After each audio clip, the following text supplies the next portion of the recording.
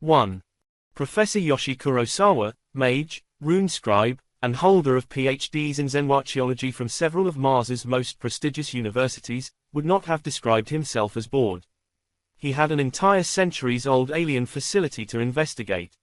But after a year in the Andala system, digging through the scraps and the wreckage of what had once been someone's refueling station, Yoshi was starting to wish they would find something interesting. The rune scribe was on Andala IV because the ruin there was the only evidence humanity had ever found of aliens with interstellar travel, and humanity only traveled the stars by the magic of the jump mages and their runic jump matrices. He'd hoped, when he'd agreed to the placement, to find alien runes in the wreckage. The complex wasn't small, after all. 6 domes, each over 600 meters across, on top of an underground structure that stretched dozens of levels into the ground. It had been a refueling station once. They hadn't found any evidence of gas extraction facilities at the gas giant in the system, but the ruins had once contained massive, billion-liter tanks of hydrogen. Their contents were long evaporated now, but the tanks remained. Checking his breather, Yoshi wandered deeper into the ruins. While the humans had attached a prefabricated habitat to the alien dome that had been the focus of their investigations so far, the planet's atmosphere was toxic to humans. There was enough oxygen in it to be breathed, though, so simply filtering out the high carbon monoxide and carbon dioxide content was enough for humans to survive. The domes were mostly intact and had shielded their interior structures and the underground tunnels from the planet's weather. Over 3 years of investigation, the archaeologists had cleared and catalogued 12 floors and subbasements of 3 of the domes. Water and collapsed tunnels had stopped them going deeper. The current plan was to clear and catalogue every dome as deep as they could go, which frustrated Yoshi to no end. He'd seen the drone video of the rest of the complex. There were no runes there, not even where there should be. No gravity runes, no defensive spells, no emergency atmospheric magic, none of the things that humanity would have included in this facility. It was possible, of course, that the aliens did have a technological method of faster-than-light travel, in which case they wouldn't have the magic that Yoshi wanted to find. Except that the technology they had found was no more advanced than humanity's, cruder, in many cases, than modern human tech. Yoshi wasn't supposed to come down and stare at the collapsed tunnels leading deeper into the alien base. As he was one of the most senior scientists and the only mage in the research team, though, there wasn't really anyone to tell him not to. The walls around him were smooth rock, either cut or smoothed by lasers long enough before that humanity hadn't even had the technology. Some failure of design or intervention of nature in the centuries since had first bowed and then shattered the roof of the curving stairwell leading deeper into the underground complex. Magic twitched in his hands, the gift of his Martian bloodline itching to serve his curiosity, and Yoshi laughed softly to himself. Opening up the lower levels would take time and energy for the rest of the expedition. They would bring in heavy equipment and carefully remove the rubble, shoring up the roof with supports and bracing. He could just open it. There were 100 reasons why he shouldn't, but at that moment, deep in the bowels of an alien base that utterly refused to reveal its secrets to him, none of them came to mind. Softly humming to himself through the breather, Yoshi gave in to temptation. Power flowed through his body as he carefully considered the debris, continuing to hum as he reached out his hands and unleashed the energies he commanded. Yoshi Kurosawa was a Martian-born mage by blood, born to one of the oldest families of mages and descended directly from the survivors of the eugenicists' Project Olympus. For all that he was an old man now and had been an academic his entire life, he was a powerful mage. The fallen stones bent to his will. They lifted, adjusting and merging together to form a new supporting archway through the debris. It wasn't large, just enough for Yoshi himself to walk through, and he wasn't a tall man. A few minutes of magic, an exertion of will no one else in the research team could match, and a tired but pleased Yoshi walked through his new tunnel to see what secrets the debris had hidden. At first, his light fell on the same smoothed stone and ancient light fixtures that had been present on the other side of the cave-in, but he hadn't expected anything different. Carefully and gently, he walked deeper into spaces where no human had ever set foot. His breather warned him the air here was different from outside. Stellar. It still had enough oxygen for the machine to function, though, so he carried on. Turning a corner, however, he stepped into an open gallery, and his breather calmly informed him it was now redundant. Surprised, he checked the readings on the device through his wrist computer. The air still wasn't perfect for human consumption, but it was far closer than it had been even a few steps back. The carbon dioxide and carbon monoxide had been reduced to levels that wouldn't harm him. Yoshi looked around him. Someone, long before, had gone to a lot of effort to make the gallery look as welcoming as a 200-meter-long cavern could. He stood on a balcony around a third floor, looking down at a floor 10 meters below, centered around what had clearly been some kind of fountain. Murals of strange and alien trees, now flaking and faded, had been painted on the walls. Part of the roof had collapsed at some point in the intervening centuries, leaving debris scattered across what had once been some kind of market concourse, but this had clearly been a place for rest and relaxation for visiting ships' crews, and had been set up to preserve atmosphere somehow. Yoshi knelt next to the murals, brushing aside debris and dirt as he searched for what he knew had to be there. No technological solution could have lasted this long. It wasn't in the murals, he realized after a moment. It was in the safety railing. The safety barrier around the balcony had been laser carved from the original stone, and the top layer then bleached white, and inlaid with familiar silver runes. Yes, Yoshi shouted aloud, pulling his camera around to take pictures and record everything. It wasn't much, just a simple spell to maintain atmosphere in this massive space, but they were runes. Still functioning runes of an alien race. He was starting to salivate over the potential lessons humanity could learn from studying a completely different species' approach to magic when his computer happily started popping up recognition notes for the Matrix. He stared in shock as his computer happily translated the Matrix into normal human diagram summaries. It recognized the symbols. That was impossible. Dropping to his knees once more, Yoshi Kurosawa studied the silver inlay with a critical eye. Looking for it now, he saw what his computer, following its basic programming, had seen instantly. The runes weren't alien. They weren't even just similar to the Martian runic script humanity used. It was Martian runic. But no being of any kind had set foot in these buried lower levels since before humanity had relearned magic. They'd dated the debris. The tunnel he'd opened had collapsed before Martian runic had been invented, which meant... Damn, a voice murmured softly behind him. I'm sorry, Professor. I'd really hoped you wouldn't find anything. Yoshi jerked back to his feet, turning to find Samara Hollins behind him. His tall, athletic student wore the same breather as he did, but instead of carrying a light, she was wearing light-gathering optics. Military gear that would have enabled her to sneak through the abandoned base without being seen. What are you doing here, Samara? He asked, then shook it aside in the excitement of his discovery. Come take a look at this, he told her. These runes, they're Martian runic, exactly. That means. I know, she cut him off coldly. I know what they are, I know what that means. I don't suppose I could convince you to stay quiet about this. Yoshi stared at her in shock. This is the find of a lifetime. He snapped. What can you possibly mean, stay quiet about it? In answer, his student conjured blue witch fire around her hands, burning off both the gloves she wore and another layer of skin-toned covering he'd never realized she wore. A chill ran down Yoshi's spine as he realized Samara had a projector rune carved into her hand, a rune only given to combat mages. You're a mage, he demanded. I don't understand. I was sent here to make sure no one discovered what you just found, Professor, she said sadly. If you will not keep silent, then my orders are to silence you. Witch fire flashed from her hand, but she'd talked for too long and Yoshi was no fool.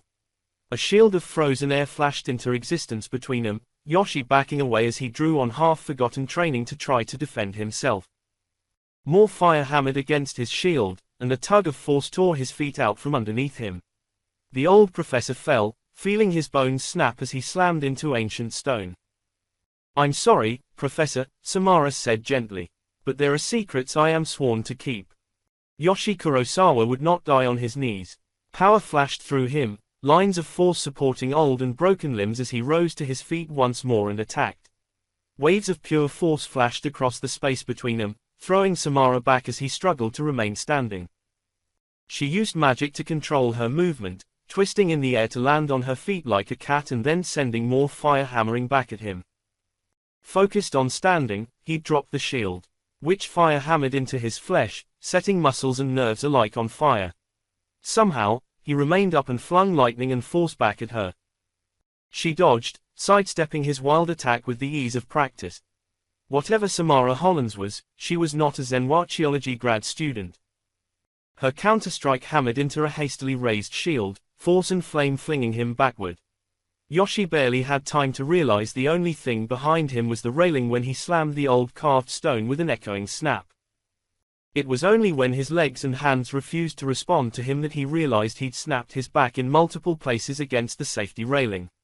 He tried to summon his magic, bring himself back to his knees, but only sputters of power answered him. Then he was rising, but not under his power. He looked down at Samara, who held him suspended in the air. "Damn it, Yoshi," she whispered, "you could have been one of us." Then she threw him over the balcony. 2. Damian Montgomery, Hand of the Mage King of Mars, found detention center interview rooms spectacularly creepy. He didn't have particularly fond memories of them, though today was the first time he'd been on the interviewing side of one quite so reminiscent of his stay in a Corinthian cell so many years ago. The young woman sitting across from him would probably have looked small and harmless to most, but Damian was easily 10 centimeters shorter than she and even skinnier. He didn't underestimate his own threat level, so he doubted that Rosalind Chambers was as harmless as she looked. She sat silently, judging him in turn while probably wondering why she'd been summoned there. The closed golden fist of his symbol of office hung openly outside his suit, a stark contrast to the shapeless jumpsuit the Tau Ceti Landing City Juvenile Detention Center had stuck Chambers in. "Care to tell me why I'm here?" the girl demanded. According to the records Damian had been shown, she had turned 18 in detention and was being released shortly, her youth sentence finally up. "You have an interesting record, Miss Chambers," Damian told her in half-answer, projecting the details he'd been given onto the plain metal table from his wrist personal computer. "Let's see."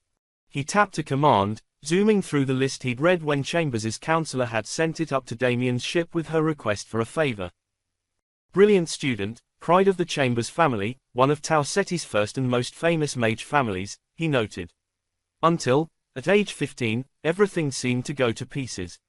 4 allegations of assault, 1 dropped, 2 settled out of court, and 1 where the individual tried to press charges." The note here suggests that after interviewing the witnesses, the young gentleman who tried to press charges ended up facing charges of his own.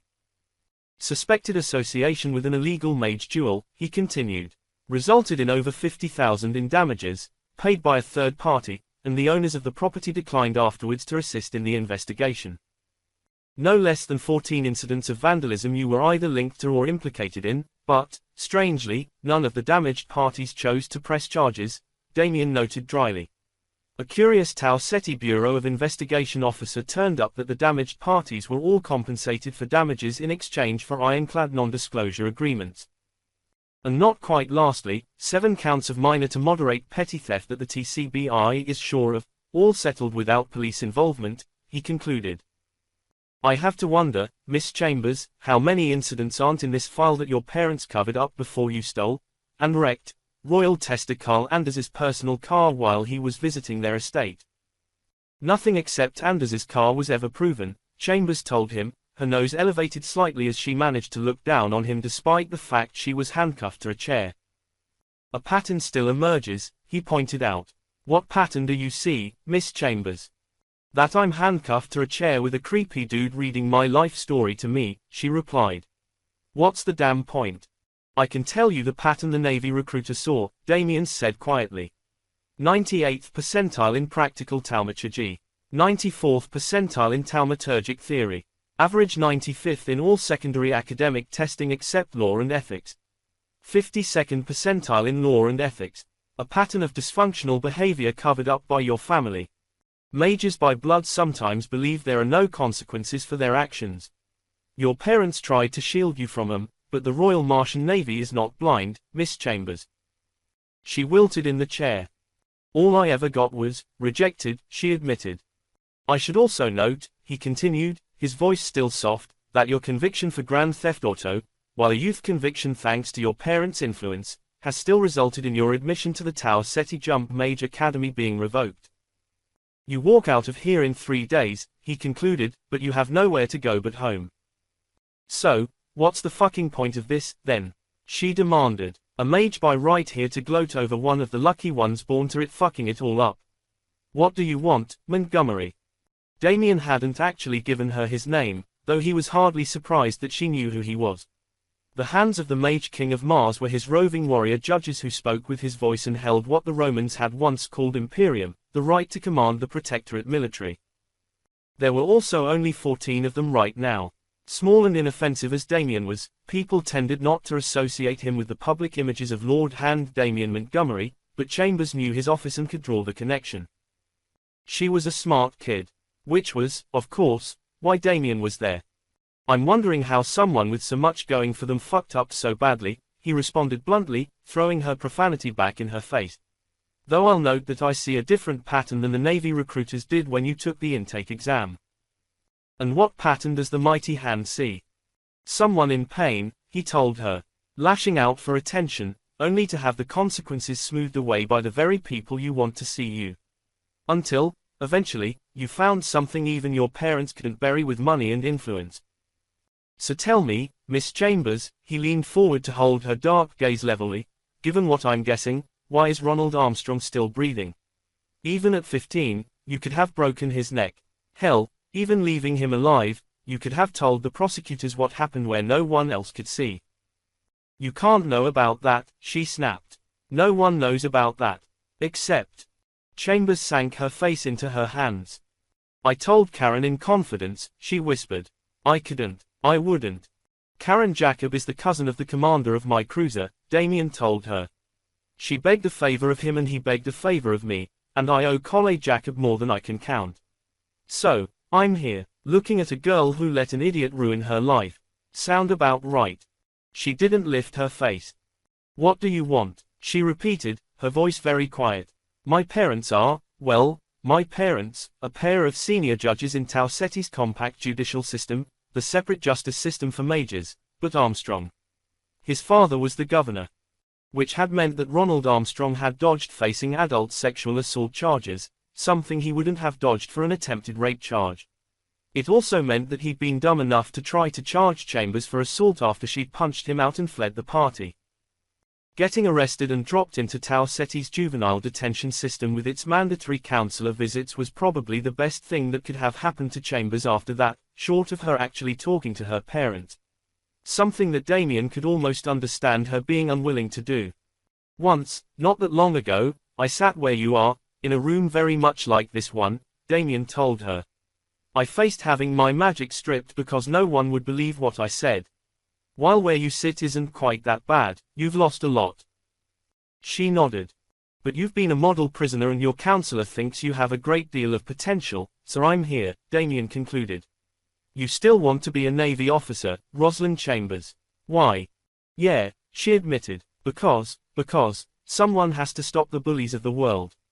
No matter the scale, she finished fiercely, finally raising her head to look back at him. Good, he told her. Here's the deal, you walk out of here in 3 days. The next intake exam for the Navy is in 6 months. You stay out of trouble and keep seeing your counselor for those 6 months and pass the ethics chunk of the exam, and I'll put a letter on file that has your record ignored. You'll enter the academy a year late, but having seen your test scores, I don't think that will slow you down, Damien finished. Do you think you can do that, Rosalind? I can tell you the Protectorate needs every smart mage it can get into uniform. Even battered ones who've fucked up everything? She asked. That's why I'm offering you a chance to unfuck everything, he replied. Well. Damien nodded silently to Warden Connor, gesturing for the older man to show him to his office. With a sigh, the warden obeyed. The instant obedience of most public officials to Damien's office always bothered him. He shared dark hair and a slim build with the warden, but Connor was easily 30 centimeters taller than him. Entering the sparsely furnished office, Connor ran the planet's largest juvenile detention center from. The lanky prison warden repeated his question. Well, what do you think? There's a good kid in there, Damien told Connor, looking around the man's office. If you didn't know you were in a prison, you'd have thought you were in a high school teacher's office.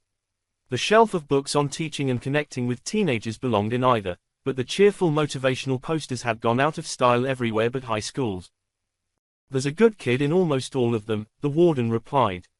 There aren't many irredeemable 16-year-olds, my lord. Some, but most of those end up in adult prisons. You think she'll take you up on it? I think so, the hand told him, squinting in thought. I hope so, anyway. The Navy could use her.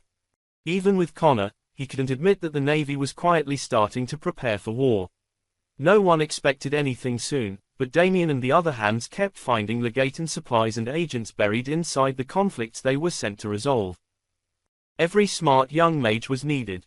Damien wasn't certain what was coming, but he had his suspicions. I'll leave a letter of instructions for the Navy recruiters with Miss Jacob, Damien continued. My understanding is that she'll continue to act as Chambers' counselor after her release. That is generally our preference, though I'll admit our counselors are always overloaded, Connor admitted with a sigh. We have just over 1,200 kids in this place, and we cycle through over 3,000 every year. I'm honestly shocked you made the time to come down here. You do good work here, the hand told him. Though, admittedly, I'm on vacation and I owe Karen Jacob's cousin a few dozen favors. He smiled sadly. Not least, I'm on vacation because I got his ship shot up, and for some reason, the Navy wanted to fix it.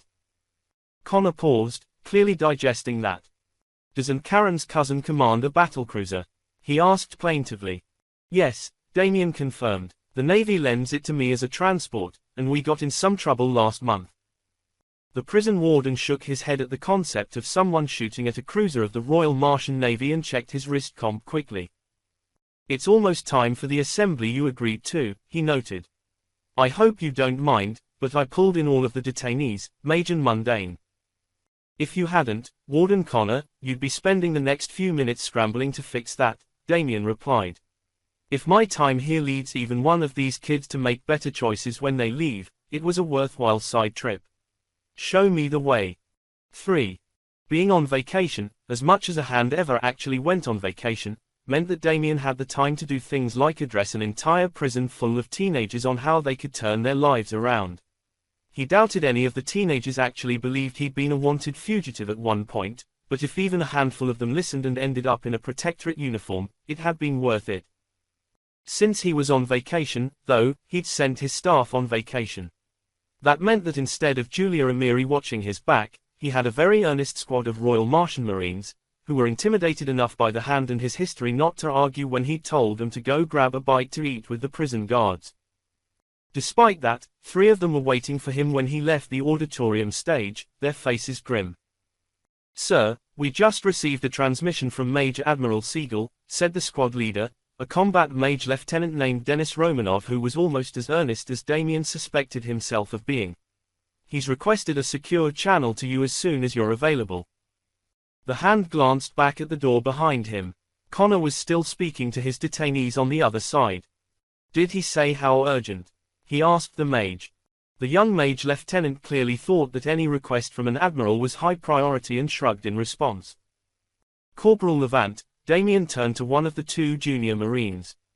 Could you please pass my regrets on to Warden Connor? It appears duty calls. The soldier nodded his agreement, and the hand turned back to the commander of his temporary bodyguard. Lead the way, Lieutenant Romanov. Since he mostly made his home on a Navy warship, Damien also used a Marine assault shuttle as his personal transport. It made life easier for his bodyguards. In the worst-case scenario he could fly it by himself, and it was often helpful to impress on people that the barely 150-centimeter tall quiet man in a tailored suit was dangerous. It had other advantages, though. Since it was designed to function as a mobile command post as well as a delivery system and weapons platform, the shuttle had a small officer's compartment tucked in behind the cockpit, with a full communications suite. Activating the privacy shield, Damien brought up the encryption system and entered a sequence that would connect him to Major Admiral Siegel's flagship. A burly young man with pitch-black skin and hair appeared on his screen. Lieutenant Salil Ali speaking, how can I assist, Hand Montgomery? Without even rising from his chair, the youth managed to stiffen to attention and salute crisply. What do you need, my lord? Admiral Siegel requested to speak with me, Damien replied. Is he available? He's on the flag bridge, but he left orders for you to be connected to him immediately, Ali replied. Give me a minute, my lord. The screen faded into the stylized rocket and red planet logo of the Royal Martian Navy for less than a minute, then a new image appeared on his screen. Mage Admiral Aaron Siegel was a short man, not much taller than Damien himself, with broad shoulders and salt and pepper hair. He was turned out as perfectly as always, his navy blue uniform perfectly crisp and gold stars polished to a shine. Something about his eyes, though, told Damien all was not well. "My Lord Hand," he greeted Damien. "How was your visit to the detention center?" "Hopefully productive," the young man replied. "It doesn't take many minds changed to make a trip like that worth it. I received your message. What did you need to talk to me about?" "Are you familiar with the Andala system, Lord Montgomery?" Siegel asked. Damien ran the name through his mind, remembering what he'd heard about it. "Uninhabited system with alien ruins," he dredged up. "We have some kind of research base there, right?" "We do," Siegel confirmed. "Jointly funded by the top 30 universities in the Protectorate. I haven't seen anything more exciting than a pottery party out of the expedition until the weekly courier dropped back into Tau Ceti 2 hours ago and transmitted an urgent priority message." "What kind of urgent priority does a camp full of scientists have?" Damien asked. "Murder," the Admiral said flatly. "Professor Yoshi Kurosawa apparently made an unauthorized breach into the previously sealed lower levels. He was a mage and a rune scribe, and the lack of any evidence of magical capability in the Andalan facility's upper levels bored him. His students found his body," he concluded. "He was killed with magic, Damien, and he was supposed to be the only mage in the system." "So, a mystery," Damien murmured. Despite himself, he was intrigued, though he still didn't see just why the Admiral had reached out to him. "I believe the Martian Investigation Service has a Tau Ceti station. We can spare a marine escort with a few combat mages to keep the Ms. team safe, can't we?" "We can, but I did contact you for a reason, my lord," Siegel replied.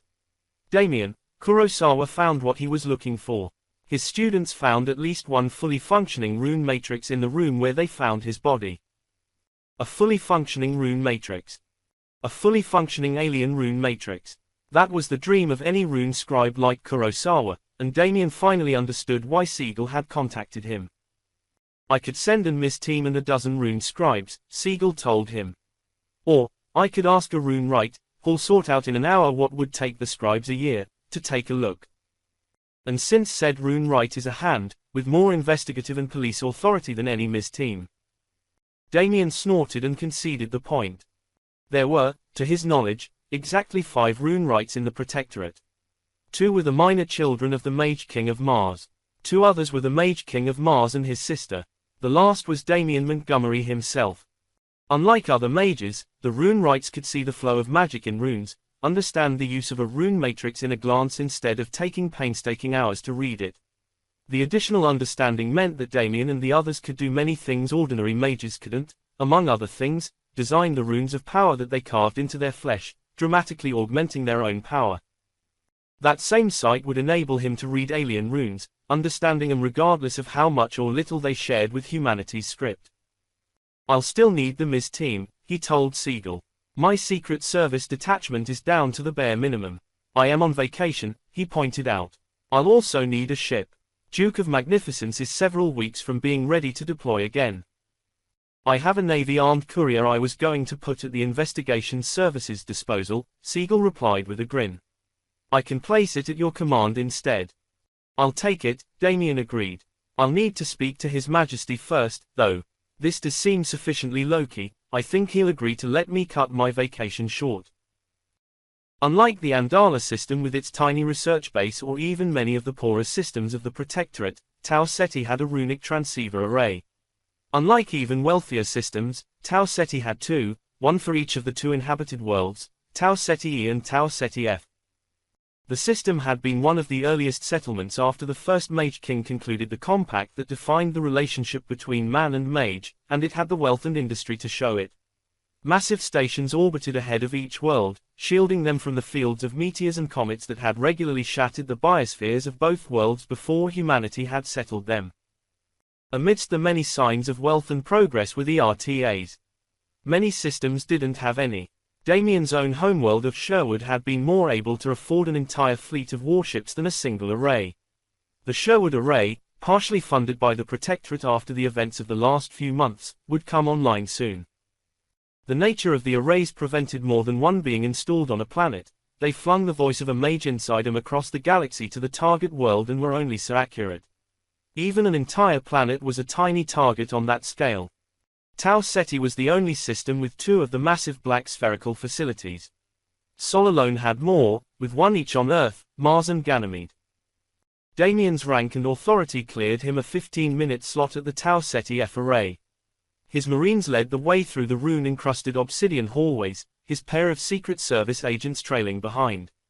He'd given the array short enough notice that they clearly hadn't informed all of their staff, and he felt guilty as the various functionaries and administrative staff either pressed themselves against walls or cleared out of the way. Lieutenant Romanov, he said softly, gesturing for the combat mage currently acting as his chief bodyguard to drop back and join him. Remind me next time to warn him I apparently bring multitudes. That got a glimpse of a smile out of the perpetually serious soldier. I'm in contact with array security, Romanov murmured back. We should be clear to the transmission chamber now. The number of staff the Marines had to gently move aside dropped off as they progressed, until the final layer of the immense onion-like structure of obsidian walls and silver runes was completely clear except for a single red-headed mage in a uniform-like robe. I am Transceiver Elva Santiago, she told him. We have cleared the secondary receiving chamber as requested, though we do have a recorder running in case any side transmissions come in. Per guild rules, of course, we will remove your transmission from the recording, and you may verify this yourself afterwards. Damien smiled at the older woman. Miss Santiago, I have studied the history of the Protectorate with a careful eye, and never have the transceiver mages broken their oaths of confidentiality, he reminded her. I appreciate your efforts, however. A review of the recording will not be necessary this time. She inclined her head. The chamber is prepared for you, she told him. So, both Siegel and I agree that a rune write would be ideal, Damien concluded after summarizing the incident at Andala. Which means me, my liege. While I hesitate to call the murder unimportant, I'm not sure a hand is needed for that investigation, but if a rune write is needed anyway, I see no reason not to handle that as well. You are supposed to be on leave, Desmond Michael Alexander III, Mage King of Mars and Protector of Humanity, answered calmly. That whole mess in Sherwood and Minyang was rather enough trouble. Are you sure you're up to this? Damien sighed. A lot of people had died when a mining rights conflict between those two systems had nearly been fanned into open war. While he was reasonably comfortable now that there hadn't been much else he could do, the dead had joined many others in his nightmares. It's one murder in a base with barely 1,000 people, he pointed out. It can only go so wrong, and we do need a rune write. It's almost a continuation of my vacation. He couldn't see Alexander. Despite almost 2 centuries now of research, the only thing an RTA could transmit or receive was the voice of a speaking mage. Any kind of data transmission had proven impossible, including, in one more experimental thought, via replacement of a volunteer's voice box with an implant. He could still hear his king's sigh. Only the men and women I pick as hands would call a murder investigation a vacation, he pointed out. Which perhaps says more about what I normally ask of you than anything else. Your support is also on vacation. I assume you have a plan. I will be borrowing several investigators from the Miz and a squad of Marines from Mage Captain Jacob, Damien confirmed. Mage Admiral Siegel is placing an armed courier at my disposal. It has the space for 20 passengers, exosuits for the Marines, and a combat shuttle. I checked. Alexander laughed. All you needed to tell me was that you had a plan, Damien, he pointed out. You didn't get that golden chain because I don't trust your skills, and you've proven those skills again and again. Go to Andala, my young friend. See what our eyes can see of what the aliens left behind. You don't need my permission, but you have it. And my blessing. Keep me informed. There's a weekly courier run already. I'll send back reports via the Tau Ceti RTA. Then good luck, Alexander told him. A moment of silence marked the end of the conversation, and Damien sighed. Even now, over a year later, the authority and independence that the Mage King had bestowed on him was mind-boggling. Hands had to keep the king informed, but they didn't exactly ask for permission as a rule. He still had time left on his slot and he checked his wrist comp to make sure he had the right numbers and angles for his next transmission. Once he was sure, he channeled power into the runes and around him and spoke aloud. Arden RTA, are you receiving? He asked. A moment passed, then two. This Arden RTA, we confirm receipt, the cheerful voice of the transceiver Mage on Arden replied. Damien had become a hand on that world. He'd been supposed to be an apprentice, but everything had gone very wrong, and the hand he'd accompanied had been murdered. More importantly right now, however, was that Julia Amiri's boyfriend was currently running for governor of the planet in an election that was shaping up to be functionally an acclamation, and she'd gone there to provide moral support to the ex-professor and ex-rebel turned politician. This is Hand Damien Montgomery. Please record a message for relay to Special Agent Julia Amiri, he said stiffly, following it up with a string of numbers that would reach her personal wrist comp. Another pause. We are standing by to relay, my Lord Montgomery. Julia, this is Damien, he said calmly. This transmission is for your information only. You are not to cut your visit to Arden and Riordan short.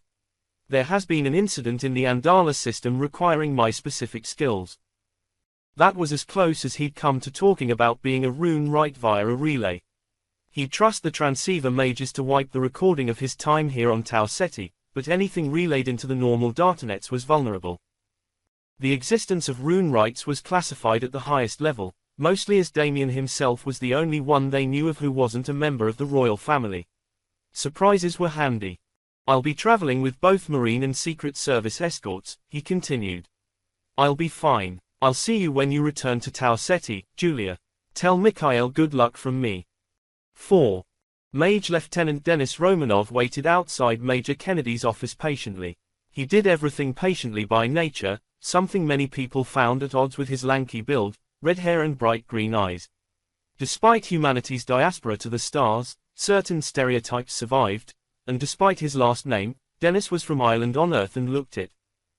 The Major will see you now, the burly sergeant who headed the staff section for Duke of Magnificence's Marine detachment told him.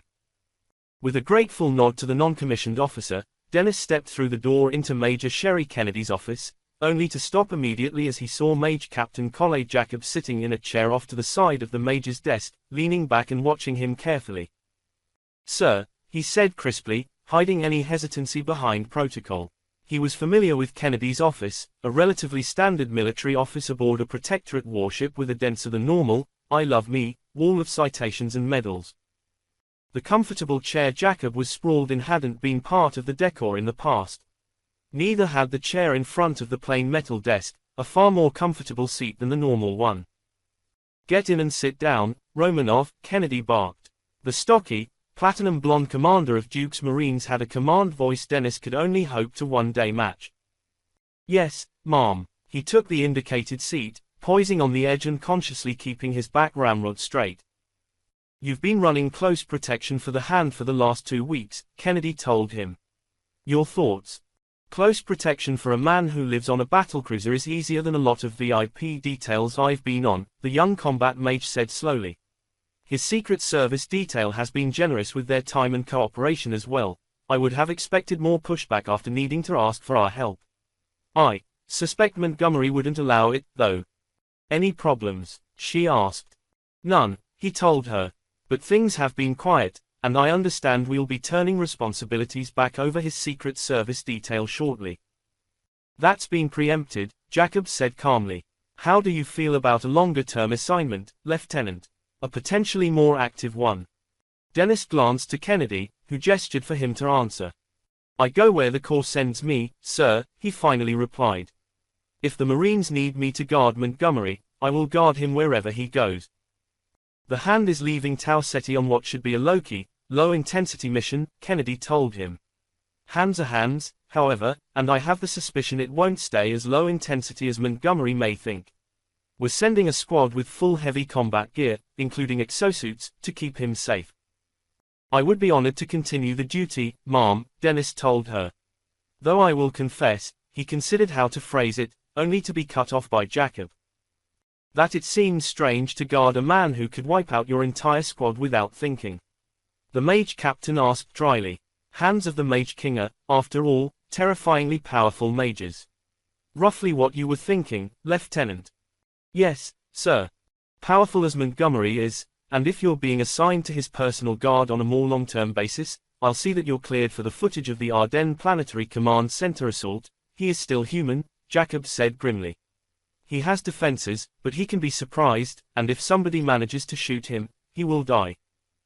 I don't need to tell you that the Mage King will be upset if we allow one of his hands to get broken, the Mage Captain finished dryly. You're also there to provide Montgomery with a strike force at his personal command, Kennedy pointed out. Phenomenal cosmic power is all well and good, but he can't take prisoners or board ships without boots on the ground. The armed courier you'll be taking has enough space for a squad of Marines and their full gear, including exosuits, heavy weapons, and anything else you can think of in the next 18 hours. Any particular squad I'm taking? Dennis asked. For that matter, what about the rest of my platoon? You should only be gone a few weeks at most, and Duke won't be out of the docks in that time, the Major replied, with a glance at Jacob, who grimaced his agreement. Your sergeant can handle the rest of the platoon for that long. You know your platoon best, so pick the best squad for this. We will be reinforcing you either way, she noted. The Tau Ceti Marine Base is sending over a second combat mage to back you up, a Mage Lieutenant Karina White. She's junior to you and this is your op either way. It's Montgomery's op, last I checked, Dennis pointed out. I'm in, ma'am. If we're leaving in 18 hours, though, I have work to do. The Royal Martian Navy armed courier TK-421 wasn't much of a ship in the grand scheme of things. Larger than many of the couriers that provided mail service across the Protectorate, the ship was still only 70 meters from bow to stern, an unadorned tube of metal 30 meters across. It was also very clear to Damien Montgomery that Mage Lieutenant Commander Beta Pokorny loved every millimeter of her undersized, barely armed command. Pokorny herself was as unprepossessing as her command, a notably overweight woman with Mars-born dark skin, slanted eyes and frizzy, graying hair, but she was the senior of the 6 mages aboard, excluding Damien. We have 4 missile launchers and a single laser mounted along the keel of the ship, she concluded as she led him into TK-421's simulacrum chamber. The magically perfect liquid silver model of the starship floating in the center of the chamber, the exact center of the ship, was the key that made TK-421 a starship. With it, a trained jump mage like Pokorny or Damien himself could teleport the ship a full light year in an instant. Like most military ships, TK-421's bridge and simulacrum chamber were the same space, with computer consoles looking oddly out of place against the spherical, rune-encrusted screen that made up the simulacrum chamber's walls. From here, Pokorny could jump the ship, engage with its weapons, and if someone was actually stupid enough to attack a Navy-armed courier, demonstrate the distinct and terrifying difference between a ship like -421 Tarkas and a regular courier. A civilian courier had a jump matrix, a set of silver runes woven throughout the entire hull that amplified a small-scale teleport to the point where it could cross stars.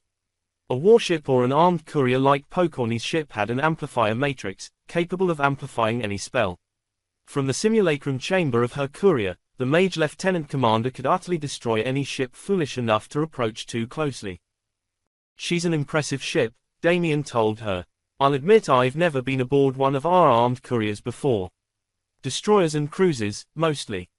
My understanding is that HQ decided that if they wanted an armed ship, they'd send a destroyer, Pokorny replied. They can only build 3 ships like TK for the price of a destroyer, and if they've got to come up with 18 mages anyway. Damien laughed. Budget isn't irrelevant, he noted, but a courier crew's worth of jump mages is harder to come by. A strong, practiced jump mage could jump after 4 hours rest. Once, maybe twice. Navy and Guild regulation called for limiting jumps to every 8 hours outside of emergencies, so a ship with a single mage only traveled 3 light years a day. A courier with 6 mages aboard traveled 18 light years in the same day, putting, for example, the 14 light-year distant Andala system within a day's journey of Tau Ceti. Is there anything you need to be ready to leave on schedule? He asked. I know Navy couriers tend to get most of what they need, but nobody tends to argue when a hand shows up on their comm screen. We are good to go, she replied. The last of Mage Lieutenant Romanov's people's equipment from Duke is arriving aboard your assault shuttle in 15 minutes. Once that's here, we can leave whenever you want. Good. Damien smiled, actually impressed. That was 2 full hours ahead of when he'd expected to be able to leave. If we're ready early, head out as soon as we are, he ordered. While I don't have the impression the situation on Andala is likely to deteriorate, but I'd still like to be on site as soon as possible. We'll make it happen, my lord, Pokorny promised. Would you like to join me in the simulacrum chamber for the first jump? I would, he confirmed cheerfully. I'll even promise not to try to make the jump myself. It ended up taking them over an hour to get everything aboard, which was a surprise to no one at all. The Royal Martian Navy was a professional, well-funded, well-respected military force, but it was also a peacetime military. Things went wrong. In this case, Damien found out about the addition of Mage Lieutenant White to his bodyguards roughly 2 minutes before he'd been about to order TK-421 out. In the end, her shuttle had made rendezvous and delivered the young Mage, now the 9th aboard the Courier, which made the little ship probably the highest concentration of Mages in the Protectorate, with an hour to spare before the original planned departure time. Lieutenant White reports that she is aboard and says, I quote, "Thanks for waiting for me," Pokorny's executive officer, holding down what would be the tactical officer's console on a ship with a larger crew, reported. He was a white-haired Mage lieutenant, noticeably old for his rank even in a peacetime navy, which led Damien to wonder at the older man's story. The shuttle has detached and we are clear of umbilicals from Tau Ceti orbital, he continued. My lord, ma'am, we are clear to depart. Pokorny glanced over at Damien but he gestured for her to continue. -421 Tarkas was her ship. He was simply a glorified passenger with a few gold trinkets. Take us out, she ordered. Online for the Andala system, 15 gravities. With 6 mages as part of the crew, courier ships could afford the time and energy to maintain extremely powerful gravity runes. Most civilian ships couldn't afford any and either used a constant 1 gravity acceleration or rotating sections to provide a semblance of down to their passengers when not underway. Navy ships maintained gravity runes capable of offsetting up to 10 gravities of acceleration. Both Navy and civilian couriers, however, had the mages on hand to maintain even stronger runes. Those allowed them to accelerate faster and carved hours and potentially even days off the time needed to reach a space they could jump from. It would take a destroyer or cruiser 3 hours to be clear enough of Tau Ceti's suns and planets to jump. A courier made the same trip in 2.5 hours. They were quiet hours, and Damien spent them on the bridge with Pokorny's crew, getting a feel for the people responsible for keeping him alive through the depths of space. The trip was less than a day each way, but taking deep space for granted was an easy way to end up dead. Pokorny's people were competent enough. They weren't the finely oiled machine of Mage Captain Jacob's bridge crew aboard Duke of Magnificence, but few ships were. Jacob had led his people into battle repeatedly while acting as Damien's transportation and Duke was likely now the most battle-experienced crew in the Royal Martian Navy. If Jacob's well-honed machine was a 5, Pokorny's people were a 2, but so was most of the Navy. By the time they reached the point where the influence of the system's masses was low enough to be safe to jump, Damien was relatively content with the crew of the Courier. All he needed them to do, after all, was not break the ship during 14 jumps. Gravity scanners report we are clear of influences, the XO reported. Damien watched quietly from the back of the room as Pokorny stepped up to the liquid silver model of the ship at the center of the room and placed her hands on it. It was still a novelty to him to watch someone else jump a starship. With his sight, he could see the exact moment that the runes inlaid into the jump mage's palms made contact with the blank spots on the simulacrum meant for them. It was like a circuit closed, and suddenly, power thrummed to the ship in a way that only he could hear. He could see and feel the other mage channel energy, focusing it in just this way, just this angle, and then release it. There was a flash of both light and nothing, and then TK-421 was a light year away, on its way to Andala. 5. Damien spent most of the trip studying the information that had been available in Tau Ceti on the Andala expedition. Launched 3 years ago, 2 years after a corporate survey looking for mineral deposits had found something very different, the expedition was led by one Dr. Johannes Kale and had already produced at least 50 papers of various degrees of importance. The Hand had a university degree, a minor and 3 years of focused postgraduate training under the Mage King himself. It took him less than an hour to skim the papers sufficiently to work out which 14 actually contained useful information. So far as the expedition could tell, the facility had been calmly closed up between 250 and 300 years before, during the eugenicist war between Earth and occupied Mars. There were no bodies or even, strangely, images of the occupants, so they had no idea what the aliens had looked like. The absence of any seating arrangements recognizable to humans suggested that the creatures had been at least different from humans, but analysis of the interior of the facility also suggested that they breathed the same air, seen on roughly the same wavelengths of light, and needed spaces only slightly larger than humans. And, in 3 years of study, that was basically every piece of conclusive data Cale and his people had. There were a lot of guesses and qualifiers in the documents Damien had, but nothing solid. The aliens had removed a lot of tech and destroyed much of what they hadn't removed in place. Until Kurosawa had broken into the sealed lower levels, there had also been no evidence of magical use in the facility. Legatus had put up a good chunk of the funding for the Andala expedition in the hopes of finding the Unarcana World's Holy Grail, an FTL drive that didn't require mages. It seemed they were going to be disappointed. Another flicker of nothing passed through the ship and Damien checked his computer to confirm what he already knew: they'd arrived in the Andala system. Lightspeed delay in communication was a fact of life. Since they were in no hurry, no one had left the facility since the murder, according to the report Damien had received, and multi-second gaps in conversation weren't conducive to mutual understanding. He waited until they were in orbit before reaching out to Dr. Cale. The man who appeared on his wall when the channel finally connected couldn't have been a more stereotypical professor if he tried. He was a portly, balding older man with his remaining hair gone shockingly white and a distracted, grumpy look on his face. "You must be the Ms. Team," Johannes Cale began immediately, cutting Damien off before the hand could say a word. "You look too young, though." "Whatever," he said, cutting off his own question. "Get down here at once," he ordered. "You'll coordinate with my security chief, Volk. You will not interrupt my people's work or distract me until you have an explanation for Kurosawa's death. We are very busy here and I will not tolerate interference." Damien was silent for a moment in pure shock. Even if he had, merely, been a Martian Investigation Service inspector, Cale's peremptory orders would have been unacceptable. "Did they send the Rune person with you?" he continued abruptly. "How nice of the Navy to send a ship. Make sure they know they won't be permitted on the planet. I shudder to think of the chaos those uniformed thugs would cause." "Dr. Cale," Damien finally snapped. "Shut up." The academic administrator stumbled to a halt, tripping over his own tongue, then started to inhale, clearly about to launch onto a tirade.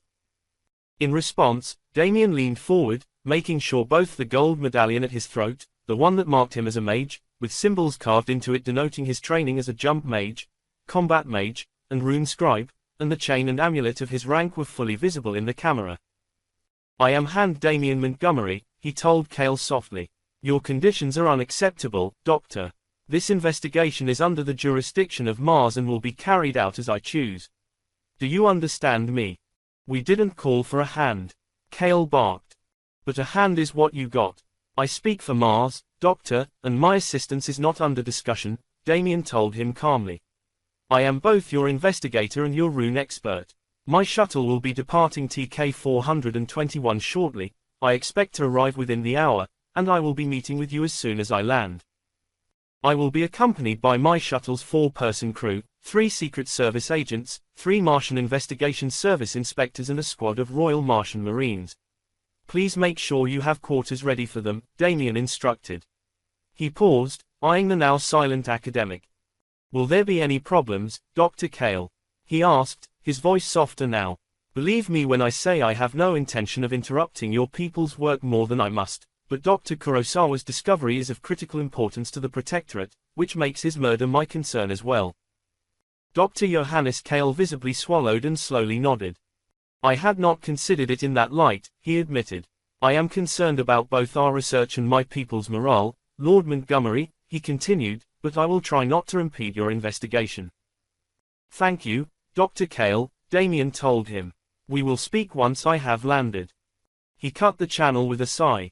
He'd give Cale the credit of his words, but somehow he doubted the man was going to manage to not be a problem. The shuttle dropped away from TK 421 with all the grace of a brick dropped from a plane.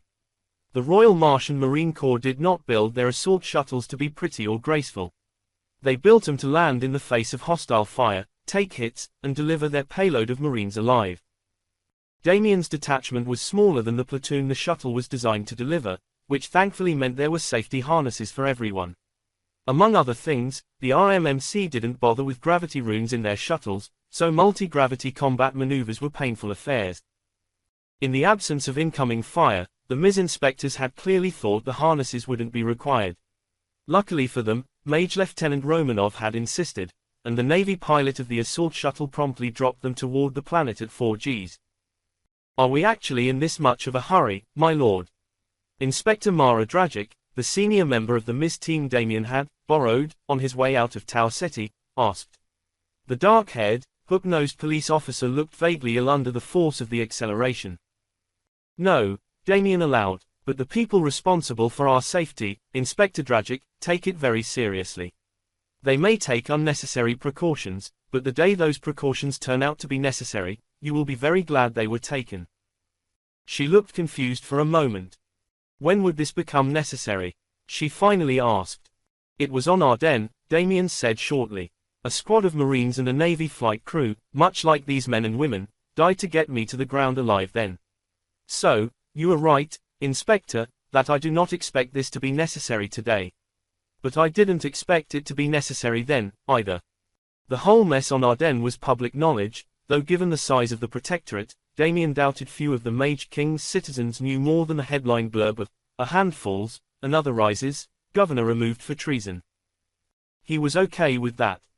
Landing in 10 minutes, the shuttle pilot reported. We have a storm incoming, and despite my best efforts, we aren't going to miss it. It's going to get bumpy. Dragic looked even more horrified for a moment. This isn't bumpy. The planet Andala IV wasn't habitable by humanity, but that didn't mean it lacked life. A strange forest of blue-green trees with spindly branches and strange cylindrical leaves shifted and trembled in the hammering rain and vicious wind as the assault shuttle finally touched down. Inspector Dragic had managed to make it all the way to the surface intact, but as soon as she attempted to rise, she crumpled to her knees and vomited. The ever-handy Romanov had a bag in her hand the moment before she lost it, and the mess was at least contained. The new Mage Lieutenant, a stockily androgynous blonde woman Damien had been introduced to as Karina White, moved up to the airlock with a quartet of Marines. All 5 wore small metal breathers over their mouths, and another fire team of Marines was passing out the devices to everyone else. We'll sweep the pad for threats, she said calmly. Please remain aboard until we report it clear. If White was surprised by her fire team suddenly acquiring a suited Secret Service agent after her announcement, she didn't show it. She led all 5 of her companions out into the airlock and cycled it behind her. Are you all right, Inspector? Damien asked Dragic. Yes, my lord, she confirmed, taking a proffered cloth from one of the Marines to clean her face before putting on the breather. Pad is clear, White reported over a radio channel. Dr. Cale is waiting inside the facility. Let's go, Damien instructed, only to get a raised hand from Dragic. Shouldn't you be wearing a breather, my lord? He smiled. Once, long before, he'd been a mere apprentice to an older and wiser hand who had told him it wouldn't do for a hand to appear like a soaked rat. Appearances were important, and not needing the breather or being bothered by the storm they'd landed in were components of projecting power in a way Dr. Cale would understand. I am a hand, he told the inspector.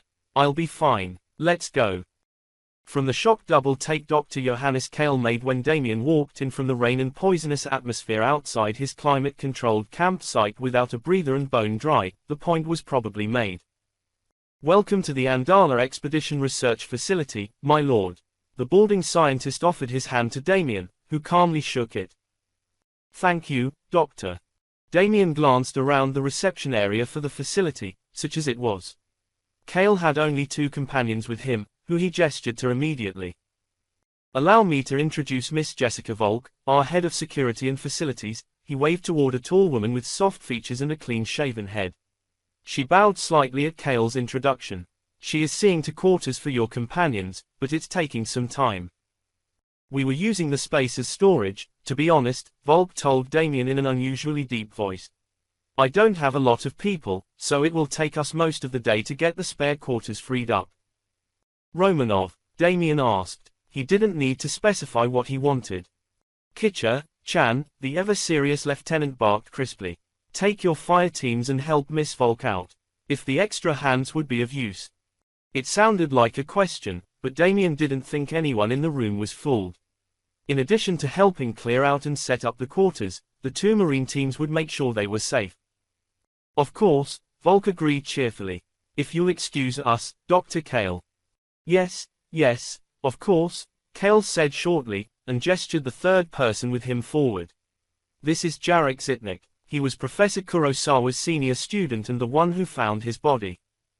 Ah, good, Damien said, offering his hand to the youth. Dark-haired with tanned skin, tall and muscular, Zitnik looked more physically able than some of the Marines, hardly what he would have expected of a Zenwachiology student.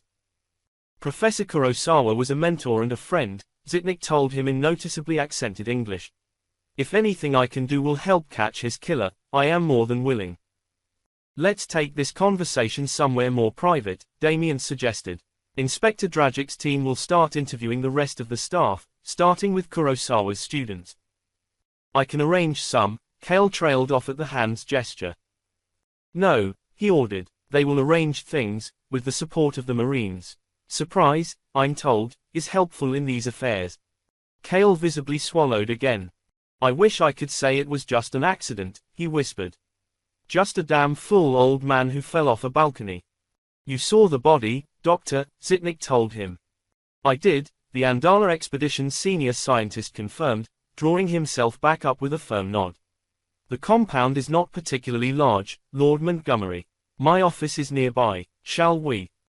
Mage Lieutenant Denis Romanov watched the hand disappear deeper into the prefabricated modules making up the research camp, trailed by his 3 Secret Service agents for now, then turned to the 2 Martian Investigation Service inspectors and his remaining Marines. Carmichael, your team is with White, he ordered, gesturing the other mage to him. Mage Lieutenant, I want you to sweep the exterior of the research camp and the alien base. Set up the scanners we brought with us. I don't trust a bunch of scientists to have set up systems able to see anyone sneaking up on us. Of course, she said crisply. Should I pre-cache supplies and weapons as well? Munitions, breather filters, SAMs, he confirmed after a moment's thought. We should be able to deploy in armor and with weapons, but extra ammunition and air supplies won't go amiss. It was paranoid, but it was his job to be paranoid. Make sure the service agents know the location of the caches as well as our people, he ordered. And include ammo for their systems, too. The Martian Secret Service was charged with defending the Mage King, his family, his hands, and the members of the Council of the Protectorate. Their preferred weapons systems were lighter and more transportable than his Marines' gear, and traded having higher maintenance requirements and lower ammunition capacity for comparable performance. The only real flaw Dennis saw in the Secret Service's heavier gear was that it couldn't trade ammunition with the RMMC rifles. Thankfully, the service, the Marines, and the MIS all used the same sidearm, so ammunition for that wasn't a concern. Isn't that a little paranoid? One of the 2 MIS agents asked as White led Carmichael's fire team back into the airlock.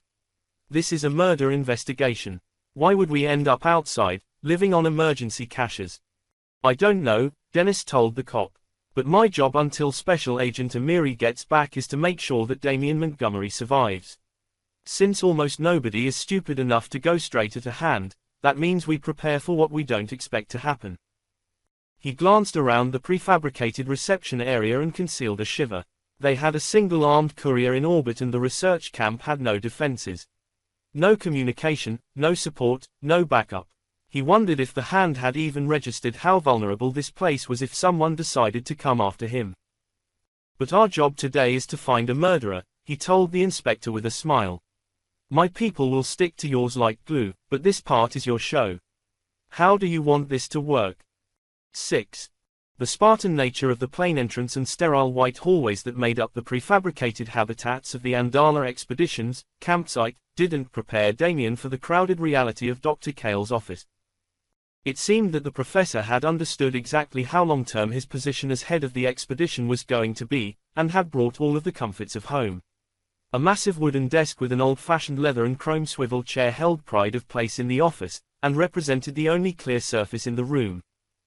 Wooden bookshelves had been lined up along every wall, all of them full to bursting with books, printed reports, and miscellaneous artifacts and bric-a-brac collected across a lifetime. There were 3 comfortable-looking chairs in the room, but all 3 had books and data disks piled on them. A side table had been stuffed in beside the desk to add extra workspace and had apparently been sacrificed to the gods of clutter that ruled this place. Unlike the desk, it was covered in the same papers as the rest of the room, only with dirty plates and cups added to the mess. "You can move the papers on the chairs," Cale instructed. "Just make sure they stay together. There is a system, though I know it isn't obvious." Damien twitched his fingers and the piles on all 3 chairs lifted up, neatly organized themselves, and dropped onto the corner of Cale's desk. Interesting, despite the mess of the rest of the office, the professor clearly twitched at there being something on his desk. The blatant display of power, much as Damien hated making it, seemed to settle the point though. The theatrics required for his job grated on him sometimes, but he had no intention of letting the expedition's leader mistake their relative positions. Taking one of the comfortable chairs himself, he waited for Dragic and Zitnik to sit, then gestured for the Ms. Woman to begin. "I'll have questions for you both with regards to Kurosawa's time here," she noted, "but for the moment, let's start with the most obvious. I understand that Mr. Zitnik here found the body. Can you tell me exactly what happened?" The athletic Zenwachiology student nodded, taking a moment to compose himself. "About half of the people researching here are postgrad students," he began. "We're all assigned to a specific professor, usually on a one-to-one basis. Since runic studies is a relatively small specialization, especially for non-majors, Kurosawa agreed to mentor the 3 of us in that specialty who ended up here." "How did 3 runic studies specialized students end up here?" Damien asked. Zitnik coughed and looked uncomfortable. "Well," he sighed, "there were no runes here to study, so it was the posting that was left over for the non-mage students." Damien winced but nodded. Non-mage students in a field like runic studies would be at a disadvantage to begin with, since a non-mage couldn't be a rune scribe and runic studies was mostly a precursor to that title. Since non-mages were rare among those who could teach it, mundane students would be the last choice for any work placement. It made sense, though it also resulted in an immense barrier to creating the non-mage rune specialists whose unique points of view had been key to many advances in magic over the last quarter millennium. "Who are the other students of Dr. Kurosawa?" Dragic asked. "Myself, Samara Hollands, and Talon Davijan," Zitnik told them. "We're each from different universities, different worlds, even. I'm from Tau Ceti, Hollands is from Mars, and Davijan is from a fringe world I'd never heard of." "All right," Dragic said after a moment. She was taking notes on her wrist computer via a holographic keyboard only she could see. "So, you were looking for Professor Kurosawa. Why?" "With the regular courier in system, I just received feedback from my university on my draft thesis," Zitnik told them. "It was positive, but they had some key points I wanted to run by the professor. He wasn't in his office, but I knew he'd been wandering the facility to try and get a feel for how the strangers thought. He's also been really frustrated over the decision not to open up the lower levels," the student continued, glancing over at Cale. That had to have been Cale's decision, Damien realized. It was supportable, certainly, but he doubted the legatans who'd been underwriting the lion's share of the Andala expedition were happy with the pottery and circuitry scraps that had been sent back. Those worthies wanted proof of technological FTL.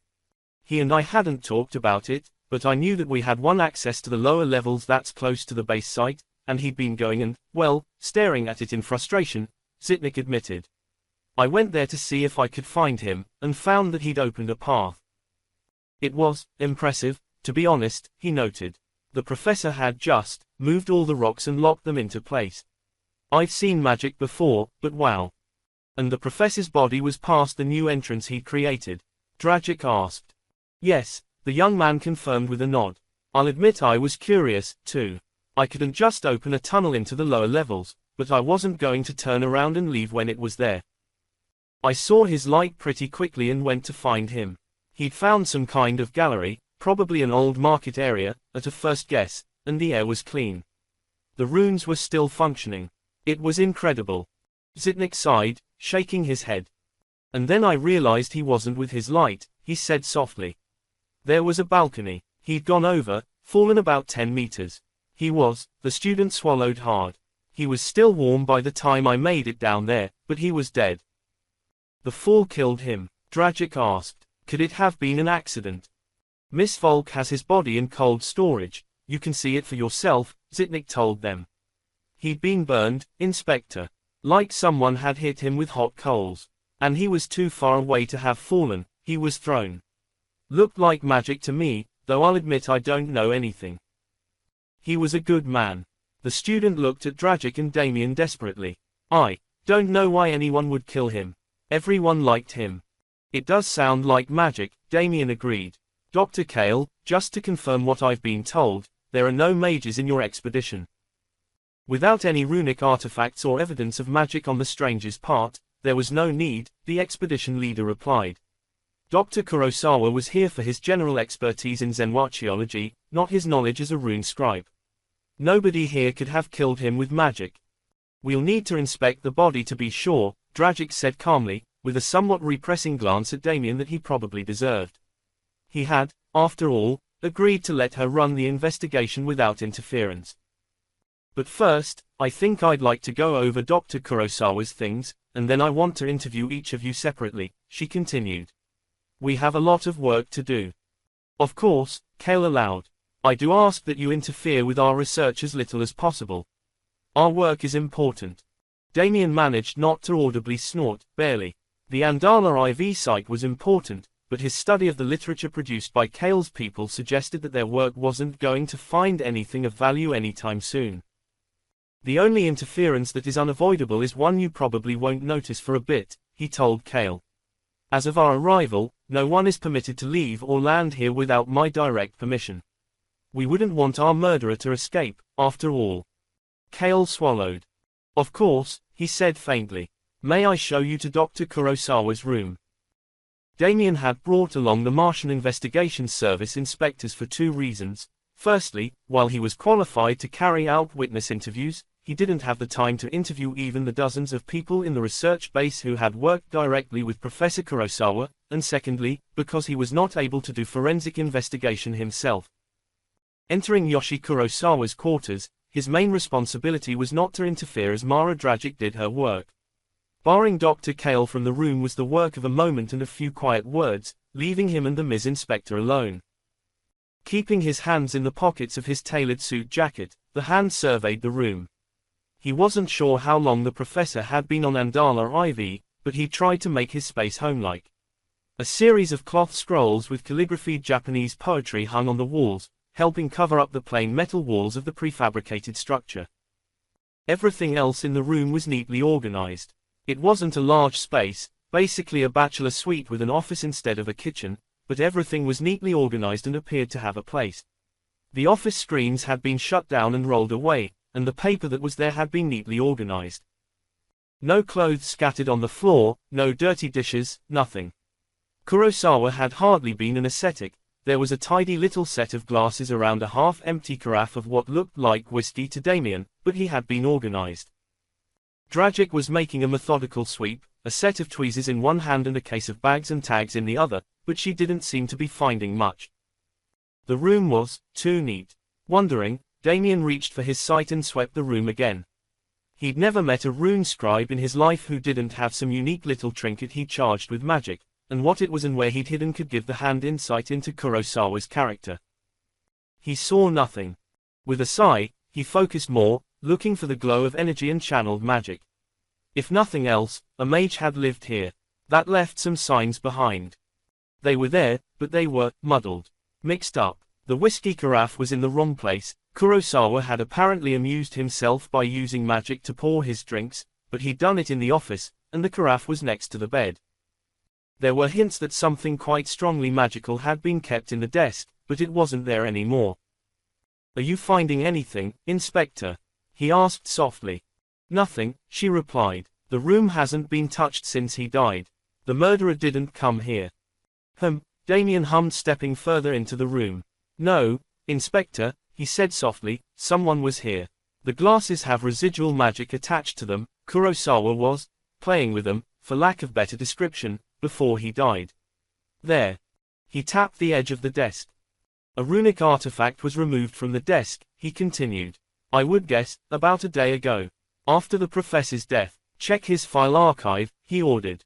Full forensic sweep. I suspect you'll find a number of his files were deleted very cleanly about 24 hours ago. Dragic stared at him, then looked to the glasses and back to him. He'd briefed her on just what his rune-write gift entailed on the way there, but he suspected she hadn't believed him. Now, she wasn't so sure. Let me check something, she snapped. Suddenly being much less careful, she stepped back to the door and yanked open its control panel, pulling a pair of leads from her wrist computer and plugging them in. A moment later, she swore. Someone entered the room 25 hours and 16 minutes ago, she stated calmly. They wiped any record of it from the main systems, but the door has a local log of when it operates to assist with maintenance. There were no physical signs in the room, she continued. My lord, somebody swept this room and did it so cleanly, I couldn't find a sign. We're not dealing with a crime of passion. This was a professional. Damien sighed. That's what I was afraid of, he admitted. Check Dr. Kurosawa's files. See if you can identify what was deleted. We'll touch base this evening and compare notes. What are you doing? She asked. I'm going to go examine the only thing it makes sense for him to be killed for, the hand told her. It's time I took a look at these alien runes. Cale was still waiting outside the room, his arms crossed and tapping his foot, when Damien emerged. The 3 Secret Service agents' knots subtly blocking the path away suggested why he remained despite his clear irritation. Find anything, my lord? He asked. Not yet, Damien told him. Inspector Dragic will continue her investigation here. I need to take a look at the runes Kurosawa found. Can you show me to the alien base? I can have. Doctor, please, the hand said quietly, you know the stranger's base better than anyone here. If he didn't, Cale wasn't doing his job, and that wasn't quite Damien's impression of the man. I can read the papers everyone has written, but that doesn't tell me much. I need your take on this. The Andala expedition's leader sighed. That was apparently the right tack to take, though, as the man nodded his agreement. All right, my lord hand. Follow me. As he led the way through the plain metal corridors of the research site, Cale waved a hand around genteelly, taking in his entire facility. Our quarters and research labs were built in modules on Terra herself, he told Damien. The best equipment from across the Protectorate was loaded into them, and they were delivered here by a chartered ex-military transport. There's only one site worth investigating on the planet, he continued as they reached a different airlock from the one they'd entered through, so we set up right next to it. We have a covered tunnel that connects our site to the stranger base, but we concluded that pumping breathable air into the old base could cause irreparable damage to some of the artifacts. Could you? Damien asked, curious. It's still airtight. Not entirely anymore, Cale admitted, but it definitely was initially. Whoever the strangers were, they were no more able to breathe Andala 4's air than we are. We've found several air intakes with filters that, well, look blocky and obsolete to us now, but they were abandoned over 200 years ago. He gestured to a locker by the door out. Grab a breather, my lord, if you want, I suppose. He considered aloud, clearly remembering Damien's arrival. Damien chuckled at the administrator's discomfiture but grabbed a breather. He checked over its telltales and made sure it linked to his wrist comp, then put it on. A few adjusted straps later, and he was breathing carefully filtered air. Glancing back, he confirmed that his 3 trailers had also put on the breathers. They were here to protect him, but he figured that responsibility was reciprocal. After you, Dr. Cale, he instructed the other man. The older scientist led the way into the airlock and cycled it with the push of a button. Since the only real concern with the planet's air was the toxin concentrations, the outer door opened immediately and Cale led the way into a tunnel of flexible plastic. The strangers built their facility with local materials, he told Damien. The domes are local rock, pulverized and cast in a chemical matrix. High-tech concrete, basically. There are 6 of them, he said, pointing through the translucent plastic. Each is roughly 600 meters across and 100 high. This was not a small facility. But according to your papers, it wasn't a colony. The hand asked, studying the shapes as they approached the closest dome. The tunnel had several forks, other covered paths heading out to the 3 further domes. It was a colony in the sense that they clearly aren't from here, Cale replied, more energized now that he was talking about what was clearly his favorite topic.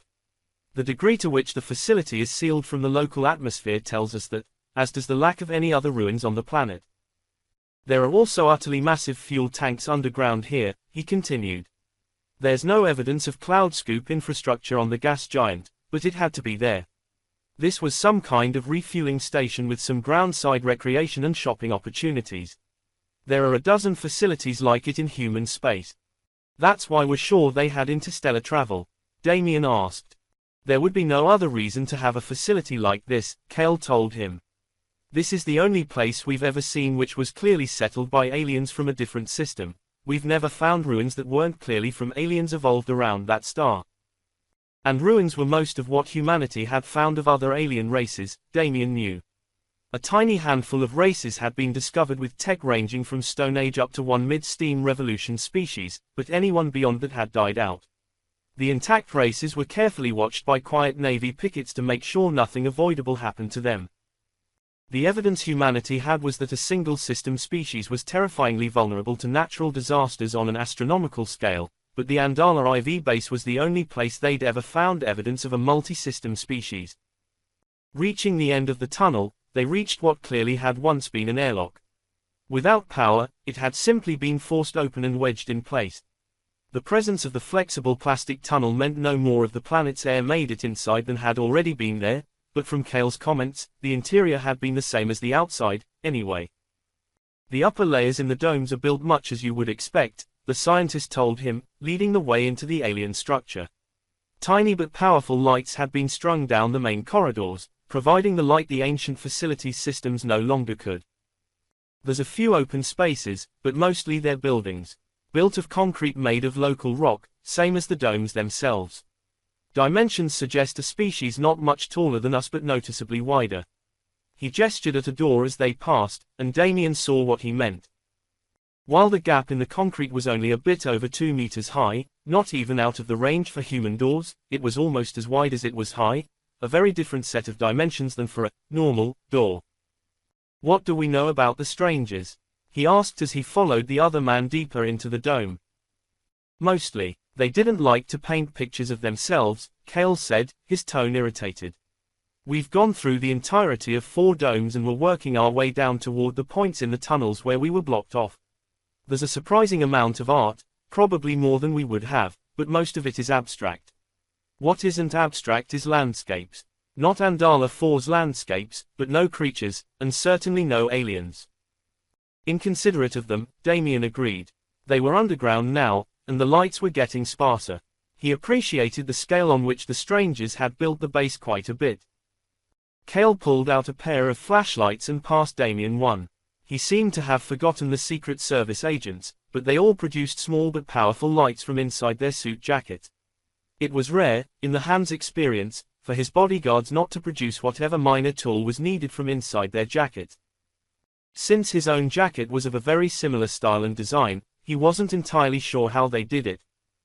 We're passing the area where we've completed our sweep and set up lights, he said. This section is safe, but it's also where the collapses occurred. Keep your eyes and ears open. This doesn't look quite the same as above, Damien noted, pointing his light at the walls.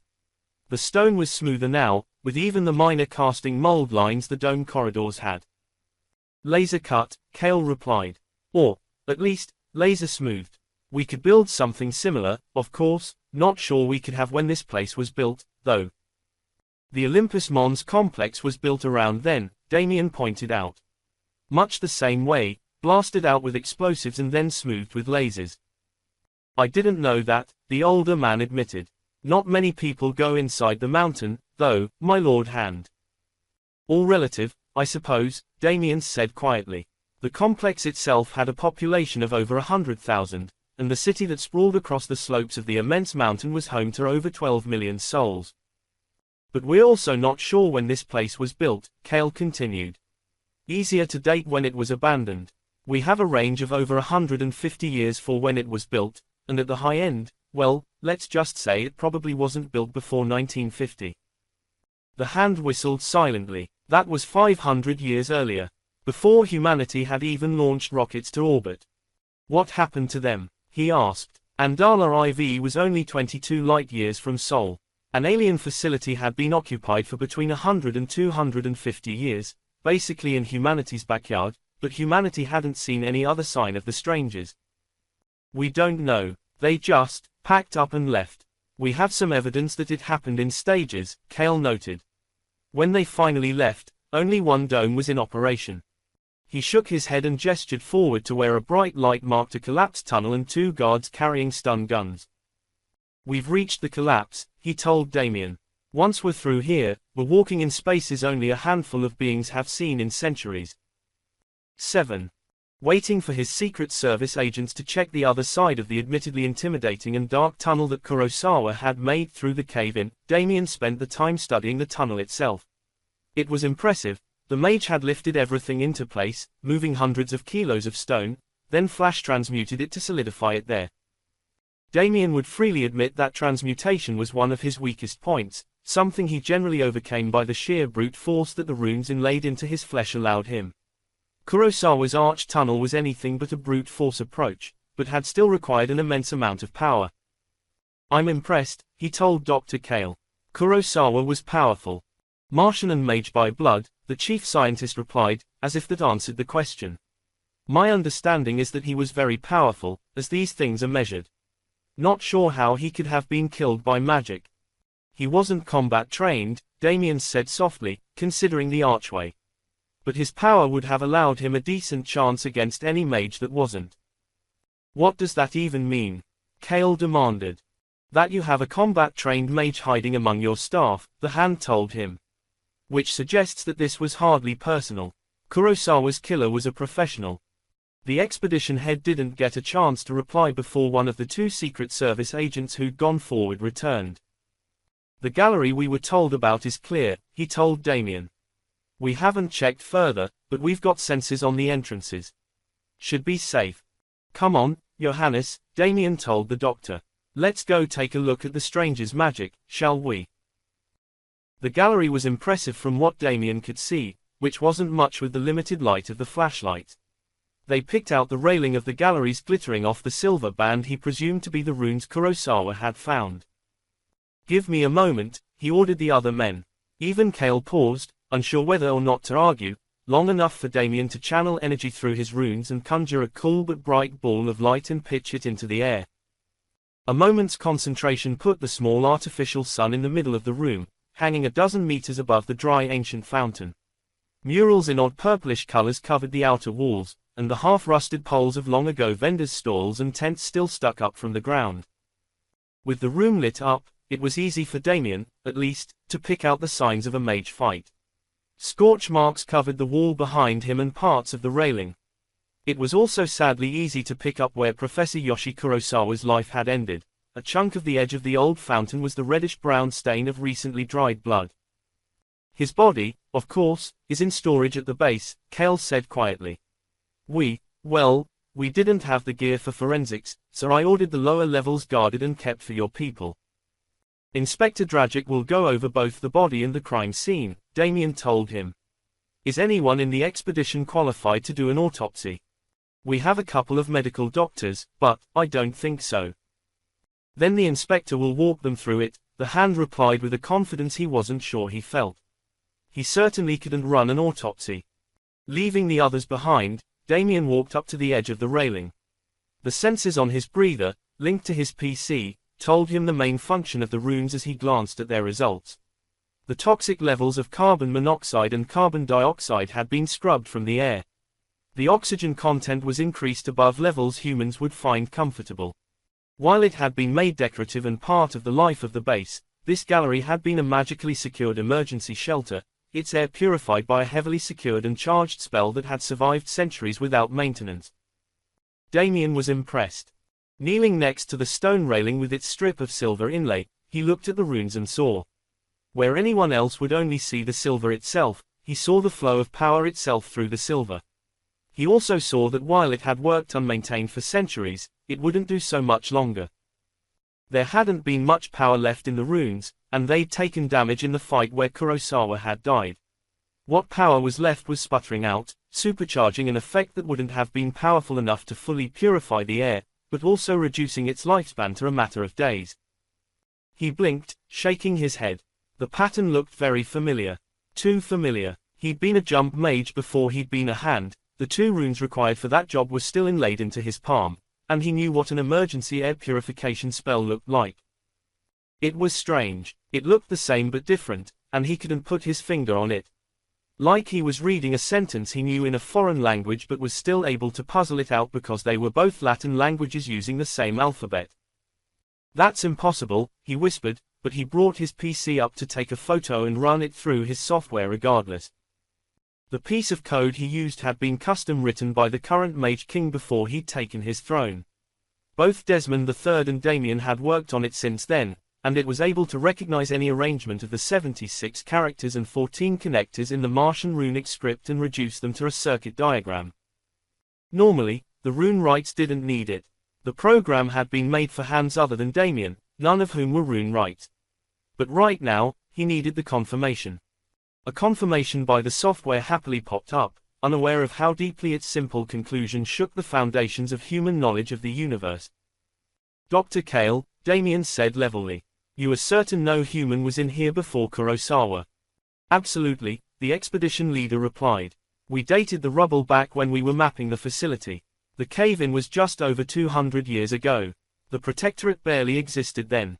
No one had been to this star system." He paused. "Why?" "Because if we hadn't found this behind a cave-in, sealed away for hundreds of years, I would say someone was playing a prank on you, Doctor," the hand told him. "But since we did, I'm afraid I know what Kurosawa died for." "These aren't alien runes, Dr. Kale. These are ours, Martian runic." "That's impossible," the Zenwachiologist replied. "I'm no student of runes, my lord, but even I know Martian runic was only developed in the 23rd century by the eugenicists." "Earlier than that," Damien said quietly. "The Olympus Mons amplifier had, after all, enabled the Olympus Project to identify children with scraps of the gift for their forced breeding program that had started in the 2150s. But much of the details of the origin of human magic was lost when the mages overthrew the eugenicists," he admitted. "But that is details," Damien continued, staring at the runes. "Because you're right, this facility uses the same runes we do and predates human magic." From the stunned expression on the scientist's face, and his bodyguards' faces, for that matter, told him everyone else had caught up. Unlike anyone else here, Damien knew that Martian runic was not an entirely efficient way of organizing magic. He'd discussed revamping the language with the Mage King, but the current conclusion was that it was just too huge a project. Aliens must have, developed their own not entirely efficient language. There was only one way these runes could be the same as humanity's, if humanity had learned rune magic from the strangers. 8. Despite Dr. Kale's clear impatience, Damien took another half-hour to carefully review the rest of the runes in the ancient gallery, the cold light of his full sun lighting up the silver even more clearly than daylight would have. The matrix that covered the railings didn't change anywhere along the way. A regular rune scribe would have recognized the runes, but the layout and structure were sufficiently different that they'd have problems being certain what they did without taking time to review it in detail. The runes were sufficiently the same that even the most recently graduated rune scribe would be able to break down the purpose and function of the runes. It wasn't just the script that was the same. Reading the alien runes was like what he imagined reading Spanish as a Portuguese speaker would be. The script was the same and the syntax and grammar were similar enough to help, but the words, while similar, were different. "We'll need to sweep the entirety of the lower levels for any other samples of runes," he told Kale. "Not today, but before I leave. This is huge." "This is unimaginably huge," Kale replied. "My lord, this could make the career of every scientist here. We'll need to bring in real experts, not Kurosawa's mundane students, as soon as possible." "We'll see about that," Damien said sharply. If nothing else, the 3 who'd worked with Kurosawa were who was available, and he wasn't sure just how far he really wanted to spread the knowledge of these runes just yet.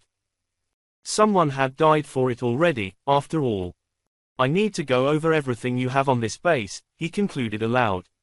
"Not just what's been published, but every scrap of data, every artifact analysis, everything. There are patterns I may see that you haven't." "Of course, Lord Montgomery." The administrator paused. "Does this mean the Protectorate will be taking over?"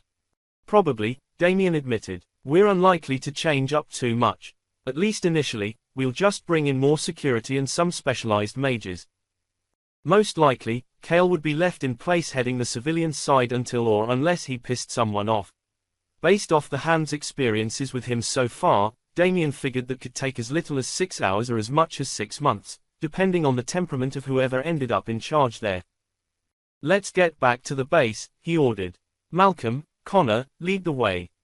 The 2 Secret Service agents had been guarding the passage back to the human base since arrival, while their third companion had been trailing Damien around the gallery. At Damien's order, they swept the tunnel with their lights, making sure at least the first few meters were clear before everyone entered. Once Damien and Cale had reached them, they led the way back, their lights illuminating the hallway and side corridors as they advanced. They'd already come this way, but the Martian Secret Service didn't train their people to make assumptions. The lead pair made sure there was at least 2 meters distance between them and their charges, 2 meters that saved everyone else's lives. Damien didn't see the tripwire or the mines.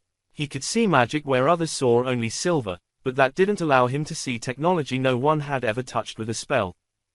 Neither of the 2 agents saw them either. Malcolm stopped in the middle of the hallway as he hit the tripwire, and had just enough time to look back at Damien and yell, "Shield!" before the mines went off. The Hand's sense of danger was as sharply tuned as anyone's, so he had a shield of solid force in front of him before the service agent had finished yelling. It took time to stretch it forward and shield the 2 people out in front. Time Malcolm and Connor didn't have. Half a dozen directional mines had been mounted on each side of the wall since they'd come in, and they all detonated simultaneously, filling the ancient corridor with fire and deadly projectiles. Both lead agents went down, dead, shredded, before they hit the ground, but Damien's shield was in place in time to save the rest of them. The projectiles hammered against his barrier, testing his strength, and then it was over. And then the shooting started. Down. Damien was hit in the middle of the back by the remaining Secret Service agent, flung to the ground as an automatic weapon sprayed the corridor with bullets. The man rolled off Damien and came up firing his own weapon, only for a blast of flame to rip the weapon from his hand. Gunfire and mage fire resumed a moment later, and slammed headlong into Damien's shield, now covering them from the front as he rose to his feet. "Get back, both of you," he ordered the scientist and bodyguard. "This one's mine." The next salvo was a string of grenades, and Damien winced as the energy transfer rippled back into him. It was roughly equivalent to the recoil of a large pistol, far less dangerous than the grenades but uncomfortable. Stopping more of the energy would take more of his energy, and he had other uses for that. "I am Hand Damien Montgomery," he snapped down the corridor, using his sight to track where the firebolts had come from. There, he started walking toward the attacker. "You know how this has to end. You have 30 seconds to surrender." The response was disturbing. Another mine had been concealed at the height of his arm on the side corridor he was following the attacker down, and went off as he passed it. His main shield was along the corridor path, but he'd still wrapped a lesser shield around himself. The explosive sprayed its deadly projectiles into his right arm, smashing against the shield and smearing metal across his jacket arm for a moment. The suit jacket was wrecked. His defense had stopped the mine from killing him, but enough heat and melted metal had burned through to shred the suit. Its expensive-looking fabric concealed an expensive flexible composite, though, that had sacrificed itself to save him. Under the wrecked suit, the rune of power inlaid into his forearm was now fully visible, and with a chill, Damien realized that the mine hadn't been meant to kill him. It had been meant to break or damage the rune, one of the 5 that made him, born a mage of average strength, the second most powerful mage alive. No matter who his attacker was, they shouldn't have known about those runes. One was inlaid on the right forearm of every hand, more than one was only possible when a rune writer was designing the runes on themselves, unfortunately, but the source of the hand's extraordinary power was kept secret. "Right," he muttered aloud, forcing his shield forward as a second salvo of grenades launched out of the darkness. "Time's up." He caught the grenades with his power and flung them aside as he charged forward. A tighter shield wrapped around him now, protecting him as a series of mines at the right height and angle to hit a hand's rune fired off as he passed them. Another sweep of power caught up the projectiles and explosive force of those weapons and brought them with him. His sight picking out the mage in the tunnels with him, he threw all of that force directly at them. The speed and power of the shield they conjured answered his question. His attacker was a trained combat mage, and almost certainly Kurosawa's killer. "Why'd you kill the doctor?" he demanded, following a trail he was sure the assassin didn't know they were leaving. "Orders," a feminine voice replied, though his sight showed she was somewhere different from the source. "Probably a speaker. Same as you. Some secrets must be kept, no matter the price." "You know you can't kill me," he said quietly. "Turn in your employers and I can arrange clemency." "You have no idea what you're talking about," she snapped. The voice was still coming from in front of him, but she'd taken another tunnel and was sneaking around behind him, using the speaker as a distraction. "I am a keeper and my oaths will be kept." She lunged from the corridor, a long rune-encrusted knife, presumably designed to cut through a mage's shield, in her hand. Damien's power flared in the underground tunnel, the runes of power across his body flashing with heat as he caught her arm, overcoming the knife's runes with sheer overwhelming power and stopping her in mid-strike. Frozen in the moment, he got a good look at his attacker for the first time. She was dressed in the same plain lab utilities as everyone else on the base and wearing light-gathering optics above her breather. He couldn't see her eyes, but the cast of her face made her anger clear. She twisted to escape his hold, and then her arm snapped like a twig, the knife falling from nerveless fingers as Damien tried to maintain his hold. Her other had lifted the deadly-looking carbine she'd been firing earlier. He lashed out with a bolt of pure force. He was trying to just stop the weapon, but he lost a degree of fine control when he was doing multiple things at once. Her arm snapped back, the second limb snapping in a handful of moments. "Others will come," she told him, her voice thick with pain. "The secret will be kept." Then she spasmed, the distinct convulsions of poison. Damien dropped her, pulling clean air around him as he desperately tried to pull off her breather to force out whatever pill she'd taken. Despite his power, he was only human. By the time he got the face mask off, her mouth was full of foam and her convulsions were weakening. He stared at her in horror as she gave one final full-body convulsion, and stopped. 9. The tunnel behind Damien had collapsed as the explosions rippled through it.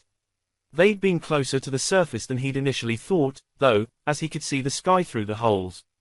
If he hadn't already been wearing a breather, the atmosphere could have been a problem. The assassin was a slight woman, not much taller than Damien but easily beyond his ability to carry. With a sad sigh, he wrapped gentle bands of power around the body and lifted it up after him as he climbed up the debris into the ruins of the surface portion of the stranger's base. "Corey, do you read me?" he said, opening a channel to his surviving Secret Service agent. "Are you and Dr. Kale all right?" "We're okay, but the tunnel you went through collapsed. Where are you?" Damien glanced around him. Despite the base being abandoned for centuries, the local plant life was only now beginning to break through the sealed concrete.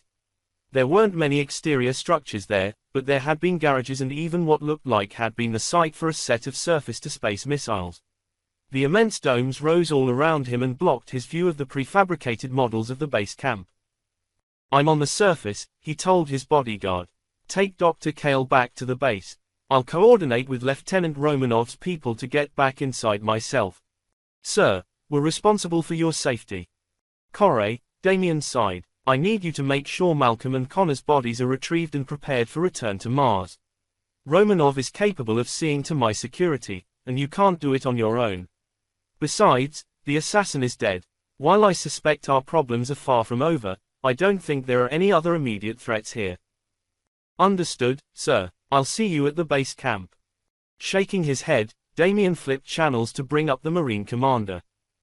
"Lieutenant Romanov, this is Montgomery." "Sir, we registered explosions and gunfire," the combat mage replied. "I have a fire team strapping on exosuits. What do you need?" "I've been separated from the Secret Service agents and I'm on the surface," Damien told him, pausing for a moment to consider before continuing. "I need you and those exosuited Marines to rendezvous with me on the surface. Kurosawa's killer attacked me. She's dead now, but I'm not willing to assume we're all safe just yet. Put your people on high alert." "White is outside with a team right now," Romanov replied. "I can have her meet you immediately." "I'm not that worried," Damien said dryly. "Leave her and her team to their work. I'll see you when you're out, Lieutenant." "Yes, sir." Denis Romanov had not expected to find out that someone had attempted to kill the principal while the Hand was in an abandoned alien base accessible only through a single tunnel linked to a prefabricated base camp full of scientists. Given that one of those scientists had murdered another one, he supposed it should have been a possibility, but when the principal was a Hand, you tended to assume that most attacks were going to be grander than an assassin in the dark. Keep loading up, he ordered the team with him. They were halfway into their exosuit armor, but their commander wasn't joining them in the heavy gear. Working magic through the heavy-powered armor was possible but annoyingly difficult. He'd be going out in a breather and light body armor, which had been much easier to put on. "I'm going out to rendezvous with the Hand," he told the corporal leading the team. "Follow as soon as you're ready." "Yes, sir." Leaving the squad behind him, Romanov entered the airlock. The inner door slid shut behind him, and then the lights cut out and the air exchanges stopped. "What the hell?" he asked aloud, tapping at the controls. "Team Charlie, check in, the airlock just shut down. Is the facility secure?" There was a pause. "Yes, sir," the corporal replied calmly. "I've got red flashing on the airlock, but that's it. Lights and air are on in here." Denis considered for several seconds. The only reason to block the airlock, in his mind, was to stop the Marines getting out to join Montgomery. He knew the Hand hadn't wanted to interrupt White, but "Delta Team, break off your perimeter and move to secure the principal," he ordered. Silence answered him and a chill ran up his spine. "Fire Team Delta, Corporal Carmichael, report. Mage Lieutenant White, report." Only silence answered him. "Corporal Chan," he said very calmly, "set up an emergency airlock in that room and follow me as soon as you're able. I am breaking my way out, now." Blades of force flashed into existence around his hands as he slung his battle rifle, channeled magic and struck. The airlock was a civilian structure, though designed for vacuum rather than its current purifier duties. It resisted him for less than a moment before the steel door fell outward, cut to ribbons in his hurry. "Lord Montgomery, please confirm your location," he asked over the radio. His only answer was a sharp buzzing that hadn't been there a moment before. He was being jammed. "I need to find that jammer," he said aloud, fully aware no one could hear him. "I'm afraid I can't let you do that, Denis," another voice replied. "I have new orders, and I can't let you interfere." He was somehow unsurprised to find Mage Lieutenant White standing on the concrete, framed by the blue-green trees behind her as she raised her hands. The projector rune at the top of her hand flashed with power, and only years of training got Denis out of the way before fire hammered through where he'd been standing. "Whose orders?" he demanded. "You don't fuck with a Hand, White, that's treason." "Orders from high enough, Romanov," she said flatly. "Surrender and you can leave with me. Push it and I'll leave you dead in the dirt with everyone else." "I won't betray the Hand and I won't leave my men," Mage Lieutenant Denis Romanov told her. "Go to hell, White." He was suddenly very sure why Fire Team Delta hadn't answered his call, and it wasn't because they were being jammed. A shield of energy snapped into place as White attacked him again, and Denis was forced to step away from the airlock door. He conjured lightning, his own projector rune warming in his flesh as it helped him channel his power over greater distances. White dodged, but it bought him time to start moving. A Royal Martian Marine Corps combat mage was one of the deadliest beings alive short of a Hand. They weren't necessarily trained to fight each other, but the thought had certainly crossed his drill sergeant's mind. Shields helped, but either of them could burn through the other's shield in a matter of moments, given the chance. Mobility was everything, and Denis wrapped power around himself as he leapt, crashing to the ground a dozen meters from where White's next attack landed. A dozen sparks flashed from his fingers, each carrying a charge that would short out a tank or stop a human heart. White dodged most of them, flicking the last few aside with a shield, and replied with a sheet of fire that dropped on Denis, trying to envelop him so he couldn't jump aside again. This time, he ripped her attack with spikes of force and sent those spikes, accompanied by her own conjured flame, hurtling back at her. She dodged away, and he leapt again, landing on the ancient alien dome and looking down at the traitor.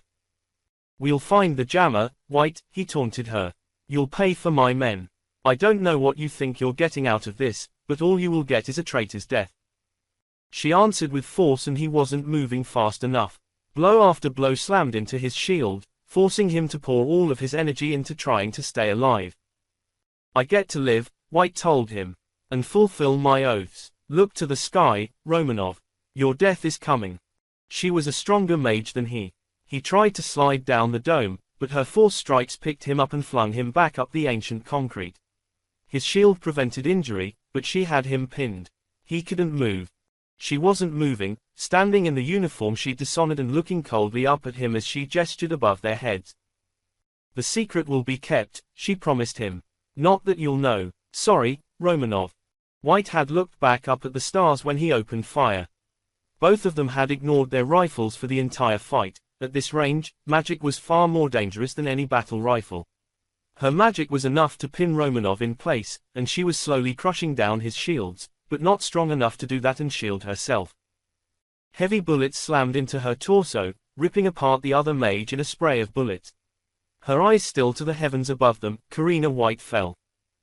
The pressure released and Romanov rose to his feet. Considering White's words, he looked up, and swallowed hard. There was a new star. A big star, one screaming across the sky toward him at an impossible speed. A ship, one that wasn't supposed to be there. Damien had picked up his pace back toward the base camp as soon as he realized he was being jammed. The sounds of fire and lightning magic led him to break into an all-out run, but the domes were huge. He finally made it to a point where he could see what was going on, to find Karina White collapsed on the ground, very obviously dead, and Denis Romanov staring at the sky in horror. Following the Marine's gaze, Damien spotted the same rapidly approaching light. Please tell me that's minus 421 Tarkas, he shouted toward Romanov as he approached over the curve of the alien ruin. TK is in orbit, Romanov replied. They're approaching orbit and decelerating hard, that's why they're so visible. The Marines, Damien reflected, had a lot more reason to train in identifying what ships were doing from the ground than he did. I can't raise TK 421 to confirm what they see, either, Romanov continued. I'm pretty sure the men who went out with White are dead and she's set a jammer up somewhere. Can you localize it? Damien asked. Romanov pulled up his computer, studying it. I don't have enough data, he admitted after a moment. Linked to my PC, we should be close enough at this point. Another moment passed, and the Marine shook his head, gesturing toward the nearby forest. It's that way, he said, his gesture encompassing an arc of several hundred meters of forest, somewhere between 500 and 600 meters. Not really helpful. You'd be surprised, Damien told him dryly. Does your combat gear suggest there's anything alive over there? What? Your helmet has thermal and motion sensors, Damien reminded the Marine. Is anything except the trees in that area you just described? Romanov turned his head, scanning the forest. No, but, what are you going to do? Normally, Damien tried to keep his open use of magic inside what one of the Marine combat mages could achieve. Even when he wasn't doing that, he tried to stay inside what the other hands, with only one rune of power to his 5, could do. Something about today's events, though, left him very, very nervous. All 5 of his runes flared with a gentle warmth as he channeled magic, drawing energy from the alien earth beneath him and from the web of the universe. With a broad gesture, he unleashed it, conjuring a vast wave of flame that swept over the arc Romanov's scanner had indicated. Trees popped, the local cellulose equivalent no more resistant to that heat than Earth's trees would have been. Blue-green bushes and leaves vanished in an inferno that filled the area the jammer had to be in, and then vanished when Damien loosed his will once more. The jamming stopped. Minus 421 Tarkas, he snapped into his radio. Pokorny, what the hell is going on up there? Oh, thank goddess you're alive, the armed courier's captain replied. We couldn't reach anyone down there. A ship jumped in a couple of minutes ago and opened fire. We're outgunned, we've been forced to abandon orbit, and she's incoming fast. Damn it, Pokorny, Damien snapped. The armed courier had an amplifier. There wasn't much that could destroy her before reaching the range of her captain's enhanced magic. That was going to be a problem for another time. What am I looking at? He demanded. She's not a freighter, too small, too fast, the Mage Lieutenant Commander replied. Some kind of warship, but not like anything I've ever seen. Sir, my lord, they've dropped a rock toward the planet. A rock, Damien demanded, not a bombardment weapon. Looks like just a chunk of asteroid, my lord. Damien glanced up. A rock wouldn't accelerate much until it hit the core of Andala IV's gravity well, but if the ship was at an approach velocity, it would still only take a minute or so to hit the ground. It was slower than an actively accelerating smart kinetic bombardment projectile but would be perfectly effective at wiping the research base and the alien ruins from the planet. And it would look natural. Unless, of course, there were witnesses. "Listen to me, Pokorny," he said quickly. "Run for safe space and jump as soon as you can. Keep jumping. Cycle your entire crew in the next 10 minutes and make random jumps. Return once you can do so safely, with at least one mage ready to jump you out if they're still here." "What about you, sir?" If she'd really cared, she might have tried fighting, but Damien sighed. -421 Tarkas couldn't face any real warship, not one with an amplifier, anyway. "That's up to me now," he said grimly. "You need to get away so that no matter what happens, Mars knows this wasn't an accident. Do you understand me?" Pokorny swallowed hard enough that he heard it on the voice link. "Yes, my lord." "Then go." Cutting the channel, he turned to Romanov. "Please tell me we have some kind of sensor network set up." "I'm linked into the research base's traffic control radar," the Marine replied. "My people were supposed to set up more, but none of them are turned on and, well, I think White killed them." "Link me in," Damien ordered. "Then track the vector for the rock. I'll need your help." "What are we doing?" "You're calling directions," the hand said grimly. "I'm stopping an orbital bombardment." Romanov paused, looking at him very carefully. "Can you do that?" "I'll tell you in about 90 seconds, Damien replied. 10 seconds passed with excruciating slowness. The bright light that had detached from the ship grew lower and larger as the chunk of whatever rock they'd acquired continued on its deadly route, and Damien studied its path on the pathetic excuse for radar the research base had assembled. He inhaled deeply as it drew nearer. This would be something beyond even his experience. Without an amplifier and its attendant simulacrum and sensors, he couldn't deflect or destroy the projectile with a carefully timed strike as he would an incoming missile. He was going to have to stop a rock that had been dropped from orbit. At least Andala IV was a relatively low-gravity world. Even that 1/10 gravity difference compared to Earth would make a huge difference to the final velocity of a dropped rock with no acceleration. "Aimed well," Romanov noted. "It's headed right for the center of the ruin. Won't leave much of this place but a crater." He paused. 15 seconds. Damien nodded and exhaled the breath he'd drawn in. With that exhalation he drew power into his runes, feeling them heat up. A simple shield of force sprang into existence above the ruin and the research base. Simple, but immense. Even with the vector they had, Damien needed to cover several square kilometers of sky, with enough strength to stop a probably kiloton range weapon. He could feel the runes. Despite what most non-mages thought when they saw them, they weren't tattoos. Each of his runes of power was made of a flexible silver polymer inlaid a full millimeter and a half into his skin, and he could feel the heat from every bit of that surface as he channeled more power than he ever had before. Then the rock hit. It was a 25-ton projectile carved out of a nickel-iron asteroid. The attempt to make it look natural meant it came in slowly for a kinetic bombardment weapon, and the attackers had made up for the lack of speed with sheer size. Traveling at over 100 kilometers a second, it hit Damien's shield with the force of a 30-kiloton bomb. The sky above them lit up with white fire fading to sparks as drops of molten metal flung themselves dozens of kilometers in every direction. Damien physically lurched away from the blow, the force of the impact cracking the concrete under his feet as he passed the force he couldn't control through himself. "My God," Romanov whispered, staring at Damien. "How? That's impossible." "I am the hand of the Mage King of Mars," Damien whispered, wavering on his feet as a wave of exhaustion swept through him. His breath came in short, heavy bursts, but he was alive, and so was everyone else. "And even I wasn't sure that was possible," he admitted with a grin, suddenly feeling very young. "Damn, why do you have bodyguards again?" Romanov asked, returning the grin around the breathers they both wore. "Because I only have one set of eyes," Damien pointed out, then paused as Romanov was suddenly refocused on the computer again. "New launch," he said grimly. "I'm tracking an active projectile, moving fast," the Marine swallowed. "Sir, that's a Talon 7. That's ours." Somehow, Damien wasn't surprised in the slightest. The downside was that the Talon 7 was a multi-impactor weapon capable of over 1,000 gravities of acceleration. Each of the Talon 7 orbital impactor's submunitions would arrive with almost 20 times the kinetic energy of the rock they'd dropped before, and as the name implied, it would deploy 7 of them prior to impact. ETA and Vector? He asked, his voice far calmer than he felt. Stopping the rock had been hard enough. He really didn't think he could stop a Talon 7. Certainly, even if he could, no one else could. 65 seconds. There, Romanov pointed. It's separating, he said grimly. Sub-impactors activating their own engines. Only one target, they'll go for different angles, Damien said aloud, thinking through what he had to do. Shielding everything was the only option. I'm sorry, Mage Lieutenant, he told Romanov. I don't know if I can do this, but I'll do what I can.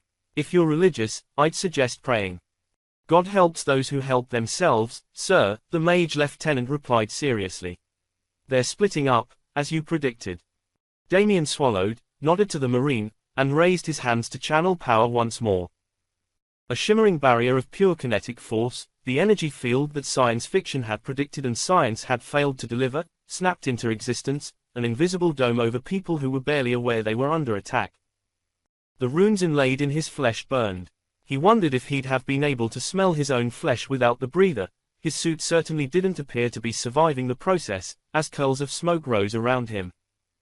The first impactor drove him through the shattered concrete under his feet. The ancient artificial rock crumbled into dust as kinetic energy ran through him into the ground. Suddenly, he was several centimeters into the soil under the concrete. The second and third impactors arrived simultaneously, driving him to his knees in agony, but he still held the shield. The next 3 arrived in the same instant from different angles, lighting the sky up with fire as they hammered against Damien's shield. His power, somehow, held as the infinitesimal fraction of surviving force ground his knees into the pulverized concrete and alien soil. He could feel blood dripping down his face, and he didn't have the time or energy to wipe it away.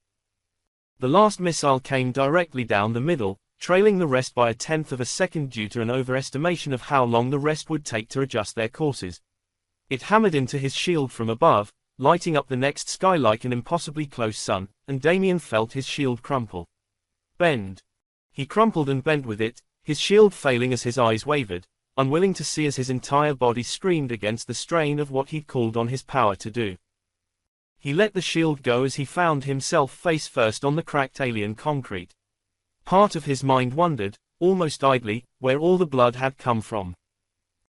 While Denis Romanov had never seen atomic burnout in person, it had been covered in his training.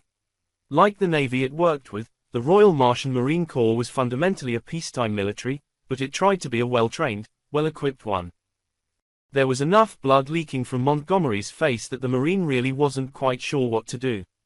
The normal rule in this situation was to relieve the overwhelmed Mage and replace them with someone else, even if that person couldn't do the job quite as well. Denis himself was the only Mage available, and he couldn't do what the hand had done at all. He knelt by the collapsed, bleeding hand and tried to check for a pulse. I'm alive, Lord Montgomery told him, coughing behind his breather. Where are our friends? Denis checked. His helmet was only showing a ghost icon now, the attacker had gone over the horizon. We're out of line of sight, and probably fire, he told the hand. The base's sensors suck, but my comp is calling it 30 to 70 minutes before they complete their orbit. Montgomery slumped onto the shattered ground around him for a moment, then raised his bloodied eyes to look at Denis. Your people were laying out SAMs, he noted. Where did they end up? I don't know, Denis admitted. White was with them and I haven't heard from them. Find them, the hand ordered, his voice harsh. Most likely, they'll assume I can do that again, in which case the next step will be to send in ground troops. I only have 16 Marines left, sir. That's why you need the SAMs. A small click in Denis's comm system announced that Montgomery had opened a wider channel. Tragic. I need you to coordinate with whoever the hell you can find in charge in there, the hand told the Ms. Inspector. His voice was even harsher now, and Denis wondered just how much damage the other Mage had done to himself. We've got Dr. Kale out, the inspector replied. What do you need? You have 25 minutes to get every single person in that compound into the lower levels of the alien base, the hand ordered. We're under orbital attack and I expect to see ground landings shortly. The civilians will be safest at the bottom of a hole, and conveniently, the aliens left us a deep reinforced one. Silence. I'll make it happen, she said steadily. Be in touch. Ignoring the brusqueness of the inspector, Dennis brought up his own links. Marines, come in, he snapped. We are under attack. Anyone in an exosuit needs to get out here and find Carmichael's fire team and the surface-to-air missiles they were supposed to be caching. The rest of you, get in exosuits and come join me outside. We have work to do. Cutting the channel, he turned back to Montgomery. What happens if they do bombard us again? He asked, eyeing the bloodied state of his boss. We die, Lieutenant, the Hand told him. So, we'll plan for the alternative. Dragic was more efficient than he had any right to expect, Damien reflected. The time frame he'd given her was impossible, but she'd managed to get over 1,000 people organized and streaming into the lower levels of the ancient base before it ran out. He'd spent the same time trying to wipe blood off of his face with only moderate success. He couldn't spare the energy to purify air for himself, so he'd had to leave the breather, and the dried nosebleed under it, in place. We found the rest of the SAMs, Corporal Kitcher, leader of the exosuited Marine fire team sweeping for Corporal Carmichael and his people. They'd found 3 of the caches placed exactly as per plan, each containing 2 hyper-interceptor 2-stage surface-to-air missiles. We've found Carmichael's people, Kitcher concluded. White took 'em out with magic from behind. They would never have seen her coming. The Marine paused. She disabled the last 6 SAMs. Initiator stages are bled dry, they're just antimatter bombs now. Bring 'em back anyway, Romanov ordered. They may still come in handy. What was disturbing to Damien was that 3 caches had been placed as planned before White had turned on the Marines. It was like she'd been doing her job, perfectly efficiently, until someone else had told her to stop, and she'd immediately, without hesitation, turned on and murdered the Marines working with her. Something stank to Damien and he didn't like the implications. The Marine Mage Lieutenant was looking at Damien, his expression hidden behind his helmet. Romanov had been the last of his people to get into exosuit armor, but the palms of his suit had small runes inlaid into them, allowing him to still use his magic. Is there anything you can do, my lord? He asked quietly. If I do, I definitely won't be able to stop another bombardment, Damien admitted.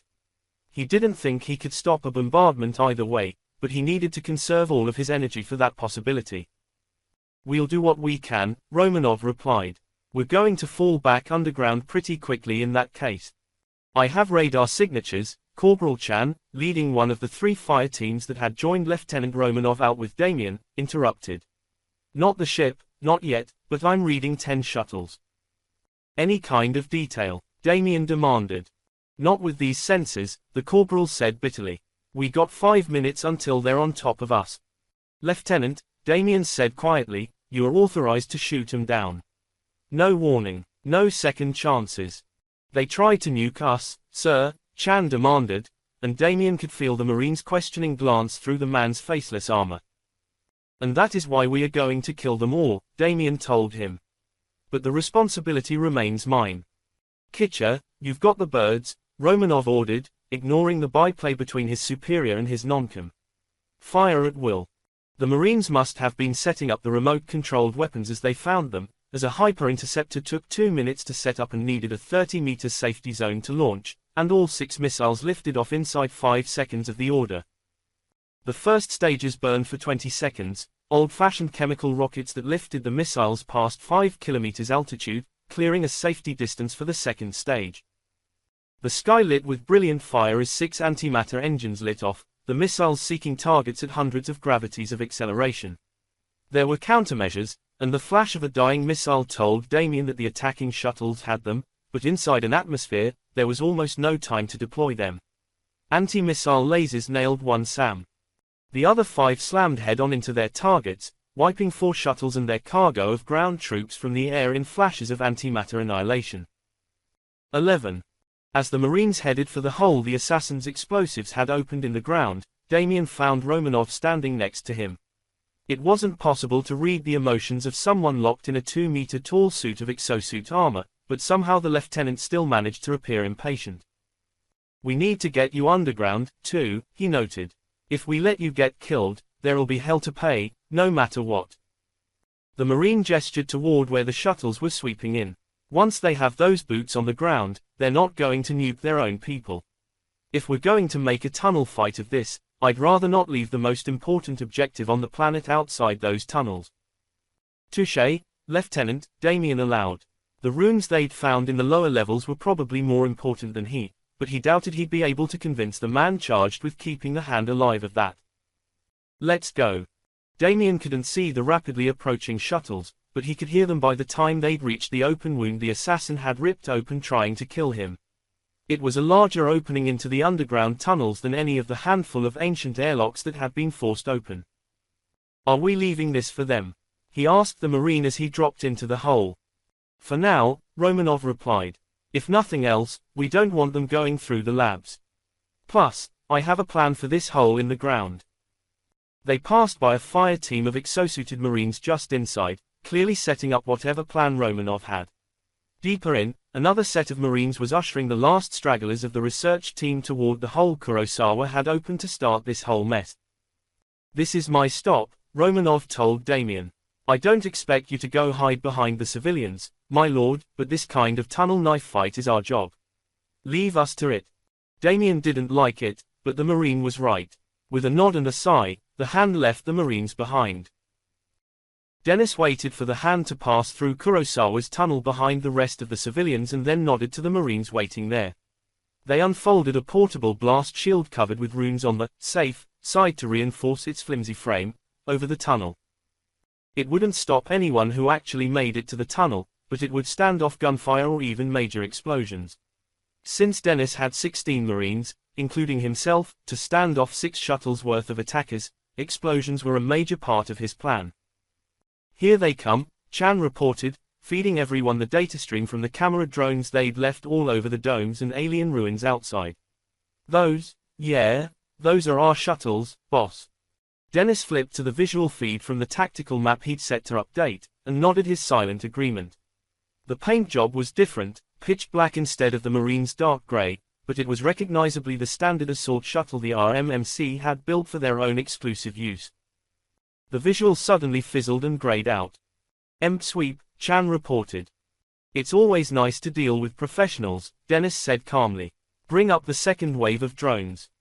The visual feed and the tactical map returned, showing him the assault shuttles sweeping back around, their scanners poking for any sign of defenders.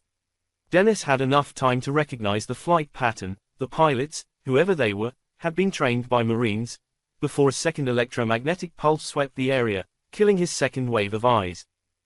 Paranoid professionals, Chan told him. We've only got one more set of eyes, boss. What do we do?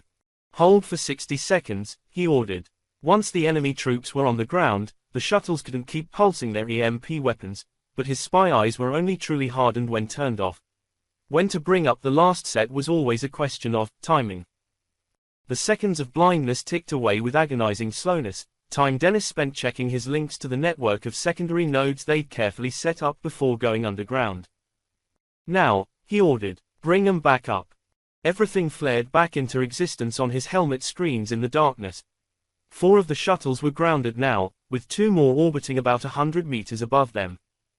Not quite where I hoped, he observed, studying the shuttles as their landing ramps extended and soldiers in black exosuits started to pour out.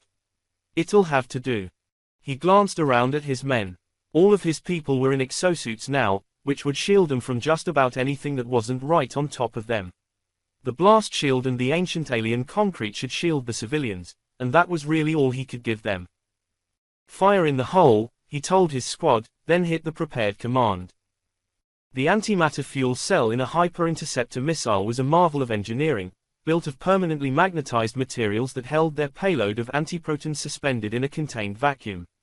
Rated to withstand being dropped, crushed and even shot at, the fuel cells were extraordinarily hard to rupture. With enough explosives, of course, anything was possible. 6 separate charges, crudely made from the missile's own warheads, went off where they'd been hastily concealed in the dirt. 6 fuel cells ruptured, each containing a fraction of a gram of pure antimatter. All told, 20 kilotons of fire swept the valley between the domes, incinerating the ancient ruins of the surface structures, two of the shuttles and dozens of the exosuited soldiers. If Dennis hadn't already been certain his enemy had RMMC gear, the fact that two shuttles and easily a quarter of the exosuited troops survived the explosion would have confirmed it for him. Even buried underground, waiting for their enemy, his people were buffeted by the shockwave and covered in dust and loose rocks. He'd lost over half of his eyes on the surface, less than he'd expected, but what was left was enough for him to confirm that one of the shuttles would never lift again. The other did, sweeping for other threats as the last two hovered low enough to drop their own payloads of soldiers. Of 120 exosuited ground troops, his enemy was now down to 60. It wasn't enough, not when he had less than one squad against their three, but it was a start. "Get ready," he ordered. "Now when they get down here, they're going to be pissed." The massive explosion had collapsed the portion of the tunnels that the earlier assassination attempt had opened up. It had also, Dennis hoped, melted or collapsed shut any of the ancient airlocks the attackers may have wanted to use. Sheltered by one of the ancient domes, the research camp had survived unscathed, but he was unsurprised when the strangers didn't head that way. The prefabricated modules didn't have great security, but with all of the airlocks double-locked, they'd slow the attackers down. Instead, 4 of the exosuited soldiers dropped into the hole and placed charges before leaping back out with their augmented muscles. A moment after they were clear, the shaped explosives detonated, opening a new hole into the underground tunnels. "Fire Team Alpha," Dennis said calmly. No further orders were needed. Corporal Kitcher knew what to do. The first black armored soldiers charged through the hole they'd opened, 2 full fire teams sweeping into the dark tunnels with heavy exosuit battle rifles in the gauntleted hands. Whoever these strangers were, they had access to the absolute latest in RMMC gear. Low-flying combat drones went ahead of them, sweeping for the traps and waiting soldiers their masters knew had to be there. "Now," Kitcher snapped to his fire team as Dennis listened in.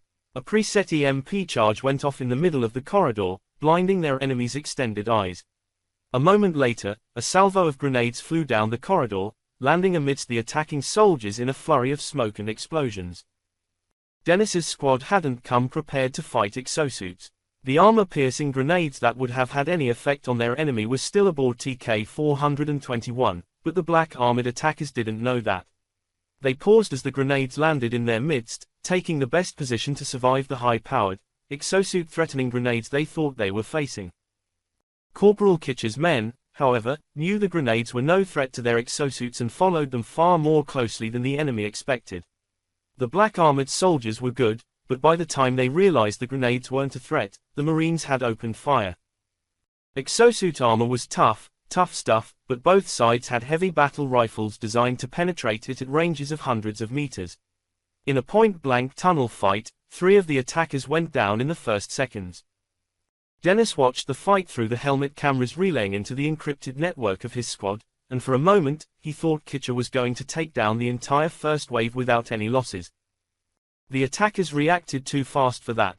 They were returning fire before the first bodies hit the ground, and helmet links died as the ancient tunnels turned into an abattoir of fire and death. "Corporal Kitcher, respond," he ordered.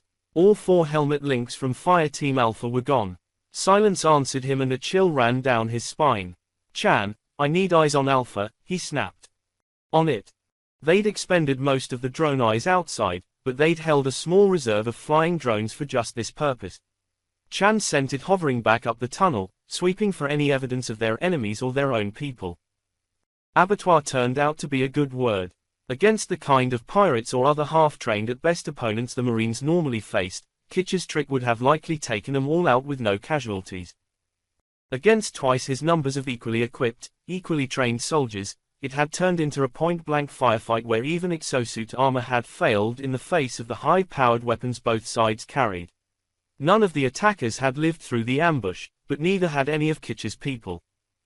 "Damn," Dennis murmured. "Pull the drone back," he ordered. "Pull back from behind the mines and secure the entrance. These people are way too damned good." The Marines watched through their above-ground robotic eyes as the second wave of black-armored soldiers moved into the hole the explosives had opened up. 2 fire teams of scouts had been shot to hell, so whoever was in charge was now sending in 2 full squads, leaving the 12 remainders of the initial squad behind to cover their rear.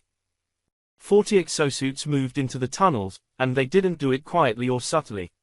Explosives blasted open accesses to other tunnels, and in a matter of minutes, Denis Romanov and his people were looking at 6 fire teams advancing down 6 different corridors, with 4 more hanging back, still in the tunnels, and 3 left on the surface. He only had 3 fire teams left. "Blow the charges," he ordered Chan. "Then get ready." With the enemy drones sweeping ahead of them, there was only a small chance of actually catching the attackers in the mines and charges they'd placed in the tunnels, but they might still knock out a few of the soldiers, and in any case, it would reduce the approaches to where they'd dug into a single tunnel. The ground trembled again, the explosives much closer though far less powerful than the antimatter bombs they'd set off on the surface. Tunnels collapsed, taking the handful of scattered eyes Denis still had underground with them and leaving only one clean approach to his position and the civilians behind him. The area outside the initial cave collapse had been a larger crossroads area of some kind, an open space large enough to let half a dozen of the Marines easily fire down the single remaining corridor leading in, and to allow all of the remaining Marines to fire on anyone who actually made it in. It was as good a defensive position as Denis had found. If they were going to hold these strange soldiers anywhere, it was going to be there. "Here they come," Chan announced over the network, hefting his own battle rifle as the seconds continued to tick by with agonizing slowness. And then the enemy was there. The Marines saw scouting drones first, but Denis saw no reason to give the attackers a good look at their position. "Take them down," he ordered, firing as he spoke. A sharp salvo of fire rang through the underground complex, knocking the half-dozen low-flying robots to the ground. The enemy now knew where they'd find the Marines, but without the drones, they knew nothing of Denis's positions. Now it was a question of what they'd do. There were arguments, Denis knew, for both a sacrificial scout force and an all-out rush in this situation. He had his answer 30 seconds later as a volley of grenades came bouncing down the corridor. Unlike his people, he assumed their attackers did have armor-piercing grenades, and so his people had taken cover behind several more of the portable blast shields they'd covered the entrance to the lower levels with. The shields on their own might not have been enough, but combined with the collapsed stone the exosuits had more than enough strength to move. They short-stopped the grenade attack entirely, allowing Denis and his people to watch for the people who'd thrown them. It started with a single fire team. 4 exosuited soldiers swept forward, taking the most covered positions they could find and spraying suppressive fire in the direction of the Marines. A second fire team leapfrogged them, adding their own fire to the suppression as a third team of 4 moved forward. The attackers were clearly using IFF-linked targeting systems, allowing them to spray fire down the corridor while being mostly sure they wouldn't shoot their own people in the back. "Sir," Chan said, quietly questioning as the 4th fire team started moving down the corridor. If they leapfrogged the first few teams by the same amount each previous team had, they'd be the first actually into the gallery. "Hold fire," Denis ordered, waiting and watching until that 4th fire team did enter the gallery, and for a moment of hesitation, the suppressing fire slacked. The possibility that his people had moved on was clearly sinking into the attackers' minds, and that made the moment, now. Rising over his cover, he opened fire himself. He'd taken one of the positions that could fire down the whole corridor, and he did just that, starting his fire at the farthest fire team and working his way forward. Exosuited soldiers went down, penetrators punching through the heavy armor in sprays of sparks and blood. Over half of the attackers were down in the first moments, but the black armored troopers were very professional. They opened fire immediately, and the combat mage could only shield some of his men and still fight. In the middle of the firefight, the loss of his men barely registered. He knew he'd mourn them later, but for now, they had to survive. And somehow, they did. The smoke and fire cleared, and Denis realized he was still alive. So were over half of his people, 7 Marines still standing and 2, including Corporal Chan, wounded but alive. Half of the rear 2 attacking fire teams had managed to retreat, but of the 20 men they'd sent at him, 16 were now dead in the hallway. Little by little, the odds were shifting in his favor. "Sir, look at the surface footage," Chan told him. The Marine had lost his left arm at the elbow, but his suit appeared to have that under control, enough for him to still be watching the cameras, anyway. Denis pulled the video footage up on his helmet and inhaled in sharp surprise. The shuttles had landed again, and the fire teams that had stayed on the surface were now pulling back aboard. As he watched, the reserve teams from the tunnels followed. His last round of explosives had done more than he thought. He'd only confirmed 24 kills, but only 29 of the strange black armored soldiers retreated back onto their shuttles. "The giving up?" Chan asked. Dennis shook his head. "No," he said quietly. "They're pulling back so their ship can bombard us again. Move that blast shield," he ordered. "We're going to need the hand." 12. The runes in the ancient alien gallery might have been broken in the fight that killed Kurosawa, but the dying gasp of overcharged purifying was serving more purpose than their centuries of low-level function. It was bad enough that they'd crammed hundreds of people into the underground cavern, but the ability for everyone to take their breathers off stopped it from becoming completely unbearable. Damien had even managed to clean most of the blood off his face, staying mostly separate from the crowd of scientists and researchers.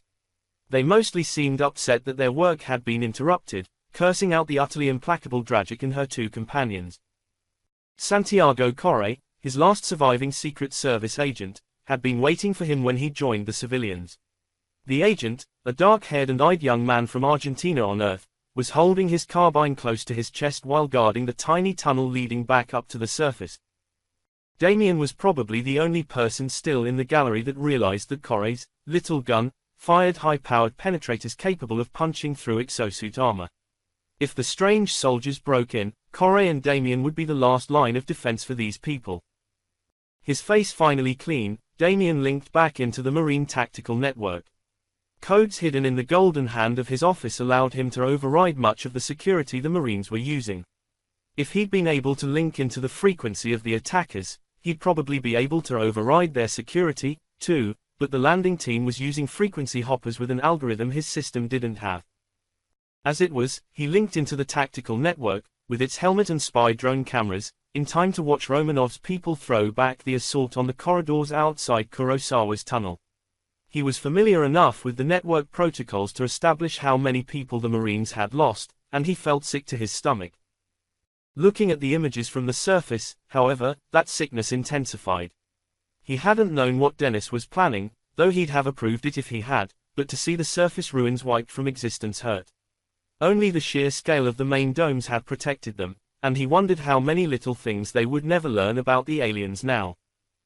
He spotted the shuttles sweeping in for a landing and the troops retreating in good order. They were pulling back, which, unfortunately, probably meant a second round of bombardment. With a sigh, he mentally poked at his internal reserves. It wasn't something he'd had to worry about in years. The 5 runes of power amplified his strength enough that he hadn't come this near to Tormic burnout in years. He wasn't sure if he could stop another attack. He just knew he had no choice. "Corre, with me," he ordered, replacing the breather on his face as he headed back to the hole leading up. "Romanov." "You saw," the Mage lieutenant replied. "We're moving the blast shield. We'll need to hustle you to the surface." Damien paused, then sighed again. "It's honestly probably better if one of your people carries me," he admitted. "I am still, well, shattered." The trip through the tunnels while being carried by Corporal Chan was not the most dignified experience of Damien's life by any stretch of the imagination, but it got him to the surface in time to watch the final shuttles taking off. "Do we have a link into the research station's transmitters?" Damien asked. They'd gone from, "incoming strange ship," to, "we're being bombarded," so fast, he hadn't even tried to talk to these people. It was almost certainly a waste of time, but anything that distracted the enemy might be worth it. "Yeah," Chan replied. "What? Think they'll piss off if you ask nicely?" "Asking nicely isn't exactly what I have in mind," Damien told him. "Put me down and link me in." A few commands later, he was linked into the big traffic control transmitters, his voice going out omnidirectionally on every regular channel. "Unidentified ship, this is Hand Damien Montgomery," he told them. "You have launched an unprovoked attack on a research facility under the protection of Mars and an open attack on a hand of the Mage King. These are not actions that Mars will allow to go unpunished. You have already failed to overwhelm me and my Marines. Surrender now and Mars may show mercy. Continue on this course and the galaxy knows the fate of those who attack hands." He cut the channel, waiting for a response he didn't actually expect to come. "They won't surrender," he noted aloud to Chan and Romanov. "But knowing they're firing on a hand may make them hesitate." Unmentioned was the other item he'd sent along with his voice. The codes and programs included in the files concealed in the golden hand symbolizing his office had many, many purposes and utilities. Some could be called backdoor viruses, if you were being rude. Not so much, Romanov agreed. I've got another Talon 7, wait, no, make that 3. Damien swallowed. His bug was in the ship's software now, and, as they spoke, should be preventing further weapons from being launched, but it might not have made it into the missiles themselves. One last chance, gentlemen, he said quietly. What's that? I dropped a hand override virus into their system, he told them. If it made it into the missiles, this will work. He tapped a command on his screen. Seconds passed. He'd thought some of the waiting before had lasted forever, but this was worse. Damn, 2 missiles down, Romanov reported. He paused, swallowed. Third has remained on course and deployed submunitions. Damien nodded sadly. It was time to see whether even a fully trained and upgraded Rune Wright could stop multiple mass bombardments in an afternoon. I'll do what I can, he told Romanov and Chan. I may fall, please try not to let me hurt myself, I may well not be conscious when this is over. The exosuits containing his Marine companions were expressionless, but he didn't need to see their faces. No Marine wanted to stand by while a hand died, but no one else could do this. With a gesture and a renewed surge of burning heat into his runes, Damien once more wove a barrier of solidified air and power around the ancient base and its modern symbiont. A glance at the screen showed that this last weapon had been better programmed than the first one. All 7 of its projectiles were going to hit, from 7 different angles, at roughly the same time. There was no way he could brace himself for this, but he steadied himself as best as he could, counted down the final seconds, and then threw every erg of power at his command into informing the universe that, no, the people under his protection were not going to die today. 13.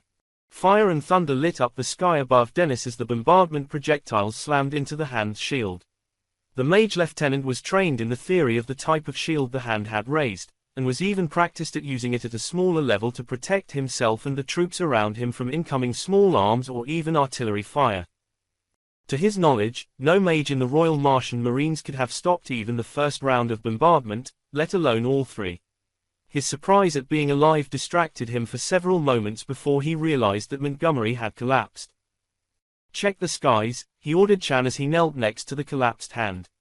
Still clad in his armor, he couldn't directly check for a pulse, but the suit thankfully had its own sensors, which informed him that Montgomery was alive but unconscious, with an elevated body temperature and accelerated pulse.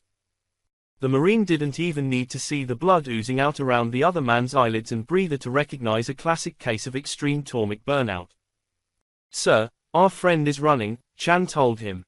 Whatever Montgomery did to their systems spooked them, they're burning away from the planet at what looks like 12 gravities, though with these sensors, that means anything from 8 to 16.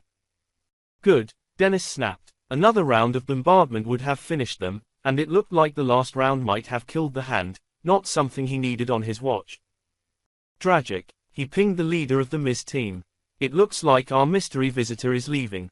We still want to hold off on letting the civilians back in, but I need you to bring whatever doctor they've got to their clinic right now. Montgomery is hurt bad. Shit, I'll have Corey drag them if needed, Dragic replied. What about you?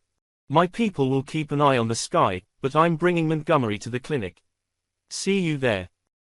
The mysterious ship kept running the entire time it took Dennis to carry the hand to the clinic and the entire time he spent stripping out of his armor while keeping an eye on Montgomery.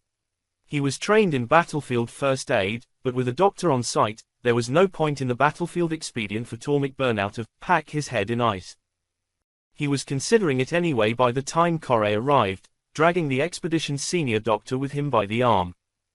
This is entirely unacceptable, the woman snapped. What the hell is going on? What's going on, Dr. Mandela, Dennis told the black woman softly, is that Han Montgomery nearly died saving every one of your lives. We need you to make sure it stays, nearly. Do you understand me? Dr. Hope Mandela paused for a moment, then produced an elastic hairband and pulled her long black hair into a practical ponytail in a practiced motion. Show me, she ordered. What happened? Surprised by her sudden about-face, Dennis led her to where he'd put the hand. Thermic burnout, he told her. He stopped 3 rounds of orbital bombardment. It was like nothing I'd ever seen. I have no experience with burnout, Mandela warned. I've been trained on it, but that's it. His life is in your hands, Dennis snapped. Do what you can. Of course, she snapped back. Let's start by cooling down his head, you, in the suit. She barked at Corey. You dragged me up here without my nurses, so scrub down. She pointed at a sink. I need extra hands and you're volunteered. Corey leapt to obey and Dennis followed him without even asking. The main risk is brain damage from overheating, he told the doctor, even as she was removing ice packs from a freezer he'd missed amidst the clinic's many cabinets and pieces of equipment. I don't know how long it'll take for his temperature to drop. I've never seen anyone use that much magic. Passing the cold packs to Corey, Mandela hooked up the scanners on the hospital bed, positioning one directly above Montgomery's head and another above his chest. Looking at a series of numbers that meant nothing to Dennis, she shook her head slowly. I'm going to give him a hibernation agent, she told them. It'll put him in an induced coma and slow his metabolism. It should get his body temperature down and protect his brain. She pulled out a hypodermic and filled it with a disturbingly purple fluid. Keep those cold packs on him, she ordered. Everything we're doing is just buying time, gentlemen. I have no idea how to handle this beyond keeping him alive until his body recovers. We need to get him to Tau Ceti, Dennis said grimly. But he sent the courier away. Then we better hope they come back, Mandela replied. Because this is bad, and I doubt I can do more than buy him time. This is out of my league. Chan, where are you? Dennis asked as he leaned against the door of the clinic.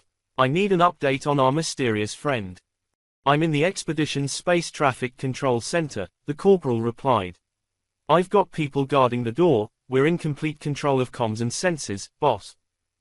Good. Dennis was reasonably sure the only threat in the expedition itself was dead, but the lanky Marine was utterly unwilling to take risks at this point.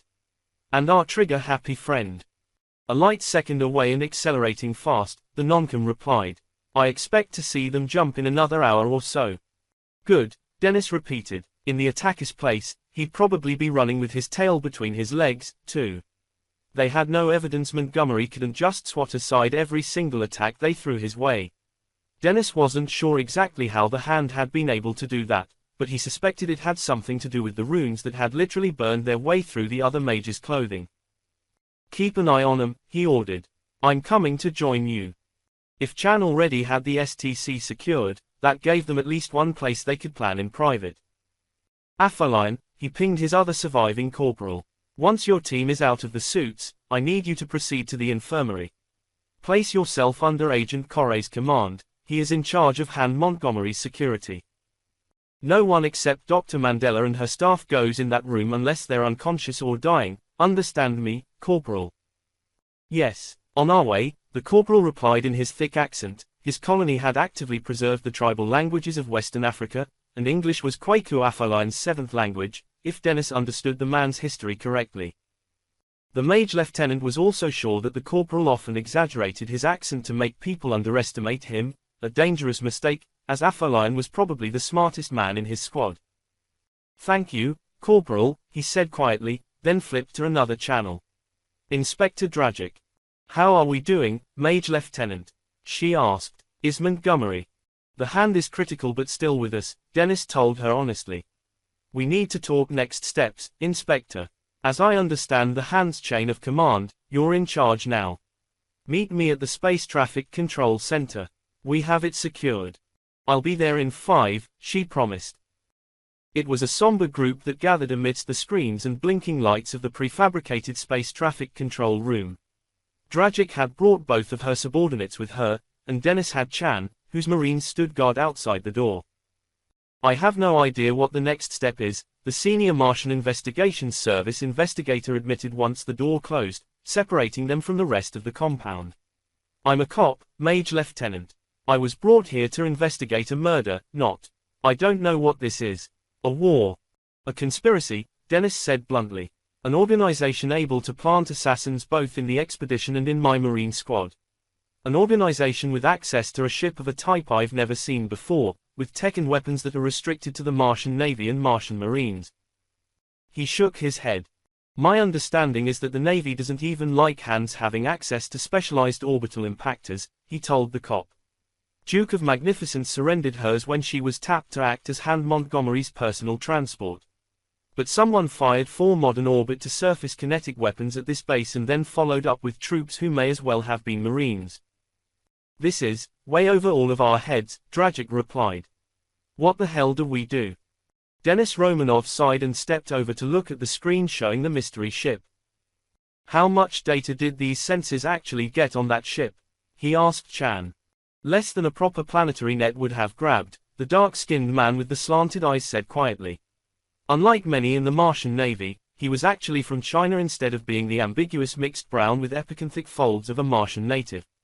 We've got enough we can identify her if we see her again, but for any real analysis, we'll want TK-421 sensors. Did Pokorny make it out? Denis asked. She did. Our friends lobbed half a dozen missiles at the courier, and she ran like a flushed rabbit, Chan told him bitterly. Armed or not, TK-421 wasn't designed to get into fights with warships, Denis said. She'll be back, and with that sensor data. Once she's here, we'll load Montgomery onto her and head straight for Tau Ceti. The big Navy hospital there has the people and facilities to treat him, we certainly don't. Will he live? Dragic asked. The doctor says he needs better care than she can give, he admitted. The sooner -421 Tarkas is back, the happier I'll be. Once we're in Tau Ceti, we can send a squadron to make sure this place is safe. What we need, what Montgomery is going to need when he wakes up, is more data. He was looking at the Ms. team, and Dragic met his gaze with calm confidence. She might not know how to handle someone trying to blow her apart from orbit, but she could do data gathering. There are a pile of dead guys in the tunnels, he reminded them. A bunch of crashed shuttles with more dead guys and gear. We need to go through them all, see if we can find serial numbers, identification plates, wallets, anything we can use to identify these assholes or who supplied them. It's ugly work, he concluded, searching the dead. But we need to know what is going on here. That, my dear Lieutenant, the Ms. Inspector said brightly, we can do. We'll learn what we can. 14. What did you do? Inspector Mara Dragic demanded as the survey buggy they'd borrowed from the expedition rounded the exterior of the dome shielding the base camp, and she saw, for the first time, the hell zone the defense had turned the ground between the alien habitat domes into. 6 200 mg antimatter fuel tanks, Denis told her simply. He pointed out the locations. We set them under the most likely landing spots and cracked the casings with the warheads from the missiles we ripped the tanks out of. Nailed 2 of their shuttles and crippled a 3rd. That's what we'll start with, then, she decided aloud. Take us to the intact shuttle. On our way already, he confirmed. They were short enough on troops and people they trusted that he was the only Marine with the Ms. trio, and he was driving the buggy himself. He'd left the rest of his battered squad guarding the traffic control center and Montgomery. Pulling up to the shuttle, he studied the lines and sighed. The spacecraft had been picked up by an antimatter blast, flipped at least once in the air, and slammed back down onto molten ground. Its hull was warped, its landing struts and engines were bent and broken, and several of its struts were embedded in melted and resolidified sand, and it was still recognizably an RMMC assault shuttle, coated in radar-absorbing paint. The entrance will be over here, he told Dragic. This is, definitely one of ours. Nodding, the 3 Martian Investigation Service inspectors followed him around the 40-meter-long craft. As they reached the door, his communicator chirped. What is it, Chan? He asked. Our friend finally jumped, the non-com manning the sensors informed him. We have clear skies, Mage Lieutenant. What do you want me to do with them? Their one assault shuttle and its Navy crew weren't going to do any good even if they put it into space. Wait, he ordered. Let me know the moment TK-421 returns to the system. We'll need to haul ass spaceward with Montgomery as soon as Pokorny's back, but there's no point even moving him until she is. Understood, sir, Chan replied. I'll keep an eye out for our lost Navy puppy. Shaking his head, Denis turned his attention back to the wrecked shuttle in front of him. They'd reached the end of the ship, where the landing ramp had been blown clear by the emergency explosive bolts. It clearly hadn't saved anyone. A dozen exosuited figures were scattered through the back half of the shuttle, eternally frozen in positions as joints had overloaded and the occupants had died. Roshan, check those suits, Dragic ordered. Tane, check the shuttle systems. Lieutenant, anything in particular we should check for? Serial numbers on the gear, he told her. Mostly scanned by radio tag these days, but we also inscribe them into the upper portion of each piece of the armor. The shuttle should have an ID number of its own, at the base of the ramp and in the cockpit, same number. What about the computers? We'll probably just want to physically pull them, he admitted. The hand might be able to override their security, or the Navy computers back in Tau Ceti might be able to crack it, but I'd bet both my fathers we won't be able to open whatever encryption they have. We have some tools that might surprise you, Dragic told him. Mage Lieutenant, Roshan interrupted, the Ms. investigator having started to dismantle the armor. I need you to take a look at this. The troop compartment of the shuttle wasn't particularly large, and Dennis joined the investigator in moments, looking down into the armor suit Roshan had started dismantling. The investigator clearly had at least some passing familiarity with the exosuit, as he'd opened up the back first, the chunk of slightly thicker armor that should have contained the central CPU and its links to the helmet and armor. Instead, it contained ashes and burnt-out circuits. Ignoring the corpse, and very glad his breather blocked his sense of smell, Dennis reached in and grabbed several specific locations. Exerting a practiced force, he yanked the entire backplate of the armor off, exposing the mess of circuits and wires that was the core computing component of an exosuit. All of it was gone, burned out by a dozen tiny explosives and electrical surges. That wasn't your bomb, was it? Roshan asked. No, that's a Deadman-activated computer suicide switch, Dennis said grimly. Roshan considered how to ask his question. Is all marine armor set up to burn itself out like this? No, check his wrist, see if he has a PC, the Marine ordered. The investigator obeyed promptly, opening up both vambraces and exposing a shade of mixed brown skin that could have originated on any of the Protectorate's 90-plus worlds. No computer, no dog tags either, Dennis confirmed quickly. The computer is heavily protected, he noted. The primary memory is supposed to survive the death of the wearer, to allow the data to be retrieved for later analysis. He tapped the largest of the scorch marks. It was directly under one of the kill charges. This was specifically designed as part of the armor. So, if not all marine exosuits do this, it's an option that can be installed, the Mage Lieutenant admitted with a sigh. Force Recon commandos use it, and I suspect that something similar ends up in Black Ops units nobody would tell me about. But these guys, they weren't Force Recon, he concluded. 2 platoons of Force Recon against my squad. We'd all be dead. Some kind of black, unlisted unit, obviously, I guess. But it's weird, Dragic said calmly. Yeah. Let's check the shuttle systems. Dennis was unsurprised to find similar charges had been set throughout the shuttle. The 3-woman crew had died when the shuttle had flipped, they'd all been out of their restraints, coordinating with the landing force, presumably. The crew members and the officer in the communications/tactical center had all been clad in insignia-less black fatigues. No personal computers, no dog tags, every computer on the ship destroyed by explosives, whether triggered on the death of the 3 crewwomen or by remote control, the investigators couldn't say. The panel on the ship that should have contained the manufacturer's identification number had clearly had an extended encounter with an arc welder and a file.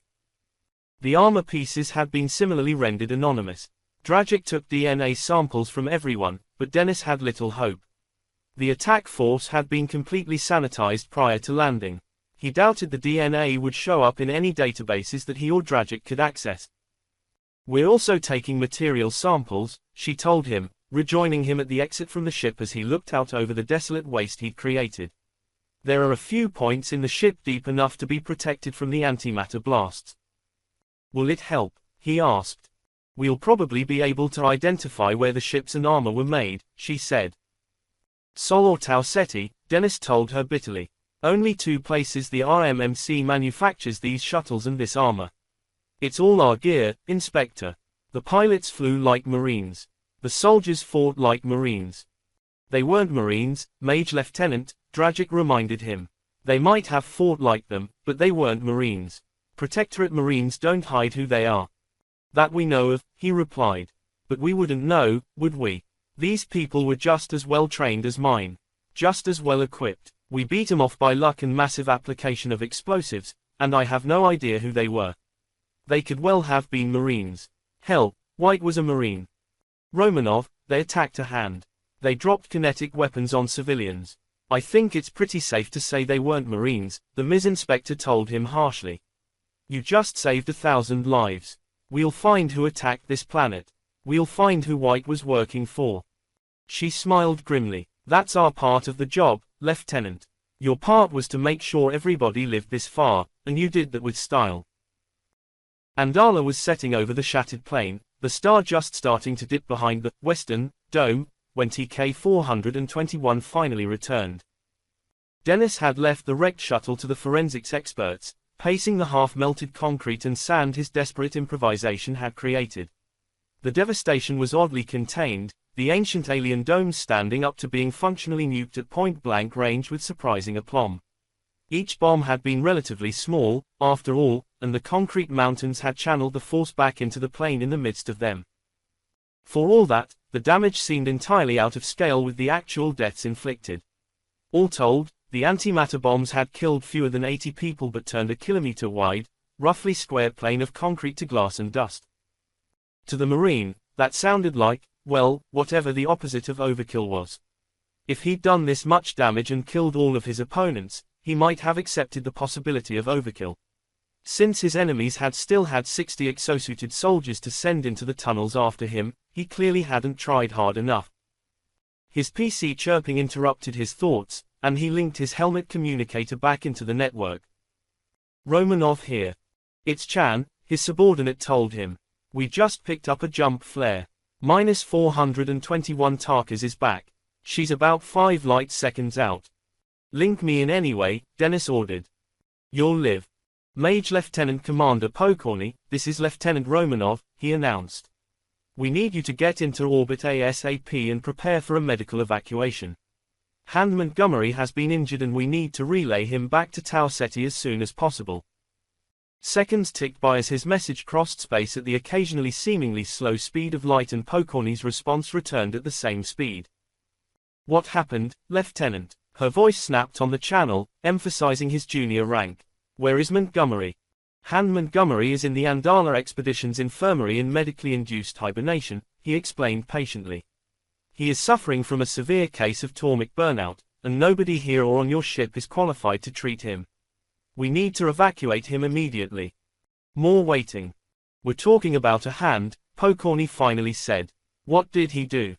He stopped an orbital bombardment. 3 times. Dennis shook his head. An orbital bombardment from the ship you allowed to enter orbit without being challenged. You're on dangerous ground, Lieutenant, the courier captain responded. I'll need my staff to review the hand's condition, but we can pick him up as soon as we reach orbit. Hurry, Pokorny, the Marine replied with a sigh. Believe me, Lieutenant Commander, there is nothing you can threaten me with that's worse than the day I've had. He owed Damian Montgomery his life and the lives of the men and women under his command. If saving the hand's life in turn required him to board and seize a Navy ship by force, well, he'd already nuked an irreplaceable ruin today. Dennis Romanov smirked under his breather. He really was having a bad day. Pokorny was an annoying coward, but she wasn't stupid. They'd get Montgomery to Tau Ceti safely. 15. Damian woke up with a splitting headache to a darkened room. Unsure of where he was, he reached for his magic to light up the space. It refused to answer. He could feel its presence, but the usual easily summoned warmth stayed stubbornly buried inside him, weakly flickering in complaint at his demands. Never in the over 2 decades since his gift had been discovered and he'd been trained in its use had it ever simply refused like that, and he panicked. He lurched from the bed, displacing sensors and tubes he hadn't realized were dug into his flesh. He swore in pain as an IV ripped itself out of his wrist and a shunt half tore from his chest. Despite everything in his way, Damian made it off the bed before his limbs simply refused to cooperate anymore and he crashed to the floor, and at that point, the catheter came out to an even louder round of cursing. The senses around him added a series of braying alarms to the cacophony, and then the door to the room slid open and the lights came up. Finally able to see, Damian recognized his surroundings as a Navy hospital's private room, an intensive care space for officers and dignitaries.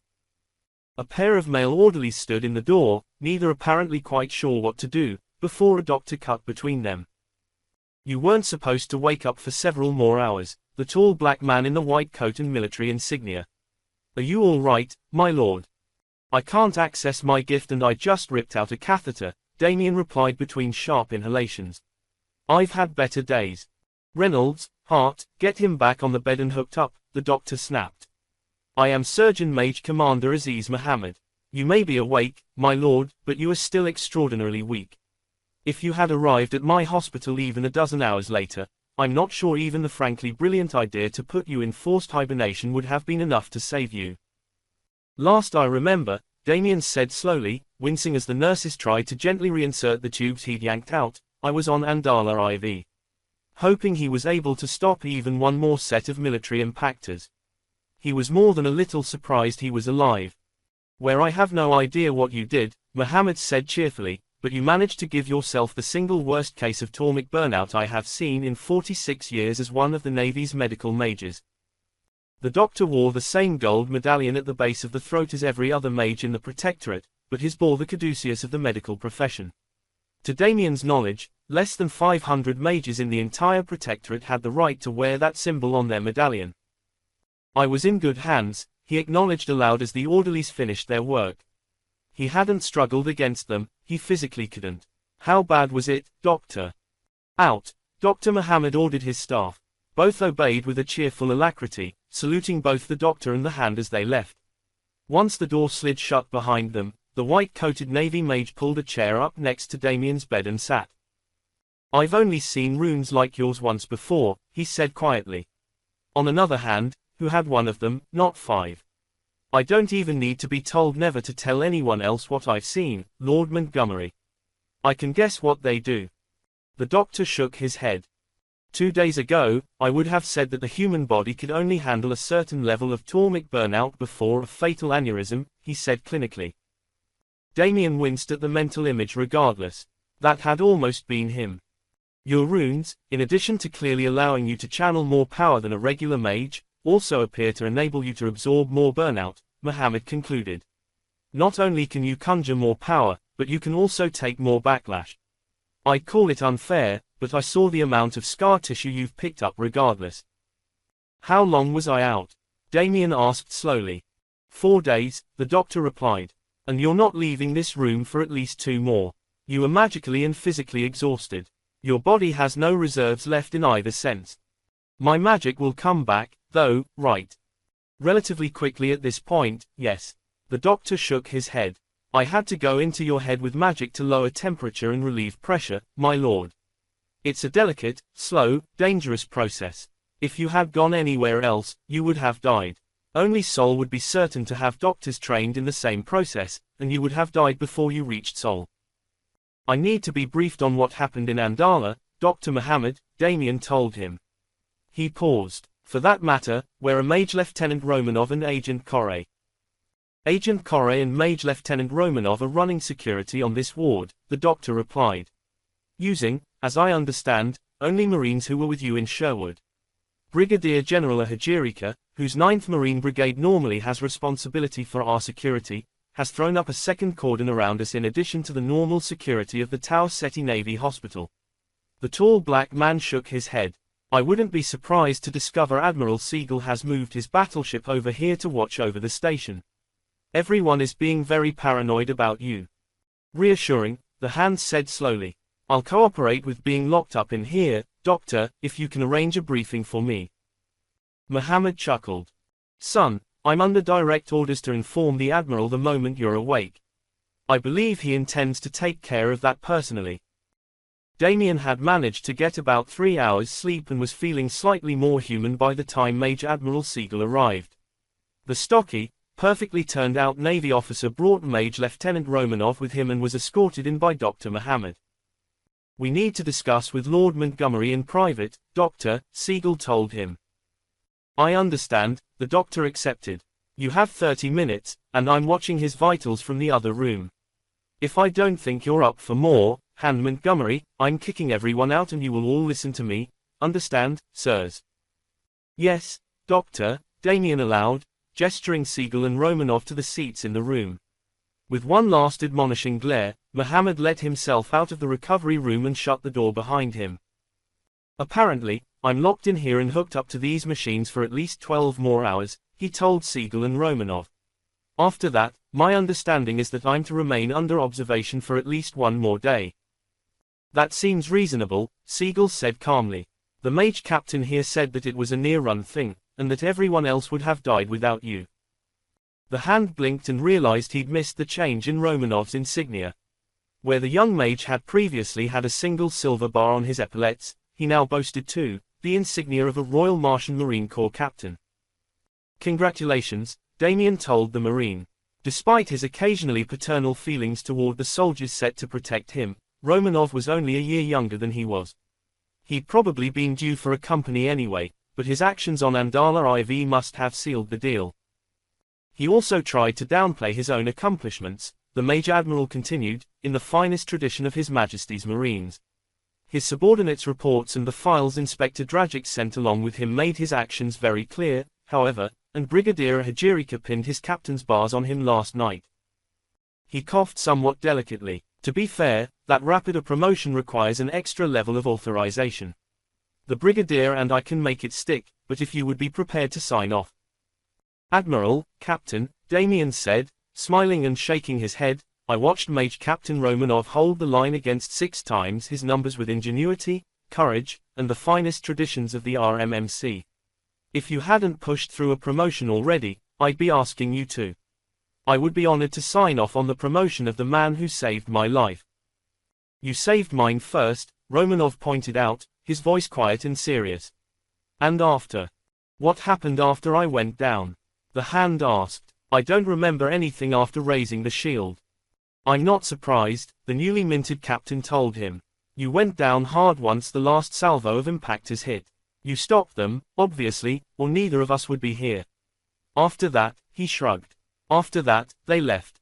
In their place, I'd have assumed you could keep stopping their bombardment. I also shut down their weapons, Damien said with a harsh cough. Once the coughing fit let up, he half grinned at Siegel's horrified expression. We didn't put back doors into our ship's defenses or engines, but yeah, the hands can shut down your bombardment launchers. If it's only the bombardment launchers, I'm okay with that, I think, Siegel said beatifically. Still a nerve-wracking thought, no offense, my lord. Damien let the Admiral keep his illusions. His understanding was that he could, if he had the chance to upload the codes, shut down every single offensive system on a Navy ship. Managing to actually upload those codes was extremely unlikely, but he'd assumed that his message would at least be listened to by the strange ship. He'd guessed right. If he'd guessed wrong, he and a lot of other people would have been dead. Inspector Dragic and I went through the wreckage and learned what we could, Romanov continued after a moment.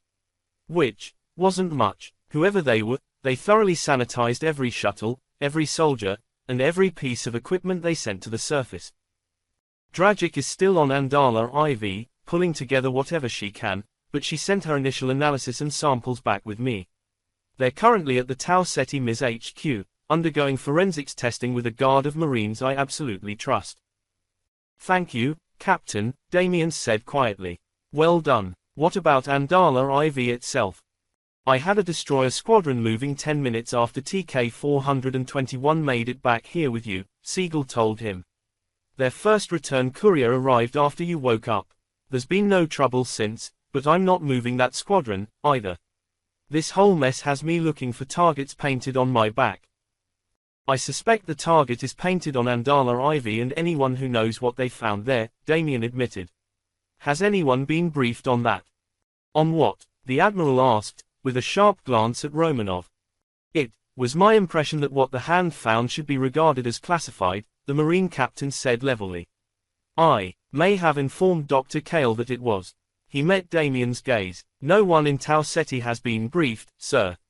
Damien sighed and nodded. That was a relief. He needed to talk to the Mage King before he made a decision on who to tell about the alien runes in the ruins and their nature as the source of Martian runic. Well done, Captain, he told Romanov. Can you tell me what's going on? Siegel demanded. I'm a soldier, my lord, I can take, you don't have need to know, but someone just tried to blow a planet under my protection to pieces and I'd like to know why. This is classified at the highest level, Damien told him. As in don't tell your staff, don't tell your wife, don't even tell another hand. Understand? Siegel exhaled, nodding. How bad is it? He asked. There are alien runes in the lowest levels of the Andala IV base, the hand replied. The higher levels I'm now guessing were intentionally scrubbed of them, but the people doing that work didn't have access to the lower levels. Those runes predate human magic. Hell, I think they may predate human spaceflight, and I'm talking Sputnik here, Damien warned. They predate everything, and those runes are written in Martian runic. The Mage Admiral paused, clearly shocked in mid-thought. That's only possible if we got Martian runic from them, Admiral. If the eugenicists got the runes they used to identify mages, the key component of the Olympus project, from aliens, Damien said harshly. One of the worst and longest forced breeding experiments in human history, gentlemen. My family didn't come from that, but both of yours did. We know who to blame for it, but we always wondered where they got the runes. Why they didn't understand that Olympus Mons was an amplifier. But if they were given the runes, and it wasn't fully explained what they had, a lot makes more sense. On the other hand, if aliens gave the eugenicists the ability to breed magic into humanity, why did they? What did they want? Damien was lost for a moment, remembering the strange ruins with their impossibly familiar magic. And if they were in contact with the eugenicists over 300 years ago, where did they go? There's another question, too, my lord, Romanov pointed out. Both of his seniors looked at him and the red-headed Marine shrugged. These are all key questions, so why is someone willing to kill to stop them being asked? 16. The first place Damien went once Dr. Mohammed finally released him from the hospital was back to the surface of Tau Ceti F and once again to the reassuringly solid mass of the runic transceiver array. This time, Mage Captain Romanov had spoken to the facility in advance and sent a platoon of Marines ahead. In the absence of his proper Secret Service detachment, still on their way back from their leave, the Marines had assigned Romanov permanently to Damien, along with an entire company of troops, borrowed from Duke of Magnificence with Captain Jacob's blessings. When Transceiver Elva Santiago met him this time, it was in an empty hallway whose exits were blocked by Royal Martian Marines. Nonetheless, the formerly robed mage seemed utterly unperturbed as she led the hand to the transmission chamber. As last time, we have cleared the secondary receiving chamber, and we have a recorder running in case any side transmissions come in. The recording will be reviewed by Agent Corre and any record of your conversation removed from it before it is passed to us. I apologize for the extra inconvenience, Damien said quietly. We have reason to be paranoid. The Guild exists to serve the Protectorate, Lord Montgomery, she told him. If we are told it is a matter of Protectorate security, we believe you. The primary chamber is waiting for you. With a grateful nod to the woman, Damien walked into the shadowed sphere that would allow him to talk to his boss. Damien, Desmond Michael Alexander's voice rumbled into the chamber. It's good to hear from you. When the first reports came in after you got back, we were worried. I'm fine and you can tell Kira and Des that, Damien replied. He got along well with the Mage King's two children, at least when Kira Michelle Alexander wasn't teenage crushing on him and Desmond Michael Alexander IV wasn't teenage hero worshipping him. Or, well, teenage crushing on him as well. 18-year-old Des was officially into breaking hearts of all genders. Life in Olympus Mons was always fascinating for Damien. I hope I'm not interrupting anything, Damien continued. I presumed you'd want to talk to me as soon as I was able. We found something of a mess. You only interrupted me reviewing the latest set of suggestions and advice from the Council of the Protectorate, Alexander said dryly. I may need to arrange for the councillors to receive remedial training in not giving orders to their sovereign. Some days, I have a lot of sympathy for Charles II attempting to compromise with a parliament determined to strip him of his power. Of course, both Charles and his parliament were assholes, a problem we are thankfully in shorter supply of on both sides, I think. The Mage King finished. And speaking of orders, what happened on Andala, Damien? That trip was supposed to be a glorified working vacation. Tell me everything. Damien obeyed, detailing everything he remembered and everything Dragic and Romanov had reported. Electronic copies of everyone's reports were aboard couriers headed for Sol that would arrive within a day or so, but even that day could make a huge difference sometimes. Damn, his king said when Damien finished. And you're okay? He demanded. I'll admit I've never tested whether a rune write could stop an orbital bombardment before. I'm still weak, Damien admitted. Even this is taking more energy than I'd like, but I'm recovering. I'm going to get to the bottom of this, sir. He paused, considering. If there was anyone in this galaxy he trusted, it was his king, but someone had, so far as he could tell, dropped Martian Marines on his head. Sir, did you know, he asked, that our runes were alien in origin? That our magic was alien in origin? The transceiver chamber was silent for a long moment. I can understand why you have to ask, Alexander replied. No, Damien, I didn't know. And no, I'm not aware of a covert special ops team using our tech and our training to murder people who might find out. I wasn't going to ask, Damien told his boss. He had wondered, but he hadn't been that far gone into his paranoia. Yet. The first Mage King, my grandfather, might have known, the third Mage King admitted. But, he was dead before I was born. My father was a child of his 2nd century, and both of them ruled for 100 years. Remember that my grandfather was a strong man, a good man, but also a man who was used as a stud stallion for 7 years. He was broken in many ways, and my father was only born because the Protectorate needed an heir. I would not have put it past my namesake to have decided certain secrets should die with him. And now someone seems determined to make sure that those secrets die with whoever else learns them, Damien said with a sigh. I'm meeting with the Ms. Forensics team that's been going over Dragic's samples shortly. Damien, we both know your answers are likely here, Alexander told him. A third of the shipyards in the Protectorate that could have built that ship are in Sol. If any information about dealings with aliens by the eugenicists was written down anywhere, it's in the libraries of Olympus Mons. You're wounded and you've been betrayed, my hand. Come home. Damien smiled softly, touched by the concern. I will, he promised. But there are still questions to ask here. I'm not leaving this mess to someone else. Who would I trust? I do have other hands, his liege reminded him. This is my quest now, the hand replied. People under my command died for this. I'll find my answers. I promise not to get killed along the way. I'll make discreet inquiries here. Frankly, I agree that this should be kept close to our chests for now. Not forever, Damien insisted. No, Alexander agreed immediately. This secret has already killed too many. I wonder how many have died we don't even know about. For now, though, I will keep this under wraps. Indeed, as much as possible, I believe we should keep this within the hands for now.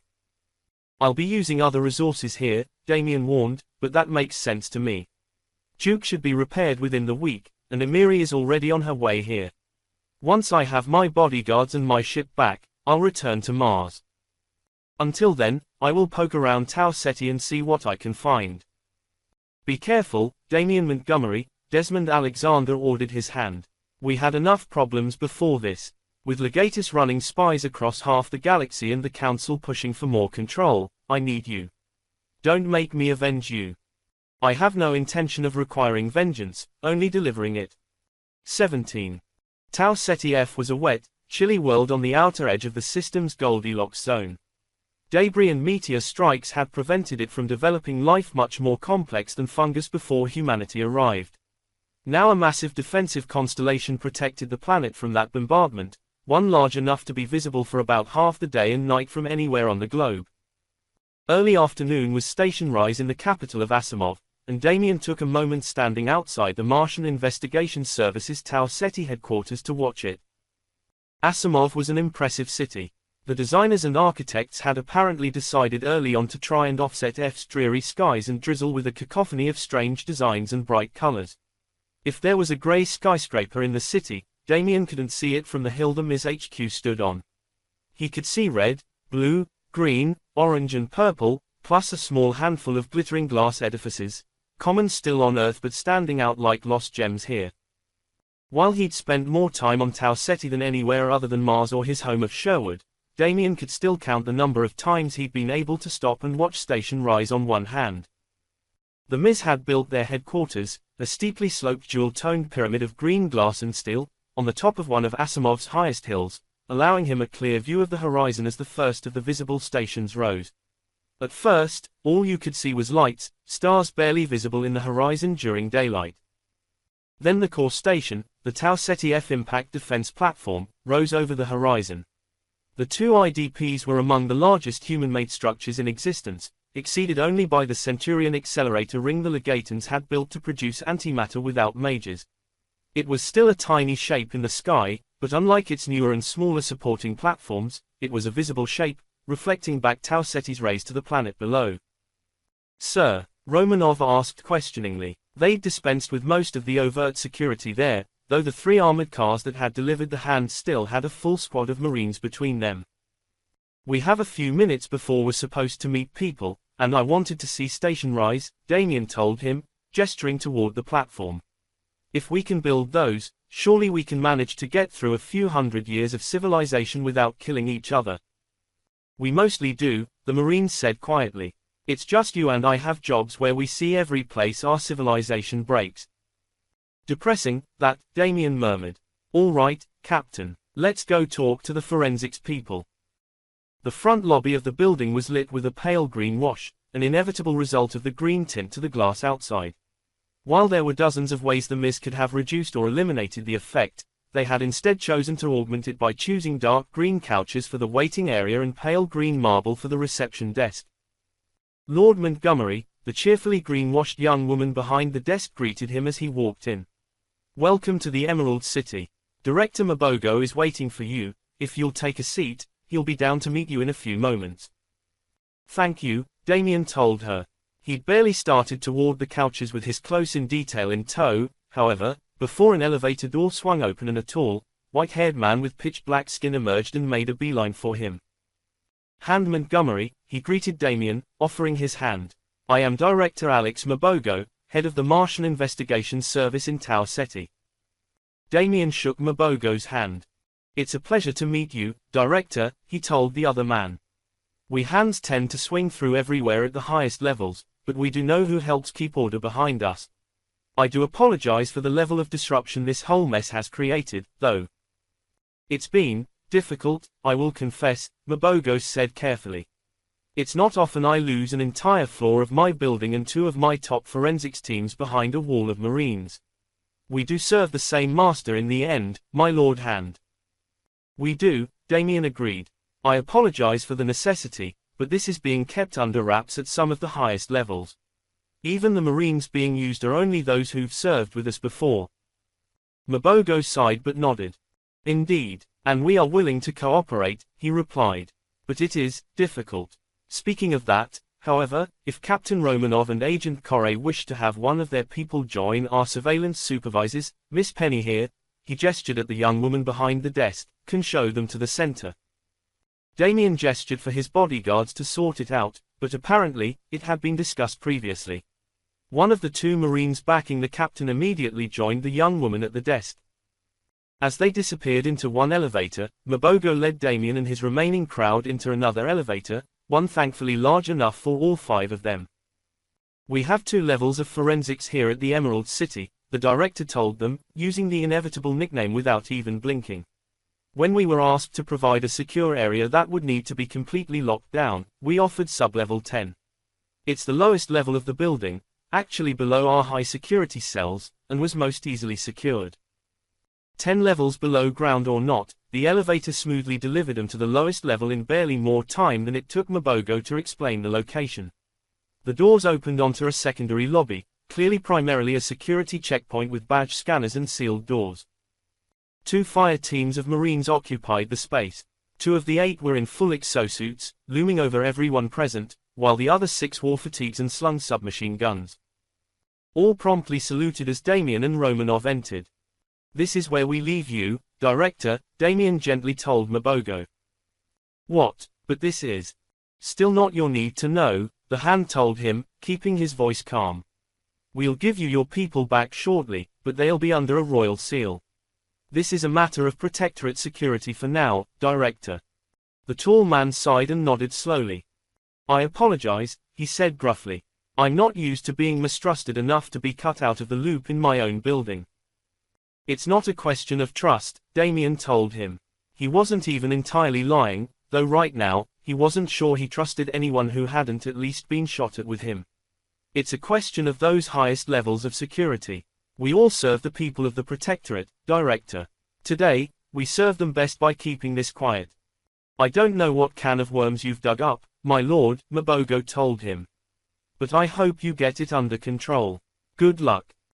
Past the secure doors, Damien found the sublevel to be institutionally bland. He expected a forensics lab to be full of blinking lights and fascinating machines, but instead he found white corridors with numbered doors. Presumably, each door hid a laboratory of some kind with those fascinating machines, but without a guide, he felt more than a little lost.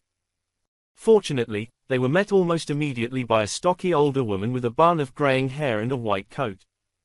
"I am Dr. Millicent," she said calmly. "You must be Hand Montgomery, which makes you the reason I've been living with guards for the last few days. It's certainly odd, though from the briefing Captain Romanov here gave me, I understand the necessity." "I don't recall being told that the good doctor's people were being locked in here," Damien said to Romanov, his voice carefully low. "They are not," the Mage captain replied. "We have had them assigned bodyguards until the conclusion of the project, however." "Ah. It is not an impediment," Millicent told him. "Just odd. If you'll come this way, please, we've prepared a briefing on what we've discovered." Damien followed the older woman as she led him to one of the many numbered doors. This one turned out to contain a relatively standard-looking conference room with a white-coated older man with the faded brown skin and slanted eyes of a Martian native. "This is Dr. Rose, the other senior investigator here," Millicent told them. "My team is pathology and biologicals, his is tech and materials. He has more useful things to say today than I do. Please, be seated." Damien grabbed one of the seats, as did Romanov. Agent Corre and the remaining Marine, however, took up flanking positions at the door. Just in case someone attacked the building, made it past the squad of Marines outside the building, all of MIS's own defenses, and the other squad of Marines guarding this specific floor to attack them in this specific room, the Hand supposed. "Since my report is the easiest, I'll start," Millicent told them. With a wave of a hand across a sensor, she turned on the screen at the front of the room and then tapped a command on the screen itself. A series of numbers and symbols promptly filled it. Inspector Dragic retrieved just over 200 biological samples, she noted, tapping one of the columns that Damien realized was a number sequence from 1 to 209. Some were unusable and others turned out to be from the same individuals. "All told, we have biological samples from 102 individuals. Genetic markers do not suggest any particular commonality of origin, ethnicity, age or sex. The largest grouping, 16 individuals, were from Mars. All were physically healthy, consistent with being ground troopers of some kind." Millicent shrugged. "I ran every comparison I could think of," she told Damien. "There are no commonalities to lead us anywhere or give us a better starting point for analysis. I ran all 102 sequences against the identification databases for the MIS Offender Registry, the Tau Ceti and Sol medical databases, and the Royal Military databases. There were no matches," she concluded. "Various markers suggest at least 6 individuals were born in Tau Ceti, but none of their genetics are on file as having been born here. Most likely, the records were scrubbed. I apologize, my lord, but whoever these people were, their tracks were carefully covered. We can't identify them." "I didn't expect you to be able to," Damien admitted. "According to the briefing I received, the gear was completely sanitized. I'd be surprised if they hadn't made sure their people couldn't be tracked." "As for the gear, I'll speak to that," Dr. Rose interjected. He tapped several commands on the screen, bringing up an image of a crashed assault shuttle.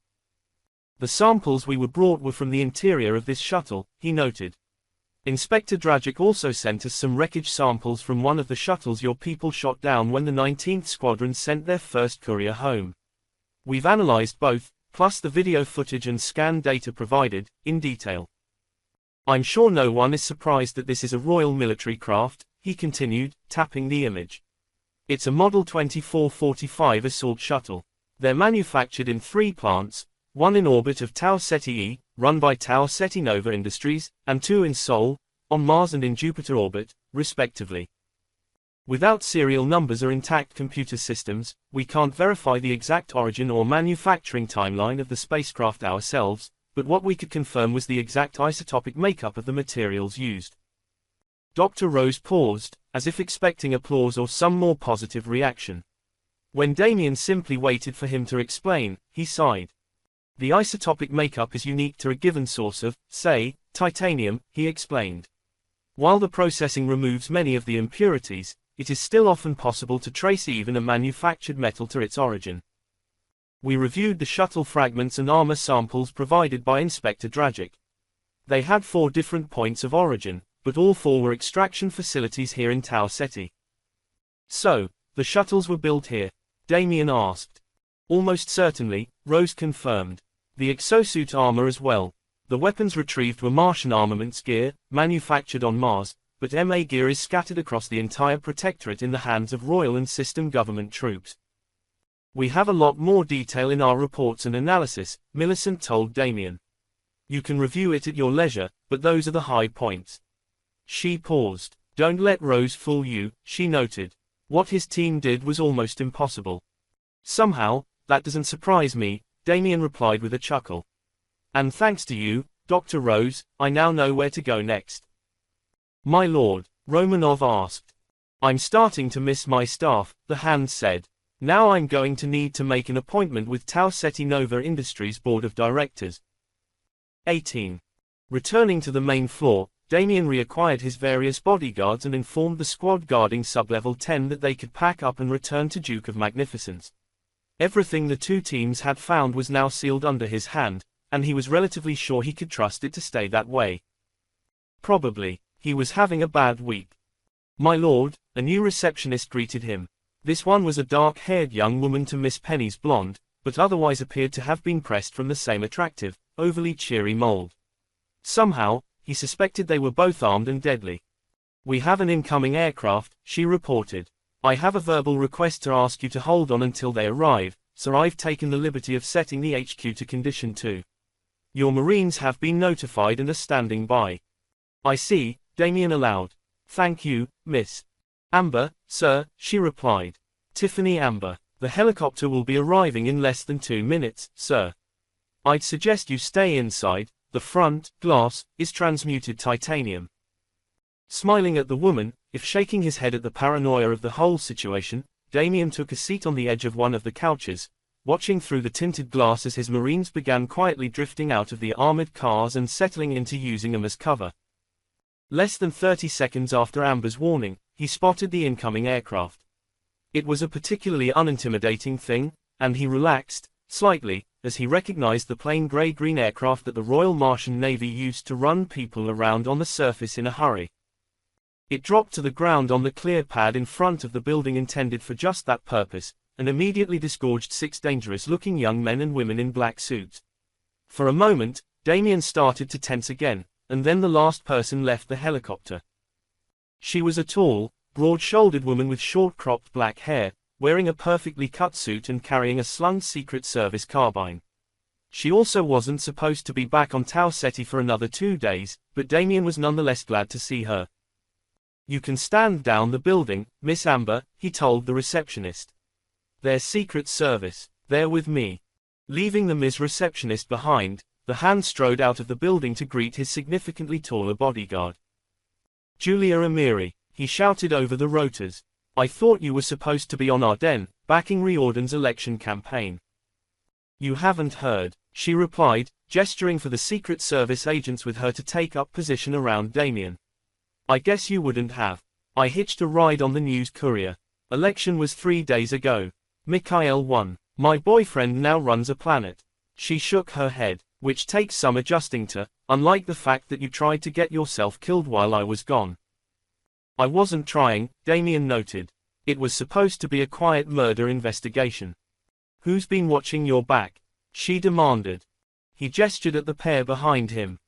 Agent Corre and Marine Mage Captain Romanov. Amiri stepped up, sizing both of them up with an appraising eye. Well, the little guy's still breathing, so you did okay, she said critically. Where to, Damien? Back to Duke of Magnificence, he told her. I need to brief you and I need to borrow some poor junior officer to chase a CEO's staff. He glanced around. Where did you find our agents? He asked, gesturing at the suited men and women. They arrived in system just before I did, Amiri said with a possessive smile. They just aren't quite as capable as I am of getting Captain Jacob to tell them where you were. Just. Why is the dear captain acting like a professional paranoid? Because I told him to, Damien said shortly. Like I said, I need to brief you. So, that's the summary version, Damien Montgomery told his bodyguard 2 hours later. The repairs on Duke of Magnificence were now mostly complete, sufficiently so, at least, that he'd been able to reclaim the observation deck he'd turned into his office when he'd moved aboard the ship. His senior bodyguard leaned back in her chair, sipping her cup of excellent coffee, the hands-only Major Vice, as she took in everything he'd said. I see Romanov is more directly responsible for you still being breathing than I thought, Amiri finally said.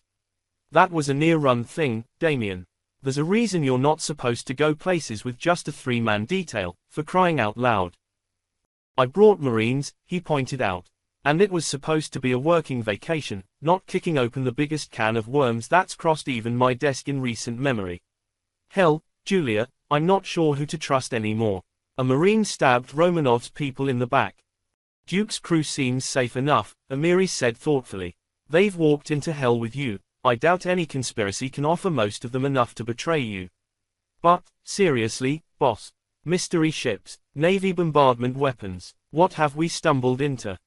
A secret the first Mage King may have meant to die with him, Damien said grimly. What worries me, Julia, is that the first Mage King may have set up something to make sure the secret stayed dead. It seems possible that we are facing an organization operating at the highest level of the Protectorate, under black orders from Mage King Desmond Alexander I himself. He hadn't said it aloud yet to anyone. He hadn't even briefed Romanov on everything the Mage King had said, but that was the worry in the back of his mind. The king might back him, but if the king's grandfather had created these secret keepers, they might have access to all of the resources that he did. But His Majesty has our back, right? She asked. I've never known Desmond to lie to me, Damien said quietly. That doesn't mean he didn't or wouldn't, but, yeah, he's with us. This whole mess is dangerous, Julia. I won't drag you into it if you want out. She laughed at him. Dangerous, huh? She asked. And stepping into the middle of an incipient civil war wasn't. Launching a revolution wasn't. I'm here to keep you alive, Montgomery. That means I go where you go, especially when it's dangerous. He shook his head at her and raised his coffee cup in salute.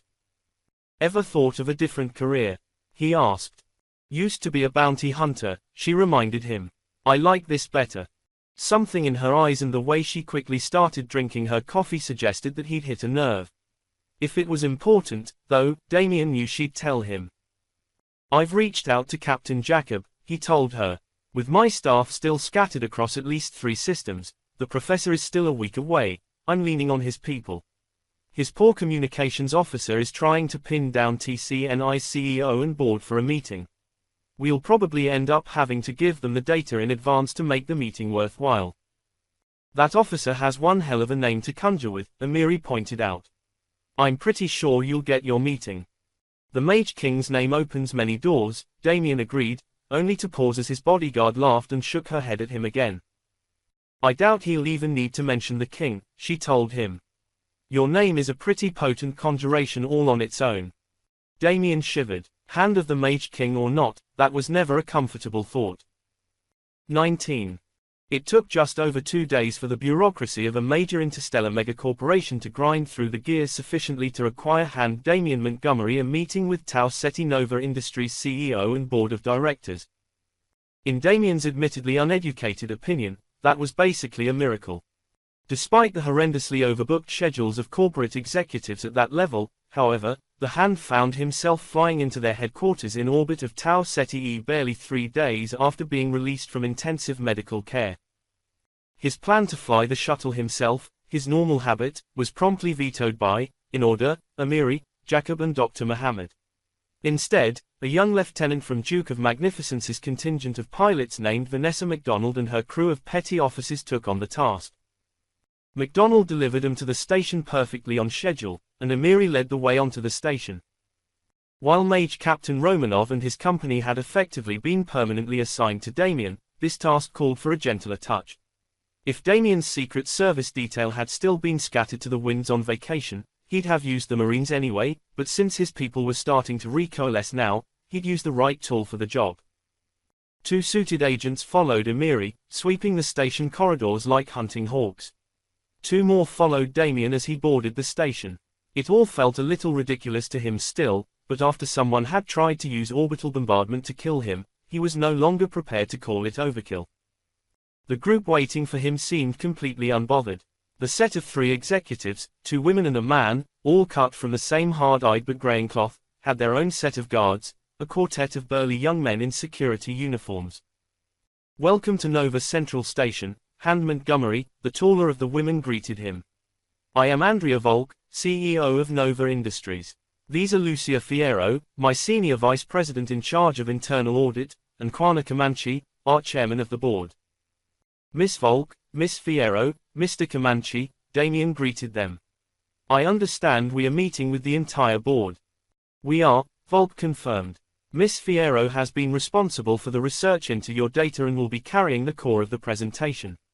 If you'll come with us, please." Damien had, in his nearly a year as Hand of the Mage King and 3 years training under the Mage King, seen conference rooms on half a dozen worlds, put together for heads of governments, rulers of space stations, and the protector of humanity. The conference room that Volk led him to put most, though not all, to shame. It was a 2-tiered, horseshoe-shaped affair, floored in Sherwood oak imported from Damien's homeworld. The gravity runes had been inlaid into the expensive hardwood with care, and then lacquered over. It made them more difficult to charge but protected them and the imported floor from traveling feet. Each tier had its own table, each space marked with a carefully stuffed leather chair and an interface set up for personal computers and communicators. The table was soft pink marble, probably from the marble quarries on Tau Ceti F, though there were other quarries in the galaxy it could have been imported from. Damien was led to the middle of the lower tier and given the central chair, where he could see everything. Emiri took a seat near the door without asking, and her agents flanked the door like silent black-clad statues. Volk took her own seat to one side of Damien, and Comanche took the seat on the other. No one introduced the 14 members of the board who had been waiting in the room, though Damien could have named each of them from his briefing on the way over. "The room is sealed," Lucia Fierro announced, stepping up to the lectern at the center of the horseshoe. "No electronic communication in or out is now possible. Hand Montgomery, you are of course welcome to step outside at any time, but you impressed upon us the importance of secrecy and confidentiality of the data you provided and asked us to review. Your caution is appreciated," Damien said mildly. "Carry on." "My lord, you provided us with material scans, sensor data, and a wealth of other information on several assault shuttles involved in the attack on you," Fierro began. "My internal audit analysts have reviewed this data and we agree with the MIS's conclusion. We can confirm that the spacecraft that was intact enough for thorough examination and sampling was manufactured here in Tau Ceti by us. You will understand, I hope, my lord, that the full internal audit to attempt to identify any missing spacecraft will take time," she warned him. "Months at least. We have done, however, a full preliminary analysis from materials acquisition to spacecraft delivery. While it is possible our data systems have been compromised at some point, I can assure you that would not be easy. Our purchased materials for this program are fully accounted for, as is every shuttle manufactured for the program." Fierro looked uncomfortable. "Every Model 2445 assault shuttle we manufactured was delivered to either the Royal Martian Marines or the Royal Martian Navy. Much as I dislike the thought myself, I suspect the craft were diverted after they entered His Majesty's service, not while they were in our possession." Damien nodded slowly. "I will need to have my people review the analysis," he noted. "We should be able to provide that," Fierro told him.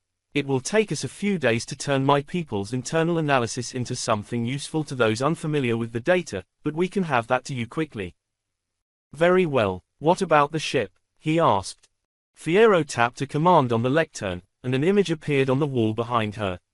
It was an odd-looking ship to Damien, far from the sharp lines of the pyramids the Martian Navy preferred.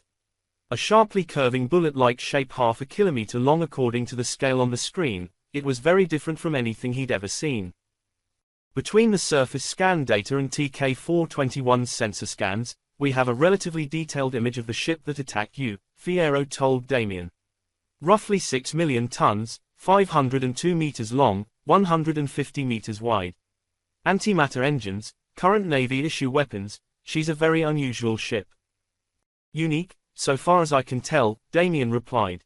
A custom build is my guess. That is my own assumption as well, the auditor confirmed.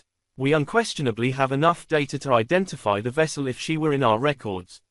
She paused. We've scoured everything, my lord, including records that are technically supposed to be sealed without a court order. We did not build this ship.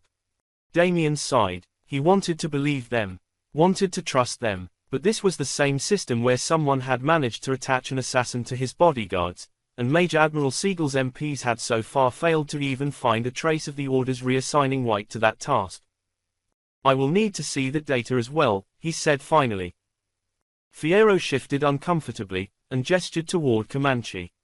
The chairman of the board of directors cleared his throat.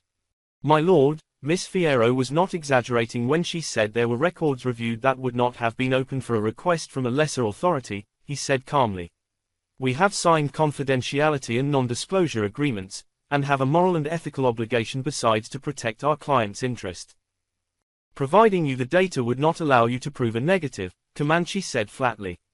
I spent 4 hours sitting with Miss Fierro's analysts this morning, Hand Montgomery. Once they got over the shock of having the chairman of the board in their offices, they walked me through their analysis from beginning to end. I swear to you, Lord Montgomery, that Fierro speaks the truth. I can provide no greater assurance, but we cannot simply hand you this data. We would be in violation of a dozen or more contracts, all of which are subject to override by court order, Damien said flatly. I remind you, Mr. Comanche, that my orders are a court order. And under the charter, we have 60 days to comply, the chairman replied. It would take almost that long for us to find a reasonable compromise between your needs and our own moral and legal obligations. We will take that step, if you insist, but my lord, we have worked with His Majesty's government for decades. Over a century, in fact. We provide you with detailed files on every ship we build for the system governments, he pointed out. We work with you on every file. We are being cooperative. I am not certain what more you want from us. Certainty, Damien said flatly. Anything they manipulated, anything they touched before they gave it to him, was suspect. The board wouldn't even need to know the data had been manipulated. The people he was looking for wouldn't hesitate to lie to TCNI's board as well. Ladies, gentlemen, I am dealing with a conspiracy that threatens the very safety of the Protectorate. Even a filtered dataset would be insufficient. I fear I will require unfettered access to your files. That we also have 60 days to comply with, Comanche said quietly. And while I can begin to see your need, understand that we would be remiss in our obligations to our shareholders, our employees and our clients were we to permit you that access without challenging it all the way to the Council of the Protectorate and the Mage King himself. We will put together as complete a supporting package of our analysis as we can, he finished, nodding to Fierro, who looked determined. We want to help, but we cannot simply hand you access to all of our confidential files, my lord. I understand, Damien said stonily. I would appreciate that package being provided as soon as possible. I will have all hands on deck, my lord, Fierro promised. I cannot guarantee anything, only that you will have it as quickly as you can. The hand nodded. They might be honestly trying, but it wasn't enough. He was going to have to find an alternative. 20. That's it, Romanov told Damien, gesturing out the tinted window of the black government car. Asimov was the capital city of a star system with 2 inhabited planets and just over 7 billion human beings. Traffic control and design continued to advance every year, but there was only so much that could be done. Stuck in traffic in the downtown core, the black vehicle was moving slowly enough to allow inspection of the building without being obvious. It didn't stand out much. Amidst the glittering multicolored jewels of Asimov's downtown, the black 10-story building almost disappeared, beneath anyone's notice. Anyone who paid attention, though, would note that the building had even more cooling vanes than most, with narrower windows and heavier shutters. 2 uniformed guards stood just inside the door, but a lot of corporate buildings there had at least a small uniformed presence to secure their assets. This particular corporate building was a server farm for a computer services company that was, on paper, utterly independent of Tau Ceti Nova Industries, but had long ago had its entire capacity subsumed by the bigger corporation. The servers here didn't support TCNI's operations, but it was their secure backup facility. What do we know about it? The hand asked as the car slowly moved on.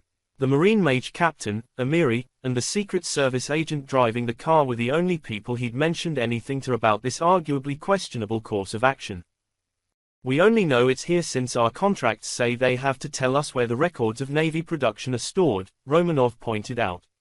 I had a couple of my sergeants pull all the records they could find as a training exercise, though, so I have a few details.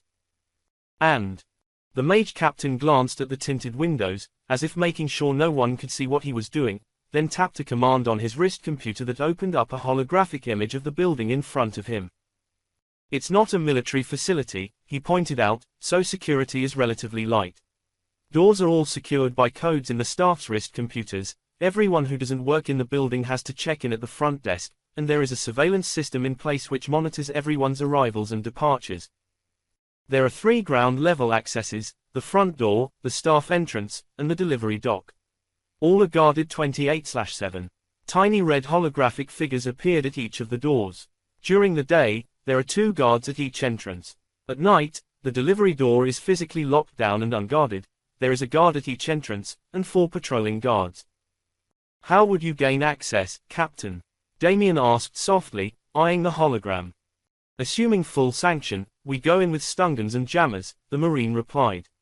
Jam the emergency calcode, smart dart any guards that get in our way. Glorified smash and grab, even with the jammer, we'd only have a few minutes.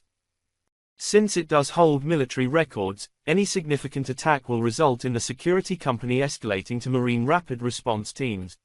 We could override those, but that will raise a lot of questions. And make it obvious it was us, Damien said quietly. Let's presume we don't want anyone to get in trouble for this. Amiri, thoughts on sneaky options? Marines, she sighed aloud with a gentle smile at Romanov. Any kind of assault is overkill, it's a server farm. It's full of people in suits, most of whom don't know each other, running around on half a dozen tasks.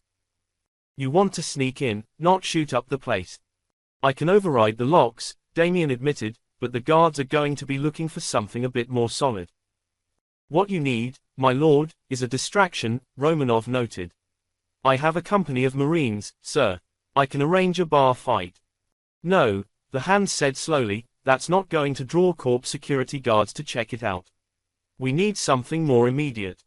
You sound like you have an idea, Amiri noted. I do, I just need to find someone. Somehow, Damien was not at all surprised that Rosalind Chambers wasn't at home. He was mildly pleased to discover that her home wasn't her parents' sprawling estate 20 minutes flight from Asimov but a small apartment in one of the city's calmer areas. The Mage King's officials on any planet paid a stipend to any mage who asked for it, no questions, no applications. It wasn't much, but it was enough to live on or tide over a difficult stretch in your life.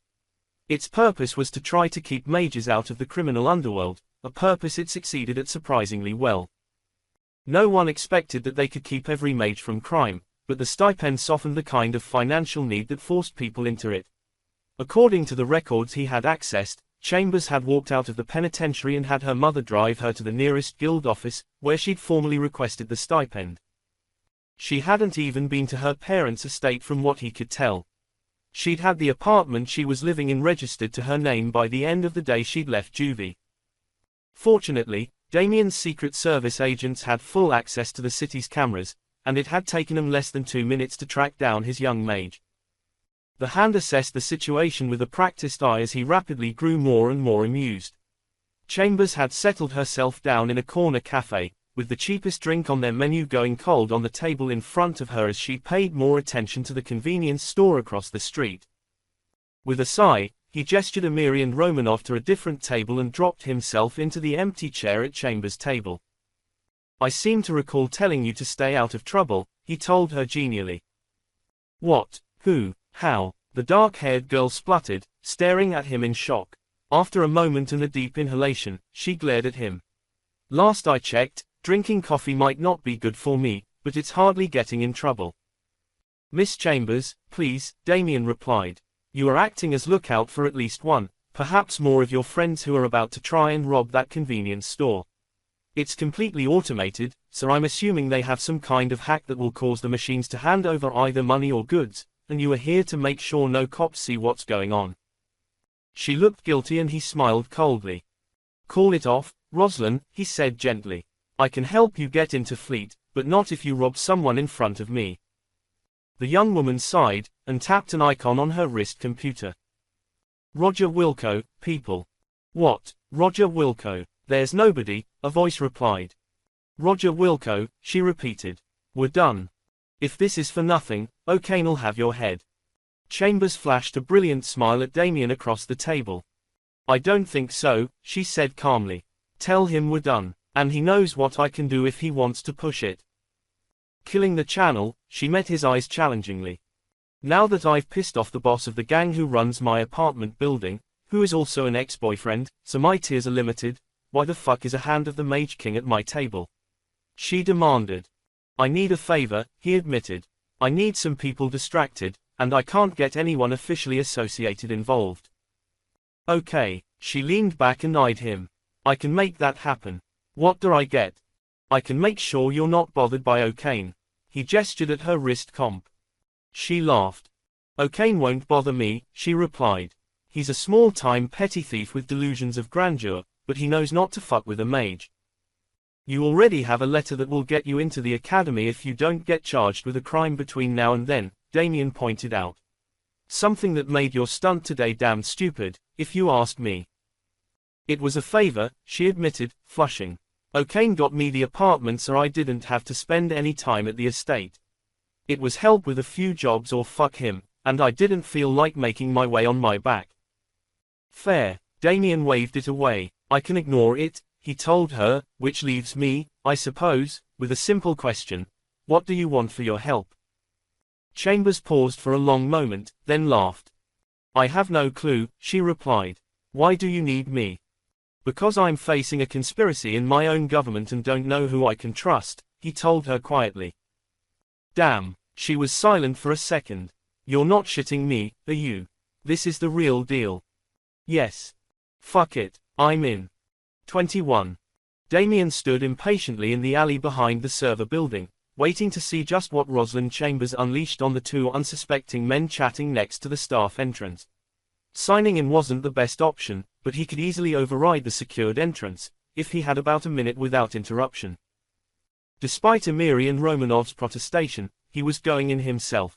Only the codes in his hand could override the security on TCNI's servers, and without knowing exactly what security they were using, he couldn't give them one-time codes as he'd occasionally given Emiri before. His pair of minders lurked nearby, ready to swoop in if something went very wrong. He didn't expect to need them, but it was reassuring to know they were there. It was always possible, after all, that some part of Chambers's plan would raise more havoc than expected. He was starting to worry that the young mage had flaked out on him, when she finally appeared in the side street, heading deeper into the maze of alleyways that linked Asimov's downtown away from the main thoroughfares. She'd managed to find a skirt and shirt ensemble that, combined with tying her hair back into pigtails, managed to make her look both even younger than she was and scandalously underdressed.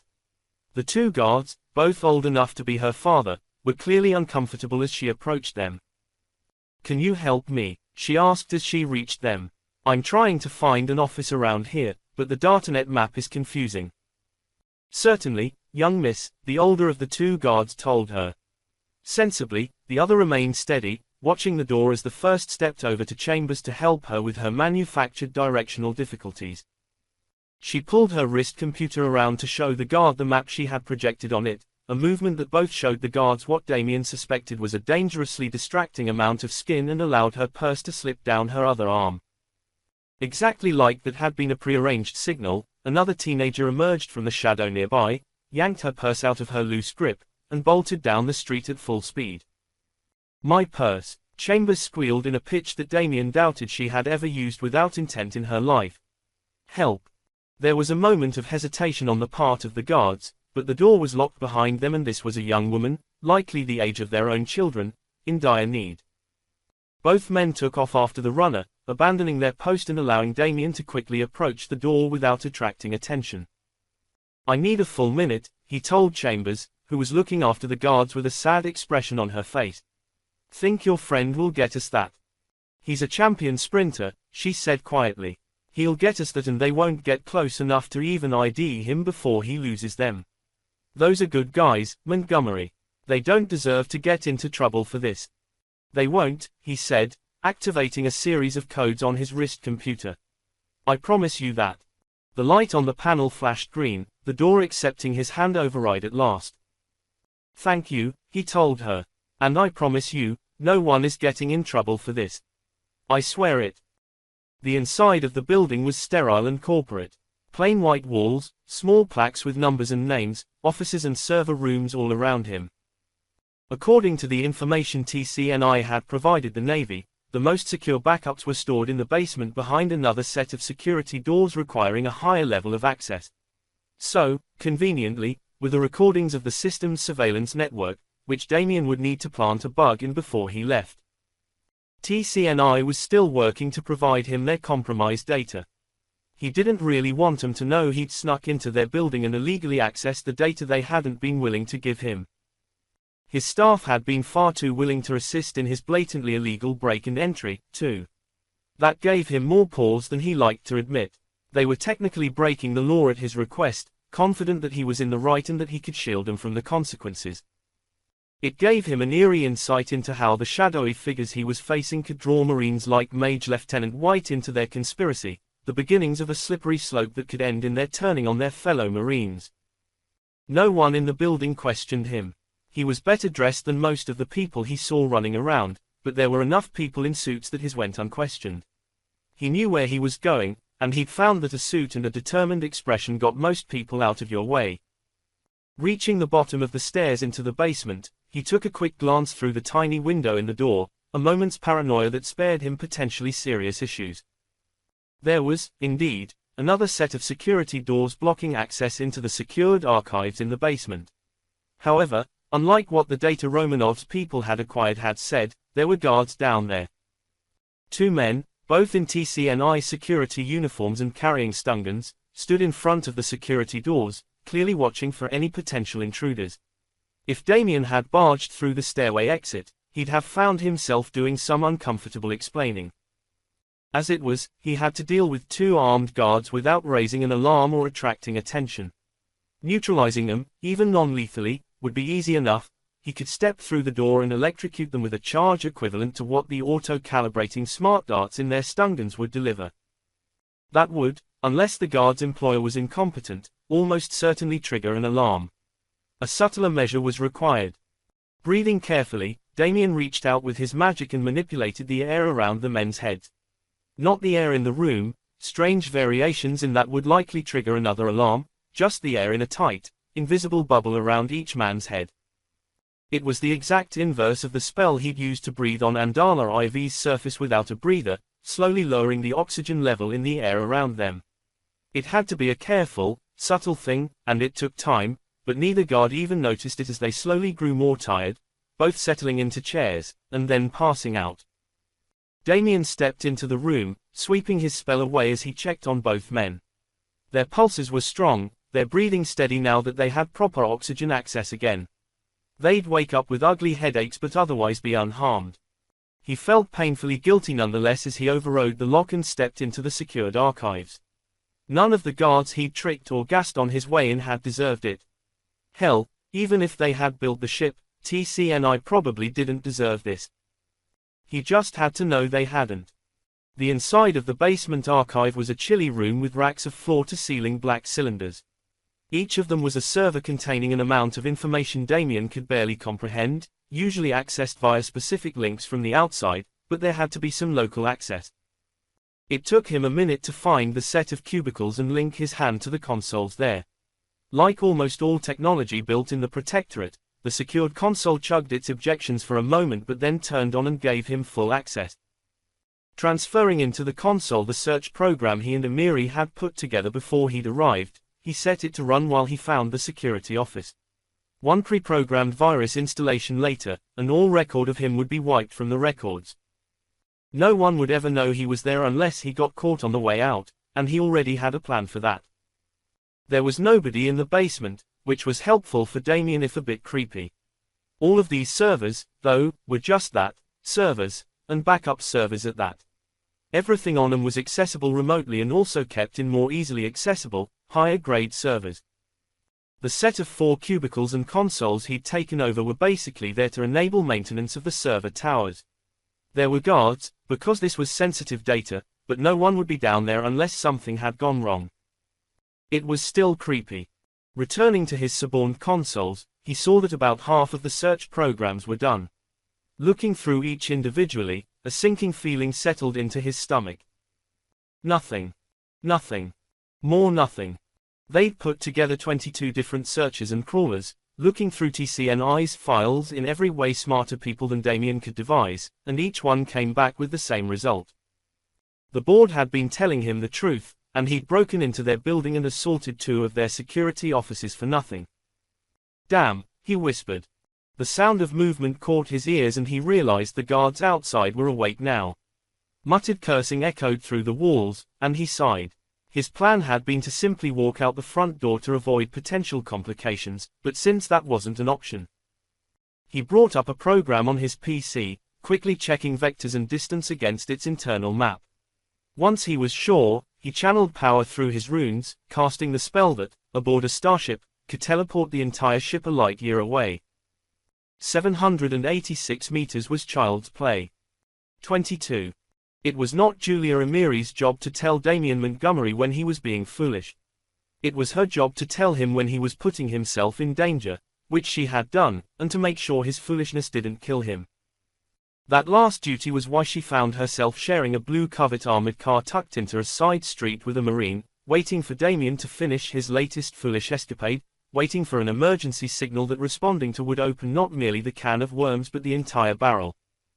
"You've been with Montgomery a while?"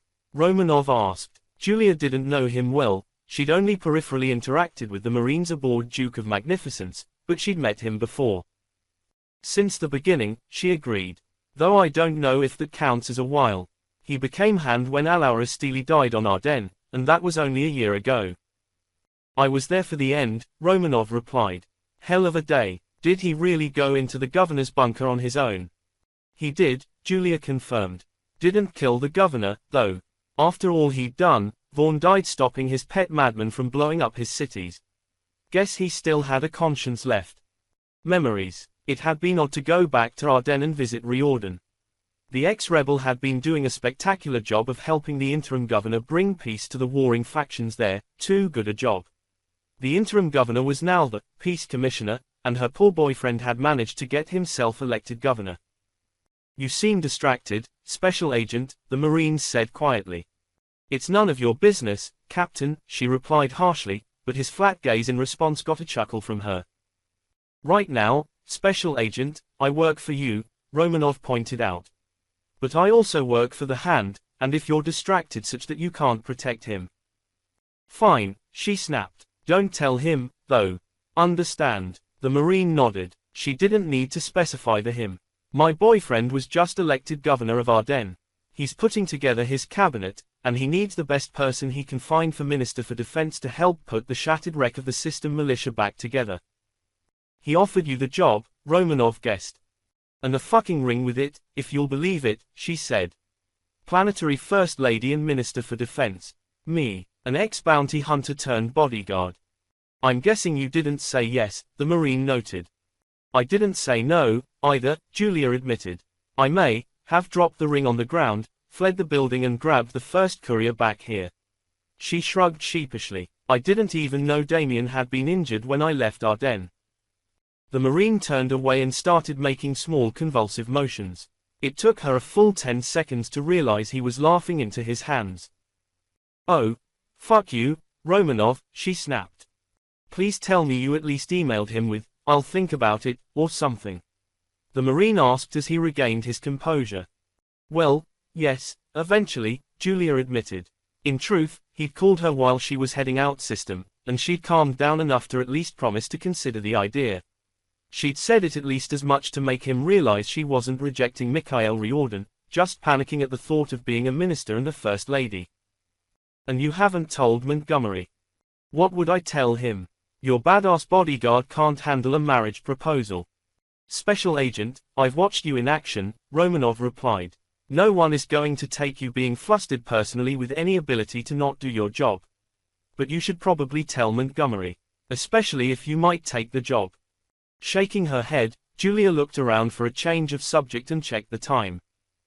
Wait, shouldn't we have seen Distraction Girl by now? She asked. She was supposed to meet us here. Romanov checked the time himself and nodded grimly, a short-barreled carbine materializing in his hands as he scanned the area around them. She had a comm code and she knew to look for the blue car, he agreed. We should have heard from her if nothing else. A pause. I'll go look for her, they both said simultaneously. Shaking her head again, Julia made a go-ahead gesture to the Marine. You go, she ordered.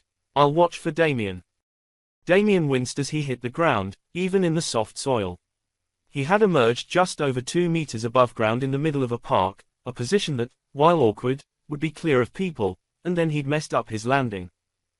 His ankle twisted under him and he ended up face first in the dirt, adding minor injury and dirty scrapes to the insult of realizing he'd gone through a lot of effort and risked major political consequences to basically confirm that the TCNI auditors had told him the truth. With a sigh, he levered himself off the dirt, waved shakily to a small boy who'd watched him appear and fall, and limped toward the alley where he was supposed to meet everyone. If anyone in the little oasis of pure greenery in the heart of Asimov thought a Mage appearing out of thin air and spraining their ankle like an idiot was strange, they kept it to themselves. Entering the alley, he spotted the blue car and started limping toward it. To his surprise, Romanov emerged from around the corner and was heading to the car as well, and the Marine looked worried. What is it? Damien asked, reaching the armored car and leaning on it as the Marine joined him. Chambers is missing, Romanov said flatly. I checked all the way back to the door where she was distracting the guards. She's gone. She may have just skipped on us, the Hand replied. He tapped a series of commands on his PC, wincing as he put too much pressure on his twisted ankle. The small screen happily popped up a no connection notice. I already tried calling her, Amiri said, stepping out of the car. Her PC is either off or refusing calls. Damien tapped another icon, a command code that would override a call refusal. The computer still informed him that Chambers' PC was unavailable. It's off, he said grimly. That's not right. Neither of you saw anything. We were watching for your emergency signal and keeping an eye for her, Amiri replied. She didn't come into the alley at all. Any sign of a fight? Romanov shook his head. Nothing I recognized, but untrained or not, she's a Mage. Anyone doing a snatch and grab would know they needed her disabled fast. Why would someone grab Chambers? Damien wasn't sure, but he suspected he wasn't going to like the answer. TCNI is clean, he told them bitterly. Let's make sure the kid doesn't suffer to have proven that. Head to her apartment. The car had barely started moving when Damien's computer buzzed with an incoming call. It flashed up as unknown caller, something that wasn't supposed to happen with a military-grade personal computer linked to the full databases. This is Montgomery, he said sharply. Who is this? Who I am is irrelevant, a calm, unrushed voice with an identifiably English accent replied. What is relevant is that I am the one with Rosalind Chambers in custody. She is quite unharmed and will remain so barring further unpleasantness. I guarantee you, Damien said quietly, that if you don't release her, there will definitely be unpleasantness. Please, Lord Montgomery, let's not be hasty, the voice said. Miss Chambers was picked up as surety, let's call it. We knew you'd want to access TCNI's files, so we were in position to acquire an asset of yours when you moved. The plan was to pick up Miss Amiri, so you can imagine my operatives were pleased that you utilized a teenage girl. I am less impressed. Amiri threw Damien a hand signal to note that she was tracing the call. She would need him to keep talking. I do what I must, he told the stranger. What do you want? We need to meet, my Lord Hand. The situation has already grown out of hand and we need to calm it down. You're with the people who bombed Andala. I am, the speaker admitted. My brethren went too far. I believe an amicable solution remains possible, therefore, we must meet. And if I refuse to meet with you? Then I am afraid Miss Chambers' parents will be mourning the child they should have spent more time with, the voice said grimly. I have no desire for unpleasantness, but we do what we must. Harm her and I will crush you. I have dealt with hands before, Lord Montgomery. I cannot threaten you. I can only make you responsible for the lives of others. I am not asking you to betray the Protectorate or dishonor your oaths. Just to meet with me. Isn't the safety of the girl worth at least that? Damien glanced at Emiri, who shook her head. They couldn't trace the call. Whoever the speaker was, he was good. Fine. Where and when? Good. You can be reasonable. 23. The stranger's instructions took Damien to the open-air patio of an old restaurant on the outskirts of Asimov's downtown. The sign proudly announced that the Golden Hare Public House had been opened in 2260, which would probably make it one of the first restaurants opened in the Tau Ceti system. It looked the part, if nothing else. There'd clearly been renovations and expansions over the nearly 2 centuries since the restaurant had opened, but the core structure was recognizably one of the prefabricated residences shipped out in their millions in the first wave of colonization. Mostly metal and plastic, many of those prefabs had survived surprisingly well. The Golden Hare had clearly been successful and expanded. Damien spotted 2 outside seating areas, a bar, and at least 2 separate indoor dining areas. Given his name, the hostess saw him onto the rooftop patio, an outside seating area built on top of the expansion of the ground floor, and to a table tucked away in a secluded back corner, out of sight of the vast majority of the patrons. We have a clear line of sight to the table, Emiri reported over his earbud. We're running facial recognition scans and Romanov's team has the suit in their sights. If he tries anything, we'll drop him. Damien sighed and shook his head. It was the only response he could make, but with the cameras, shotgun microphones, and sniper rifles trained on this rooftop, it was one he was sure Emiri saw. His bodyguards had reacted to the invitation with professional paranoia, and he had the sneaky suspicion they'd done more than they'd told him about, and he'd been told about the squad's worth of Marine snipers scattered around the area. The suit was an older man with shockingly white hair and pale skin, exuding an air of frailty as he rose carefully and offered Damien his hand. Lord Montgomery, he said, his voice the same clipped British accent as on the communicator before. Welcome. Thank you for meeting with me. Damien left the hand hanging in the air, looking up at the taller man with cold eyes. The other man might want to fake the niceties, but he was there because of an explicit threat to an innocent. Frail-looking or not, the man could rot. The stranger waited a moment, his hand wavering slightly, then sighed and turned his outstretched arm into a gesture of invitation at the other chair. We can play that way, too, he said calmly. Sit, my lord, I insist. Damien obeyed, though he did so carefully to make sure he could still draw the pistol concealed under his suit jacket. While I presumed you wouldn't be willing to have a meal with me, I did order some appetizers and wine so the waitress would leave us alone, the white-haired man told him. I should also note, my lord, that your bodyguards won't find me in their facial recognition database. Believe me, I would not be so foolish as to meet with you if I thought you'd be able to find me. Most people simply choose not to threaten His Majesty's hands, Damien told the other man quietly. I presume you have a name. Which I am not going to give you, the stranger replied. You may call me, Winton. All right, Mr. Winton, Damien said slowly. You threatened an innocent young woman to get me here. I suggest you get to the point before I decide tearing the planet apart to find her is more convenient. Please, my lord, patience, Winton told him. Miss Chambers is fine and will be returned unharmed so long as I leave here unharmed. I simply wish, here are our drinks. A young man in plain slacks and a white shirt appeared out of nowhere with a tray of freshly baked pretzels, a salty smell that assailed Damien's determination not to touch anything Winton had arranged for, and 2 glasses of a pale pink wine. With his delivery complete, the waiter vanished and left Damien and Winton alone in the secluded corner. Well, Damien demanded. Please, my lord, Winton told him, my goal here is to find a peaceful compromise. I'll confess my brethren may have been a little hasty at Andala. The situation had accelerated well beyond any preparations, and the man on the scene attempted to, erase it. Your brethren tried to kill an archaeological expedition, the hand pointed out. That's a level of mass murder I'm not particularly inclined to write off as being hasty. Says the man who ordered an entire city destroyed as a backup plan. Winton asked. That, the hand said carefully, proved unnecessary and was a last option.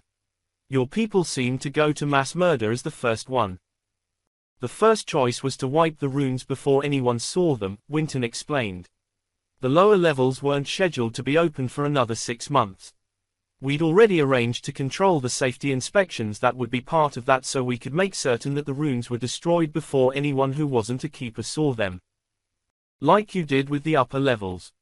Exactly, Winton confirmed calmly. When Kurosawa decided to ignore everyone's schedules, he threw our plans off course.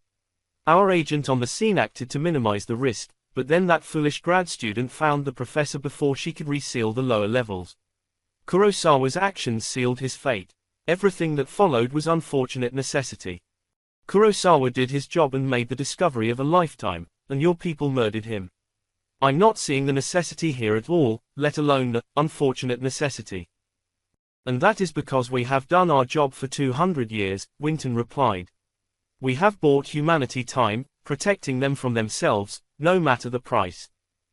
And how many have you killed for this fantasy? Damien demanded. You tried to kill 1,000 last week. Is that a rounding error for you? Unnoticed amidst the piles of bodies you've buried in, accidents, and disappearances.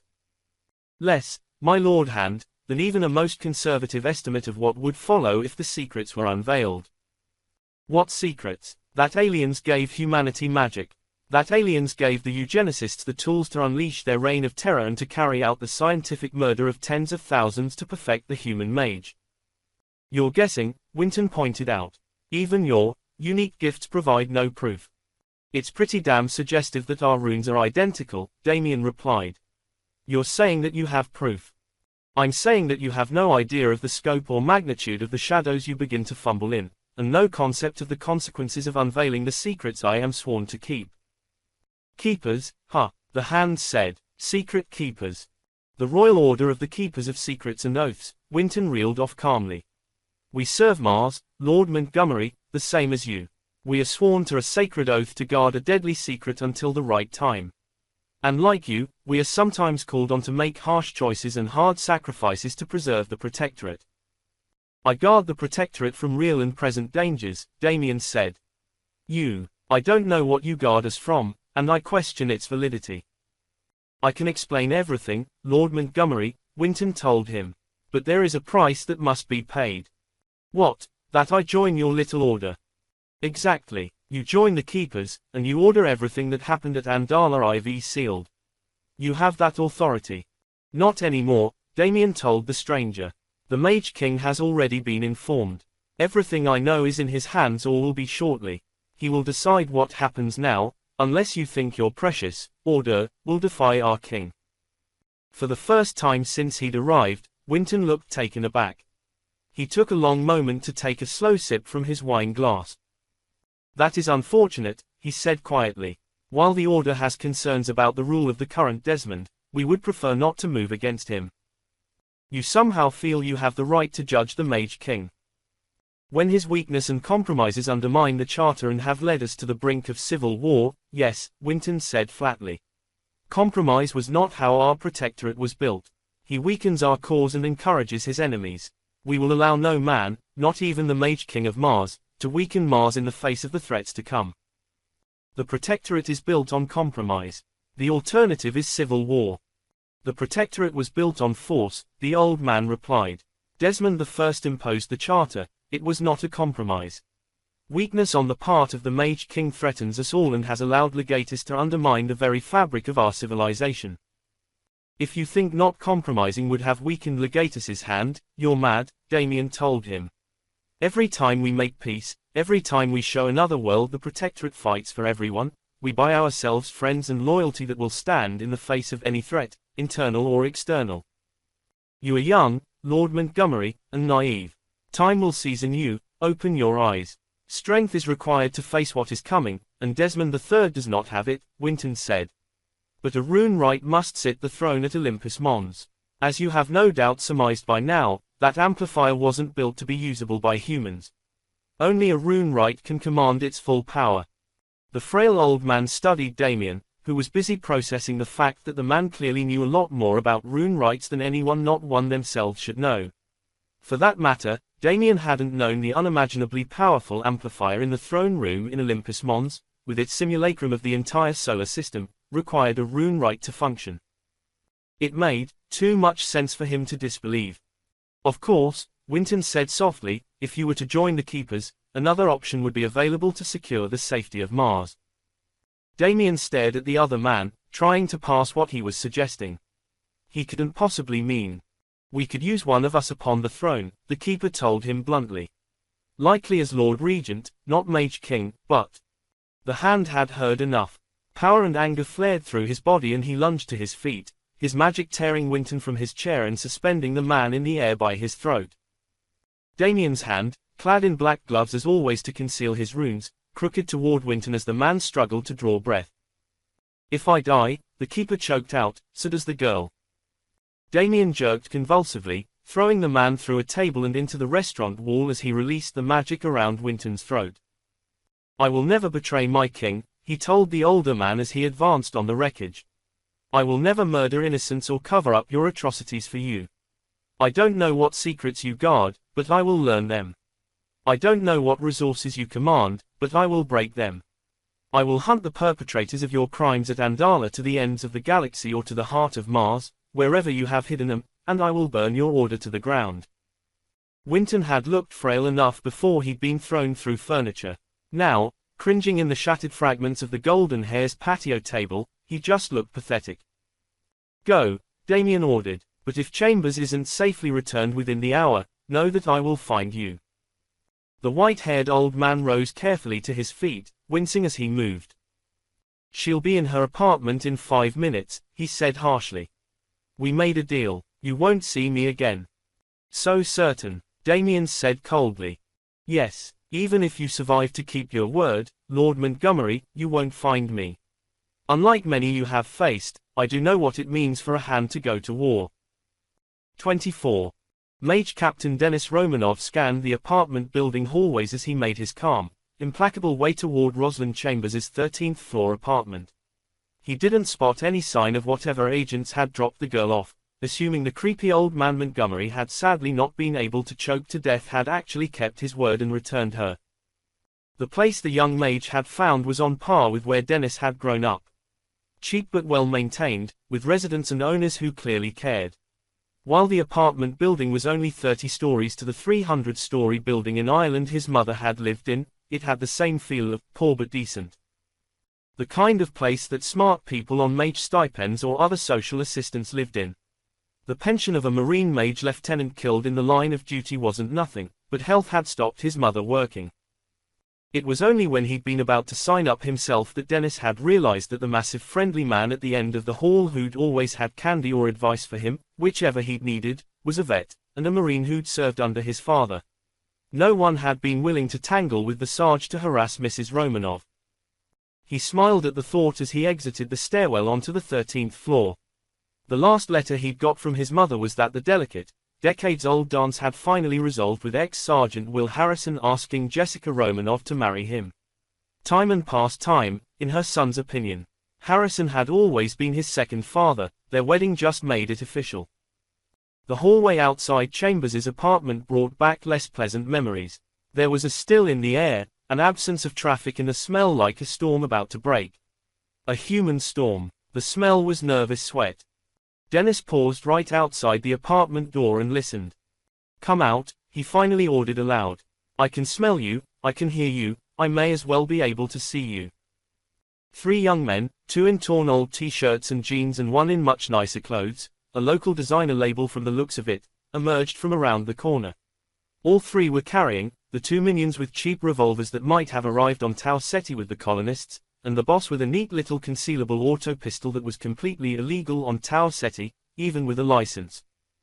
I don't know what you twinkles think you're up on, the leader told Dennis, but this is my vixen's hole, and the comings and goings are making me witchy. What up?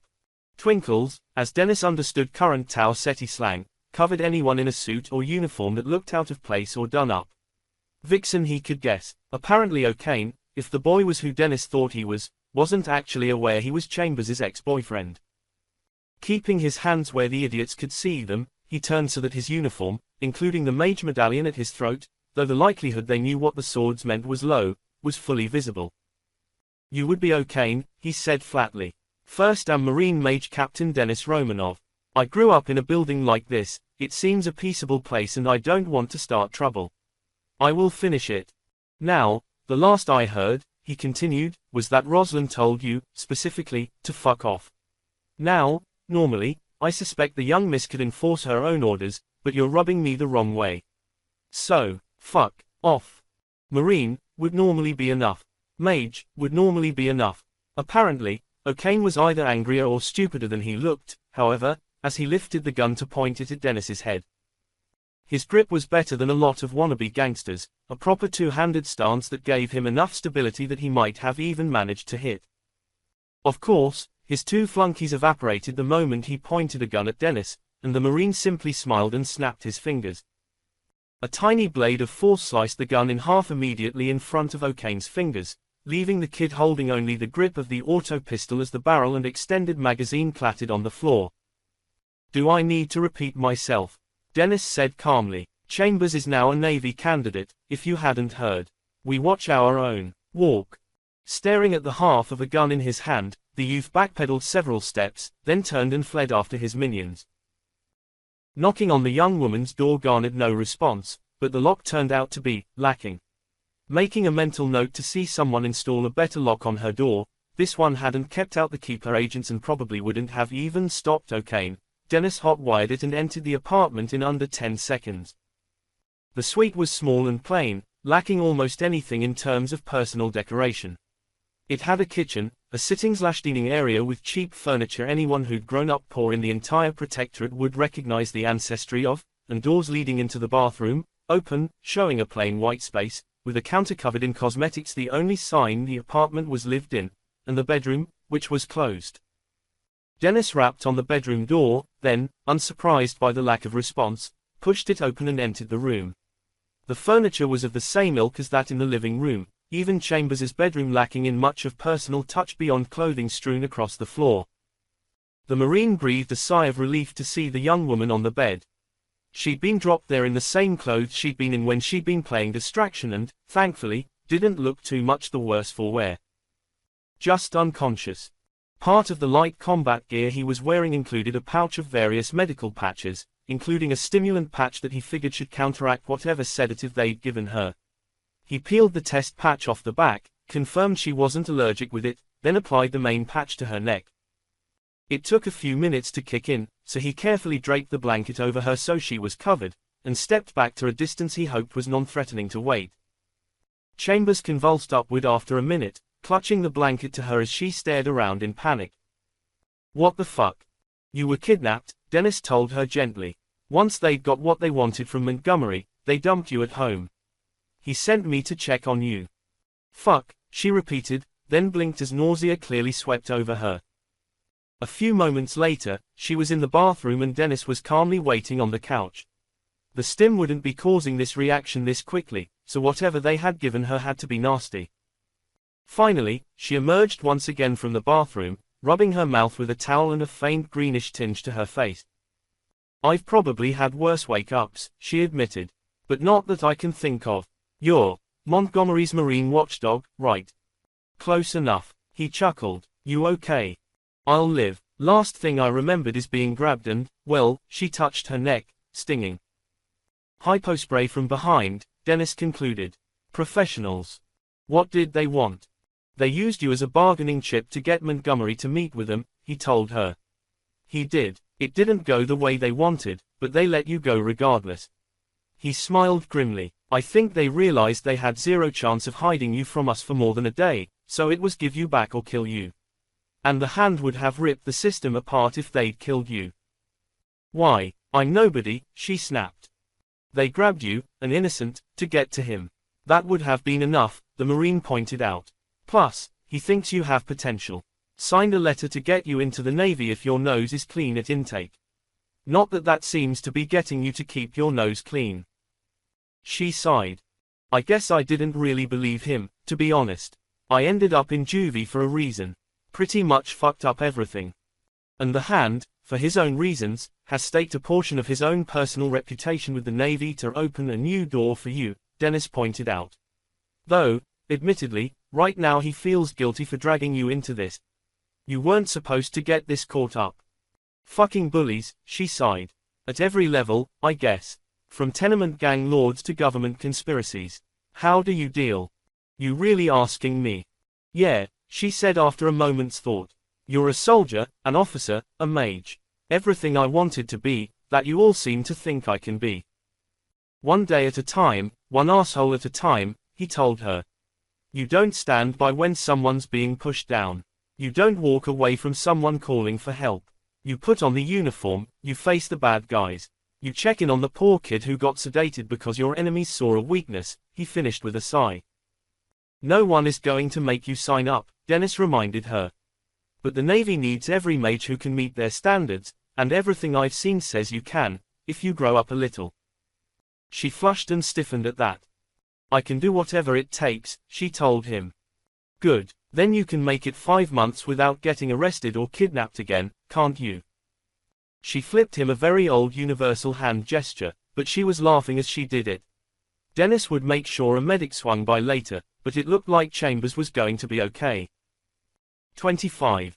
The next morning saw a weary Damien Montgomery looking out the massive window of his observation deck office aboard the battlecruiser Duke of Magnificence, studying the massive shipyard tucked in behind the defensive constellation shielding Tau Ceti E, a large world with barely tolerable gravity, from the system's debris field. Where Sol and Legatus, the other key shipbuilding centers of the Protectorate, had spread their construction capacity to multiple locations across their systems, the debris danger in Tau Ceti was such that the yards were concentrated in the lee of the E constellation. While the Tau Ceti system was only the third largest producer of sublight and jump-capable spaceships in the Protectorate, these yards were the biggest single shipyard in the Protectorate. In the center of his view was the nearly complete hull of the Royal Martian Navy's 13th battleship, soon to be christened Thunder of Glorious Freedom. While Thunder had been the only battleship under construction when she was started, shortly before Damien became a hand, he could see the skeletons of 2 more beginning to take shape beyond her. 3 more were under construction in Sol, along with more covert projects. Someone, Damien had his guess and a lot of circumstantial evidence to back it, had tried to trigger a civil war between the system militias of 2 systems only a few months before. Similar agitators had been attempting to provoke planetary rebellions and crises across the Protectorate. The Navy was expanding to deal with the threat.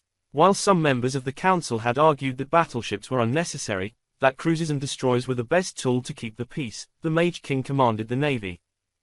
So, the battleships were being built, and a peacetime Navy slowly began to gird itself for a war they hoped they would never have to fight. And while they did so, it fell to the hands to make sure no one stabbed them in the back. So, we failed to track Winton, he concluded aloud, not turning around to look at the other people in the room with him. I'm not entirely surprised, but how exactly did he manage it? He was picked up by a black car, went downtown, mixed it up with at least a dozen other identical black cars, and then 8 of those cars randomized their VIN beacons, Amiri told him, the bodyguard's voice a mix between apologetic and impressed. It was prearranged, she continued. We managed to track and localize all 8 cars eventually, but by then, they'd all been abandoned. VIN beacons and physical labels were destroyed and the vehicles had been flash sanitized of any genetic traces. That's not a particularly survivable process for a car interior, Romanov pointed out. No, the cars are write-offs. It was an expensive, though effective, way of thwarting pursuit. Whether or not these people actually are a royal order constituted by order of one of the Mage Kings, they have enough resources that they may as well be, Damien pointed out.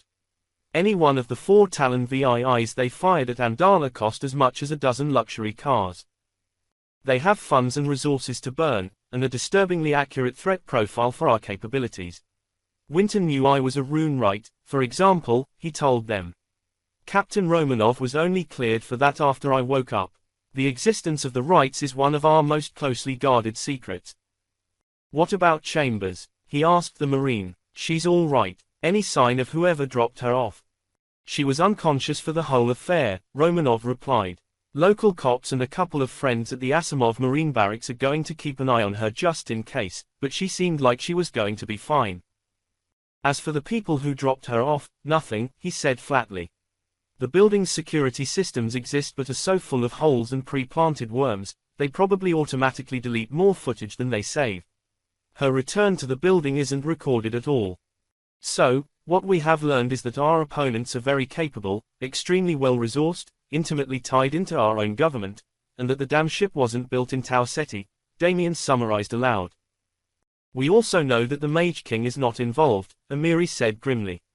Given how much access these people seem to have, that's not an insignificant win.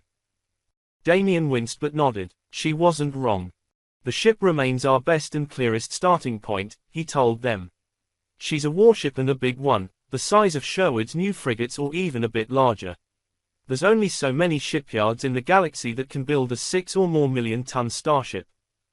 9. Now that Sherwood has bootstrapped themselves into the list, Romanov confirmed. And 3 are in Sol, Damien finished.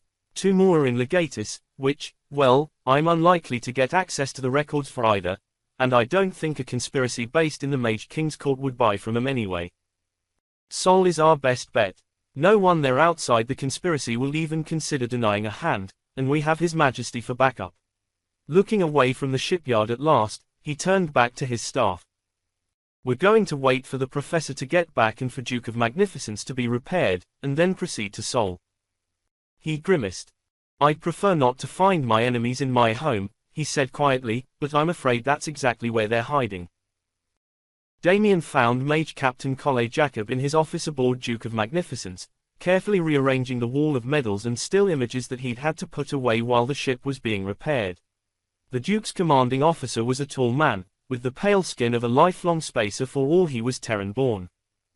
Good to be home, Captain? The hand asked from the doorway. Yes, Jacob said simply. Our yard people are the best, but you're never sure you'll get your command back intact when you hand her over. Come in. He waved Damien to a chair, smiling as he placed his Martian cross, the RMN's second highest award for valor, carefully in the center of the display, directly above the model of the ship. He'd earned the cross charging through hostile fire to make orbit of Ardennes to support Damien and the rebellion there. Duke of Magnificence had been one of the ships in position when Damien had ordered the Navy to bombard the command center if he failed to stop the madman who'd rigged bombs to blow up 6 of the planet's largest cities. Jacob hadn't had to follow that order, as Damien had succeeded in stopping General Montoya from killing tens of millions of people himself, but the hand would always have a soft spot for the ships that had stood ready anyway. You know you're going to have to shuffle that aside shortly, right? Damien asked the Mage Captain, gesturing to the cross. His Majesty has every intention of pinning the solar star on you as soon as we're back at Mars. After Antonius and the pirate rendezvous point, he shook his head. You earned it. I disagree, personally, Jacob replied. I did my job. The Solar Star was the Royal Martian Navy's highest award for valor, only awarded at the discretion of the Mage King himself. Hands and admirals could recommend it, and Damien had, in Jacob's case, but only Desmond III could decide to actually award it. We stopped a war, Colle, Damien told him. His Majesty's already hung the only honor I'll take from him on me, so he's going to stick the star on you. It is unwise to argue with one's king, Jacob admitted with a sigh. It is, Damien asked with a smile. I do it a lot. It's part of my job. And hence why you can get away with it, the Mage Captain told him, shaking his head as he made his way to his desk and gestured for Damien to sit. What can I do for you, my lord? Our investigations here have mostly drawn a blank, the hand admitted.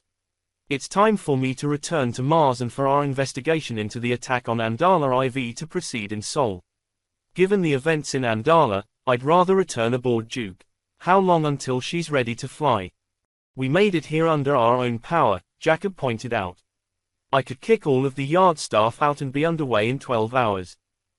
Which will leave you short, what? A quarter of your missile launches still? Damien asked. They're all installed, the captain replied. We could do the final hookups ourselves. Assuming I let you finish your repairs, how long until you can fly? A week, Jacob told him. We're already at the point where all of the work that requires the hull to be open is done. We're mostly on aligning and hookups now, but when you're talking about systems that handle gigaton range warheads, this needs to be done carefully. We can spare a week, Damien said.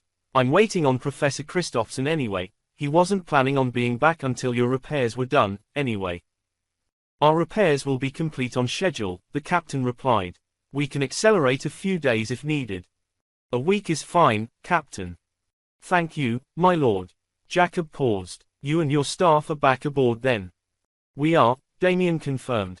We're still short Secret Service people until we're back on Mars, so I'm probably going to keep Romanov for a bit. That's fine, the captain told him. You'll also want to meet with Lieutenant Commander Anita Torres. She's the head of your new flag deck staff. The captain smiled. I took the liberty of arranging for us to take on a military team for you as we finished repairs. Torres is actually on the flag deck now, checking to see if she needs to make any changes or updates while we still have a shipyard at hand. Damien had completely forgotten about the suggestion that he take on a Navy staff to support his security team and political staff and allow him to fully utilize Duke of Magnificence's flag deck instead of interfering directly from Jacob's bridge. Well, that sounds like the best place for me to touch base with her, he said.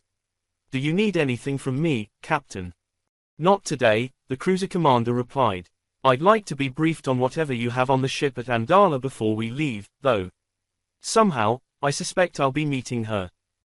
Despite having living aboard Duke of Magnificence for almost a year, Damien had only set foot on the flag deck once, when he'd received his initial tour. He was very familiar with the regular bridge, though, and the flag deck was one short stairwell away. The two major command centers for the warship were 90 seconds brisk walk apart. At a run, abusing magic to control gravity, Damien figured he could make it under 20 if he had to. Since the bridge was also the simulacrum chamber that allowed access to the amplifier, that wasn't an irrelevant point. Like the bridge, the flag deck was sealed away behind heavy security hatches. Seeing them open for once, Damien realized he'd walked past the flag deck at least a dozen times without realizing it was there. Closed hatches, even security ones, were not uncommon enough aboard the ship to draw attention on their own. Today, though, the hatch was open and a fire team of 4 Marines stood guard outside it. All 4 wore the shoulder flashes of Romanov's new company, which had been all but permanently assigned to Damien's security. Having an entire company of over 100 of Mars's finest ground troops acting as glorified bodyguards bothered him, but he was no longer able to pretend he didn't need security. Lieutenant Commander Torres is inside, my lord, the corporal in charge informed him. We're to keep everyone else out until she's finished her inspection. Does that include me? Damien asked. She didn't exempt you, but we work for you, not her, the NCO pointed out with a laugh. Go right on in. With a smile, Damien strode past the Marines and into Duke of Magnificence's flag deck. It was a smaller room than he'd perhaps expected, only about 2/3 the size of the bridge below it and circular where the amplifier matrix required the bridge to be the same shape as the ship. While the flag deck lacked the rooms that linked the bridge into the amplifier, it had been otherwise designed in a similar fashion. The floor, walls and ceiling were covered in high-resolution screens that, when active, would show the world outside the ship as if you were suspended in deep space. Right now, they were turned off, faded to a dull gray that told no one anything. A ring of consoles around the outside of the room showed where the admiral's, or in this case, Damien's, support staff would work. A spherical hologram tank, easily 3 meters across, sat at the exact center of the flag deck, with a large chair festooned with controls next to it for the admiral themselves to control the main display. Unlike the all-surrounding displays, the holographic tank was online. The 3-dimensional image was split into thirds. 1/3 of it was showing an update on a self-diagnostic, another third showed space around Duke of Magnificence, and the last was focused on the construction slips for Thunder and her sisters. Sitting in the admiral's chair was a dumpy woman with dark frizzy hair in a navy uniform. She wasn't quite overweight, but she was probably pushing even the Navy's physical fitness requirements. She was focused on the holographic tank, her gaze and attention flickering between sections even as she used the controls in the command chair to manipulate the data in front of her. Lieutenant Commander Torres, I take it, Damien said loudly when he realized she wasn't paying enough attention to see him standing there. Torres jerked upright, flinging herself out of the chair into a credible approximation of full attention and a sharp salute. My Lord Hand, I didn't see you there. At ease, Torres, Damien said dryly. I'm hardly offended you took my chair. How's the flag deck looking? For a moment, it looked like the woman was trembling, and then she managed to get herself mostly under control. We'll need to do some work, she finally told him. Duke's flag deck hasn't been actively operated since she was commissioned. and it looks like she missed an entire generation of hardware updates. The software updates are straightforward and the main display is usable, but we need to tear out all of the support consoles. How long and what's the difference? Damien asked. Some of it's only incremental improvements, and most of the processing power pulls from Duke herself, but the updates can easily make a 20% improvement in the efficiency of your staff, she told him crisply. Perhaps more important is that the staff I'm bringing over to support you is used to working with the new equipment and will face a noticeable learning curve catching up to the old gear. And how long to replace them? He repeated. 5 days, she replied. They're canned modules, I can have the old ones out and the new ones in before the rest of the repairs are done. Impressed, Damien nodded. Go ahead, then, he ordered. If nothing else, it would give him the ability to assess the ability of his new naval chief of staff. Now we've covered the hardware, yourself. Myself, she asked. I am sure that with the Navy's usual efficiency, I will at some point receive your full record, he said. I haven't yet. Summarize for me, where were you transferred from, and what are your qualifications? Torres swallowed and nodded. I was promoted to Lieutenant Commander 6 weeks ago, she began. Prior to that, I was the Junior Operations Officer for Major Admiral Siegel's staff for 2 years. Before that, I was Junior Tactical Officer aboard the destroyer Just Sword of Freedom. Major Admiral Siegel selected me personally to command your staff less than a week ago, she noted.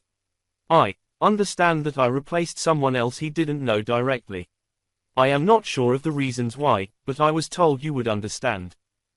It seemed Major Admiral Siegel was starting to share Damien's paranoia. I have 2 years' experience as direct deputy to Major Admiral Siegel's chief of staff as we operated the Tau Ceti station, she continued. While I am certain there are more qualified officers available, the Major Admiral selected me as a matter of trust. The Major Admiral understands my top concern at the moment, he told her. What about the staff you're bringing with you? I have 4 junior officers and 16 technicians who will be joining us inside the next 5 days, she replied. All 16 ratings and petty officers are being transferred directly from Major Admiral Siegel's staff.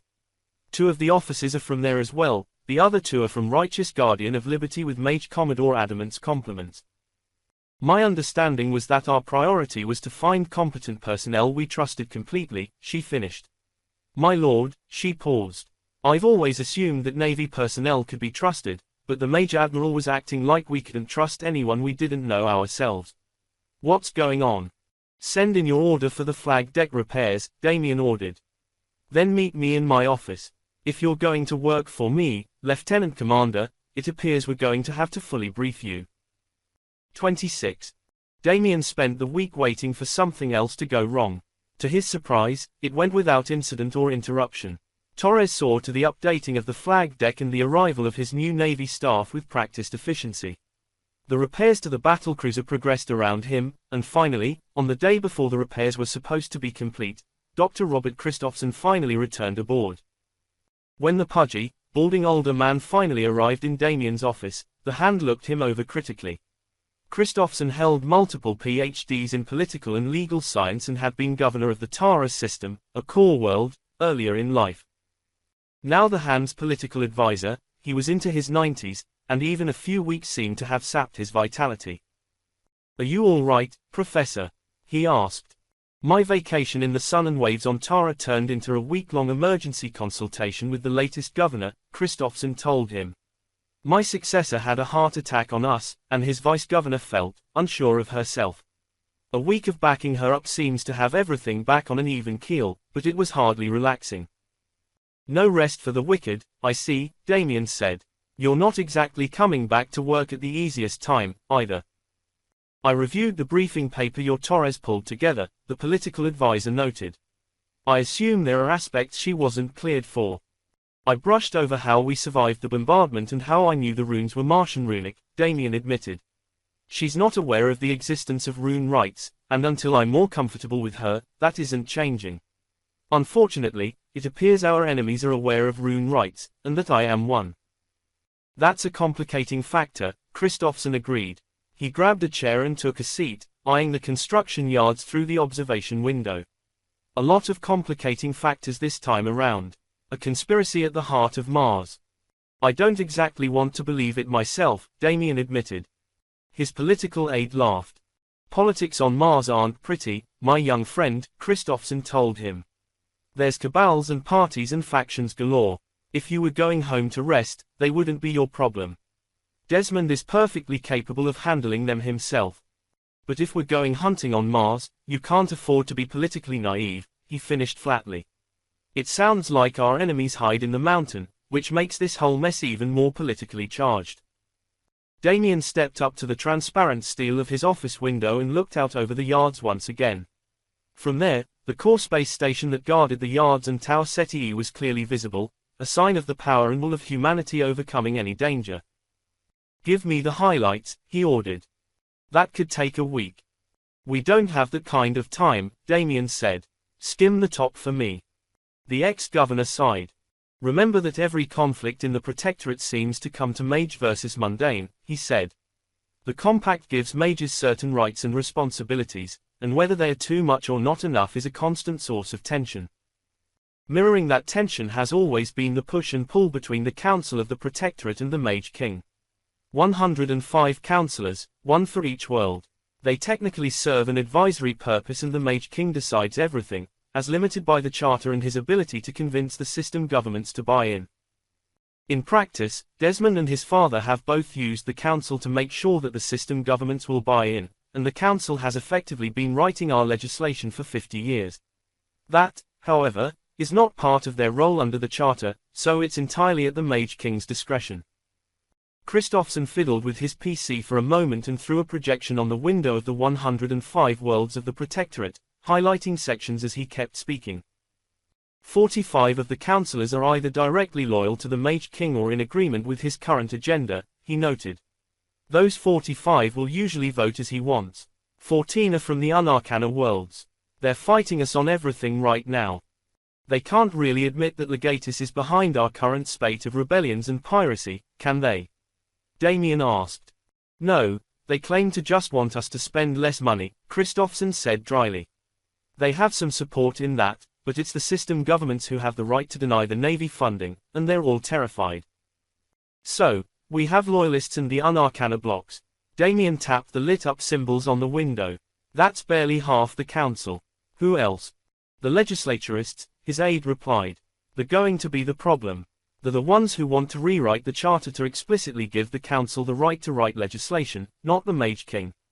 The smart ones realize Desmond has to have a veto, but some appear to think that the council should be the true government of the Protectorate, not the Mage King. There are 36 legislaturists, he concluded. The remaining 10 councillors are more concerned with their planet's needs than the council's infighting. So, that's the ground I'm on, Damien said quietly. It's more than that, Damien. Remember that many see you as not merely a hand but as an adoptive member of the Alexander family, Christophson told him.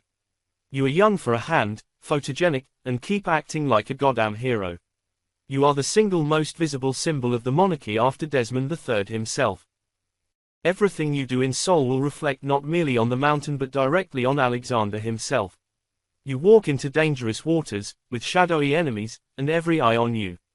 The older man shook his head. I'm not sure I can guide you through this minefield, Damien.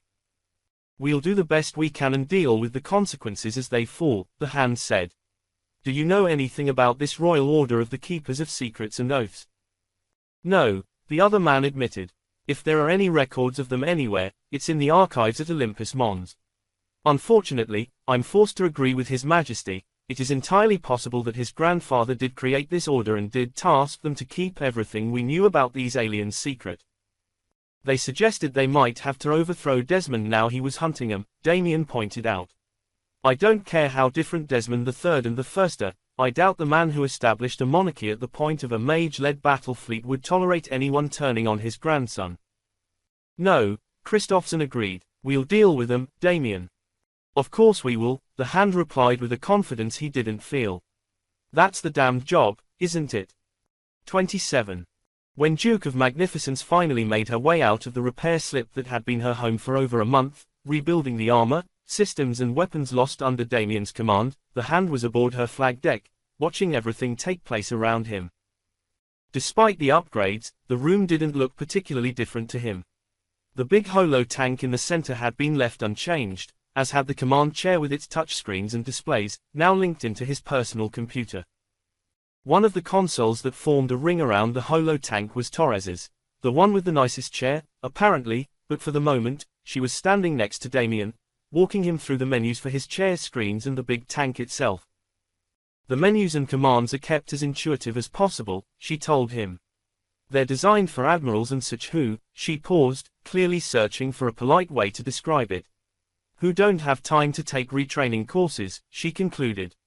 Damien chuckled. That was a polite way of pointing out that admirals were not the easiest beasts to direct and generally would want things shaped to them instead of the other way around. It's simpler than the controls to fly Duke herself, and I can do that, he pointed out. I'll be fine, and if I'm not, he gestured at the junior officers and enlisted who now held stations at the consoles, there are a dozen of you here to help me through it. She also chuckled, but hovered for a bit longer. A few moments of attempting to bring up a tactical plot of the system later, and he'd managed to bring up a schematic of Duke of Magnificence's sensor systems. Fair, he conceded. All right, Commander, show me how to bring up the system plot. Torres went through the iconography carefully but quickly, both bringing up the plot and leaving Damien comfortable he could do it himself if he needed to. And as a bonus, he also knew how to bring up a sensor schematic. Clear of the fragile struts and repair pods of the immense shipyard complex at last, Duke rotated on his display as the big ship oriented itself on its final destination. The cruiser was an immense pyramid, 400 meters tall and 210 meters square at the base, festooned with weapons of half a dozen kinds, and massing over 12 million tons unfueled.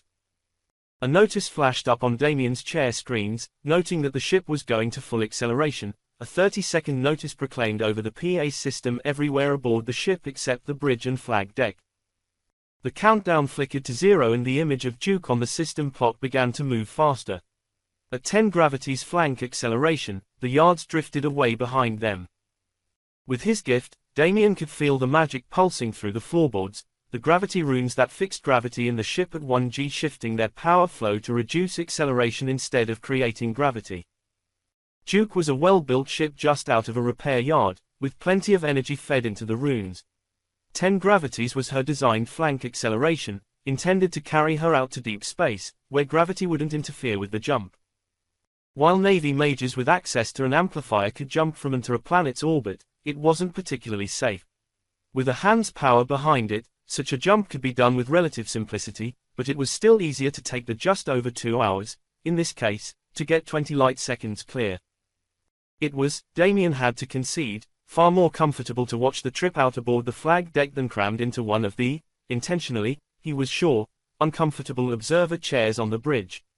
And unlike his observation deck office, the flag deck actually had all of the video feeds, scanner data, and information available on the bridge.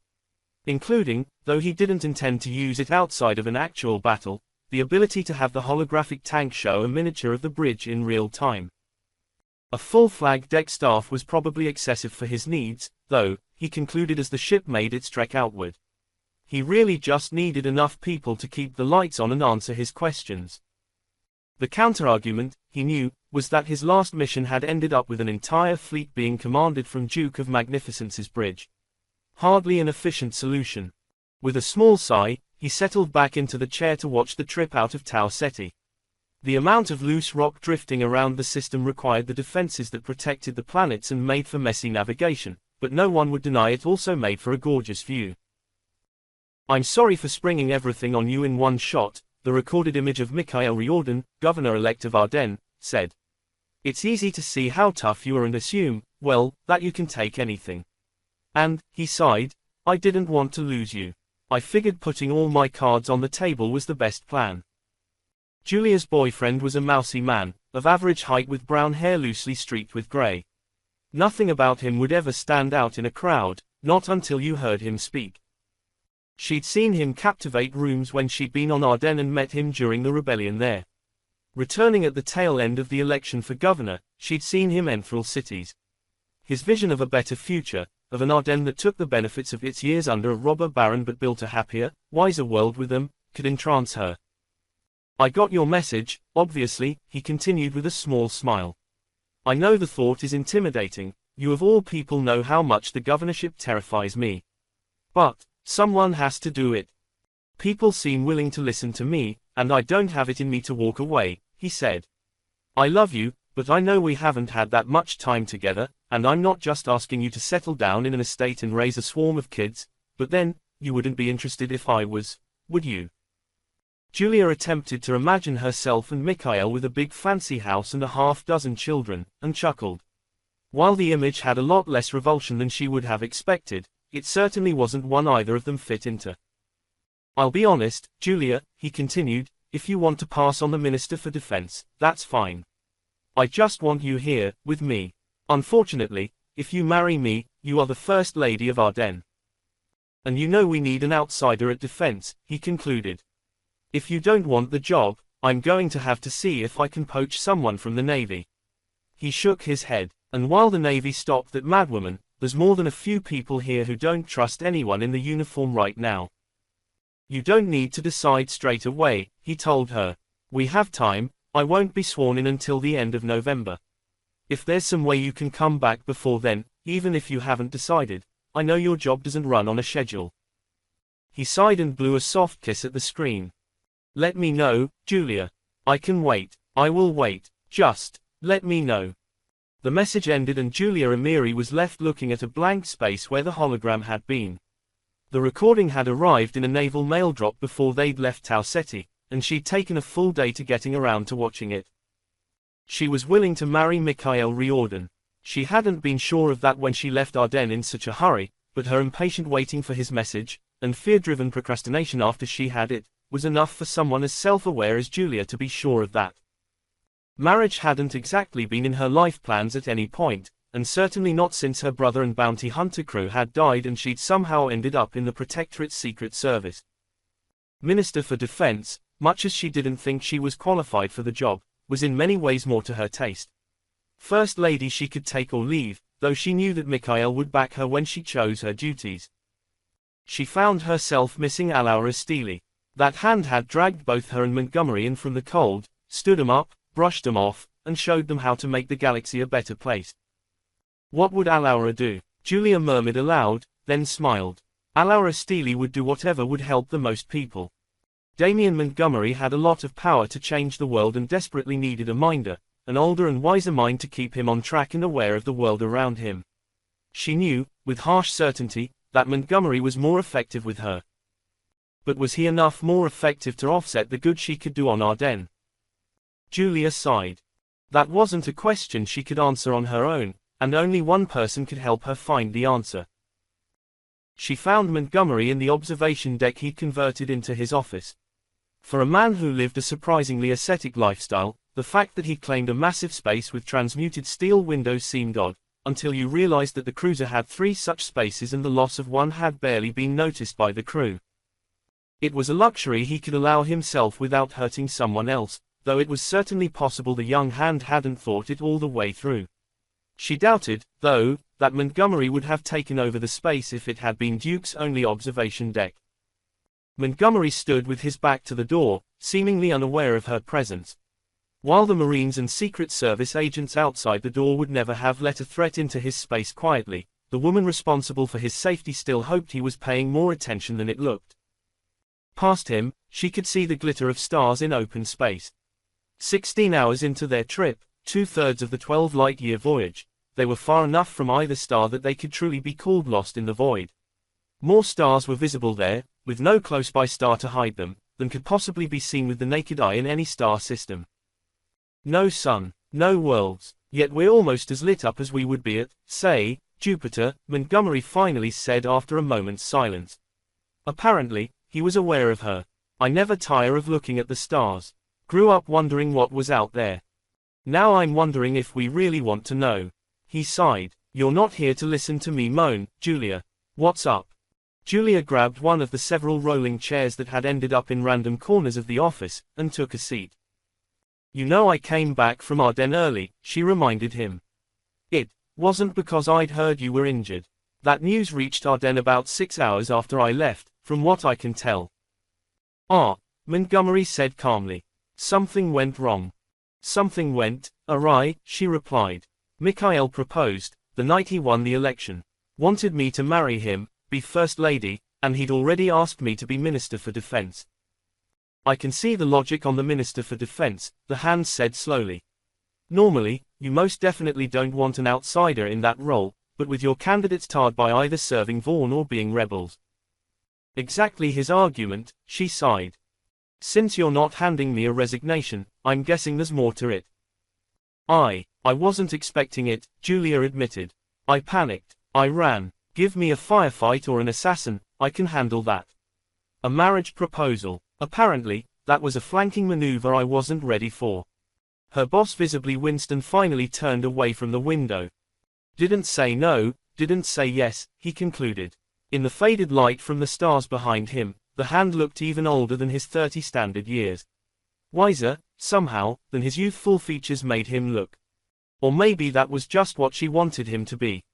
Do you need me to tell you I can't function without you? He asked quietly. To tell you can do more good here than you could there. She laughed softly. It would make my choice easier, she admitted. But I get the feeling I'd be asking you to lie. You can make a huge difference here, Julia, Montgomery told her. With you at my back, I fear no threat, no enemy. I value your advice, I value your skills at arms. But, he agreed with a nod. I have other advisors, political, military, even Romanov for small team tactics now. I have other guardians. Romanov isn't Secret Service, but he does good work. There are Secret Service senior agents who do the job. I'm sure you could even find one you trusted to take over. Ardennes, he shrugged. The most qualified people served in Vaughn's military and government. Even those Riordan might trust, his people wouldn't. The rest were in the Freedom Wing, unacceptable to much of the government and, frankly, to the Protectorate. He could grab a Navy officer, but unless they were one of the captains from the Battle of Ardennes, Corps' shadow will hang over them. But all of Ardennes knows you, he concluded. They remember you, in the heart of the battle, liberating the Bastille, standing at my side when we proclaimed Vaughn's defeat. You'd be welcomed, loved, even adored. There was a time it wouldn't have mattered, she said quietly. I joined Steely for revenge. I wouldn't have expected it to end here. She left a mark on the lives of all who met her, Montgomery agreed. She showed us that we could be better. That we could make the galaxy better.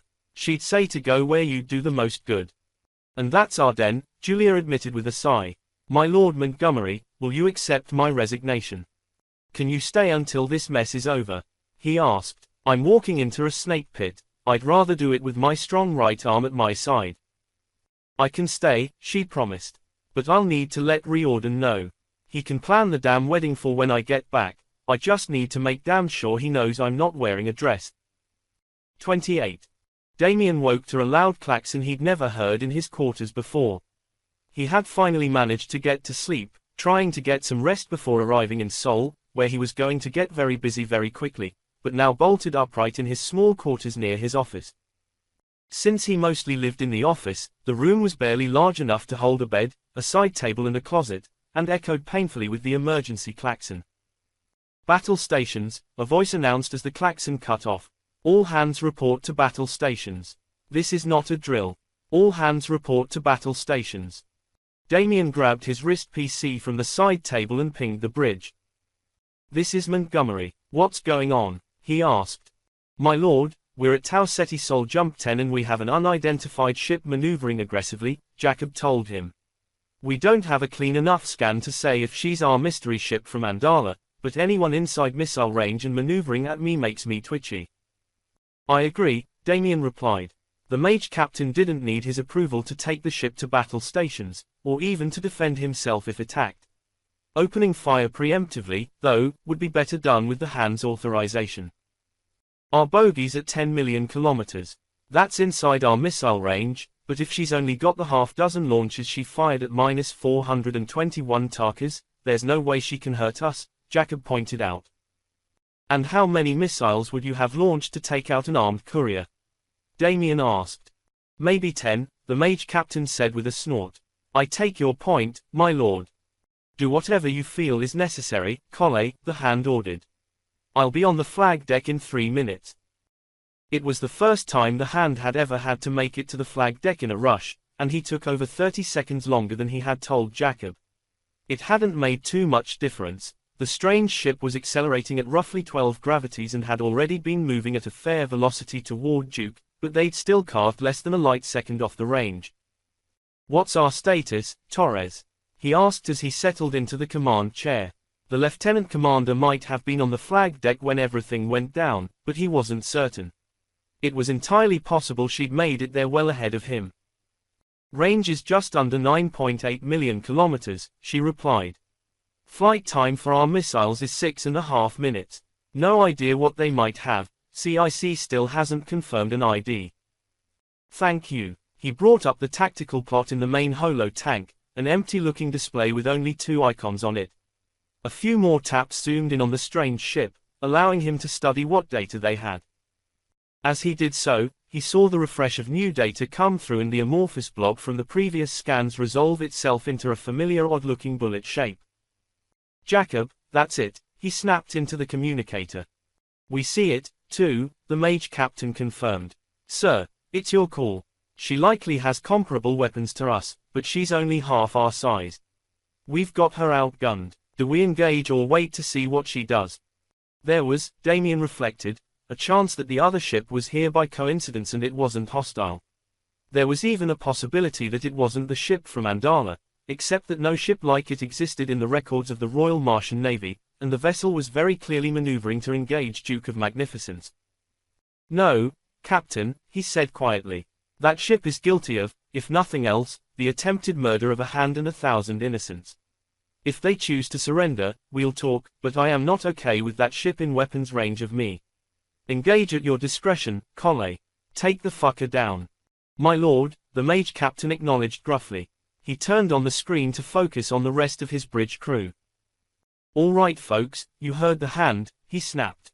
"Carver, run the turrets, full defense, assume we're facing Phoenix VIIs. These bastards seem to have the rest of our gear. Commander Rhine," he addressed his tactical officer. "Full salvo, all launches. Fire when ready." Damien's current link to the bridge was a small screen on his chair, limiting his ability to see anyone's reaction to the orders from Jacob, but he saw the results of Rhine's actions on the main holographic tank with the tactical display. A fountain of new icons emerged from Duke, dozens of missiles flashing across space at 12,500 gravities. Even at those tremendous accelerations, it would take them over 6 minutes to cross the void between the two ships.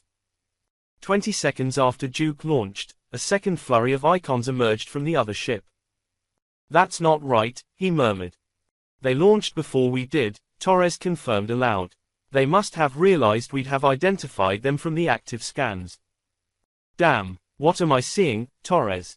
Damien asked. Even as he spoke, though, he was fiddling with his controls, zooming in on the missiles and reviewing the data they had. 12.5 kg, she said crisply. 45 missiles. We're losing them to sensor jamming already. If they're not Phoenix 8s, they're close enough in capability to make no difference. Damien did the mental equivalent of sitting on his hands. Mage Captain Jacob knew better how to fight his ship than the hand did. "Steiner," Jacob snapped at his navigator. "Evasive maneuvers, if you please, and take us toward the bastard." 15 gravities. Both ships were moving now, though everything they saw of the enemy was delayed more than 30 seconds. Fields of jamming swept out from the ships and the missiles, causing the tactical plot to surround every icon with a shaded probability zone where it could be. Duke came under threat first, the missiles sweeping into the engagement zone of her rapid-fire laser anti-missile turrets at over 15% of light speed. This was the environment an honorific class battlecruiser was built for, and 100 RFLAM turrets flared to life. Their beams were invisible to the naked eye and the cameras that covered the flag deck's walls with the view of the outside world. The tactical plot drew them in automatically as tiny lines of white light. Every half second, each RFLAM fired a 10th-second pulse at a missile. Lines flashed and appeared on the tactical plot with eye-searing speed, many of those flashes ending in explosions visible to the naked eye. None of the missiles made it closer than 1,000,000 kilometers, the gigaton explosions of the deaths 3 seconds or more old by the time the light reached Duke of Magnificence. Their own missiles did better. The enemy ship had a full defensive suite, easily comparable to Duke's in quantity though not quality. The weaker lasers, equivalent to those the Navy mounted on destroyers, couldn't engage nearly as far out as Duke's defenses. Watching the sensor data, Damien found himself holding his breath as the missiles carved their fiery path through the Keeper ship's defenses. Antimatter explosions marked the trail as missile after missile died, but over a quarter of the missiles closed to within a single light second of the strange ship. Then something flashed across the hologram, the computer unable to interpret the sensor data into anything useful, and a third of the missiles disappeared. A few seconds later, more energy flared, and this time Damien recognized it before the computer could. Amplifier, he said aloud. Watch their closing rate, Captain Jacob. They have an amplifier. That's a problem, Duke's captain said slowly as the last of his missiles vanished. He was silent for a moment. My Lord Hand, we've never tested our counter-amplifier combat doctrine, he admitted. Closest we came was Ardennes, and that was over before anyone was in amplifier range. Damien nodded and leaned back in his chair. No one else knows any better either, he told his ship's commander. Fight your ship, Mage Captain. The first missile's salvos had each been launched on their own, with no follow-up, to test the defenses of the other ship. Duke of Magnificence was capable of emptying her magazines before her first missiles reached their maximum range. Testing the enemy's defenses before launching follow-on salvos wasn't always necessary, but in a situation with an unknown enemy, it could be valuable. If the situation hadn't already suggested to Damien they'd be facing an enemy who'd read the same playbook, the matching test salvos would have been a strong indicator. Now, with a solid idea of what they faced, Duke's missile launches spun to life again. 80 missiles blasted into space, followed 30 seconds later by another 80 as the launches reloaded at their fastest rate. Icons began to speckle the display around the enemy ship as well as the light from their answering launches reached Duke. 2 launches flared into space, and then Damien blinked in surprise as, suddenly, there were 2 Keeper vessels on the screen, the second emerging from a bright jump flare almost 6 million kilometers closer than the other. Picard maneuver, he heard Jacob bark. Steiner, laser evasive, now. Rhine, Carver, redirect what missiles you can, get our lasers on target. The captain had barely finished giving his orders when the 12-million-ton battlecruiser lurched like a drunken marine, a laser beam slamming into the ship with brutal power, vaporizing a massive gash across the hull. Red lights started flashing all across one of the displays on Damien's chair as the ship took critical damage once more. My gods, that was a 20-gigawatt beam, Torres exclaimed.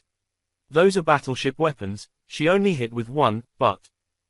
Damien could read the damage display and understood Torres's unfinished sentence. That one hit had done more damage than the multiple near misses that had sent the cruiser into Tau Ceti's yards for a month. The schematic of the ship on his screens had a huge swathe of red and yellow marking sections the computer guessed destroyed or damaged. Colley, he said quietly. They got us good, Montgomery, the Mage captain said in a strained voice. We're evading, they won't land another hit like that until we're in basically amplifier range, but those lasers, I don't know if the old girl can take another solid hit. We're down a quarter of our launches and the same of both our defensive and offensive lasers. They're stacking their earlier salvos with new salvos, doubling up the numbers. Now that the light from the original ship had caught up, Damien could see what Jacob had meant by Picard maneuver. The enemy ship had made a 20 light-second jump, dropping them 11 light-seconds away from Duke, allowing them to attack with lasers by surprise and stack new missile launches on top of old. Damien was a trained jump mage, augmented with runes of power and more intimately familiar with the works of the amplifier and the jump spell than most mages alive, and he wasn't sure he could have pulled off that jump. The computer drew the invisible beams of the multi-gigawatt lasers in the tank for the humans, but both ships were now evading. While hits could be deadly at this range, the likelihood of hitting when your knowledge of the target's location was 10 seconds out of date was low. Watching the deadly dance of starship and laser beams, it took Damien a moment to realize there were no more incoming missiles. Duke continued to belch out over 50 missiles every 30 seconds, but after the stranger had launched 2 final salvos, timed to coincide with her previous weapons, they'd stopped firing missiles. Rhine got her, Torres snapped, drawing Damien's attention back to the laser fire. One of Duke's 12-gigawatt lasers had connected with the enemy ship. The battlecruiser's beams were lighter, but with 5 times as many in play, Jacob's people had a far better chance to hit. Icons updated on the screen, notes attached to the enemy ship in the massive holographic tank, assessing the damage and pointing out the gas venting. Anything we took out doesn't matter at this point, the hand said quietly. Not enough damage to take out the amplifier, and all 6 lasers are still firing. Might help the missiles, Torres replied. Gods know we could use help against theirs. The double-stacked salvos had now entered the outer perimeter of Duke's defense zone and the remaining RFLAM turrets were engaging. The gouge through the cruiser's armor and weapons told in the paucity of her defenses. Instead of the 100 laser turrets that had handily downed 45 missiles, less than 70 now faced 90. On the screen showing the bridge, Damien watched Mage Captain Jacob go from sitting in his command chair, primarily focused on the technical aspects of commanding his ship, to on his feet with his hands on the simulacrum. It would be harder to pay attention to the bridge around him while linked into his ship like that, but it would allow him to use his magic directly in defense of the starship, a boost the battered cruiser desperately needed. Whoever's running their amplifier is good, Torres said quietly. That's the first redirected salvo gone. We got some of the turrets, but the Mage is making up the gap.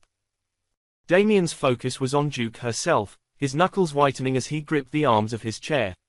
He'd used Duke's simulacrum to turn the tide of a fight before, but Jacob was far more experienced at it than he was.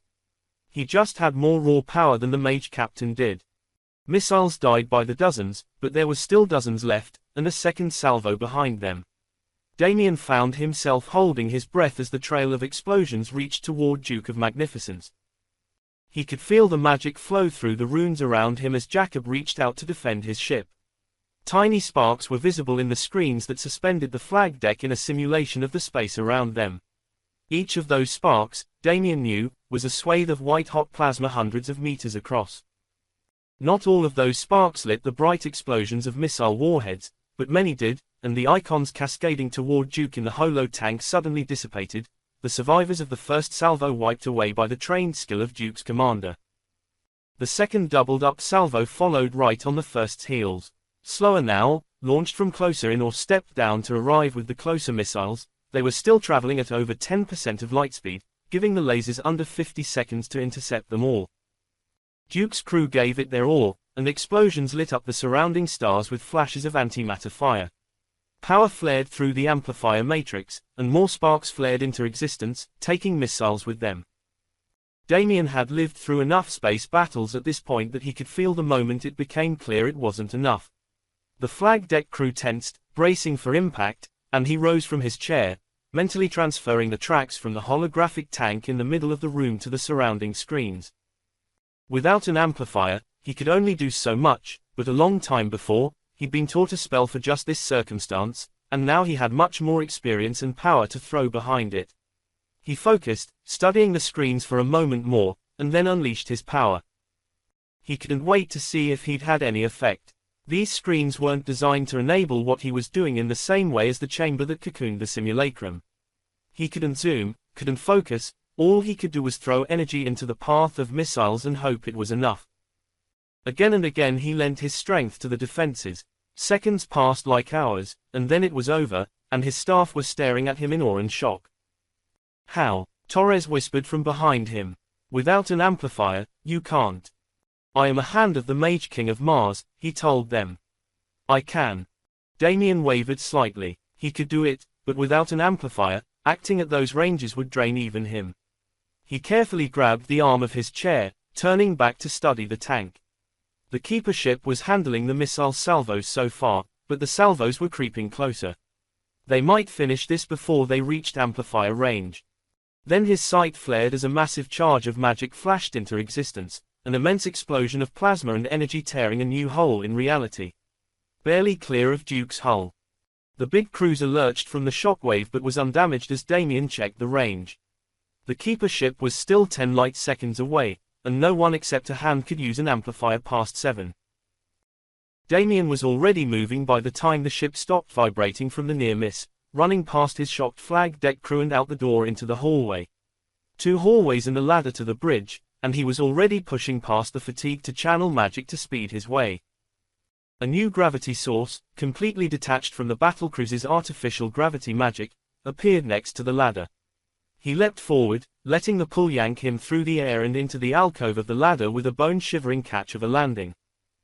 Dropping down the ladder, he felt the gathering strength of the attack, recognizing it this time as he never had before, and reached out with his own magic. The power wavered through the air around him, time seeming to slow as he saw the other mage's amplified strength start to take shape inside Duke of Magnificence. Since doing nothing would inevitably result in death for him and everyone aboard, Damien grabbed every erg of power he could access, reached into the middle of the gathering power with it and pushed. Somehow, it worked. The impending crush of energy was suddenly elsewhere, even a relatively tiny amount of force enough to fling it completely off target, though Duke lurched again as he reached the bridge, buffeted by more shockwaves. Jacob looked up from the simulacrum, his face grim, as Damien charged in. "That's where you are," he snapped. Torres didn't know. No one else can use the amplifier at this range, the hand told him, but it was unnecessary. The mage captain was already stepping back from the simulacrum, gesturing him toward it. "They've missed us twice," he told Damien, his voice sharp with strain. "They likely won't miss us a third time." "Steiner," Damien told the navigator, a pasty-faced man in his mid-20s. "See if you can make them. Ryan, tell me you've got something up your sleeve." "Give me 60 seconds and he'll have the shock of the day," the tactical officer promised. "Let's see." Parts of his suit were already smoking from the heat of the runes, but Damien's gloves were intact as he tore them off and laid his palms on the simulacrum. The small semi-solid silver model was covered in runes except for 2 points that were perfectly matched to the silver patterns inlaid in every jump and navy mage's hands. Linked into the ship at last, Damien let the magic flow through them, restoring and building up on his own reserves as he absorbed the information it fed him. In that moment, the bridge was ever so far away. He was the ship, seeing with her senses and feeling her wounds. A third blast of fire was taking shape as his power linked with the ship, but Steiner had pulled an appropriate twisting maneuver that had yanked them out of its way, and Damien took a moment to absorb everything. Everything he saw of the enemy ship was still 10 seconds out of date, but anything he did would take effect in real time. It was part of the advantage of an amplifier over the heavy battle lasers still filling the space between the two ships. The lasers had to travel the 10 light seconds back at lightspeed as well, and his magic did not. He'd never been linked into an amplifier when someone else was using one before.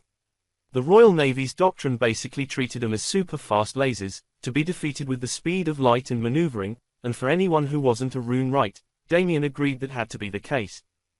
He felt the fourth attack taking form. It wasn't going to be a direct hit, erupting partway into the wound opened by the battle laser earlier.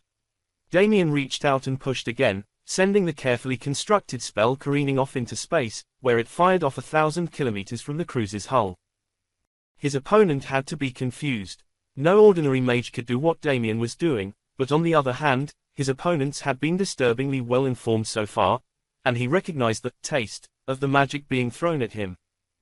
Even a rune right couldn't identify an individual mage by their magic, but Damien had learned long ago that magic that had gone through an amplifier felt different from regular magic, and magic that had gone through a rune of power felt different again.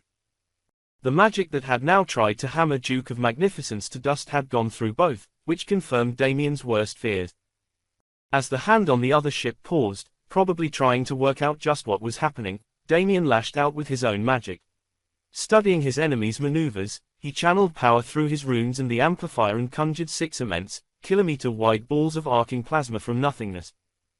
Everything he saw was still 10 seconds old, so there was no way he could guarantee a hit with his first strike, but he came close. 2 of his spheres appeared close enough to the keeper ship to appear to flank it, and electricity arced from his plasma balls, transferring unimaginable levels of heat and energy to the enemy ship. She survived but stopped accelerating for a precious few seconds. Damien was still gathering his strength from the strike and cursed mentally as he saw the other ship's engines and systems switch back on, reset from the massively powerful EMP the plasma arcs had triggered on their hull. Then he saw Ryan's shock of the day. 6 salvos of missiles had already been too far out and going too fast when the keeper ship jumped forward to be directed onto her, so instead Ryan had let them pass her, slow down, match speeds, and then come screaming back at the enemy ship in a single massive salvo of over 400 missiles. Their sensors took longer to recover than their engines, and it might not have mattered, anyway. The only way they could have lived was to have killed Duke before Rhine released the missiles to local control or jumped away. Shaken by the plasma strikes, they did neither. Over a third of a teraton of antimatter explosives went off in a single heaven-shattering instant. There was very little left of the enemy when the explosion faded. 29. Denis Romanov tried very hard not to look at the ship his shuttle was leaving behind. "That's awful," his pilot murmured, and he finally caved to the desire. Duke of Magnificence looked like someone had taken a battle axe built to the same scale as the 400-meter-tall cruiser and bashed in one of the corners of the four-sided pyramid. The gouge started on one face and cut most of the way across the second, and that black splotch marked where over 200 men and women had died. "You should see the other guy," he finally told the pilot, and the young woman snorted softly. "That's exactly what we're out here to do," she noted. "Did you bring your forensics evidence baggies?" "We're hoping to find something a bit larger than that," Denis replied. "Do we have a sector yet?" "Search patterns downloading now," she replied. 6 best guess puts the simulacrum chamber or any bridge remnants here. She highlighted a section of the screen in front of them. "Are we actually expecting trouble?" she asked, gesturing to Denis's exosuit armor and rifle. "If I was expecting trouble, I'd be carrying a bigger gun," he replied.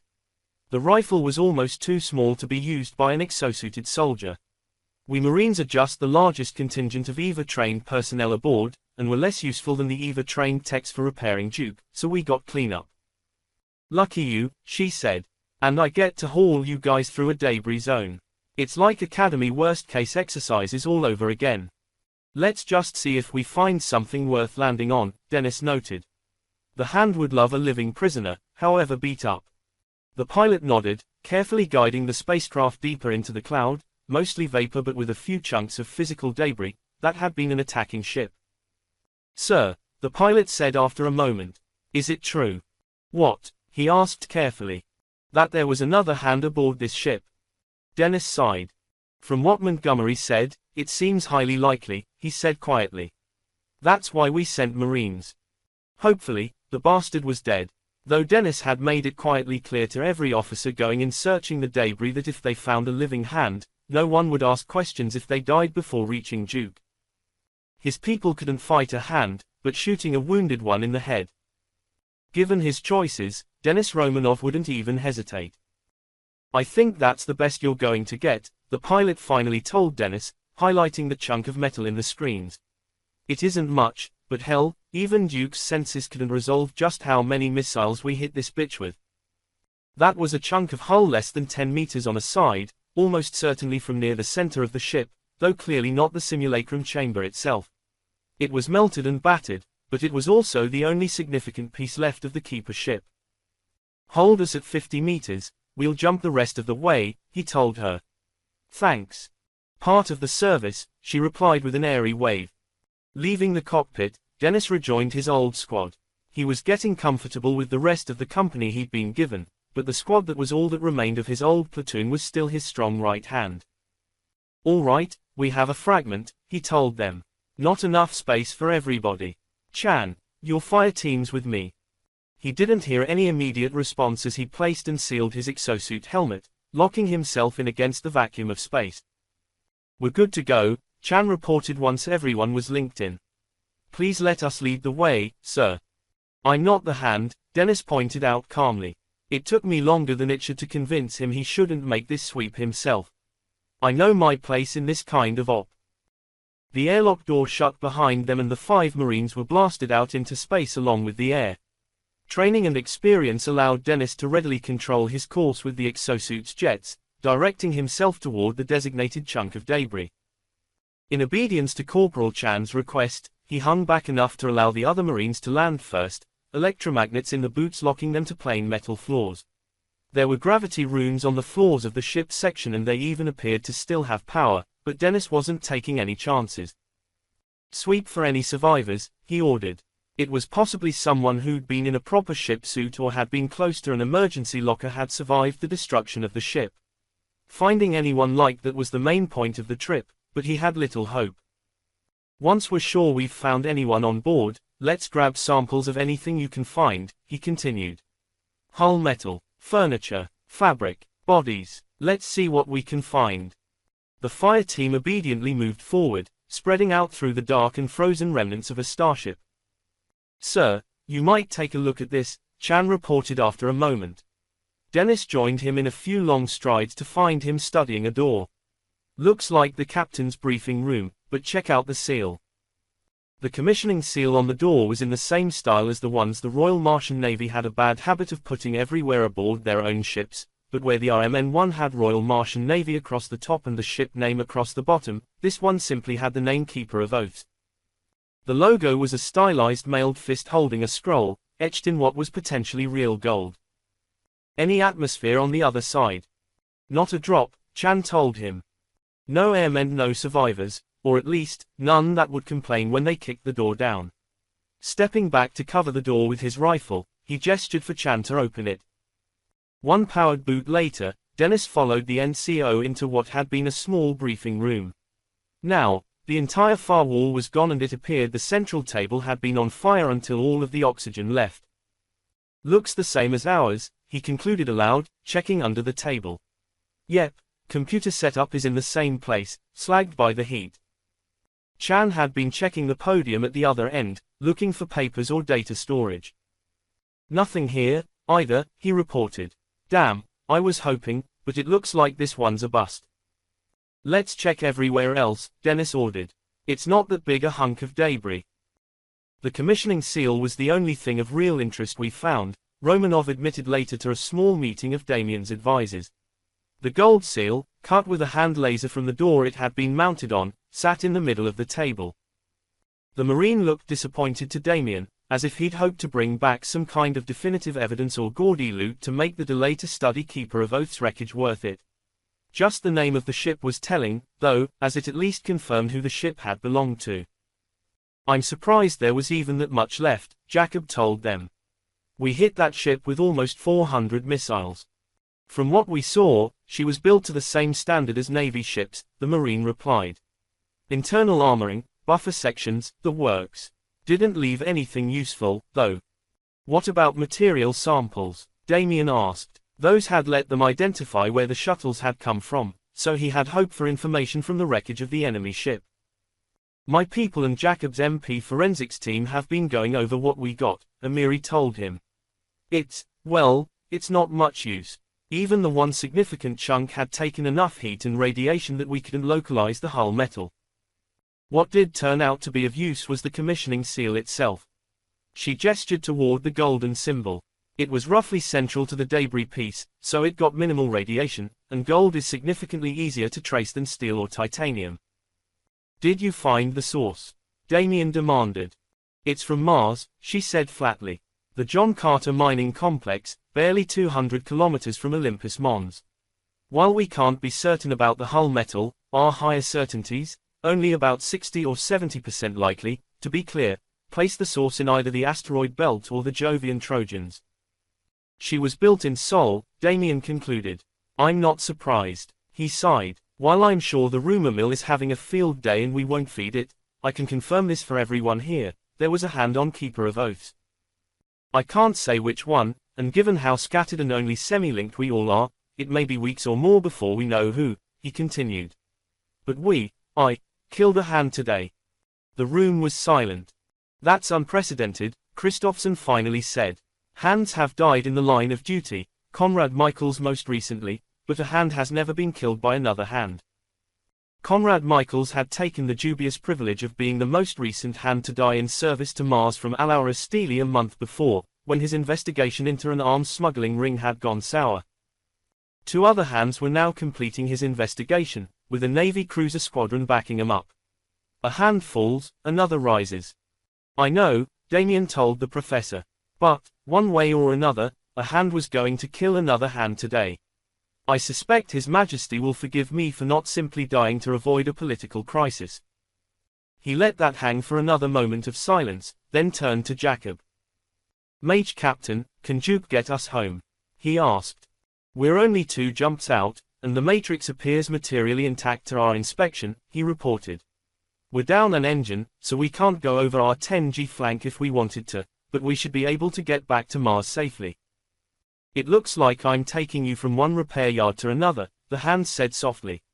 I apologize. The dead will be listed in the Navy rolls with honor, Jacob cut him off. They died protecting a hand. We'll get as many of them home as we can, and we'll hold a general memorial once we're back at Mars. I will make certain I can attend, Damien told him. I owe them that, and 1,000 times more. Find the bastards who sent that ship after us, my lord, Duke of Magnificence's commander replied. When they have faced justice, our ghosts will rest easy. You have my word, the hand promised. Your dead will have justice. 30. Duke of Magnificence limped into Mars orbit in a vastly different state than anyone on the surface of humanity's capital world had expected. One of the battleships permanently placed in Mars orbit shepherded them in, reminder of liberation hovering over her smaller sister like any anxious sibling would. Aboard her, with a heavy tread, Damien led his small party toward the shuttle bay. Once again, the ship had suffered carrying out his mission. It seemed he was doomed to lead the men and women of the Royal Martian Navy into battle. Amiri and Christophson followed behind, a trio of Secret Service agents bringing up the rear to provide additional security even there. They'd all picked up something of his mood, staying silent as they made the trek from Damien's office, undamaged, despite everything, through the damaged battlecruiser to the shuttle waiting to return him to Mars. He stepped into the bay, one of the largest open spaces aboard the massive battlecruiser, and stopped dead as he realized it was full of people. Front and center, a double file of Marines headed by Mage Captain Denis Romanov, but behind them were dozens, hundreds of the ship's crew. Aten Hut. Mage Captain Collet Jacob's voice snapped out, and every off-duty member of Duke of Magnificence's crew snapped to attention and saluted as one. Blinking back tears and surprise, Damien returned the salute as carefully as he could, facing the spaces who'd fought for him again. My Lord Montgomery, Jacob said loudly, stepping forward in front of his crew and offering his hand. It may have taken longer than we'd have liked, but we brought you home. I seem to have got your ship a little beaten up again, Captain, Damien admitted, taking the proffered hand. We may have faced a few more trials than any of us expected along the way. We did, the captain confirmed. But we faced them together.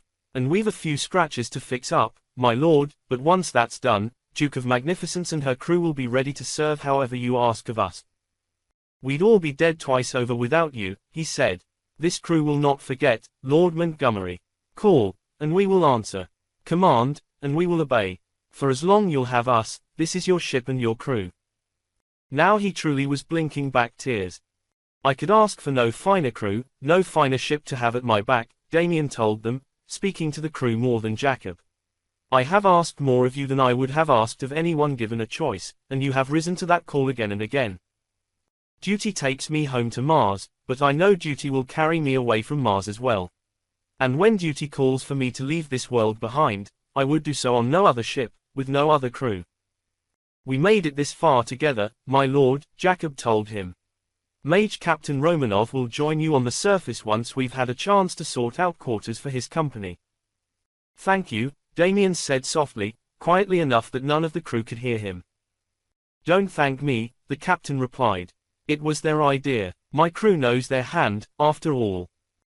It was summer in the northern hemisphere of Mars around Olympus Mons, and bright green grass and trees crawled their way up the slopes of the immense mountain, winding through the wide thoroughfares and planned boulevards of Olympus City. The city stopped below the snow line, not technically part of the mountain, people spoke of when they talked of the Martian government. The terraforming of Mars, a process accelerated by the first Mage King and augmented to include, among other things, adjusting Mars's rotation to the same 24-hour day as Earth, was now hundreds of years old. The complex Damien was headed to, however, predated that terraforming. First carved into Olympus Mons to house the army the eugenicists had later used to conquer Mars, the network of tunnels and caves now referred to with the same name as the mountain had then housed the monstrous forced breeding experiments of the Olympus Project, birthing humanity's mages. When DMA 651, the man who would later become Desmond Michael Alexander, had realized what the runes in the complex did, he had turned on his creators and destroyed them. Using the power of the Olympus Mons amplifier, he had forced peace in the solar system and made himself ruler of all humanity. But the use of the amplifier meant he had to live in the Olympus Mons tunnels, and the access to those tunnels turned out to be above the snow line on terraformed Mars. Even as Damien looked down over the summer green of Olympus City, wind and snow buffeted the shuttle. His pilot was one of the veterans from Jacob's crew, however, and she handily guided the spacecraft through the turbulence until the air suddenly, literally magically, smoothed out as they approached the pad they'd been directed to. The hand breathed deeply, making sure his suit was perfectly aligned. His fist-like symbol of office was showing on his chest and his Mage medallion was secure on his throat. He'd left Mars a year before, officially an envoy, informally an apprentice hand. He'd only been back once since, a single 3-day visit for Alaura Steely's funeral that had been more a blur than anything else. The shuttle settled down onto the pad with a flash of superheated steam as a drift of snow evaporated under the thrusters. From repeated experience, Damien knew that the reinforced concrete of the pad would be skin-meltingly hot. That heat was one of the reasons marine exosuits existed, though he hadn't known any of them to complain about the extra armor the rest of the time. "Looks like you have a welcoming party, my lord," the pilot told him, and he looked at the external screens. He'd half expected a swarm of government officials, security, etc. Instead, there was a quiet cordon of Secret Service agents around the pad, but only 3 people waited by the tunnel into the mountain. Damien recognized all 3 of them in an instant, though the youngest had shot up at least 15 centimeters since he last saw her. "I guess I'd better hurry," he told the pilot past the lump in his throat. It wouldn't do, after all, to keep the entire Martian royal family waiting. Shielding yourself from the heat of a landing pad was within the capacity of many normal mages, though not all. There were tricks you could teach that would allow most mages to do it, but even then, it was generally wiser to simply wait out the temperature. Most landing pads on major worlds had underground cooling tubes that would whisk away the heat in a few minutes. For a hand with even a single rune of power, it was a relatively small drain on power, often used to help or whatever local powers they were going to have to work with. Today, Damien simply used it to get across the pad to meet his king faster. He reached the cleared ground beyond the pad, releasing his power as it was finally cool enough to walk without it, and saluted Desmond Michael Alexander III crisply. Any attempt at formality or ceremony promptly disintegrated 2 seconds later when the gawky form of the Mage King's younger child slammed into him. Kira Michelle Alexander, Princess of Mars, was 14 years old and lankily carved from skin and bone at over 160 centimeters, at this point, taller than Damien by a large margin. She hugged with all of the grace and energy of an eager colt, and he returned the hug with a sheepish grin at the king. Desmond Michael Alexander III, Mage King of Mars and Protector of Man, simply laughed. He was a tall man with hair silvered with age, no longer the platinum blonde of his 2 children. Like his children, he was carved from skin and bone, but what was gawky and endearing in the 2 teenagers was stern and foreboding to those who didn't know the man. Though well into a vigorous 2nd century, there were few lines on his face and he moved with grace and energy. "I am the ruler of 100 worlds, master of a navy without peer in history, and wield magics unknowable by most of mankind," Desmond said calmly, "but I am not fool enough to believe I rule my children." Kira stepped back slightly, examining Damien's face. "You look tired," she told him. Someday, she'd learn her father's social grace, but she remained as blunt as she had been when he left. "I saw some of the reports." She glanced back at her father. "You should have come home sooner." "He's been busy, Key," Desmond Alexander IV, most commonly known as Des, still, told his little sister as he shook Damien's hand. The 18-year-old Crown Prince of Mars had finally matched his father's towering height while Damien had been away, easily 35 centimeters above Damien's own diminutive size, though he managed to be even skinnier than his father with it. "Plus, I seem to recall you trying to scare him away." The younger Alexander sibling flushed beet red and looked away from Damien. "I was 13, she pointed out from the lofty maturity of 14. "And, you look awful, Damien. Are you all right?" "It's been a rough few weeks," he admitted, meeting the Mage King's gaze. "I'm not sure I can talk about it yet, either. You'll have to ask your father." "Fine," Kira Alexander responded with an exaggerated sigh. "Or I can flutter my eyelashes at Chancellor Gregory and talk up, wanting to be informed about the state of the nation." Her pious tone was almost enough to convince Damien, and he knew the princess's foibles. So did Chancellor Malcolm Gregory, the man who helped run the day-to-day of the Protectorate government. It would work, but only because the second in line to the throne in the mountain did need to be informed about the state of the nation, not because he'd been fooled. "Come, Kira, Des," the king said quietly. "I promised you could meet Damien at the pad, but he and I have work to discuss. He will be joining us for dinner, so you can bend his ear then. There will be a reception afterwards," he warned Damien, "but dinner will be quiet." Damien recognized the order in the stressed word and nodded his obedience. "So long as we get that talk," he murmured. Immediately, Alexander promised. "We cleared my afternoon when we saw that Duke had battle damage." The Mage King led Damien to a familiar old-fashioned, wood-paneled study with a roaring fireplace in one corner.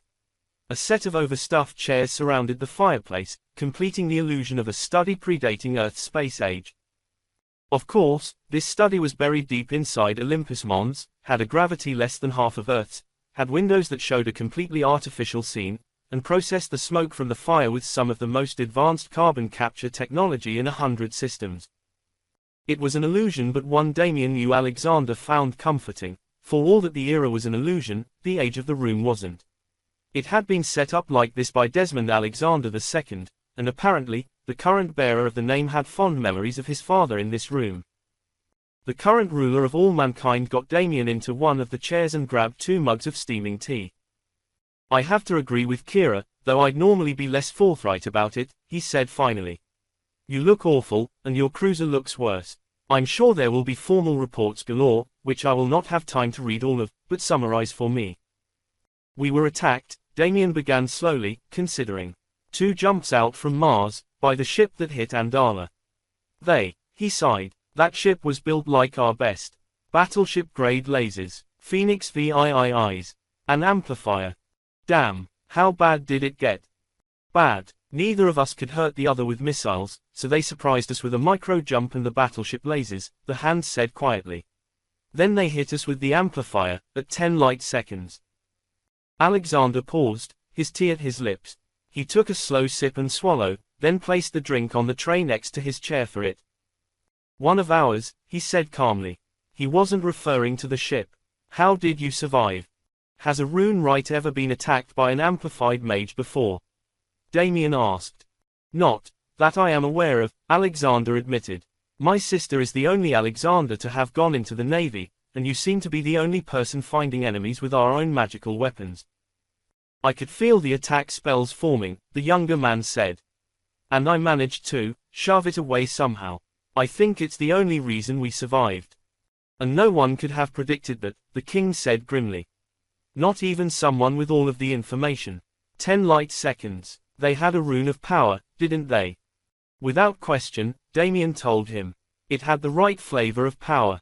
So, either I just killed a mystery rune wright we didn't know about, or you just put down a rogue hand we didn't know about," Alexander said. "You did what you had to do, Damien. I don't doubt that. Please tell me you found something. This is going to be an ugly kettle of fish regardless. Our attacker ended up thoroughly vaporized, so not as much as I'd like. A commissioning seal calling the ship keeper of oaths and not much else."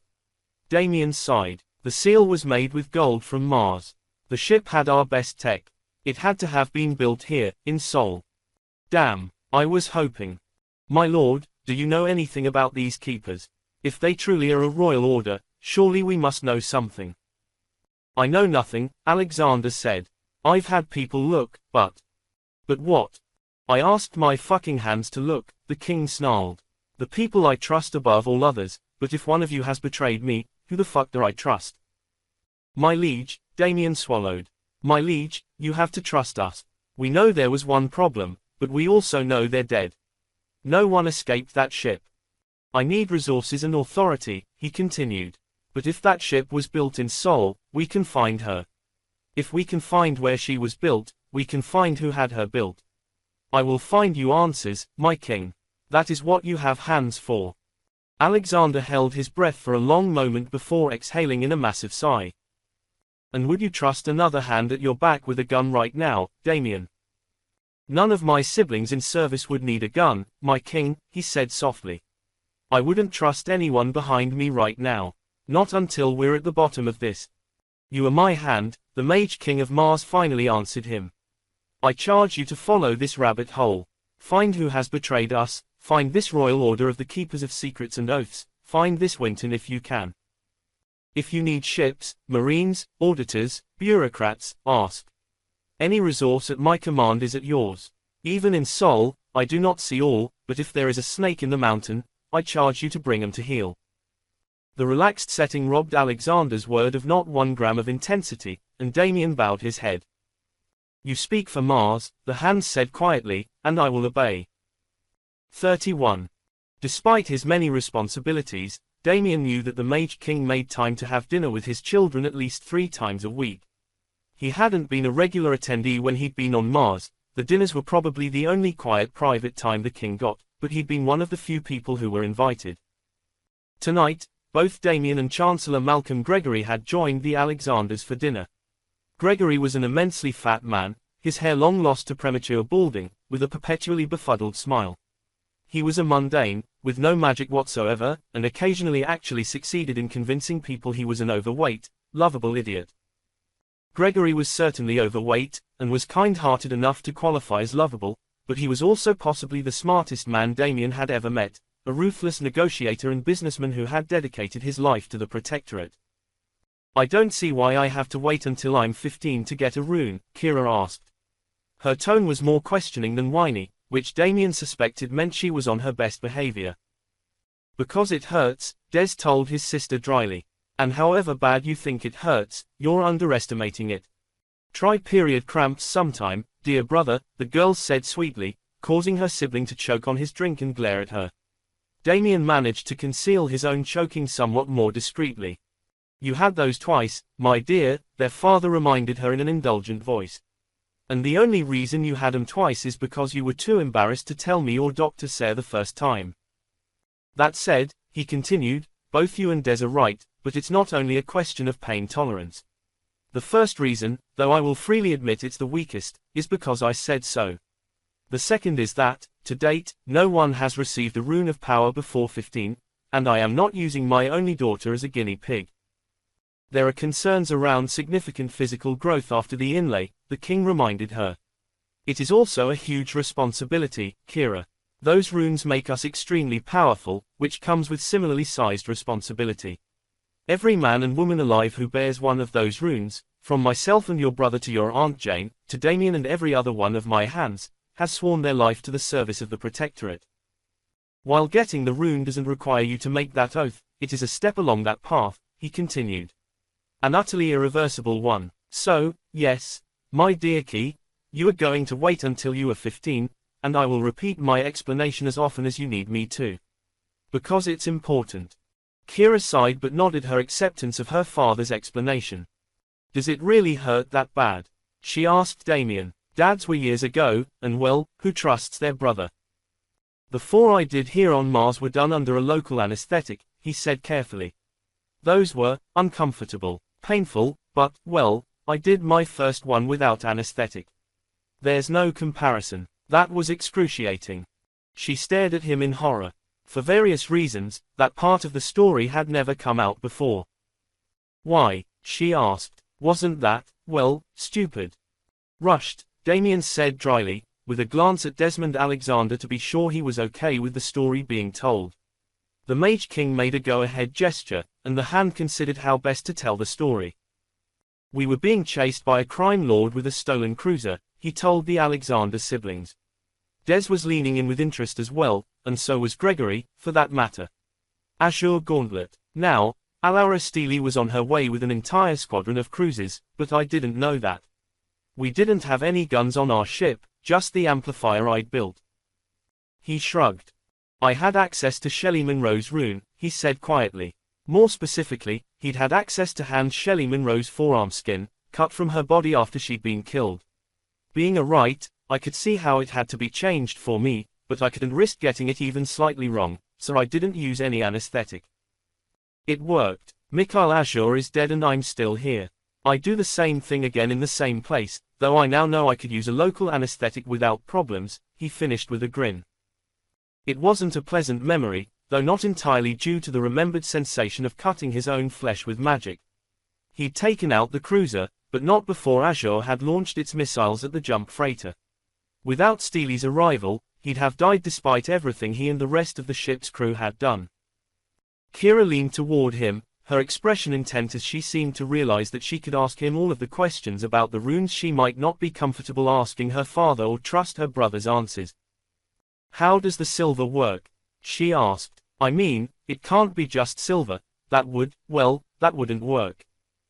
It's mixed with a polymer base," he explained. "That makes it flexible enough to move with your skin and tough enough to survive anything that doesn't completely remove your skin. And some things that will." Everyone around the table shivered, including Damien. He didn't know what they were envisaging, but he had memories of some of the burns he'd acquired on Ardennes. Answering the princess's questions was probably the easiest part of his job so far. Several hours later, the quiet family dinner was a fond memory as Damien found himself the guest of honor at one of the Olympus Court's irregular formal receptions. While the Mage King's Court had avoided many of the pitfalls of royal courts of the past, the courtiers were all employed, if nothing else, and its ceremony was minimal. This still required him to chat and smile at people he barely knew by job description. "We don't even need the slave saying, 'You two are mortal,'" he murmured to Gregory, his escort and political minder for the evening. "We can just make anyone who's too successful attend one of these receptions." "Be nice, my Lord Hand," the man second in charge of the entire protectorate murmured back. "His Majesty doesn't like these affairs much more than you do, so they're rare, and they make a huge opportunity for new connections. By the time the evening is done, at least 3 new long-term romantic relationships, 1 political marriage and 2 multi-billion business deals will have been set in motion. And they get to honor a bona fide hero, who stopped a near civil war. It's a win all around." "Do I get a cut of the business deals?" Damien muttered, to a chuckle from the Chancellor. "The couples might name babies after you," he replied. "But after the whole Antonius affair, there'll probably be enough babies named Damien on Sherwood and Minyang for the whole protectorate." Damien concealed a wince as the next individual came up. Spotting the same golden hand hanging on the newcomer's chest, he straightened to attention and gave the tall, heavily built man a crisp salute. "Montgomery," the stranger rumbled, offering his hand. "Hans Lomond, it's good to meet you at last." It took the younger hand a moment to get past being almost starstruck. The graying, still powerfully built man he was shaking hands with was the longest-serving hand alive. It had been Hans Lomond who'd hunted down the men who'd murdered and flayed Shelley Monroe, beginning the sad story that had ended with her forearm skin and its inlaid rune in a store in Darkport. Lomond was a living legend. "My Lord Lomond," he replied, "it's good to meet you. I am honored. I was here on business, but it never hurts to pass up a chance to remind the rest of the protectorate that we're the ones who deal with the dirty messes they create when they mess up policy," Lomond said grimly. "Good work at Antonius. Bit of a softer touch than I tend to find necessary, but it seems to have worked out this time." "A harsher touch would have started a civil war," Damien said quietly. "It's always better to find the right nail, even when you are a hammer." The older hand chuckled. "Alaura was always a soft touch," he pointed out. "It worked for her, most of the time, but, well, there's a reason she had cybernetics and I don't." Alaura Steely had taken a grenade to the stomach when a negotiation had gone sideways. Lomond wouldn't have had that problem, as he generally didn't bother to negotiate. The old hand was a legend, but so was Steely, and Damien opened his mouth to defend his mentor. "And yet her record speaks for itself," Gregory interrupted, cutting off Damien's reaction. "I believe Steely is currently credited with stopping no less than 8 rebellions with no further loss of life." "She was good," Lomond admitted. "Most of us don't have tongues quite so silver, and it's naive to think we aren't sent on missions that match our talents." "Indeed," Gregory allowed. "His Majesty's hands include both hammers and more complex tools." Lomond chuckled again. "And we know which one I am and which Steely was," he allowed. "I'll leave you to the rest of the crowd," he told Damien with a jerk of his head at the line behind him, "but if you need to run your current problem past older, if not necessarily wiser, heads, look me up. I'm on planet for at least another week or 2. "Thank you, my lord," Damien said, inclining his head. As Lomond walked away, heading for the snack table, the younger hand glanced over at the Chancellor. "And thank you, my lord," he murmured as the next guest approached. "I might have said something rash without your intervention." Lomond wouldn't have taken it as badly as you might fear, but we must show unity in public, Gregory murmured back. Appearances are power, after all. This wasn't the first formal reception Damien had attended at Olympus Mons, though it was the first that had been for him, and he'd known roughly what to expect. He was still flagging by the time the line of several hundred officials, officers, and bureaucrats had made its way past. At the very end of the reception line was a small black woman, only a few centimeters taller than Damien himself, wearing a tight-fitting dress with the golden hand of her office dangling, somewhat distractingly, into her cleavage. He took her hand and bowed over it. "My lady, I didn't realize we had quite so many hands on Mars," he admitted. He searched his memories, trying to establish which hand this was.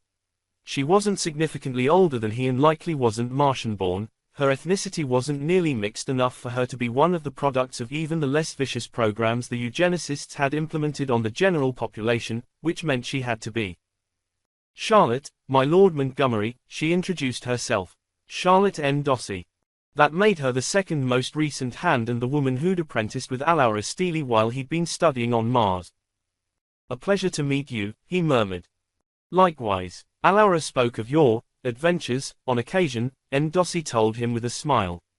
"And to answer your question, 3 hands on Mars is a little unusual, but there's usually 2 of us floating around. She shrugged. We burn out, frankly. And His Majesty appears damned good at picking it up and ordering us home for a while." "What I burnt out on is apparently on everyone's lips," Damien replied. "But you seem to have been quieter in your affairs than I." She smiled and chuckled softly. "Most of us, with a few exceptions," she nodded toward where Lomond was holding court with a pair of Navy officers, "try to avoid our situations exploding into outright shooting. Negotiate, compromise, find the middle ground." She shrugged. "Of course, there are always assholes, but when an interstellar corp tries to strong-arm a planetary government and gets cut off at the knees by a hand, no one wants it to make news. Too much compromise gets a little toxic, though, and you've got to sit back and grab some fresh air, or your compromises start getting too pragmatic," she observed. "I've been here a month, and I'm here until His Majesty sends me out again, which he has thankfully started making noises toward." "It's good to be home," Damien admitted. The degree to which he wasn't sure if anyone he met was a keeper was dragging on him, but it was still good to be around friends. "That's everyone," Gregory told him. "I need to go disperse and mingle, but if you and Hand N. Dossie want to catch up, you can find the drinks table. If anyone needs you, we'll find you," he finished with a wink. Damien glanced at N. Dossie, who was looking at him with an unreadable expression. "Thank you, my Lord Chancellor," he told Gregory. "The drinks table is over there, Damien," the attractive woman told him with a smile. "Shall we?" 32. Waking up the next morning and processing that he wasn't alone in the bed in his unreasonably large but still underground suite in Olympus Mons, Damien had to admit to himself he wasn't entirely sure who had seduced whom. He was reasonably sure N. Dossie, currently curled up into his spare pillow in a distractingly naked fashion, was the one who'd suggested going back to his suite. Beyond that was a haze of fine liqueurs and conversation that had progressed to kissing and then, well, to waking up naked with 2 golden hand chains of office sitting on his dresser. Both before and after the reception had turned out to be very pleasant, and he smiled softly as he ran his hand gently up Charlotte's side. She shifted, unfolding from the pillow like a cat as her eyes snapped open. There was a moment of stiffness as she awoke, but then she relaxed, leaning into his caress with a soft sound. "Good morning, my Lady Hand," he said quietly. "Good morning yourself, my Lord Hand," she replied, her eyes barely half open. "I think your quarters are nicer than mine. I lived here for 3 years before taking up the hand," he pointed out. "What's the longest you've stayed here?" 3 months, just after Alaura died," N. Dossie said quietly, shifting herself to lean against him. "I missed the funeral and needed some time. Then a month this time." She chuckled. "I've been on Mars more than not the last year, it seems sometimes. It's a good place to recover." "It is," Damien agreed. "This helps," he told her with a wink. "It does," she said with a smile, guiding his caressing hands across her body. "Do you know how long you're here?" "Until I'm done with my current case, and then until Desmond has more work for me," he told her. Implicit to both of their questions, he was sure, was that this tryst would be just that, a tryst. The hands of the Mage King might return to Mars, but they spent their time all over the Protectorate. Trying to make this more than that was unwise, and distracting as Charlotte's nakedness was, he didn't think this could be more. It shouldn't be more than a couple of weeks, she admitted. I'm not on a case here. You are, she asked. Not much work here for hands. Someone tried to kill me, he told her grimly. We think the ship came from Sol, so we're trying to trace it. Damn, Charlotte replied. Let me know if I can help.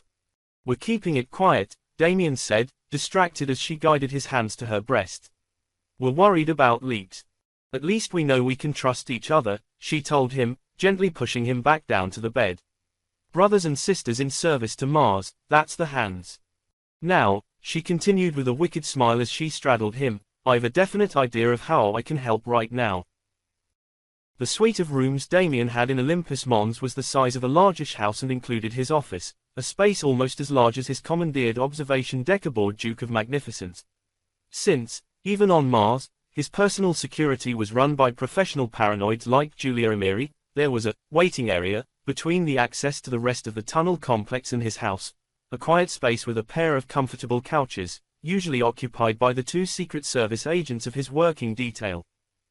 With Charlotte and Dossie having gone back to sleep, it was time for him to get to work, but he stopped in his tracks as he stepped into the normally quiet waiting area.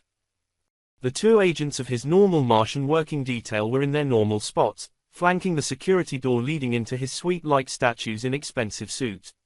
The rest of the room, however, was also crowded with that particular class of polite and deadly young men and women who guarded the Protectorate's VIPs. Any visitor would have been unable to find a seat, as both couches were full of Secret Service agents, 4 he recognized as his and 6 he didn't recognize at all. A second group were Marines, clad in light body armor and carrying only carbines, but he recognized their shoulder flashes at least as being Romanov's new company. A fire team of 4 under a corporal he recognized after a moment as Chan was guarding the outer door. A pair of extra Marines, he realized, were both Mage lieutenants, combat mages whose brand new shoulder flashes also marked them as Romanov's people. The last members of the crowd were another 4 young men in plain black suits, presumably more Secret Service agents, who were lounging against one of the walls in position to support Chan's people if anything somehow happened to attack the suite buried in the heart of the Protectorate's capital. Damien's people had Indoses outnumbered by 2, and while everyone seemed to have come to a comfortable agreement, the other hand's security team were eyeing the 2 Marine mages uncomfortably. Good morning, everyone, he said softly after a moment. I presume your discretion. Do any of you need to speak with me before I grab Corey and Wang here and go about my day? That got him a mix of chuckles and uncomfortable looks. The 2 Mage lieutenants waited a moment to see if anyone else said anything, then stepped forward in an eerie synchronicity. The pair looked alike enough to be brother and sister, both with short-cropped blonde hair, golden medallions proclaiming them as fully trained combat mages and pristine uniforms over athletic bodies. My Lord Hand, the woman greeted him. We've just been assigned to Mage Captain Romanov's company, and he asked us to introduce ourselves to you. I am Mage Lieutenant Andrea Forbes and this is Mage Lieutenant Mikita Kozel. A pleasure to meet you, Damien murmured. While having more mages relatively easily accessible wasn't a bad thing, he hoped that Romanov had selected them carefully. He suspected, though, that Lieutenant White's betrayal had made even more of an impact on the Marine than on him. May we walk with you, sir? Forbes asked after a moment, not so subtly glancing around the room. Corporal Chan seems to have the security of your quarters in hand. The noncom threw them a confirming salute, and Damien glanced back at where Corey and Wang were guarding the door, and gestured for them to follow him into the corridor. He was still leaving enough people behind that he was sure that Charlotte's guards weren't going to steal his cutlery or anything else dangerous. Care to explain the crowd, Agent Corey? Damien said dryly. Well, her working detail showed up with your working detail, right after you 2 got back from the party, the agent replied. They weren't going to leave until she left, obviously, so we all settled in. Your quarters normally have a 4-person detail watching the main area who are less obvious in presence, but we messed up on our interfacing with Romanov's people, so we had 4 of ours and 4 of his. Since we realized that, like us, they had to have a backup team hanging just out of sight of the principal, we invited them in once we, realized Hand Endossi was staying the night. Corey managed to get that out with a straight face, to Damien's amusement. Turned out her support detail was larger than we expected, but we had the Marines to even the numbers, so we, well, shared the watch and made sure you two had your privacy. Which was appreciated, the Hand admitted, turning his attention to the Marines as he led the way deeper into the mountain.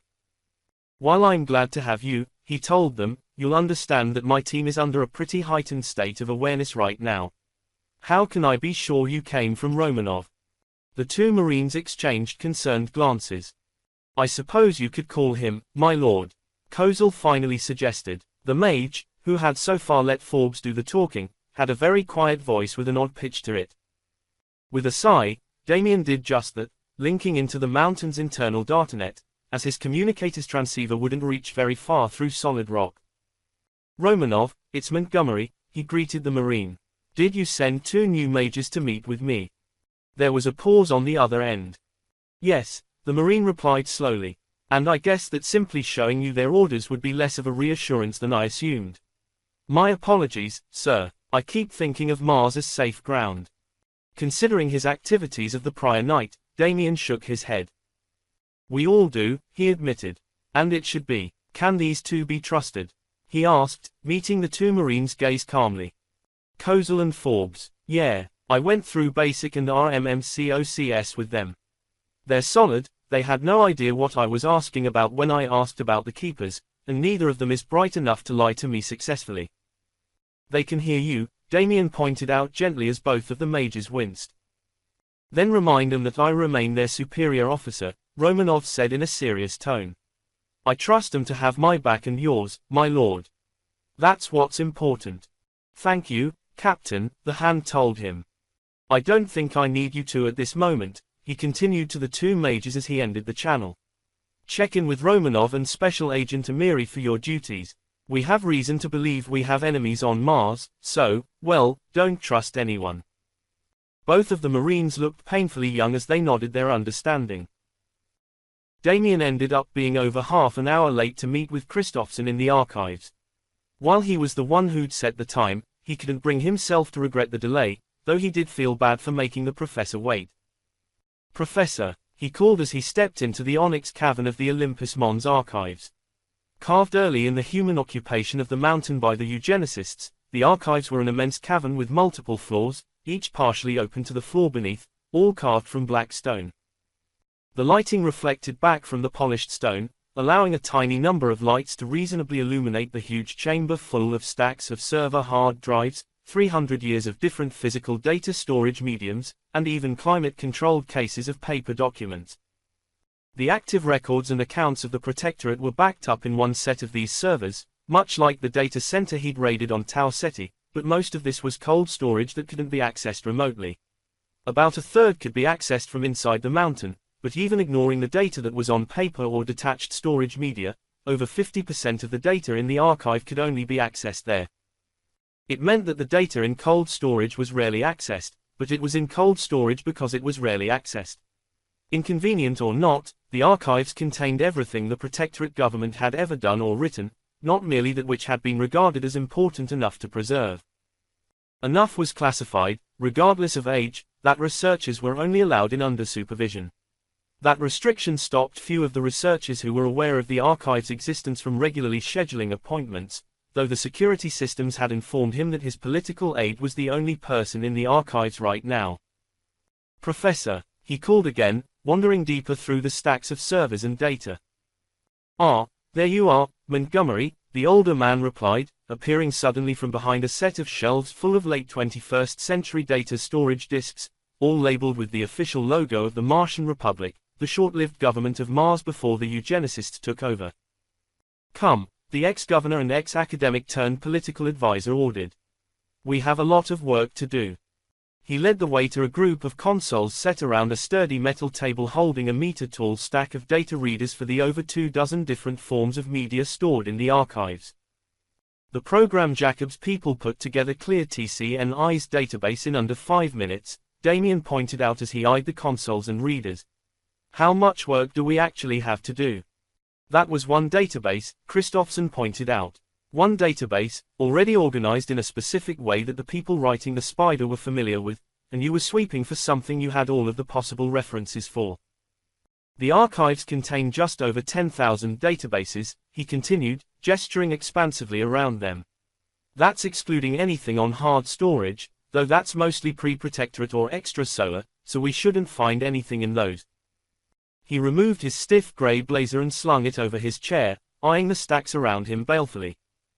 If this needle hunt you've got me on, my lord, takes us into the hard storage stacks, we are going to have to find minions you can trust, the professor concluded. I am certainly not trying to go through the archive index on my own. 33. 8 hours later, Damien was starting to go cross-eyed. He'd also acquired a new respect for Christophson's capabilities as a researcher. Damien had used a canned program to search the databases at TCNI and was using something similar to sweep through the databases here in the archives. Christophson was using something he'd presumably written himself, dropping various modules of code into and out of the program as he turned from one database to the next, sweeping the immense sea of data he and Damien had access to for any sign of the Royal Order of Keepers or Keeper of Oaths herself. They'd cleared maybe a tenth of the databases. These were old records, from the founding of the Protectorate, and they were not organized or consolidated particularly well at all. Damien didn't expect to find the ship in these files, though he'd looked, but he was hoping to find some information on the founding of the Keepers. He stood up and stretched, trying to loosen muscles tightened by hours of fruitless research. Is this going to get us anywhere? He asked quietly. It feels like there should be a better way. We are looking for something that was buried, my lord, Christophson replied. The Keepers were clearly meant to be secret, so we're not going to find the standard charter and founding documents for a royal order. He stretched himself. I've got spiders running on some of the larger databases, but we could be at this for days. Before Damien could put together a constructive response to that, his wrist computer chirped an incoming communication. This is Montgomery, he answered it. Hi, Damien, it's Charlotte, the other hand greeted him. How's your evening looking? Damien glanced around the immense stacks of data storage around him. Long and potentially excruciating, he admitted. What do you need? He wasn't going to admit aloud, where his aide could hear him, that he was hoping for a rescue from the data search. The woman chuckled. Well, I hate to interrupt, but I'm headed into Olympus City for dinner and was wondering if I could steal you. I know an adorable little French restaurant, very quiet, very private. Damien sighed and began to make his apologies when Christophson interrupted him. We'll be at this for days, Damien, the ex-governor told him. Go, don't choose a night in a library with an old man over a night out with a beautiful woman. Damien wondered if his entire staff had been told Charlotte Endossi had spent the night in his room at their morning briefing or something similar. My attempt to admit I'm working has been overruled by my staff, he told her with a chuckle. Where do you want me to meet you? The mountain had an entire fleet of air and ground vehicles available for use by government staff and its semi-irregular residents like the Hands and other traveling representatives of the Mage King. Endossi's people had a pair of black sedans waiting for them, one for the Hands themselves plus one bodyguard each, and one for the rest of the security details who would accompany them into the city. It was quite the cavalcade for a quiet date, and from the way the vehicles moved as they traveled out of the tunnel complex, Damien quickly concluded that both vehicles were armored and almost certainly possessed hidden weapons. Despite the excessive nature of the convoy in his mind, they made it to Endossi's, adorable little French restaurant, in the city. It turned out to be a terraced patio on the higher end of the city, where the diners could look out over both Olympus City with its glittering skyscrapers and the vast green expanse of the foot of the mountain. It was easy to call Olympus Mons a mountain and forget just how huge it was. Not only was the entire complex that ran the Protectorate buried inside it, but Olympus City itself was built along the lower slope of the mountain. Even the green fields of crops in full summer growth that stretched for dozens of kilometers past the city was still, technically, on Olympus Mons. The tuxedoed maitre d' at the door was clearly expecting them, bowing and ushering them to a set of tables on the top terrace. Damien and Charlotte were seated at a quiet table at the far end of a terrace, and the guards took over the two tables between them and the rest of the restaurant. Quite a view, isn't it? Endossi asked as they opened the menus. Steely brought me here the first time I was on Mars.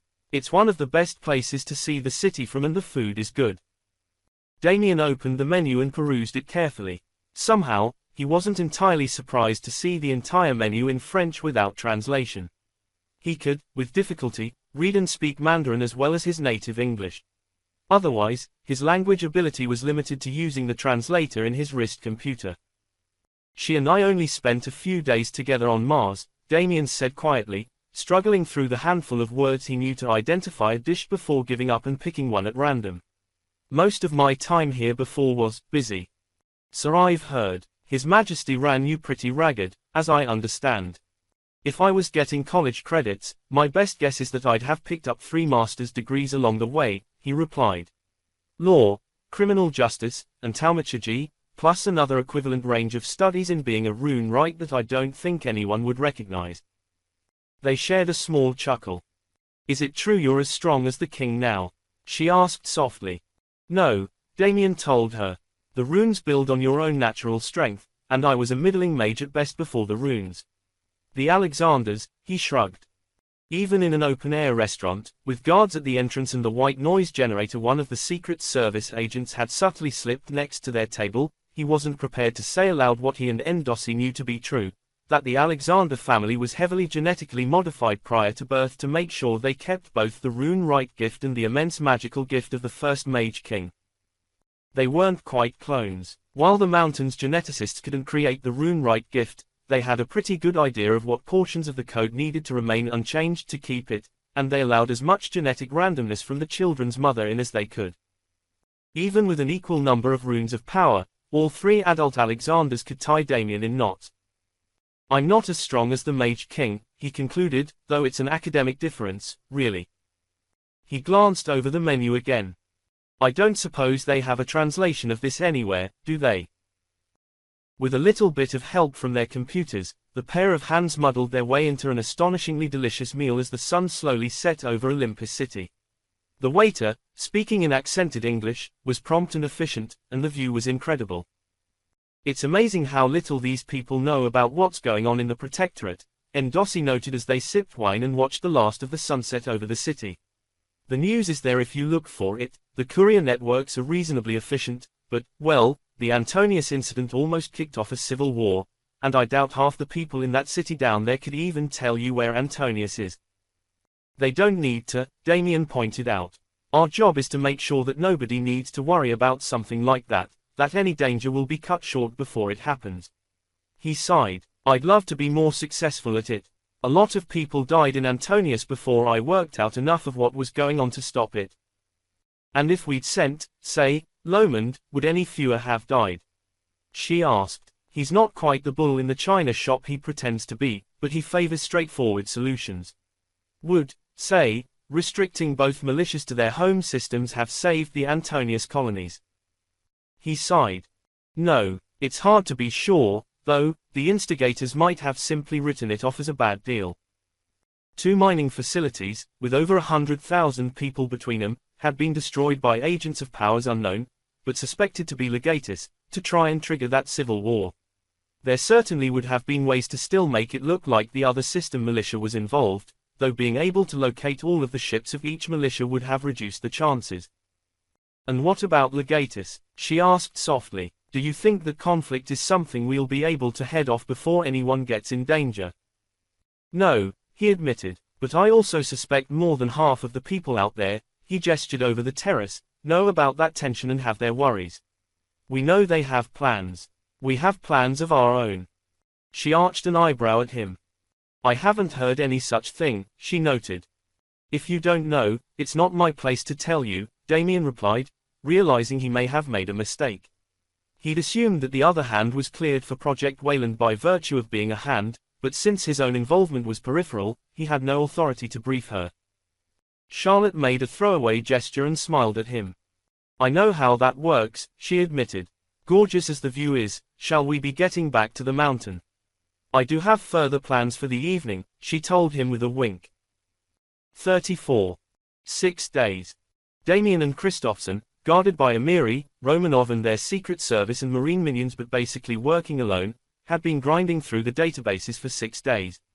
Only the evenings stolen by Charlotte Endossi stopped the hand from going out of his mind. He was competent to do this kind of research, but he didn't enjoy it. His political aide, nicknamed the professor for a reason, seemed to find the challenge of it all fascinating. The older man cut through the databases with practiced skill, easily clearing twice the number that Damien did and with a higher degree of certainty. After 6 days of nothing, though, it took Damien a solid 10 seconds to realize what the notification alert from his console meant. He'd become used to the soft click-click of a search complete with no results, so when the console instead went ding, announcing a hard match, it was a shock. "What have you found?" the professor asked, coming around to look over his screen. Damien was pulling the data as the other man asked, bringing up the records and watching in surprise as he found a near-complete match to his data on Keeper of Oaths. The ship, he told his aide absently, running through data. No wonder it was an odd size, it was designed by Desmond II. "Wait, I'm missing something," Christophson said slowly. "The ship. It's clearly a Martian design, bigger than a destroyer but smaller than a modern cruiser, which is because it was designed on top of a cruiser hull 90 years ago," Damien explained, pulling the data. It was everything. Full designs and specifications. The engines weren't right and the weapons suite had been upgraded, but the basic design and its oddities had been preserved from the original specifications, the Mage King's father's work on the special purpose vessel. "So, it's a cruiser with battleship guns," his aide said, reading over his shoulder. "Why would they have duplicated the old design that closely for that?" "They didn't," Damien said quietly. "They duplicated it for this." He tapped the rune matrix layout and studied the notes, confirming what his first glance had suggested. The amplifier matrix was written to be tunable, he continued. From the notes, it wouldn't work for anyone without a rune of power, but for someone with the rune, he shook his head. An experienced rune scribe with enough information on what the rune of power did and what the matrix was designed to do could tune the matrix to a hand, increasing their power while using the amplifier even more. If the runes had worked as designed, Damien hadn't had the range advantage he'd thought he'd had. The other hand had struck from farther away than any regular mage could, and apparently farther than even another hand could have. Without a rune right to recode the matrix around the tuning, they had to use exactly the matrix Desmond's father wrote, Damien concluded aloud. So, they built an obsolete ship, a 100-year-old cruiser, upgraded with modern engines and weapons, entirely so they could use that matrix and tune it to whichever hand was using the ship. "Are you sure she's new?" Christophson asked. "They could have just upgraded one of the original ships." "I'm sure," Damien said grimly. "We only built 2 of them, and I recognize both hands they were built for. Both died in space and their ships went with them." "Damn," his aide said, tapping a command to transfer the same file to his own system. Damien tuned out the other man, delving deeper into the data. While it wasn't the ship that had attacked him, it was the only information he could find. The original pair of ships had been built in secret in the Jovian yards almost 100 years before, and both had been destroyed, with the hands they'd been tuned for, before the current Mage King had taken the throne. "I wish this was more immediately useful," he finally admitted. "Knowing where they got the idea is handy but doesn't help us. Having the exact specifications should help track down who built it, shouldn't it?" "Not much more than the data we already had would have," Damien replied. "I have schematics now, as opposed to just sensor data, but still." "How about knowing when the data was pulled and by who?" Christophson asked with a laugh. "What, you can?" His aide flipped the file he'd been looking at onto Damien's screen. An access log. It showed his access today, when the files had been transferred into cold storage, roughly 70 years ago, and a flurry of accesses 5 years before by hand Lawrence Octavian. "Damn," Damien murmured. "Bets that Octavian hasn't reported in the last week. I am not taking that bet." "Octavian hasn't been near Sol in about 6 months, Amiri reported to the gathering of Damien's staff in his office. He was, however, recently involved in mediating a trade dispute in the Alpha Centauri system. His last report home, according to what's on file, anyway, he may have made a verbal report via RTA to His Majesty without it being recorded, was 3 days before we left Tau Ceti. That's plenty of time for his ship to have met us outside Sol," Damien noted, studying the group for a moment. Romanov was the newest addition, the Marine calm and serious despite having been dragged into the heart of his nation's government. Christophson and Amiri were just as calm, though with more reason. Both of them had been with Damien in Antonius, diffusing a near war after its first massacre. Dealing with a conspiracy at the heart of Mars was, in many ways, a quieter task. I don't suppose he's officially assigned Keeper of Oaths. The Hand asked his chief bodyguard. Octavian was, from one of the Martian first families, descended from one of the mages adopted into the eugenicists themselves, she said quietly. His family is unimaginably wealthy, so he travels on a personal yacht. Potentially, only as far as Keeper, Damien noted. Unfortunately, I never met Hand Octavian, and I'm forced to the conclusion that I may have killed him, but given that there were 486 other people on that ship, he's not the one I'm going to cry over. The room was silent for a long moment. Damien was perched on his desk, gaining a tiny bit of the height his frame denied him, looking down at where his staff had occupied the set of comfortable chairs that normally filled the reading nook in the corner with its fake fireplace and serving table. "Where do we go from here, my lord?" Romanov finally asked. "If Octavian had Keeper of Oaths built, how does that help us?" "If nothing else, she was crewed by the Keepers," Amiri pointed out. "Wherever she was built, they saw almost 300 people come aboard her. Where did they come from? The schematics were modified to upgrade her weaponry. Octavian wasn't qualified to do that, or to tune the runes to himself. He was His Majesty's trade czar. Finding the ship would allow us to learn how it was funded, who provided the designs, even, for that matter, if Octavian involved himself in the process at all," Damien noted. "From Mars, I can readily access the Deimos Yard's facilities' computers. The ship wasn't built there. So, she was either built at Earth or Jupiter," he concluded. "Given the nature of the work we do at the Jovian naval yards, I'd really like to find that she'd been built at Earth." He sighed. If nothing else, the entirety of Project Wayland and the top-secret rearmament project being run in fear of Legatus was at the Jovian naval yards. "Of course, Duke of Magnificence is in for more repairs, so we'll need a ship to get to Jupiter," he noted. "I think that's our next stop. I think I can do more good remaining here and continuing to search the archives," Christophson told him. "There may be answers here we have not yet found." "I agree," Damien said. "Romanov, can we have one of your platoons and mages stay with Christophson? No matter what happens, we need him safe." "Certainly," the Marine replied.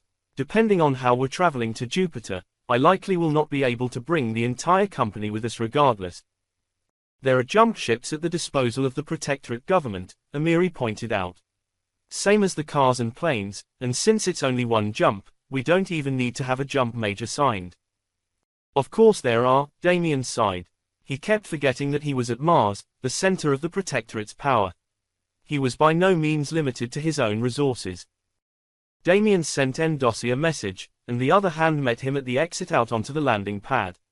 Even with the doors out onto the mountainside closed, some of the chill of the snow outside made its way into the tunnel. Clad in a long black dress that matched her skin, Charlotte shivered and wrapped her arms around Damien. He guessed as much to warm herself as to say goodbye. "I won't be gone particularly long," he told her. "I just wanted to make sure you knew I was off planet for the next day or two." "We never know where we get sent," she reminded him. "I could be gone by the time you get back. Duty is a harsh mistress. We both knew that when we took the Hand. I'm not yet on true leave here, though, and my investigation leads me to Jupiter." "Why Jupiter?" she asked, shaking her head at him. "There really isn't much out there." Jupiter had been too far out for there to be much of a human presence before the eugenicists had seized control of Mars and rendered most of the long-term plans moot. Earth had kept the colony there supplied, but it hadn't grown much before the Mage King took over. It had always been the perfect place for the Royal Navy to build and work in secret. While the yards were known to take very high-end clients as well, those clients never visited the yards themselves, usually going through everything except final inspections on Mars. "Only the yards," he said quietly. Since he was there, he'd probably inspect the Project Wayland slips as well. It wouldn't hurt to remind everyone that the highest levels were concerned around that secret. "Sadly, I don't believe they have a souvenir shop. I can't bring you back a postcard." She smiled at him and shook her head. "I think their souvenirs start at destroyer size and go up," she noted. "Looking for a ship, then?" "I can't say too much," Damien told her. "I trust you, But, we've had too many leaps from far too high on this one, he finished grimly. Well, travel safe, she told him, leaning down to kiss him thoroughly. And hopefully, I'll still be here when you get back. 35. The jump yacht Dr. Akintola was only a little larger than the armed courier Damien had visited Andala via board. Unlike -421 Tarkas, however, Akintola, named for one of the eugenicists anyone chose to remember, one who had betrayed her fellows to help the Mage King overthrow their control of Mars, was completely unarmed. And had literally gold-plated faucets. Dr. Akintola was a luxury ship, with every interior fitting completed to the highest standard. Intended to be flown by a small crew or by a Mage VIP like Damien themselves, even the crew sections were finished in plush carpet with woven silver gravity runes, leather seats, and hardwood paneling from Earth itself. Even the simulacrum chamber at the heart of the spherical ship was a step above almost any vessel Damien had been on before. Instead of expecting the ship's mage to stand next to the simulacrum, a reclining leather chair had been mounted on rails, allowing the mage to sit and adjust their seat to allow him to hold the magical icon comfortably. Screens on flexible mounts surrounded the chair, easily responding to gesture commands to align themselves around the hand as he relaxed into the seat. We may need to get Jacob one of these, he observed. This is disturbingly nice. They tested the concept on Navy ships, Amiri told him. Since Damien was fully qualified to pilot the ship himself and there was no permanently assigned crew, there were 6 of the yachts in Mars orbit but only 4 rotating crews and 3 jump mages. He'd foregone crew to allow Romanov to pack 2 entire platoons of Marines alongside Amiri's Secret Service agents into the richly appointed ship. And, he asked, it's too distracting and too comfortable if you're trying to command the ship as well, she said. A Navy captain has access to a lot of the same displays, but not when they're using the simulacrum. The amplifier demands too much attention. Layering on the data access led to overload and dramatically increased decision-making time and reduced quality. That's a shame, Damien replied, luxuriating in the cushioned leather.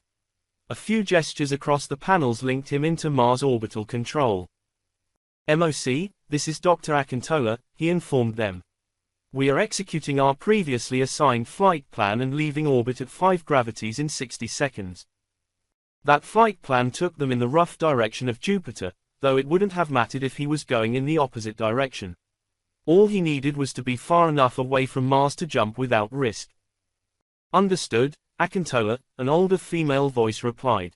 Be advised that one of our charted debris fields is closing on your flight path. Not close enough to require diversion per our scanners, but watch your proximity alerts. There is a chance of small debris having separated from the cloud. Understood, MOC, he replied as he swung his fingers across the haptic interface.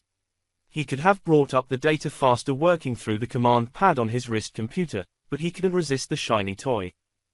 One of the screens lit up with the debris cloud they mentioned, wreckage from one of the battles of the Eugenicist War. Many such clouds, lacking in anything worth scooping up and only minimally hazardous to navigation, had simply been tagged and left. Cleaning up the dangerous wreckage of the Eugenicist War had taken 50 years. Cleaning up the harmless debris was an ongoing, as we have time, project for the Navy and several salvage companies. Given that estimates ranged from 12 to 20,000 ships destroyed over the 100-year course of the war, smaller than today's vessels but still interplanetary warships, they'd be at it for at least another 100 years. Damien adjusted his course a fraction of a degree, still inside his flight plan but giving himself a few dozen more kilometers from the cloud that had probably been a UN Martian Expeditionary Force squadron or something similar once, and triggered Dr. Akintola's engines. At 5 gravities, the distance to Mars rapidly increased, the world shrinking behind them. First slowly, then more rapidly as their velocity built. The debris cloud grew closer, and an itch started on the back of Damien's neck that had him checking the ship's systems and shaking his head. Our VIP transports seriously have no defenses whatsoever, he asked aloud. They're intended to either hang out inside defensive perimeters, like we're doing, Amiri pointed out, or have escorts. If you're feeling paranoid, I'm sure we can borrow a battleship or two. The Martian squadron wouldn't even miss them. Damien chuckled. The Martian squadron was the only full squadron of battleships in the Protectorate, with 6 of the immense 50-million-ton warships permanently positioned in orbit. With 2 more orbiting Earth, Fully 2/3 of the massive ships were in Seoul. I don't think the itch between my shoulder blades justifies borrowing battleships, he said dryly. I wouldn't mind a defense turret or three, though. You're an all-powerful hand, she replied. Who needs lasers when we have you? He laughed again, relaxing slightly. They were in orbit of Mars. Who could possibly threaten them here? 10 seconds later, he remembered why it was unwise to even think things like that, as the threat detectors, which the defenseless VIP transport did apparently have, started screaming. What the hell is that? Amiri demanded. Targeting sensors, Damien said grimly as a gesture summoned a manual control joystick into his hand. Settling his grip, he focused and then took direct control of the spherical little ship, spinning it into a spiraling evasive course as he pushed up the acceleration with his other hand. They have active lock, he announced, trying to discern anything else from the screens around him. I can't tell you what they are, but they've got our number. Trying to evade. Without the gravity runes, his careening, twisting antics would probably have crippled everyone aboard, but they only brought him a tiny reduction in the signal strength of the radar hitting his hull. Finally, however, the pathetic sensors on the runabout picked up the threat. Still over 10,000 kilometers distant, a dozen antimatter drive missiles flared out of the debris cloud they'd been hidden in.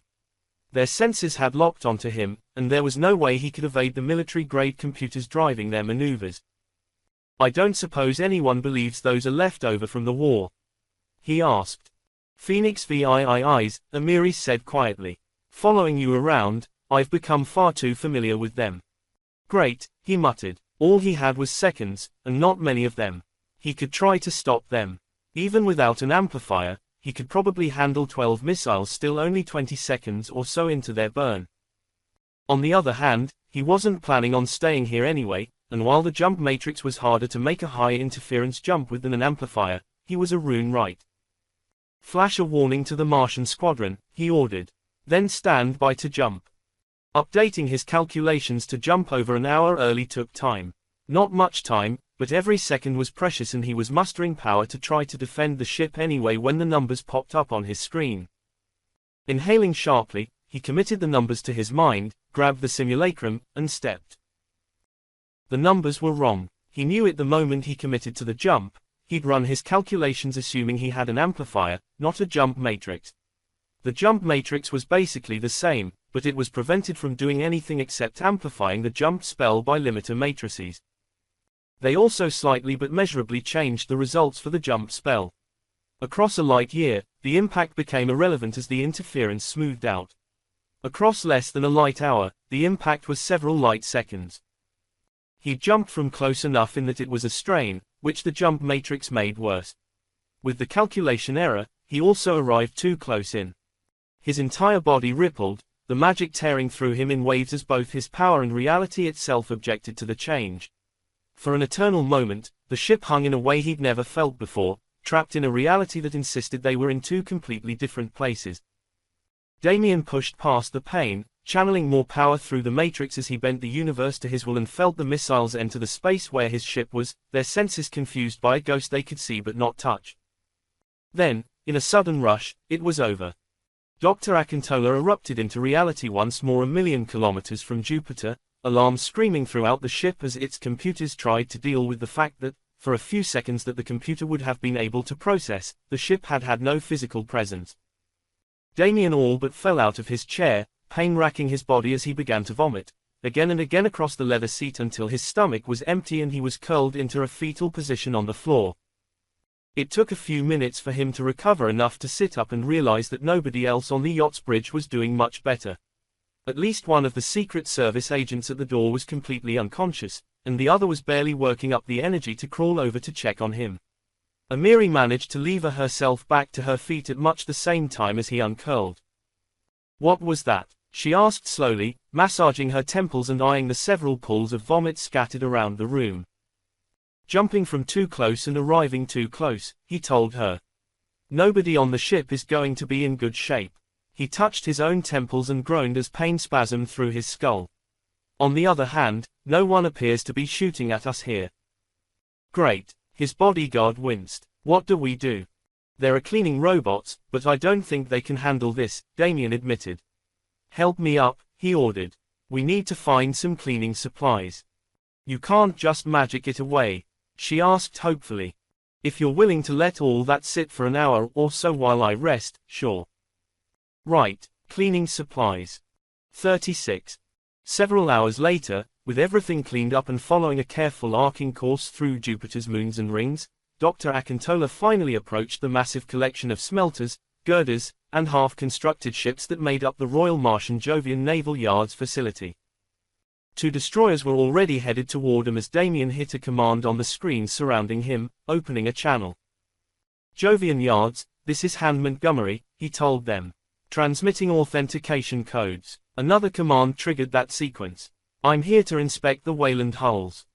And to interrogate the Yardmaster and her associated computers, but there was no point explaining that.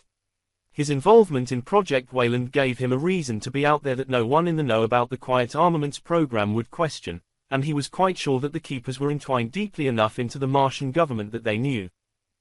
Authentication confirmed, my Lord Hand, a transmission responded after a moment. I am Mage Commander Honshu of Sterling Voice of Judgment. We will escort you in. You look like you've had better days. You have no idea, Mage Commander Honshu, Damien replied. I make our ETA to the main station 11 minutes. We have the same. Enjoy the view, my lord. Not many people will see it before the girls are done.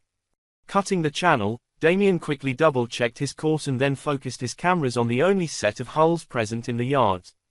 He heard Amiri suck in a breath of shock and smiled to himself. The Jovian yards had the facilities to build or repair roughly 100 million tons of warships, 2 battleships or 100 destroyers, simultaneously. Or it had, at least. The yard slips had been completely dismantled, the girders and mobile repair pods spread across an even larger volume of space anchored on 4 huge chunks of rock pulled from the Trojans. Material was being cut from those rocks as Damien watched, a stream of autonomous miners and piloted control craft shaping and moving thousands of tons of raw material toward the smelters, and then from the smelters to the 7 immense hulls starting to take shape in orbit above Jupiter, shielded from view by the gas giant and its moons. One was nearly complete, an immense half-kilometer spike in space that flared out to a quarter-kilometer wide hammerhead at its tip. The base hull was only the beginning, Damien knew, with weapons and armor still remaining to be installed on the hull itself, not even considering the crew quarters, power supplies, engines, and rune matrices necessary to make her a warship. What are those? Amiri asked as he kept the camera focused on the furthest along ship. Mjolnir, he tapped the nearly complete ship. Masamune, Excalibur, Fragarak, Durendal, Zulfiqar, Claydonets, Project Wayland, Amiri. Our answer to the carriers we fear Legatus is building. Mars's first dreadnoughts. Yardmaster Masaki Tsukuda was a tiny woman from Japan on Earth. She was one of the few adults Damien had met who shared his own lack of height, though her reputation suggested she'd adapted to her height in a more stereotypical manner. Lord Montgomery, we were not warned to expect you, she greeted him as he entered the boarding gallery of the Yard Facilities Station Alpha.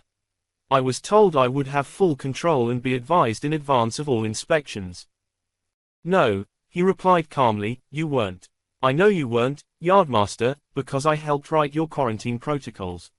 His Majesty has full control of all visitors to this facility now, and you were told there would be unannounced inspections by either Alexander or his designated representatives. Do I need to explain what this means? He asked, tapping the fist-shaped golden icon hanging on his chest. I am here on His Majesty's behalf for an update on Project Wayland. We have other questions as well, he noted quietly, glancing around the mostly empty boarding gallery, but everything we have to discuss requires more private surroundings. Everyone in the Jovian yards has been fully cleared, my lord, she said stiffly. Her willingness to defend her people did her credit in Damien's mind. We did a lot of transferring and rearranging when we took the yards over for Project Wayland. I trust everyone out here now. Good, Damien allowed. Nonetheless, Yardmaster, we need to speak in private. Can you arrange a tour of the Wayland hulls? She sighed. We have a lot going on, my lord. I know the timeline is long enough that one day may not seem like much, but if we can avoid interrupting the work. Damien smiled. Miss Tsukuda, I understand you perfectly, he told her. I want to see them, but I certainly don't need to be close enough to get in the way. She relaxed, slightly, and nodded. We should be able to use my private shuttle, she told him. It is secure, I promise you. But, she continued as Amiri stepped forward, your staff is of course welcome to sweep it. The Yardmaster's private shuttle had artificial gravity runes in its main observation compartment and an outer hull that had been partially transmuted to be transparent. Other than those two relatively functional luxuries, it was a surprisingly Spartan spacecraft with no more amenities than any other commuter shuttle. The transparent wall, however, allowed them to study Mjolnir from a distance as the pilot carefully skirted the actual work zones. An overlay allowed Tsukuda to control the zoom, and she focused in on the shape of the dreadnought. The Mjolnir-class ships are still a work in progress as the design continues, she noted to Damien. Mjolnir herself was commissioned as a test bed 2 years back, where the other 6 were initiated after the Sherwood Minyang incident. While we've been working on Mjolnir for longer, we've learned enough that the other 6 are only about 12 months behind her. Mjolnir is about another 2 years from completion, Tsukuda warned him. The squadron will be done about a year after that, having taken 3 years to build. The second wave ships, once we've worked through the whole process and run up 7 vessels, we expect to only take 2 years to build from scratch. How big is she? He asked. 80 million tons, 700 meters from the base of the pyramid to the front of the hammerhead, she reeled off. She's got higher density beams than our current generation of warships, faster launch cycles, and more efficient power generators. She may only be 60% bigger than our battleships, but she has almost 3 times their firepower and survivability. They chose the name Dreadnought for the class with intent, my lord. Once they're complete, nothing in space will be able to fight them. Their only real vulnerability is an amplifier at close range. Damien winced. That brings me neatly to my other point in visiting, he said. He'd been briefed in on Wayland after the Sherwood Minyang incident, asked for his input on how the ships could best stand up against the kind of mass gunship attack he'd faced there. Bringing up his wrist computer, he opened the files he'd prepared and brought up a 3-dimensional image of Keeper of Oaths, based on the schematics they'd pulled from the Olympus archive. We're looking for the origin of this ship, he told her. I have reason to believe it may have been built here, potentially commissioned by a hand. They would have been very exact on a lot of specifications and brought in their own people to do the amplifier matrix. Tsukuda was very still, staring at the hologram as it gently spun in the air. My lord, she said carefully, you know I am bound by my office, my oaths, and my contracts not to reveal His Majesty's secrets. For Wayland, for example, only 2 hands are cleared to know anything about the project. Even with a hand asking, there are questions I cannot answer. Her loyalty and discretion did her credit, though her refusal was frustrating. I can assure you, he said quietly, that this is not one of His Majesty's secrets. No hand has the authority to bar another hand from a project. Only Alexander can do that. So you say, she told him. But I was bound not to unveil anything about that ship without the permission of His Majesty or Hand Octavian, Damien asked quietly. Her lips whitened as she pursed them for a long moment, then nodded.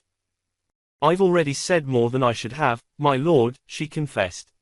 I can say no more without permission.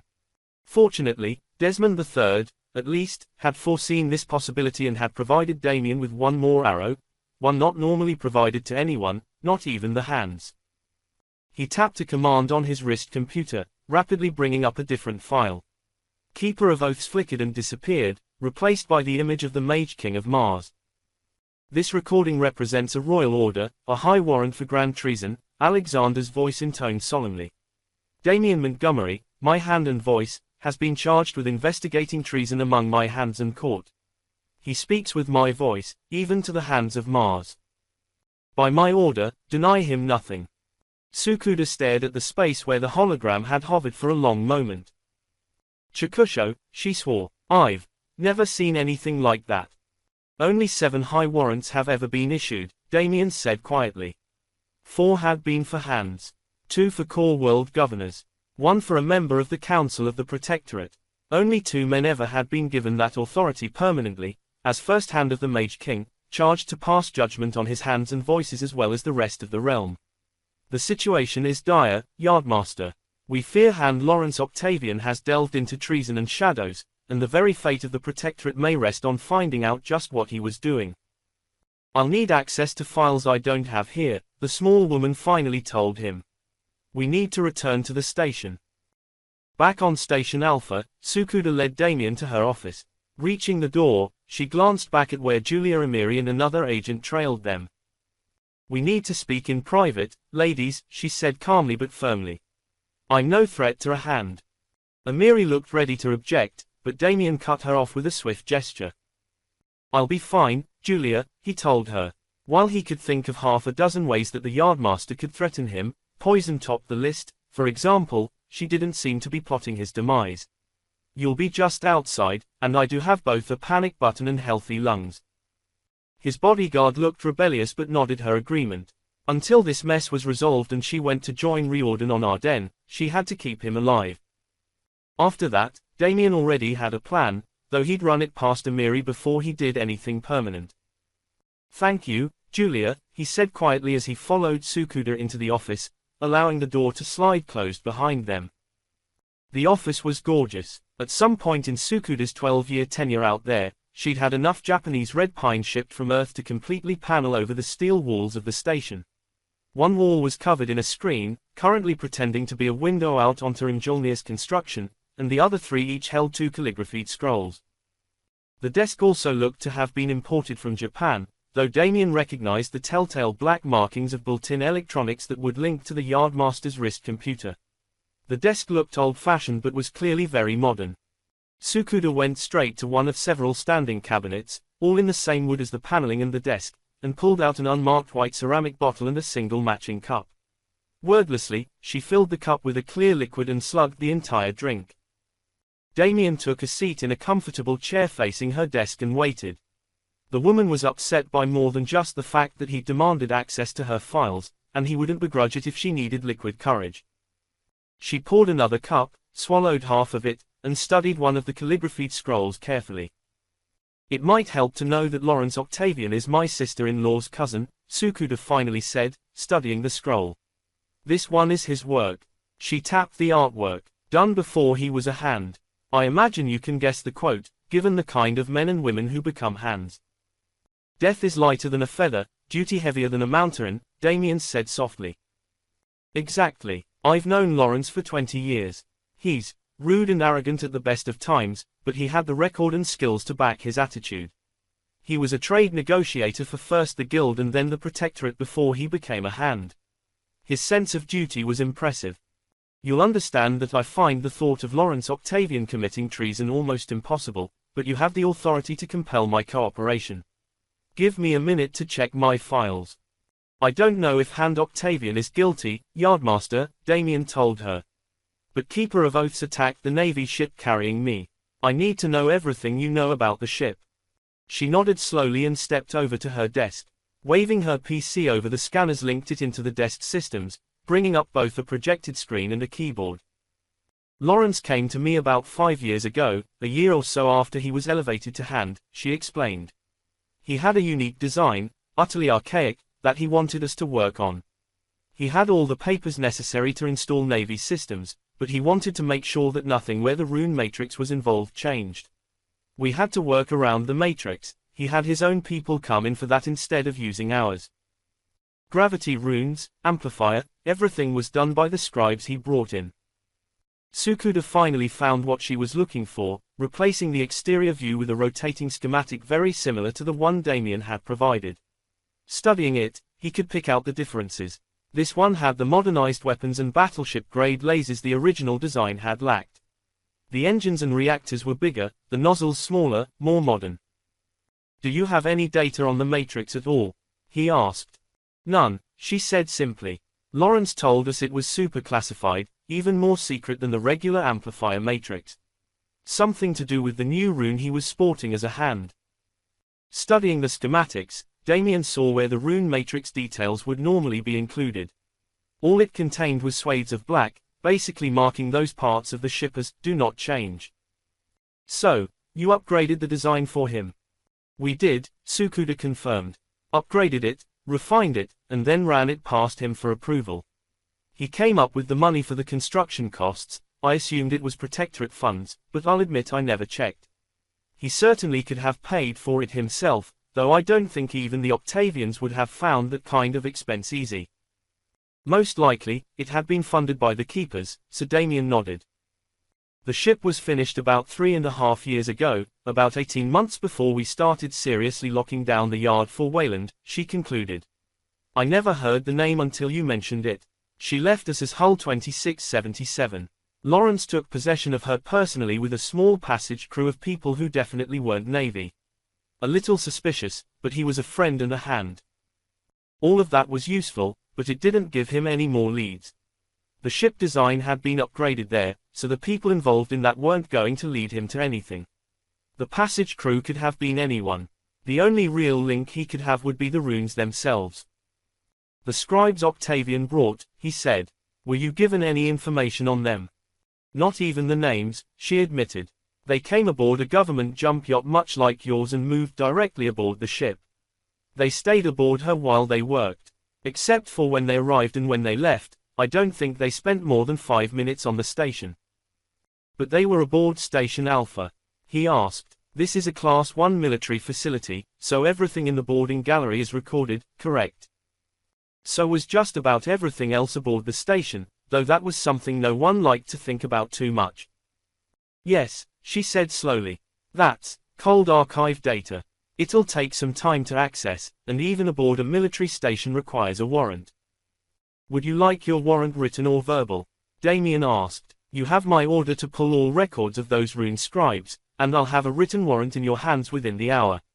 Is that acceptable, Yardmaster Tsukuda? With a deep sigh, she nodded. It will take us a day or so to pull the correct data, she admitted. You are welcome to stay in our visitors' quarters, but my understanding is that Dr. Akintola probably has better quarters. Damien chuckled softly. He'd taken a glance inside the main VIP room aboard the yacht. Suffice to say I'm not sure if there's a bath in my quarters or a swimming pool, he noted dryly. 37. Storm of unrelenting fury was thankfully close enough to your position to intercept the missiles before they became a threat to anyone else, Mage Captain Jacob reported in the hours-old recording Damien was watching. Solcombe is now backtracking the debris cloud and trying to see who may have planted the missiles. It had to have been done after your flight plan was filed, which reduces our time frame, but it's Mars local space. If they can narrow it down to less than 50 ships, I'll be stunned. Duke of Magnificence's captain shrugged. They'll dig, and my people will help. We don't have much else to do while we fix the latest set of holes. Give us a few days and we may have some new leads for you, he concluded. I hope you're not relying on it, though. There's a lot of traffic around this planet. Let me know if there's anything you need us to handle before you're back. The recording froze. Transmitted hours before, it had taken most of an hour to cross the distance between Mars and Jupiter at the speed of light. Damien had seen it before, but he was playing it for his people now. Solcombe is good, he concluded to Emirian Romanov.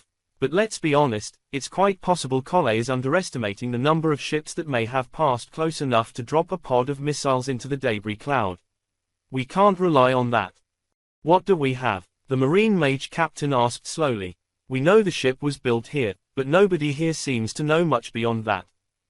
We've got this. Damien tapped his PC, replacing the frozen recording of his cruise's captain with an equally frozen image of the boarding gallery on Station Alpha. 7 men and women were in the image. One was the tall, obviously mixed-race form of Lawrence Octavian, clearly a member of Mars's first families. Only 3 of the other 6 had visible faces, and all were somewhat blurry. This, sadly, is the best shot we have of the rune scribes Octavian brought to the yards to install the rune matrix on Keeper of Oaths, he said grimly. Very clearly, none of the scribes have a clue they're being recorded, but Hand Octavian did and was guiding them on a path that kept them clear of the cameras. Fortunately for us, we did manage to get 3 clean faces out of the mess of video that Yardmaster Tsukuda was able to provide me, Damien continued. Normally, I would simply send the images to Mars and ask the Miz to identify them for me. Since I'm not sure there is anyone in this system who didn't come with us that I can trust, we're going to need to return to Mars and access the databases directly. Surely, we can trust the investigation service? Amiri asked. Or, perhaps more accurately, we have friends in the Miz we can trust. Most of my friends in this system are in the top of the government, Damien admitted. The Mist people I know are scattered across 3 systems, and none of them are Sol. If you know anyone, of course. Every Mist person I know is either in the same systems as you or the type of fringe officer who issues bounties, she admitted. Dennis. Romanov blinked. Why are you looking at me? He asked. You grew up here, Damien pointed out. Neither of us did. I think I have a friend's cousin who went into Ms, he said slowly. But no one I'd trust this far. But. The Marine paused, and Damien gestured for him to carry on. If you have a thought, Dennis, please share it, he ordered. I'm hardly perfect, there's a reason we're having this conversation. Most likely, the Keepers are based on Mars, Romanov said slowly. You were talking about checking out both Jupiter and Earth. If we proceed to Earth, they may think we didn't find anything out here, and it would also allow us to access the MIS databases there.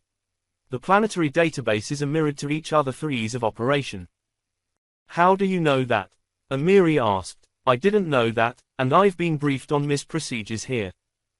I don't know anyone in MIS, Romanov replied, but I do know some cops back on Earth.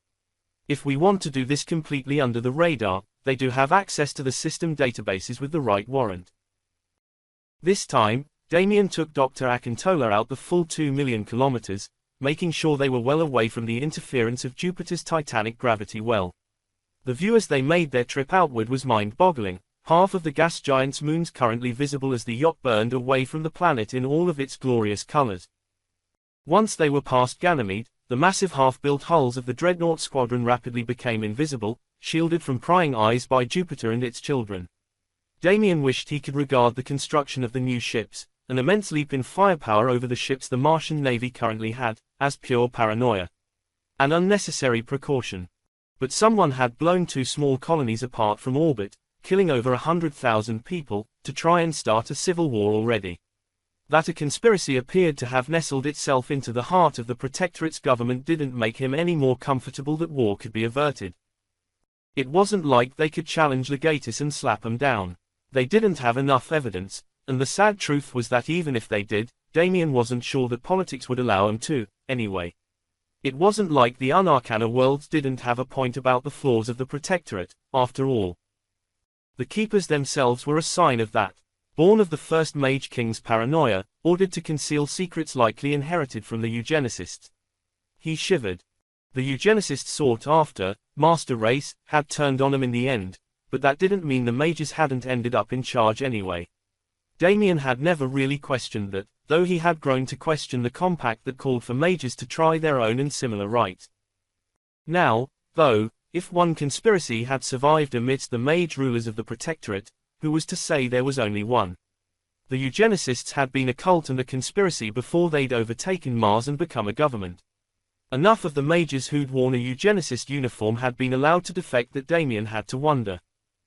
Scanners look clear, Damien, Amiri told him, her voice cutting through his thoughts. He checked the numbers himself and nodded. They were far enough out from Jupiter that he could jump now, but he stared at the simulacrum for a long moment. Damien, Amiri asked, are you all right? This whole sneaking around because we can't trust our own people is started to wear really fucking thin, he said sharply. This is Sol. We should have infinite resources, money, ships, trustworthy people. He shivered. This conspiracy bullshit is getting to me. It's getting to all of us, she told him. Though, frankly, your job has enough of that everywhere else, too. I don't see His Majesty sending you anywhere quiet and calm to, I don't know, judge a cat show, do you? The image of a room full of cats being carried around, groomed and presented for Damien, who was only vaguely familiar with the critters at best, to judge made him chuckle. Fair, he admitted, it's the job, but, damn, Mars is supposed to be where we come to relax. Then fix it, Amiri said. That's also your job, can't say any of the rest of us could do it. He smiled sheepishly and slowly nodded. Earth, then, he said aloud, laying his hands on the simulacrum. I'm going to miss you, you know. I know, but you'll do fine. It was strange. Despite having spent 3 years in Sol, Damien had never actually been to Earth. Yet the blue-green orb beneath him looked heart-achingly familiar to his eyes. It wasn't the faint purple of his homeworld's oceans or, indeed, exactly the hue of any of the oceans he'd visited since leaving his home, but the blue looked perfect and normal to his eyes. The green, the fluffy white clouds, everything looked strangely right, even to eyes that had never seen it before. "All right," he said slowly as Romanov settled in behind him in the tiny shuttle, which was barely big enough for his 2 senior bodyguards and the minion apiece they'd brought. "Now, this will sound stupid, but which one's island?" "Well, firstly, we're currently orbiting above Mexico, so you can't see it," the Marine officer pointed out. But, he leaned forward and tapped a sequence into the computer, which happily provided a waypoint. "Those are the coordinates for the Dublin Metroplex spaceport, near where I grew up," he explained. "One of the girls I grew up with now runs the Sector 6 office of the Dublin PD. It's 20 minutes by taxi or transit line from the DMS. We'll probably want to keep my presence on Earth quiet," Damien noted. "While the keepers know I'm on the planet, if they realize I'm talking to cops, they may draw, well, the right conclusions." "I can talk to Wanda on my own," Romanov offered. "I'll need a warrant, something to cover her ass as she accesses the databases for us." "I can give you a digital one," the Hand agreed. "Amiri and I will hang out at the spaceport. If you end up needing us we can catch up." "Backup is handy," the Marine agreed, sounding even more serious and subdued than usual.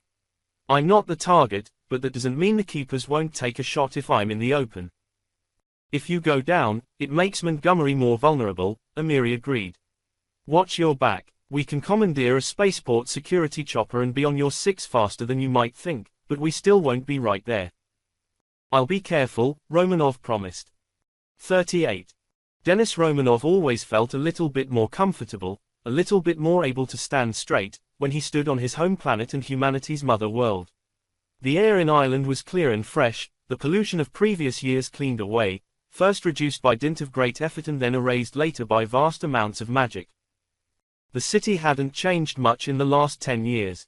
A few more suburbs sprawling out in the distance, another couple of older blocks demolished and replaced with arcology-esque apartment towers. Sector 6 was next door to Sector 7, where he'd grown up. The sectors had older names, and he was sure most people might even use them, but he'd grown up in an arcology tower and his interest in his homeland's history was minimal at best.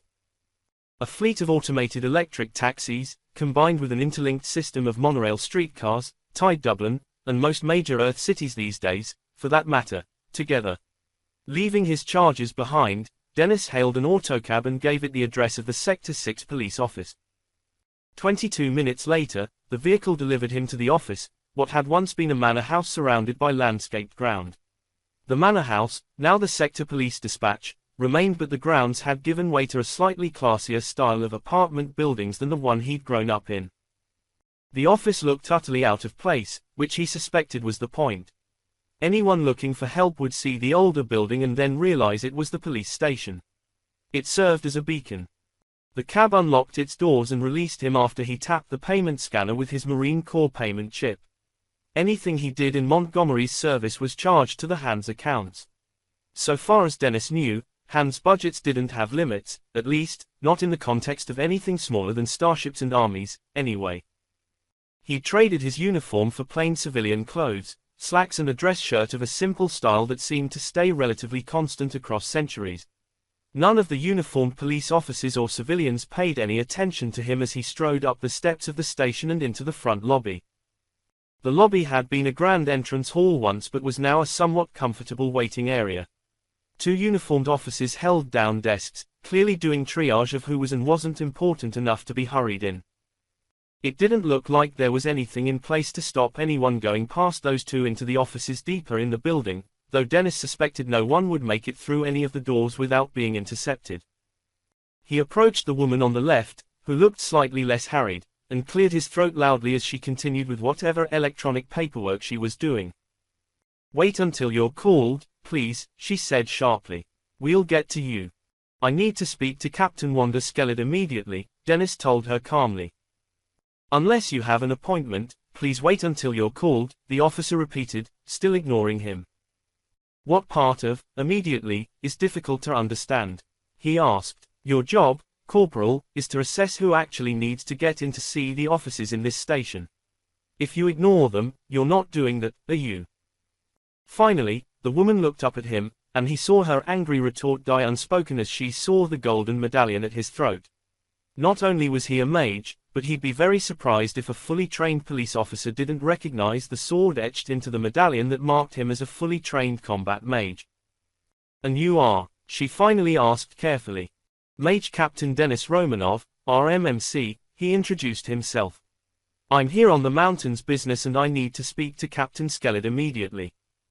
"She is in a meeting," the officer told him after spending a moment checking a schedule. "I could page her. I can wait until she's done. I'll be outside her office," he told her with a small smile, and swept past the Guardian desks. "Please let her know I'm waiting, if you could." Now that the officer was doing her job, he had no reason to continue making her life difficult. Wanda Skellid showed up 5 minutes after the hour, clearly not having left her meeting for him. She looked exactly like Denis remembered, allowing for 10 years difference.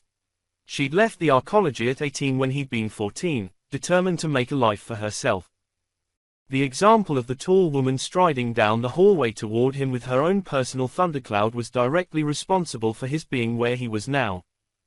"Denis Romanov," she greeted him, her tone flat. "I'll confess this isn't how I expected to find you in my station." "Come in," she ordered, the easy authority of having kicked her way from a slum to a prestigious command in 10 years showing in her words and motions. "Captain Skellid," he returned the greeting, bowing his head and following her into her office. He'd expected some kind of plain utilitarian space and was instead confronted with what had probably been the den when the manor was originally built.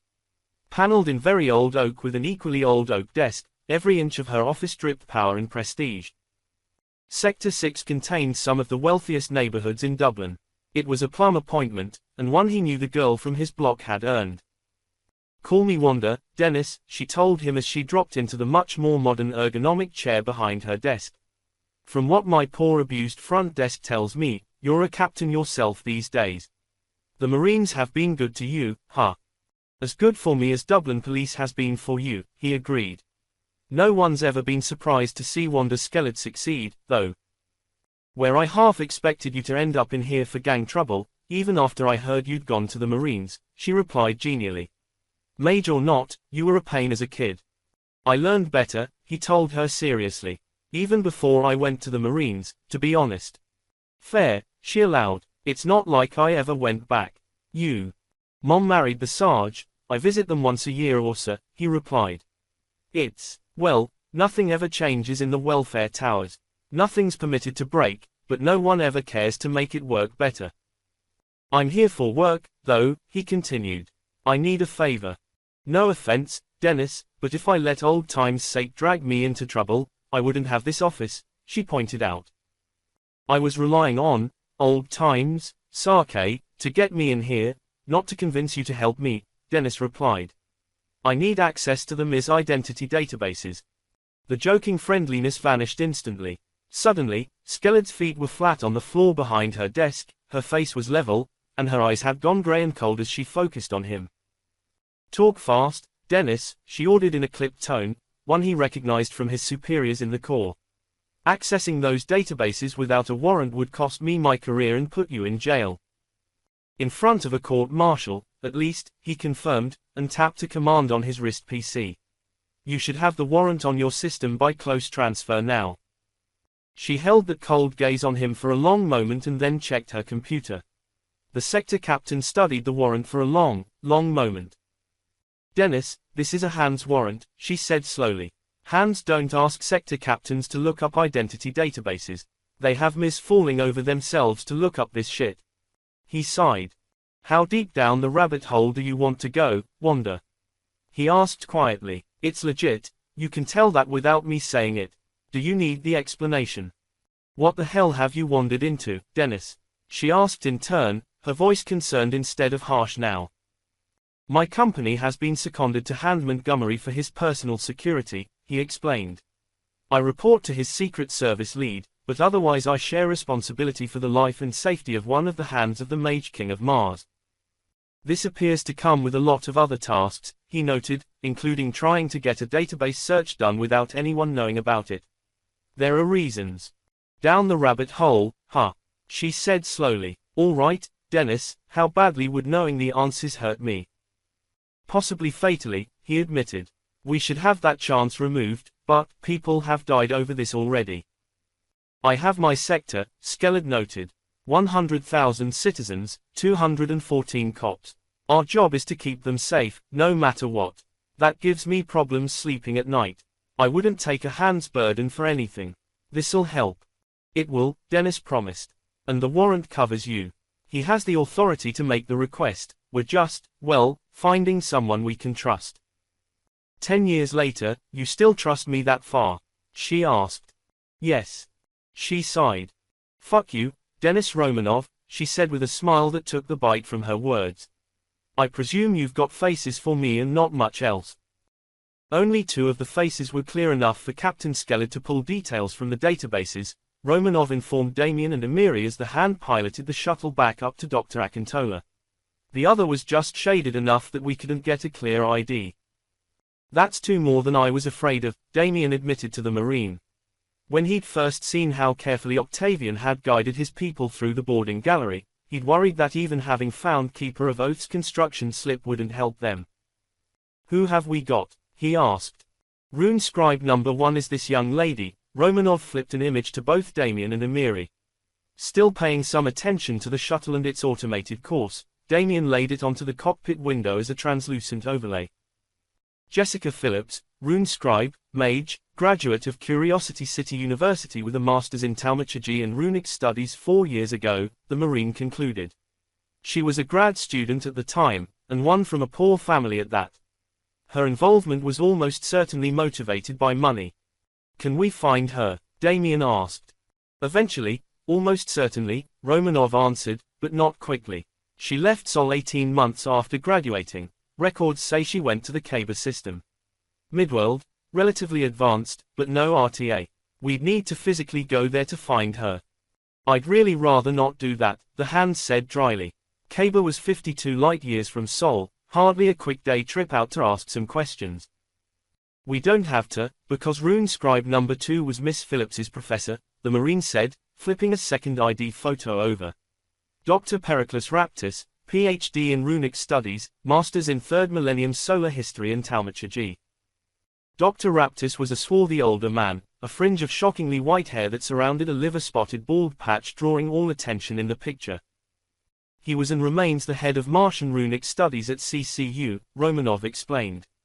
He's a tenured professor teaching several classes, including first-year history of the Eugenicist War and fourth-year rise of the Protectorate history classes, plus between 4 and 8 Runic Studies courses a semester. Busy man, Amiri observed. Surprised he teaches the history classes. Always has, according to the CCU website. I guess they're his hobby.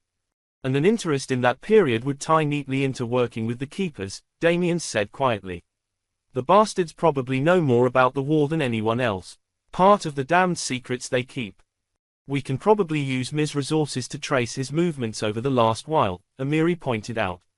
But the truth is, he's probably most easily found at his school. So, that's exactly where we'll go, the hand concluded as Dr. Akintola came into view. The Keepers probably expected us to spend longer on Earth, going through the shipyard records if nothing else. If we move fast enough, we may be able to interrogate Raptis before anyone knows we've identified him. Does it ever go that smoothly? Romanov asked, sounding honestly curious. No. 39. Returning to Mars at last, Damien found himself tensing as they emerged from the jump, focusing on the sensor displays around him as he watched for some kind of threat. Here of all places he should be safe, but he could no longer take that for granted. By the time they made into orbit, he had finally started to relax.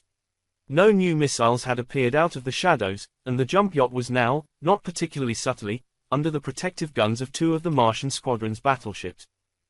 Dr. Akintola, this is Olympus Control, a voice came over his channel. Our holding patterns are currently full. I've been requested to redirect you to the transfer station.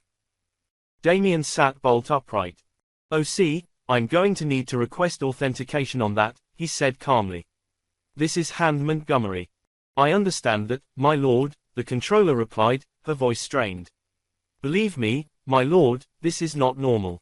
I have 4 counselor delegations on approach for a private meeting with His Majesty. Authentication is Lima Victor Tally Ho 659er. The code was solid, no one at Olympus Control was under duress that the controller was aware of. He sighed. He could fly from the transfer station to Curiosity City just as easily as he could do so from Olympus Mons, but he'd been hoping to meet up with the Mage King first. If there were 4 members of the Council of the Protectorate in the mountain, though, that wasn't happening either way. My apologies, Hand Montgomery, the controller told her. Be advised any shuttle flights for the next hour are going to run into the same problem. If you want to hold in orbit, it'll be 90 to 120 minutes before we'll have a clear entryway. Understood, Olympus Control, he finally allowed. We will proceed to dock Akintola at the Royal Transfer Station. Damien, Amiri, and the rest of his security detail had made it onto the transfer station and were heading for a waiting shuttle when they were intercepted by a trio of suited young men in matching black suits. My Lord Montgomery, Agent Ishmael, the leader said quietly. Authentication Kilo Tally Mike 7 Delta 7. We're with the service. If you could come with us, please. Damien glanced at Amiri, who nodded calmly. The code was legit, then, he'd trust her judgment on that. What's going on, Agent Ishmael? I can't say anything in public, the Secret Service agent said calmly.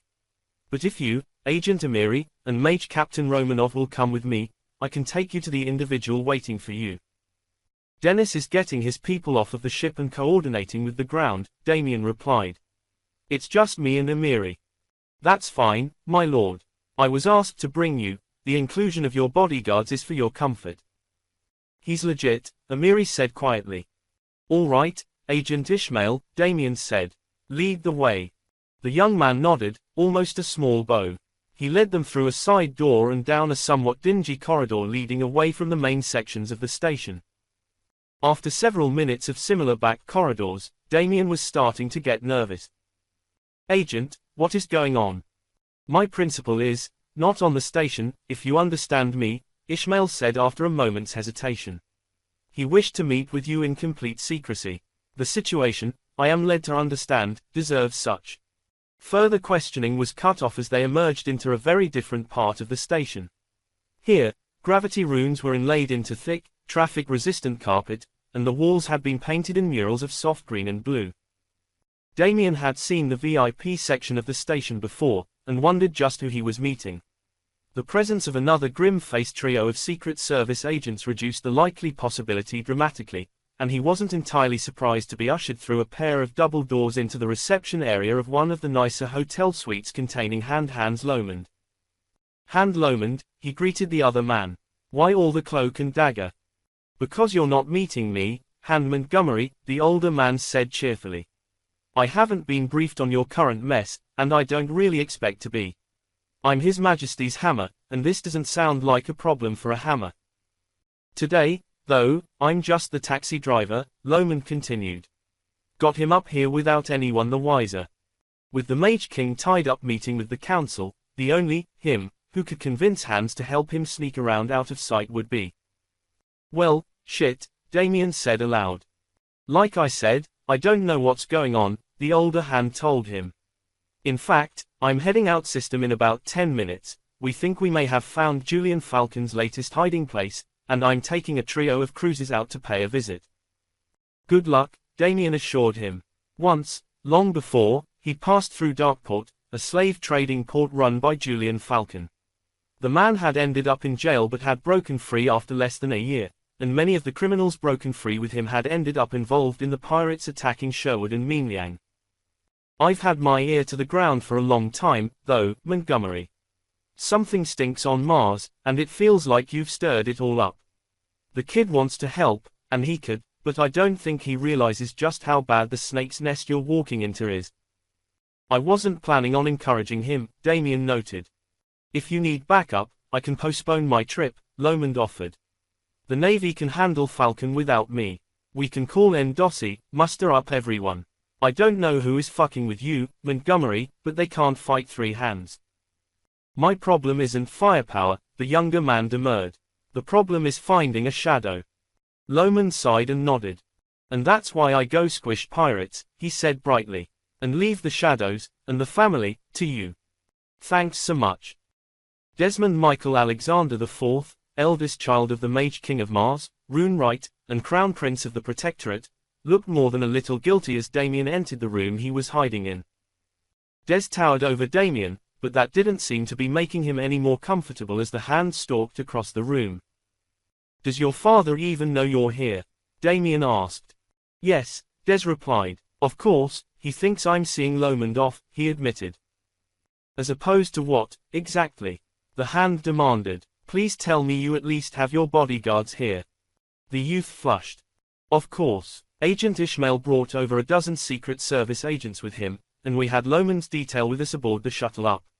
Was rather crowded, all things considered." The boy was irrepressible, and Damien sighed. He hadn't been a lot better in his own not-too-distant youth. "What do you want, Des?" he asked. "This is a giant mess, and not one you need to be anywhere near." "I want to help," the Crown Prince exclaimed. "I have a full set of runes of power, I'm trained as a jump mage, I'm as powerful as your father. I'm no good to anyone sitting around the mountain learning how to make nice with politicians. When you inherit from your father, making nice with politicians will be your job," Damien pointed out. "Politics is sadly a more useful skill for running the Protectorate than being a fully trained combat mage, something you're not, Des. Even if you were, this isn't a mission I can use backup for," he continued.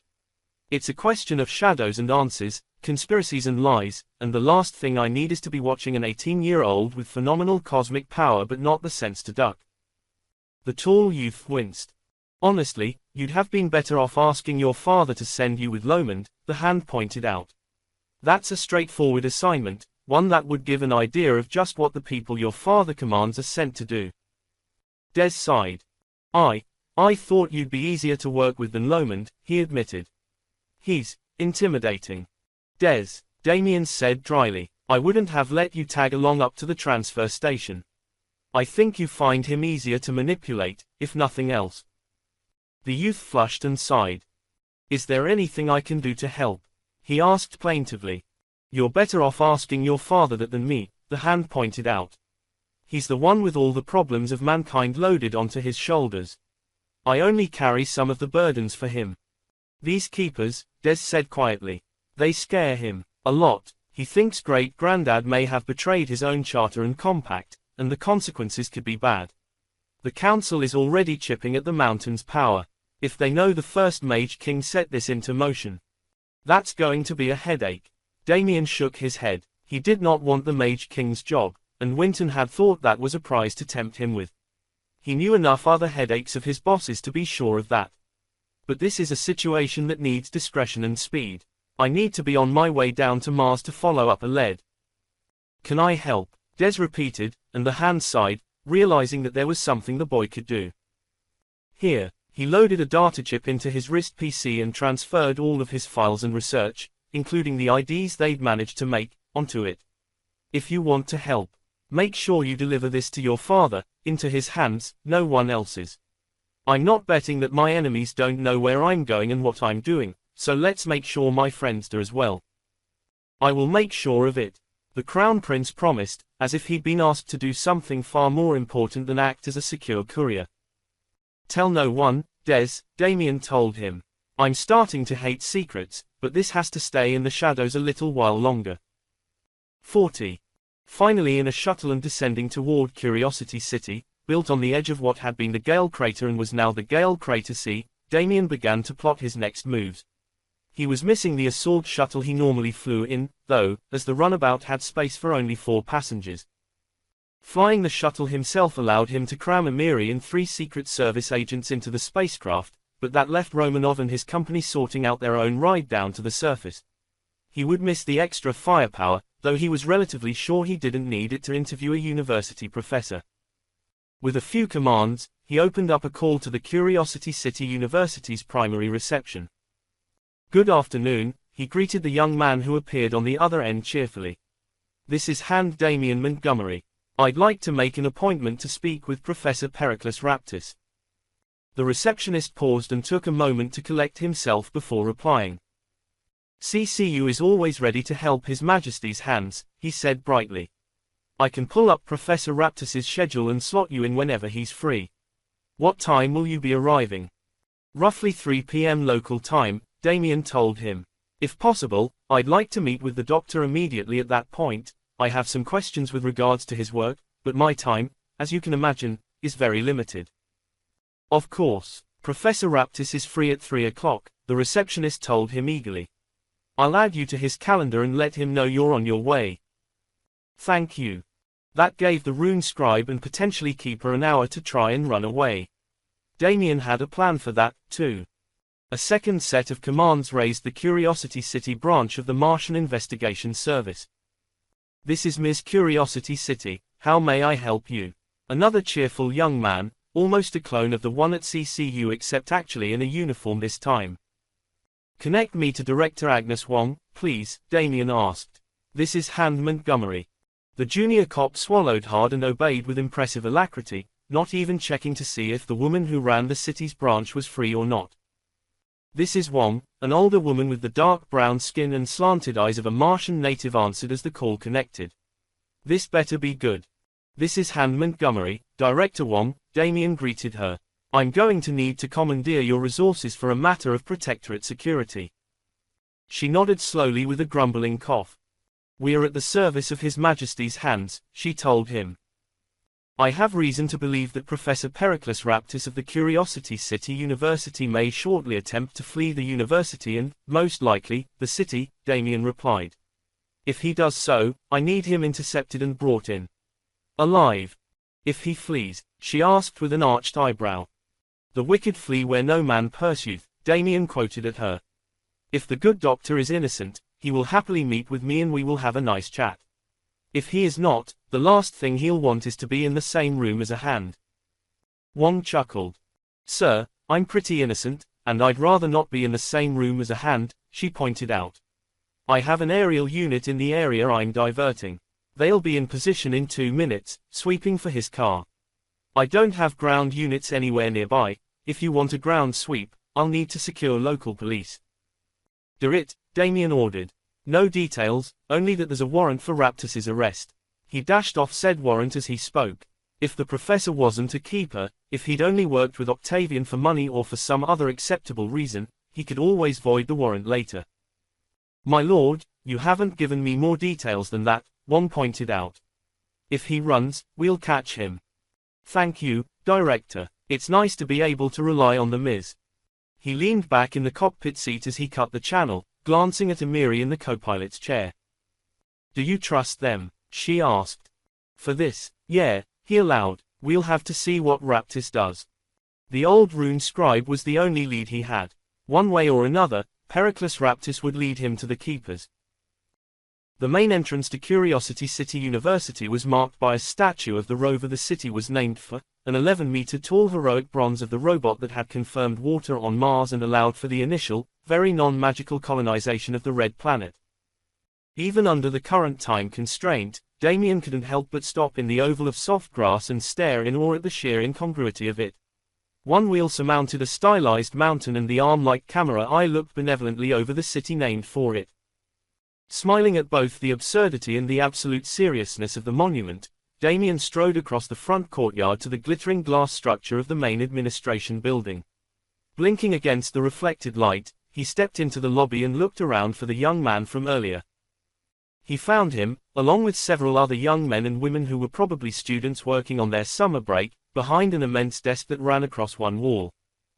The youth spotted him as he headed toward the desk and stepped out to meet him, eyeing the trailing quartet of suited Secret Service agents uncomfortably. Hand Montgomery, he greeted them. Professor Raptis said he'd meet you in his office. Do you need a guide? Please, Damien told him. Lead the way. He followed the student deeper into the building. Thankfully, once they were out of the main lobby, the glass was tinted on the inside, eliminating the reflection entirely. Raptis's office was on end of the administration building closest to the Akintola building, where the Runic Studies department held most of its classes. Reaching the door, Damien stepped up and rapped sharply on it. Professor Raptis, he asked through the door. This is Hand Damien Montgomery. Only silence answered and the hand mentally sighed. Gesturing for Amiri and the other agents to move up, he rapped harder on the door. Professor Raptis, please open the door, he said gently. Mentally counting down from 10, he waited for someone to answer. At 0, he made a chopping gesture with his hand and sliced the deadbolt in two. Shoving the door open, he pushed his way into the empty office before the guide even registered what he'd done. The office was large but cluttered, with bookshelves covering every inch of the walls and several holo displays set up in the middle of the room around the desk. There were clear signs of a rapid exit, with entire bookshelves emptied onto the floor, presumably to extract a handful of papers or books. There had been a console built into the desk, but the entire electronic portion of the desk had been slagged with magical fire, as had a stack of papers and data chips pushed up against one of the holo projectors. "Well, it seems the professor wasn't interested in that interview," Amiri said quietly. "Indeed," Damien said absently as he tapped the code for Director Wong's office. "Wong, this is Montgomery," he greeted her. "Raptis has fled his office.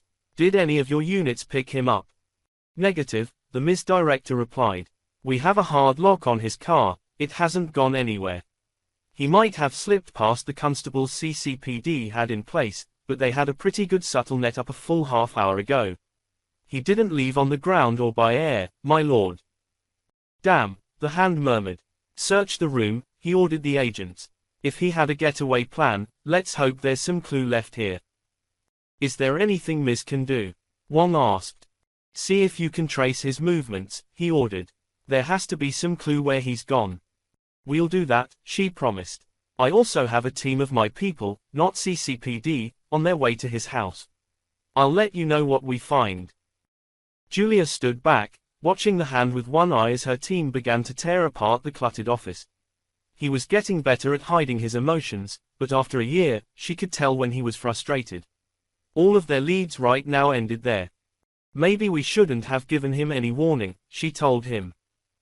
"No, if he was a keeper, he would never have consciously betrayed them," the hand replied distractedly.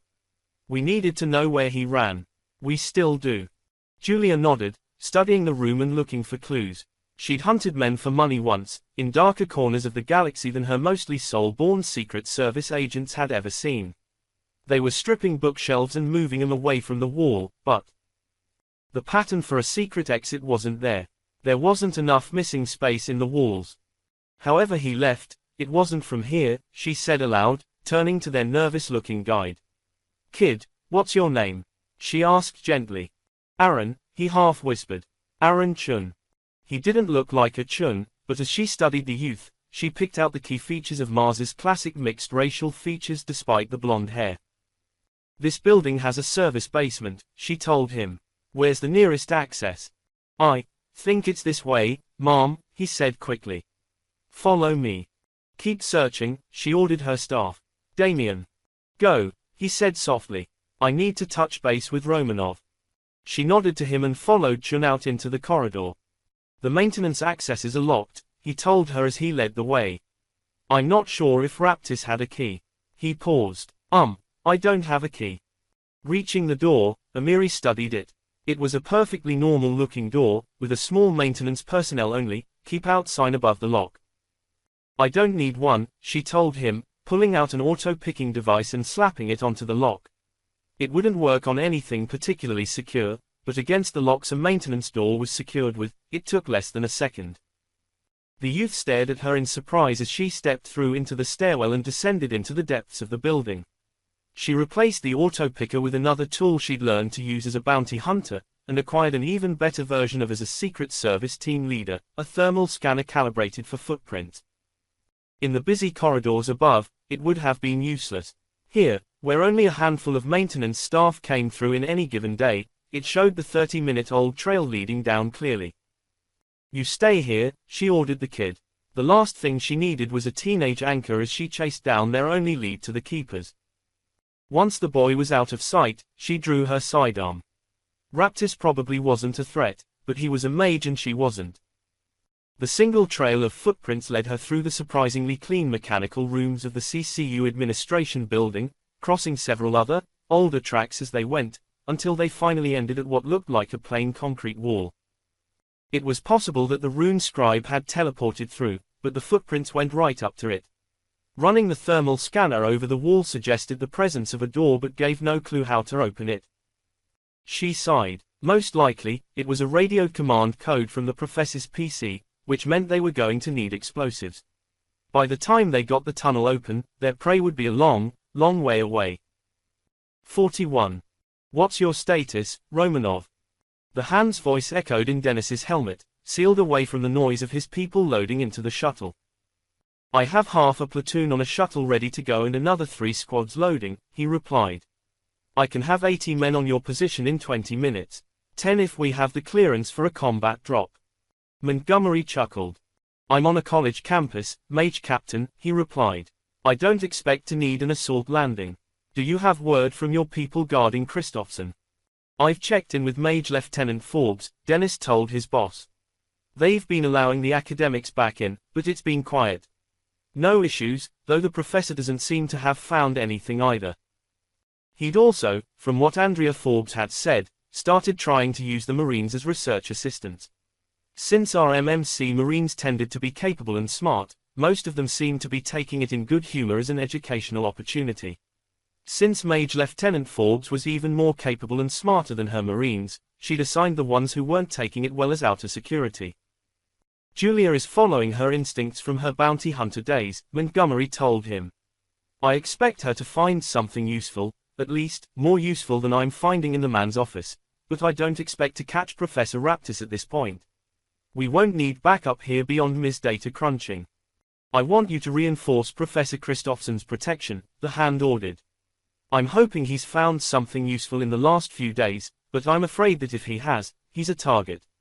Drop that first squad ASAP. You're not cleared for combat, but you are cleared to emergency override Olympus control. Understand? Yes, my lord, Dennis replied, already thinking through the risks. The academics probably weren't a threat, but if someone had the ability to change the bookings, they could have sneaked their own people in. We'll keep the professor safe, he promised. Good, let me know once you're in place, the Hand ordered. Letting the channel close, Dennis smiled and opened an intercom to the pilot. She'd be unlikely to complain about the change in plans. How often, after all, did a pilot get to override ground control? 4 shuttles dropped from the transfer station like homesick rocks, targeting the landing pad closest to the archive chambers where Christophson was working. It wasn't quite a combat landing, but it was enough that the civilian shuttles carrying the visiting counselor's staff were being cut off before they complained. This is Olympus Mons, the controller snapped. You can't just charge down from orbit and tell us to make it happen. Control, I'm operating on the direct authority of Hand Montgomery, who has identified a potential threat to the security of the Protectorate, Romanov told the woman. After half a dozen go-arounds, the pilot had dumped control on him and focused on flying. I know we're not exactly used to emergencies here, but the Hand has that authority and I will fulfill my orders. We're not going to hit anyone on the way down, but I suggest you give my pilots as much of a safety zone as you can, he continued gently. My Marines will be on the ground in 15. You can't just land Marines at Olympus Mons. Dennis smiled. I suggest you check with His Majesty whether or not he included that in his Hand's authority, he pointed out, but either way, we're landing. Dennis led the way off of the shuttle onto the cooling tarmac and found a single soldier in red exosuit armor waiting for him. There was no insignia on the armor, but the Marine Mage Captain came to attention and saluted the wearer anyway. The Royal Guardsman might have a rank technically junior to his, but there were thousands of Marine captains across the Protectorate. There were only 200 Royal Guards, all of them fully trained combat mages, all of them Marines of at least 10 years service, as many of them as possible combat veterans. The Royal Guard was the mailed fist behind the silk glove of the Secret Service, and they never left Olympus Mons unless the Mage King did. Guardsman Han, the exosuit introduced herself. Mage Captain, what is the situation? We have reason to believe that the conspiracy Montgomery is tracking has infiltrated the mountain and may be moving on Professor Christophson to prevent him communicating his discoveries to the Hand. Han nodded once. We are not maintaining any particular surveillance on the Professor, she noted. I believe you have a platoon already guarding him. A small hand gesture took in the 4 shuttles, each carrying an entire squad of Marines, behind Dennis. And given the intelligence these people seem to have had all along, they'll be ready for that, he pointed out. I see your point, Han allowed. You don't need my permission, she continued, but the captain wanted to make sure we knew what was going on. Care for some company? A full company of Marines, 3 combat mages, versus an unknown level of threat from an organization that had commanded at least one hand and a capital ship built to custom specifications. I would love some company, guardsmen. The archives were much busier now than they had been when Dennis had visited the Hand and Professor during their first phase of research. His platoon was scattered throughout the room, some on guard duty, some on more academic pursuits. The Marines were in the majority in the room, but there were still at least 30 researchers of one stripe or another, digging through papers, hard storage, and the information databases. The arrival of a new group of Marines started to draw attention as his people made their way in. The archive was huge, and even filing over another 80 Marines in body armor and carrying carbines into the space didn't noticeably crowd it. His people knew their brief and immediately moved to secure entrances and exits, unboxed cased heavy weapons and set up barricades even as the academics started to recoil away from them. Ignoring the researchers, identifying if any of them were a threat was Kozel's job. Dennis crossed the old library cavern to where he spotted Forbes and Christophson still at the same set of consoles the professor had started on weeks before. "Good to see you, boss," Forbes greeted him. "Did you have an overdue book?" "Not this week," he replied seriously. "Professor Christophson, please tell me you have something." About 120 Marines tramping around the library, the old ex-governor turned political aide said dryly. "And while I have learned quite a good deal about the origins of our enemy, I have learned nothing of immediate use." "Damn," Dennis muttered. Montgomery was hoping, he admitted. "Our biggest lead on Mars evaporated. He was hoping for context that could help us find something." "Context I can give you," Christophson replied. "But I'm not sure knowing that the Keepers were created by direct order of the first Mage King in 2260 helps us find them. I can tell you they were a creation of the early days of the Protectorate, and that they took a lot of the eugenicists' files from this place." He waved a hand around the archives. "None of that is useful, however." "How were they funded?" Han asked. Dennis glanced at the red-armored guardsman. "Sorry," he asked. "The guard were quietly briefed on the Keepers after Montgomery returned," she said softly. "They have a lot of resources, and they're not being funded by the Protectorate, not without having co-opted an entire army of auditors, anyway. If the Mage King wanted them kept secret, he would have provided them with some kind of funding arrangement." "What was it?" "Follow the money," Christophson said aloud. "I didn't think of it. I looked to see if anyone was benefiting today but not how they were being funded. The ship was paid for out of Octavian's personal funds, and I have 10 of said auditors trying to see if anyone paid him back for it, but—" He shook his head, turning to one of the Marines with him. "Shelley, fetch me the second data chip from yesterday," he told her. It was a blue one, archival of land grants under the Terraforming Agency. "You already searched that, though," she replied, though she went digging for it obediently regardless. "I was looking for the wrong thing," Christophson said sharply, his voice distressed. "I didn't think, damn it, I know the date the king created them." The young Marine found the blue chip and the older man slotted it into the reader, warming up his data searches. There was nothing Dennis could do to help with that, so he glanced around the archive, checking the status of his people. The defenses weren't perfect, the room wasn't particularly defensible, but unless he was facing mages and exosuits, they would hold. There, the professor exclaimed. He threw a map up on the display and stabbed at a point on it. "January 15, 2260, he announced aloud. "All of the land grants that day were made in the Hellas Montes." "The Hellas Montes are a planetary park," Forbes objected. "There's nothing there except a few tourist traps. And in the heart of the park, 500 square kilometers that were granted to Caleb Octavian and then transferred into a holding company that has never done anything with them," Christophson replied. "No roads enter the area. None of the tourist traps are near it. It's in the middle of nowhere, where no one would ever go. Where else would you hide a secret library?" "That's a huge area," Dennis said quietly. "I'm not sure that's enough." "It's a starting point," Christophson said. "I'm relaying to Montgomery now." A few keystrokes later and the old man leaned back, the excitement fading as he exhaled. "Not as much of an answer as I hoped, but more than we had," he said aloud. "It's been transmitted, down to the hand now. If they wanted to stop me, Mage Captain, they're too late now." And then the entire mountain trembled beneath their feet and the lights went out. 42. Fire in the hole. Damien felt the ground tremble and waited for the Ms. demo team to check the area before going around the corner himself. The overly neat basement of the CCU building was now covered in concrete dust, and the secret door Amiri had found had been blasted off its hinges. The other side looked like a garage. It was dustier and clearly less well maintained than the basement behind them, but it had clearly held a vehicle of some kind for a long time. A dimly lit tunnel stretched away from them, marked with a clear set of tire tracks in the dirt. "Find where this comes out," he ordered. "Yes, sir," the Martian Investigation Service team lead replied, gesturing one of his people forward with a small airborne drone. "It's probably not too far," he concluded. "Maybe 2 clicks at most, more than that would be unsafe. And 2 kilometers would have put Raptis well outside the perimeter established by the Curiosity City cops." He called Director Wong and quickly filled her in. "We'll try and backtrack the time once we have the exit point," she told him after she'd processed it. "But that line goes through downtown. If it emerges into a parking garage, without knowing what the vehicle looks like, we won't have much of a trail." "Find what you can, Director," he replied.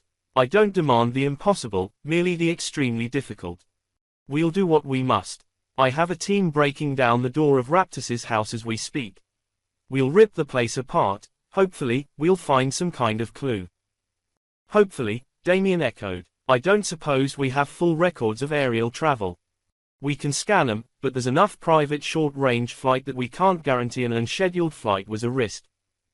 "Check," he ordered. "We'll want to investigate them anyway." "We'll find Raptus, my lord," she promised.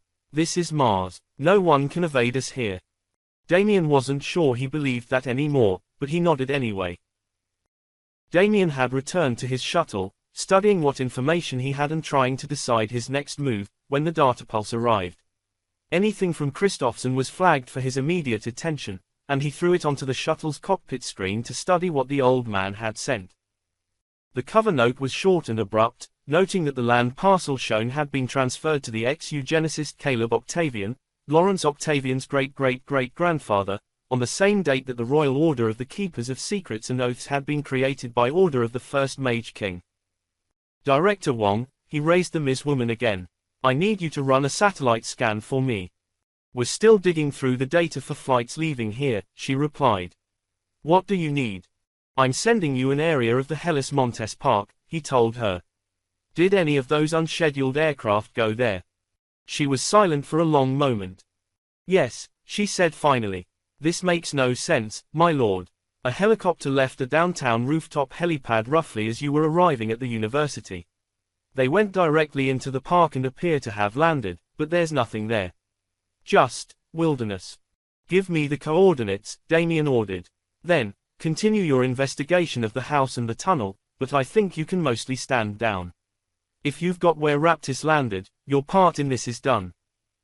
"We'll remain on standby regardless," Wong told him. "We'll see what we find." It was time to call in the Marines. Romanov was busy, but it wasn't like Duke of Magnificence didn't have 2 other Marine companies he could call on. He was reaching out to raise Mage Captain Jacob when a planet-wide alert slammed onto his wrist PC. "This is Admiral Amanda Kaliva aboard Defender of Mars," the voice of the woman in charge of the orbiting battleships announced, and he realized that every military and police comm on the planet was receiving the transmission. "The mountain is under attack. Unknown forces have disabled both the geothermal and fusion power plants in Olympus Mons, crippling the interior and exterior defenses. A secondary series of attacks appear to have disabled Olympus City's power plants as well. I am declaring a humanitarian and security crisis.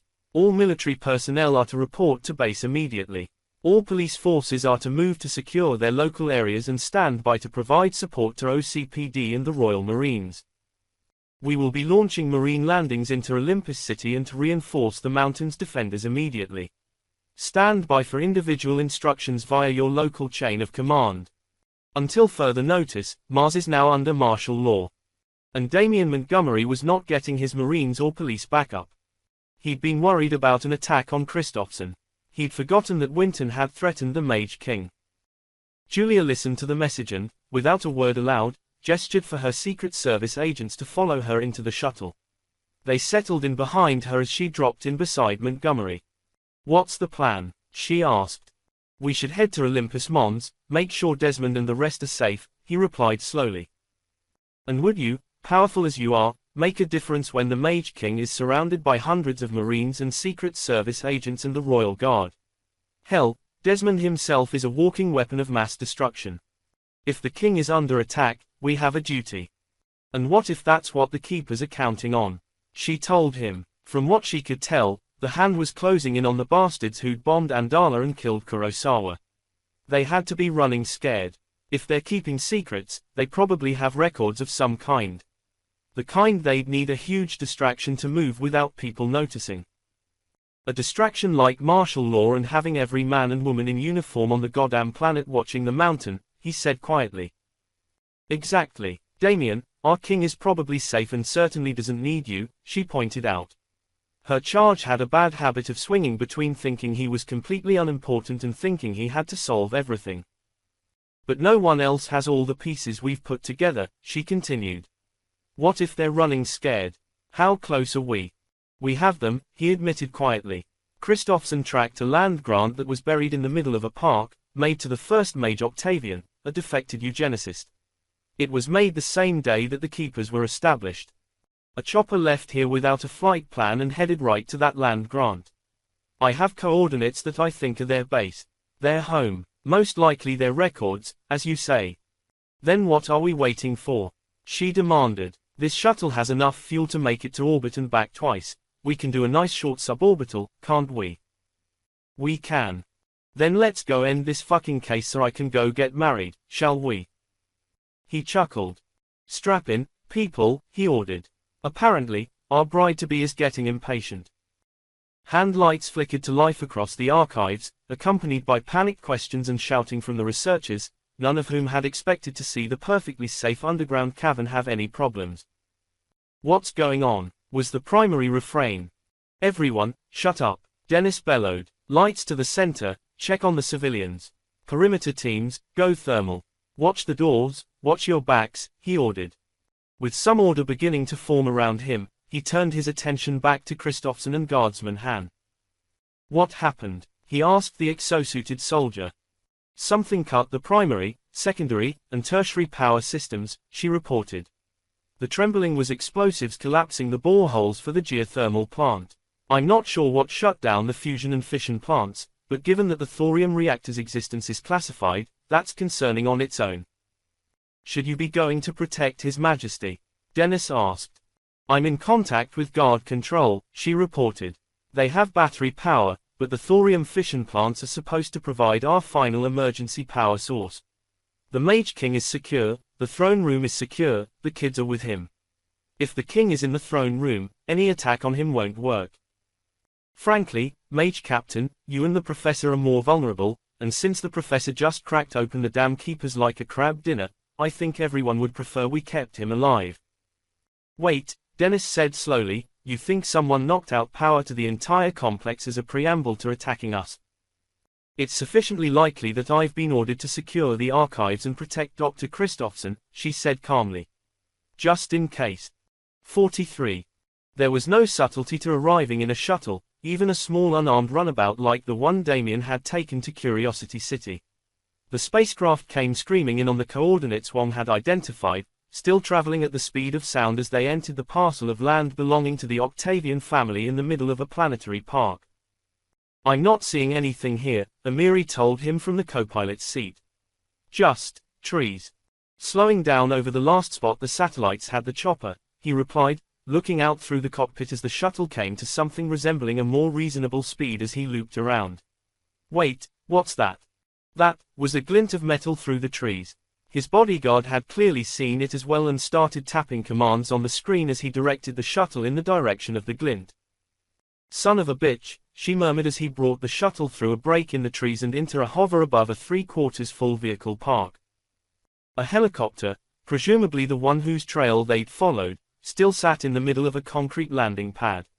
Half a dozen robotic tow trucks sat silently off to one side, and a cleared zone tucked against the side of the mountain held another 5 choppers and half a dozen shuttles identical to the one Damien was piloting. "Those are all government spacecraft," Damien said quietly. "We found our target." "This thing has no guns," she told him. "That's a lot of vehicles to leave behind you." "It's an orbital shuttle," he reminded her. "It doesn't need guns for this."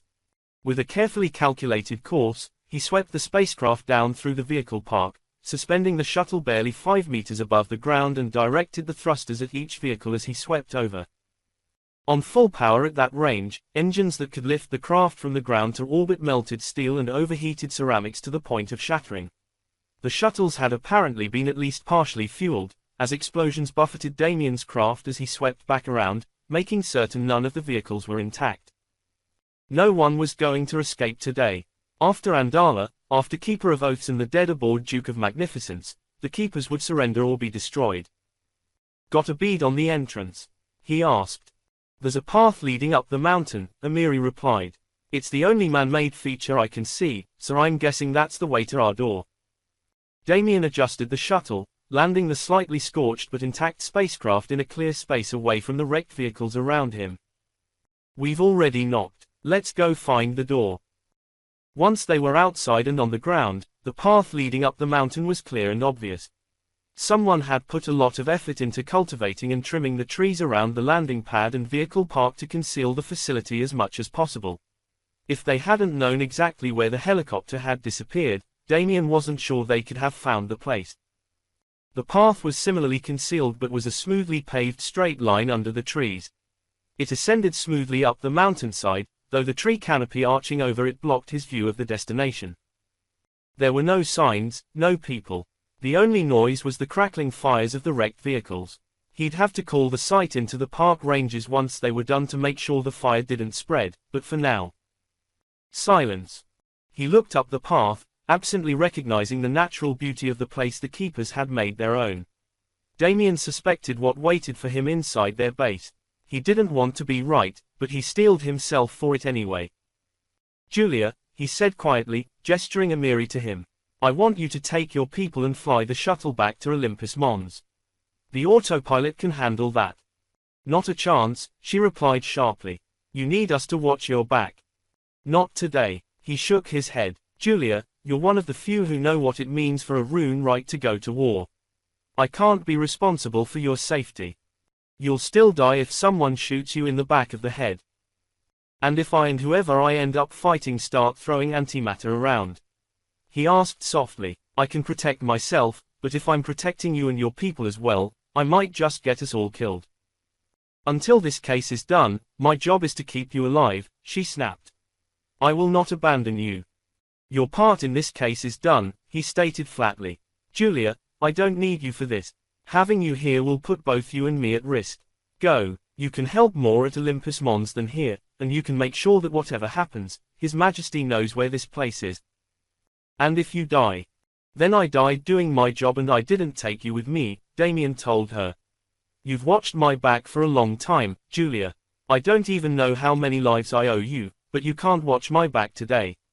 I need you to go back to the mountain and tell Desmond what we've found.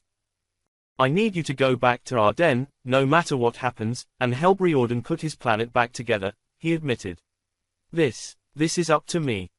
"Why?" she demanded. She wasn't arguing anymore, both of them knew it was an order he would not permit her to refuse. "Because unless I'm severely mistaken, I'm going to find a hand in there," he told her quietly. "And that's something we need to deal with in the family." As Damien stepped under the trees, the shuttle engines roared to life behind him. The little runabout was designed to function entirely without a pilot. Its computer was entirely capable of taking Amiri and her people back to Olympus Mons on its own, which meant they would be safe. His own fate was an entirely different question. The path was wide and clear, obviously carefully maintained, probably by robots, from the ruler-straight edges of the shrubs and lower branches that touched it. The evening sunlight was streaming through the canopy, tinging the concrete path with a calming shade of green as he made his way up the side of the mountain. It was incongruous at best. Damien was here to fight a war, to end a conspiracy that had killed people under his command, tried to kill thousands of innocents, had killed God alone knew how many people protecting their secrets. But the path leading up to their secret library was a soothing, relaxing place that managed to do nothing for his peace of mind. Knowing what was coming made it creepy. Finally, after about a quarter-kilometer, he reached the end of the path. An opening had been cut into the side of the mountain with magic, angled to be invisible from above, containing a large set of double doors surmounted by a sigil of a mailed fist holding a scroll.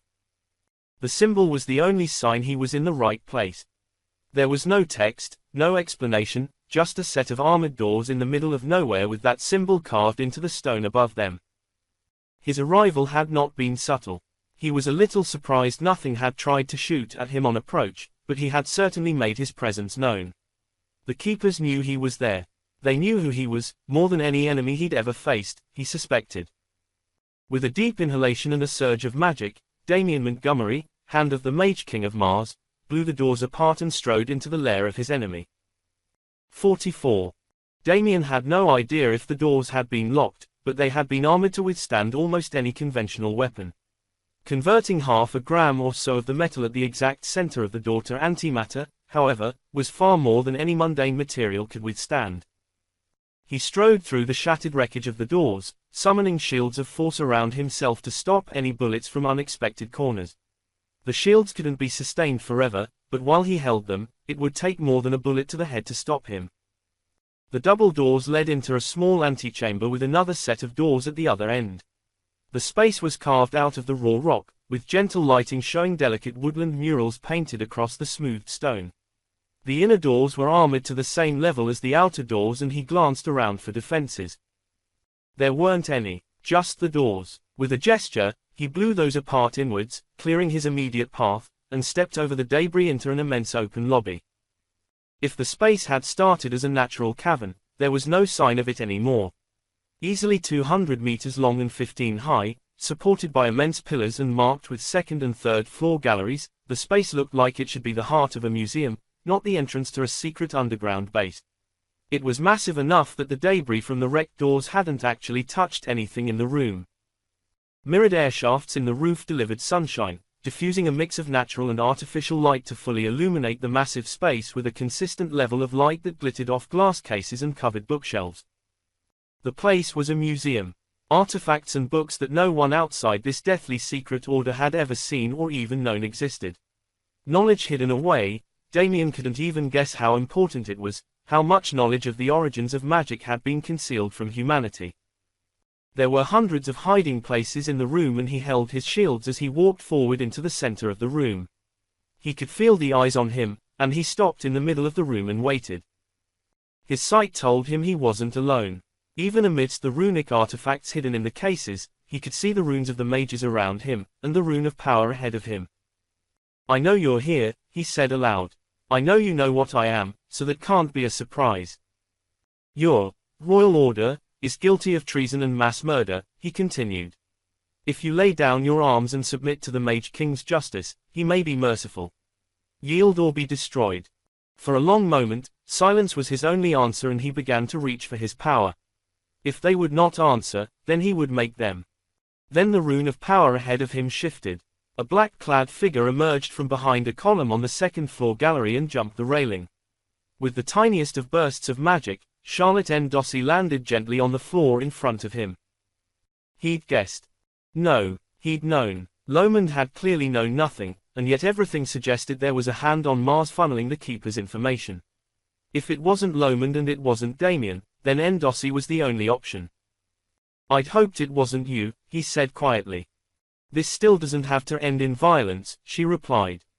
"Only if you lay down your arms and surrender," Damien told her. "Your order has gone too far. Bombarding a planet, ambushing a hand, launching missiles in Mars local space. I doubt it matters, but no one here knew what Octavian was doing," N. Dossie replied. "And I don't have a goddamn clue who put those missiles there, Damien. But you've chased us since you came back, and I swore an oath to defend the secrets of this order. Even from your king," he demanded, "even to the point of attacking Olympus Mons." "A distraction," she told him.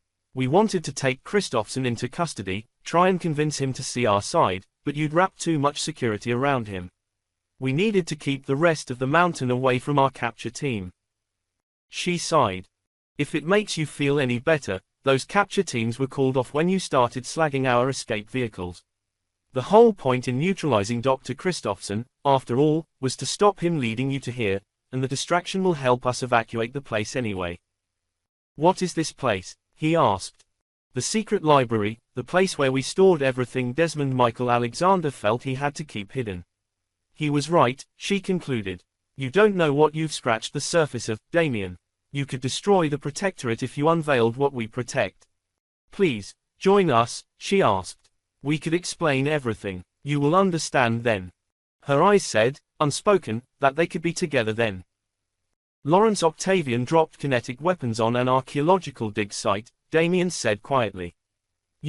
Winton, whatever his real name is, kidnapped and threatened an 18-year-old girl to force me to talk to him. Hell, he offered me the throne in the mountain. Threatened the Mage King of Mars to whom we both owe our allegiance. Your order, whatever its reason, whatever its purpose, has gone too far. It's over, Hand Endossi. Stand down or be destroyed. I swore an oath, Damien, she said quietly. And like you said, we know what you are. She gestured for him to look behind him. The mages emerged from behind columns on each level. At least 20, all marked with the projector rune of a combat mage. Against any conventional threat, even against a hand, it was overkill, especially backed by a hand. Against Damien, he wasn't sure even he could win that fight. Please, Damien, she said softly. We serve the same cause, we just have more information than you do. There's a reason this stuff is secret. A hand threatening another hand, Damien replied. An attack on the mountain by our own people. What would Alaura have said? Endossi winced. Alaura Steely had recruited and trained them both. She'd been one of the best hands of their generation in Damien's opinion, and she would have been heartbroken to learn one of her pupils had fallen this deeply into treason. The other hand looked conflicted for a long moment. As she opened her mouth to say something, however, several of the mages took advantage of Damien's distraction. Out of nowhere, fire and lightning hammered his shields, the force sending him flying even as his shield absorbed enough heat and kinetic energy to protect him from harm. Steadying himself behind his shield, he summoned the full array of his power. The time for talking was over. More fire lashed across the room with deadly focus, the deadly beams ripping into the column Damien had landed behind as he took cover. His shields were strong, but against 20 mages, even a rune right could sustain a defense for only so long. His attackers reacted to his attempt to hide by opening fire with grenade launchers. They were very willing to wreck their own library to kill him, it seemed. At least half a dozen of the weapons bounced around the corner toward him, but he deflected them away with a blast of force and charged after them. The explosions covered his emergence from behind the stone column, allowing him to quickly assess the threat. The mages were working in teams of 5, focusing both magical and weapons fire on particular locations as they tried to sweep him. Endossi was on her own, but her rune made her the largest threat. She hadn't, so far as he could tell, attacked him yet, and even in the middle of a battle, he couldn't bring himself to strike first against a woman he'd slept with. Instead, he targeted the team of mages on the third-floor gallery. Power surged through him and he ripped the balcony from the walls, flinging 100 tons of stone, and 5 mages, across the room at another of the teams, crushing 8 of his attackers with a single strike. He's moving, a voice screamed. Take him. Quote. 12 beams of force and fire slammed into his shield simultaneously, a skilled unison that drove him back once more. He gave way a few steps, preparing another attack, and then a brutally powerful force strike slammed through Mage's attacks, flinging him off his feet and against the wall. He'd never fought a hand before, and he struggled against the sheer power of Endossi's will for a moment. Even under the pressure of her attack, however, he was able to stop her Mage's attacks from reaching him, and theirs, unlike the hands, were lethal strikes.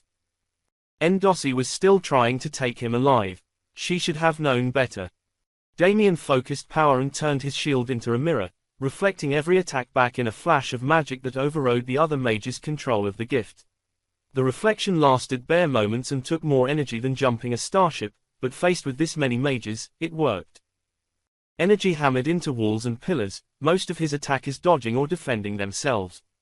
Despite a growing sense of fatigue, he followed up the deflection with strikes of his own, tight beams of superheated plasma that cut through magical shields, flesh, and the stone of the columns they tried to hide behind. One of the columns collapsed under the strain as his attacks sliced through it, its unimaginable weight ripping it free from the roof as it was severed from the base. Hundreds of tons of stone crashed to the floor of the massive chamber, the ground itself shaking, glass cases and bookshelf fronts shattering in a crescendo of noise. Over half of his opponents were down now, but the survivors opened up with grenade launchers again. With the ground itself trembling under Damien's feet as part of the library roof came down, he missed the weapons until it was too late. 6 high-explosive grenades bracketed him and detonated at close range within a second of each other. His shields compressed under the impact, energy backlashing into him with overwhelming heat and force. Somehow, he held it together, even as the backlash drove him to his knees. He began to rise, only to be hit by a follow-up salvo of magic.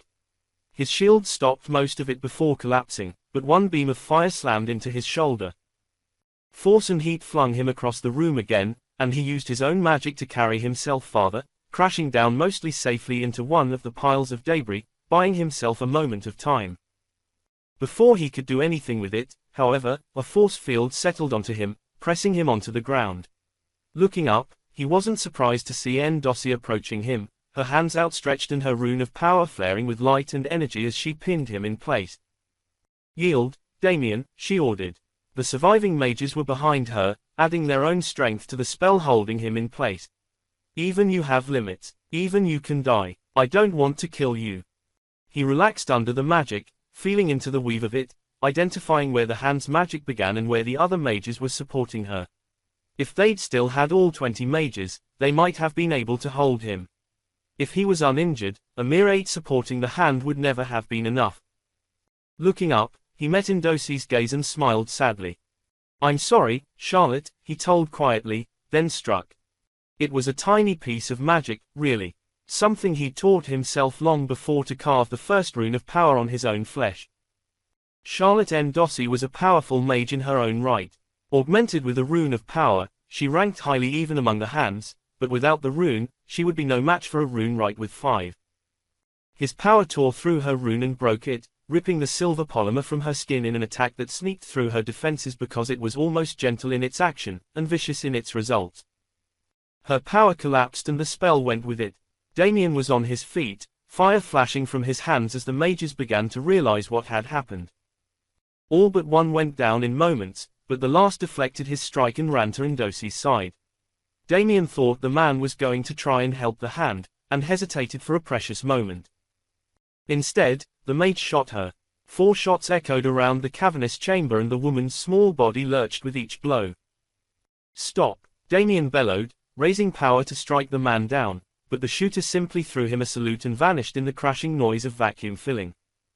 He teleported away, leaving Charlotte N'Dosi bleeding out on the chamber floor. She was, amazingly, still alive when Damien reached her, kneeling in the blood and dust. None of the bullets had been instantly fatal, but it was obvious even to him that her lungs had been pierced in multiple places and the woman had at most minutes to live. "We've got to get you help," he told her. "No time," she gasped out. "You have to run. Now." "I'm not running, Charlotte," Damien replied. "This place, it isn't worth a hand." "Have to disagree," she said, her voice growing weaker and more interspersed with bloody coughs. "Swore an oath. Dead man's switch. Nuke."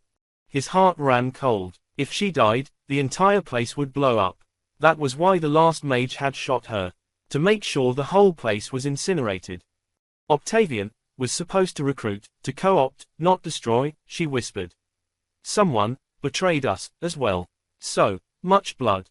He wasn't sure if she was talking about herself, the room, or how many people were now dead because of Lawrence Octavian. "I can teleport us both, get you to a doctor," he assured her. He reached out to grab her, but she grabbed his hand instead. Blood was still dripping from where he'd destroyed her rune of power. "Sorry, Damien," she got out clearly. "I am a keeper and my oaths will be kept." He felt her magic trigger before he could stop her, the last ounces of energy Charlotte N'Dosi had sweeping through the air around him, and carrying him away in the familiar warping sensation of a teleport. Blinking against the setting sun, he managed to orient himself and turned back toward where the mountains should be. She hadn't moved him far, maybe 20 kilometers. He was still close enough to see the mountain explode when the nuke went off, taking the Royal Order of the Keepers of Secrets and Oaths into history, along with their secrets, their library, and Hand Charlotte N. Dossi. 45. Mage Captain Denis Romanov, Royal Martian Marines, wasn't expecting to find anyone in his borrowed office when he came in the morning after everything went to hell. The room had been temporarily handed over to him to help him coordinate security around the archives and Montgomery's quarters, interfacing his Marines with the Secret Service for both the Hand and the rest of the mountain. Despite that, he found Julia Amiri perched on the edge of his desk, waiting for him. "Special Agent Amiri," he greeted her. "How can I help you?" "It's just Julia now," she told him with a smile. "As of this morning, I've officially resigned from the Secret Service. I'm catching a Navy courier this evening, heading to Ardennes. Getting married, I hear." To my shock and surprise, yes, she admitted. Still wrapping my brain around it, but First Lady and Minister for Defense. My now fiancé knows how to throw a party, it seems. But, nonetheless, I have one last task to discharge for both Montgomery and the Secret Service. Dennis eyed her askance as he took a seat behind the desk. "Which is?" "Montgomery's security detail needs a new chief," she told him. "Like most hands, he's picked up extras beyond the service, you and your company. Honestly, your people have always outnumbered the Secret Service detachment assigned to him, though you've been thankfully cooperative in regards to working with us. The Secret Service is responsible for the Hand's security," Dennis pointed out. "I was mostly just assigned to help out." "Which you did with skill and aplomb," Amiri agreed. "And let's not pretend I'd be comfortable leaving Damien's safety in the hands of a stranger. Ma'am, like you said, the Secret Service is in charge of his security," he said slowly. "Indeed," she agreed. "You've been seconded to the Secret Service for the last couple of weeks, and we're impressed. We'd like to offer a more permanent position. You'll be the special agent in charge of Montgomery's detail, much as I was. You'll remain technically seconded from the RMMC and continue to accrue seniority as a Marine captain. Before you ask, yes, you will actually receive both salaries," she continued with a grin. "We're well aware that this kind of poaching, regardless of technical seniority, does set you back in the Corps. But, Damien needs someone watching his back, and you've been doing better than I would have expected." Dennis exhaled slowly. "That's quite the leap to consider," he admitted. "I'm just the presenter," she told him. "You have a few days to make up your mind, no one's looking for an immediate answer. You'll probably stay attached to Damien for a while regardless, though, and this way, you're in charge of the whole mess." "It's tempting," he said. "I'll have to think about it, but I'll admit you've probably got your man." Normally, the Royal Guard's presence around the mountain was subtle. They were a backstop to the Secret Service, not intended to act as formal or ceremonial guards. In the aftermath of the Keeper's abortive attack on the mountain, however, they were far more obviously present. 2 red exosuited guardsmen led Damien to the Mage King's office, where another pair of red armored guards let him in. The Secret Service agents were still around, they just seemed to fade away next to their armored and magic-wielding big brothers. Which was probably just fine with the service, and a deadly mistake for anyone trying to attack the Mage King. "Damien," the Mage King greeted him as he entered the room. Desmond Michael Alexander III stood next to a window that made Damien want to pull the man away. Armored with transmuted titanium or not, near the peak of Olympus Mons and therefore opening onto unbreathably thin air or not, the window still made him a target. "Your interesting case files were less disturbing before they managed to reach not merely to Mars but into my home," Alexander continued. "We have confirmed, by the way, that Lawrence Octavian left his mission at a time that would be consistent with Keeper of Oath's interception of Duke of Magnificence. He has not been seen since. Congratulations, you are now the only person to have ever killed 2 of the Mage King's hands."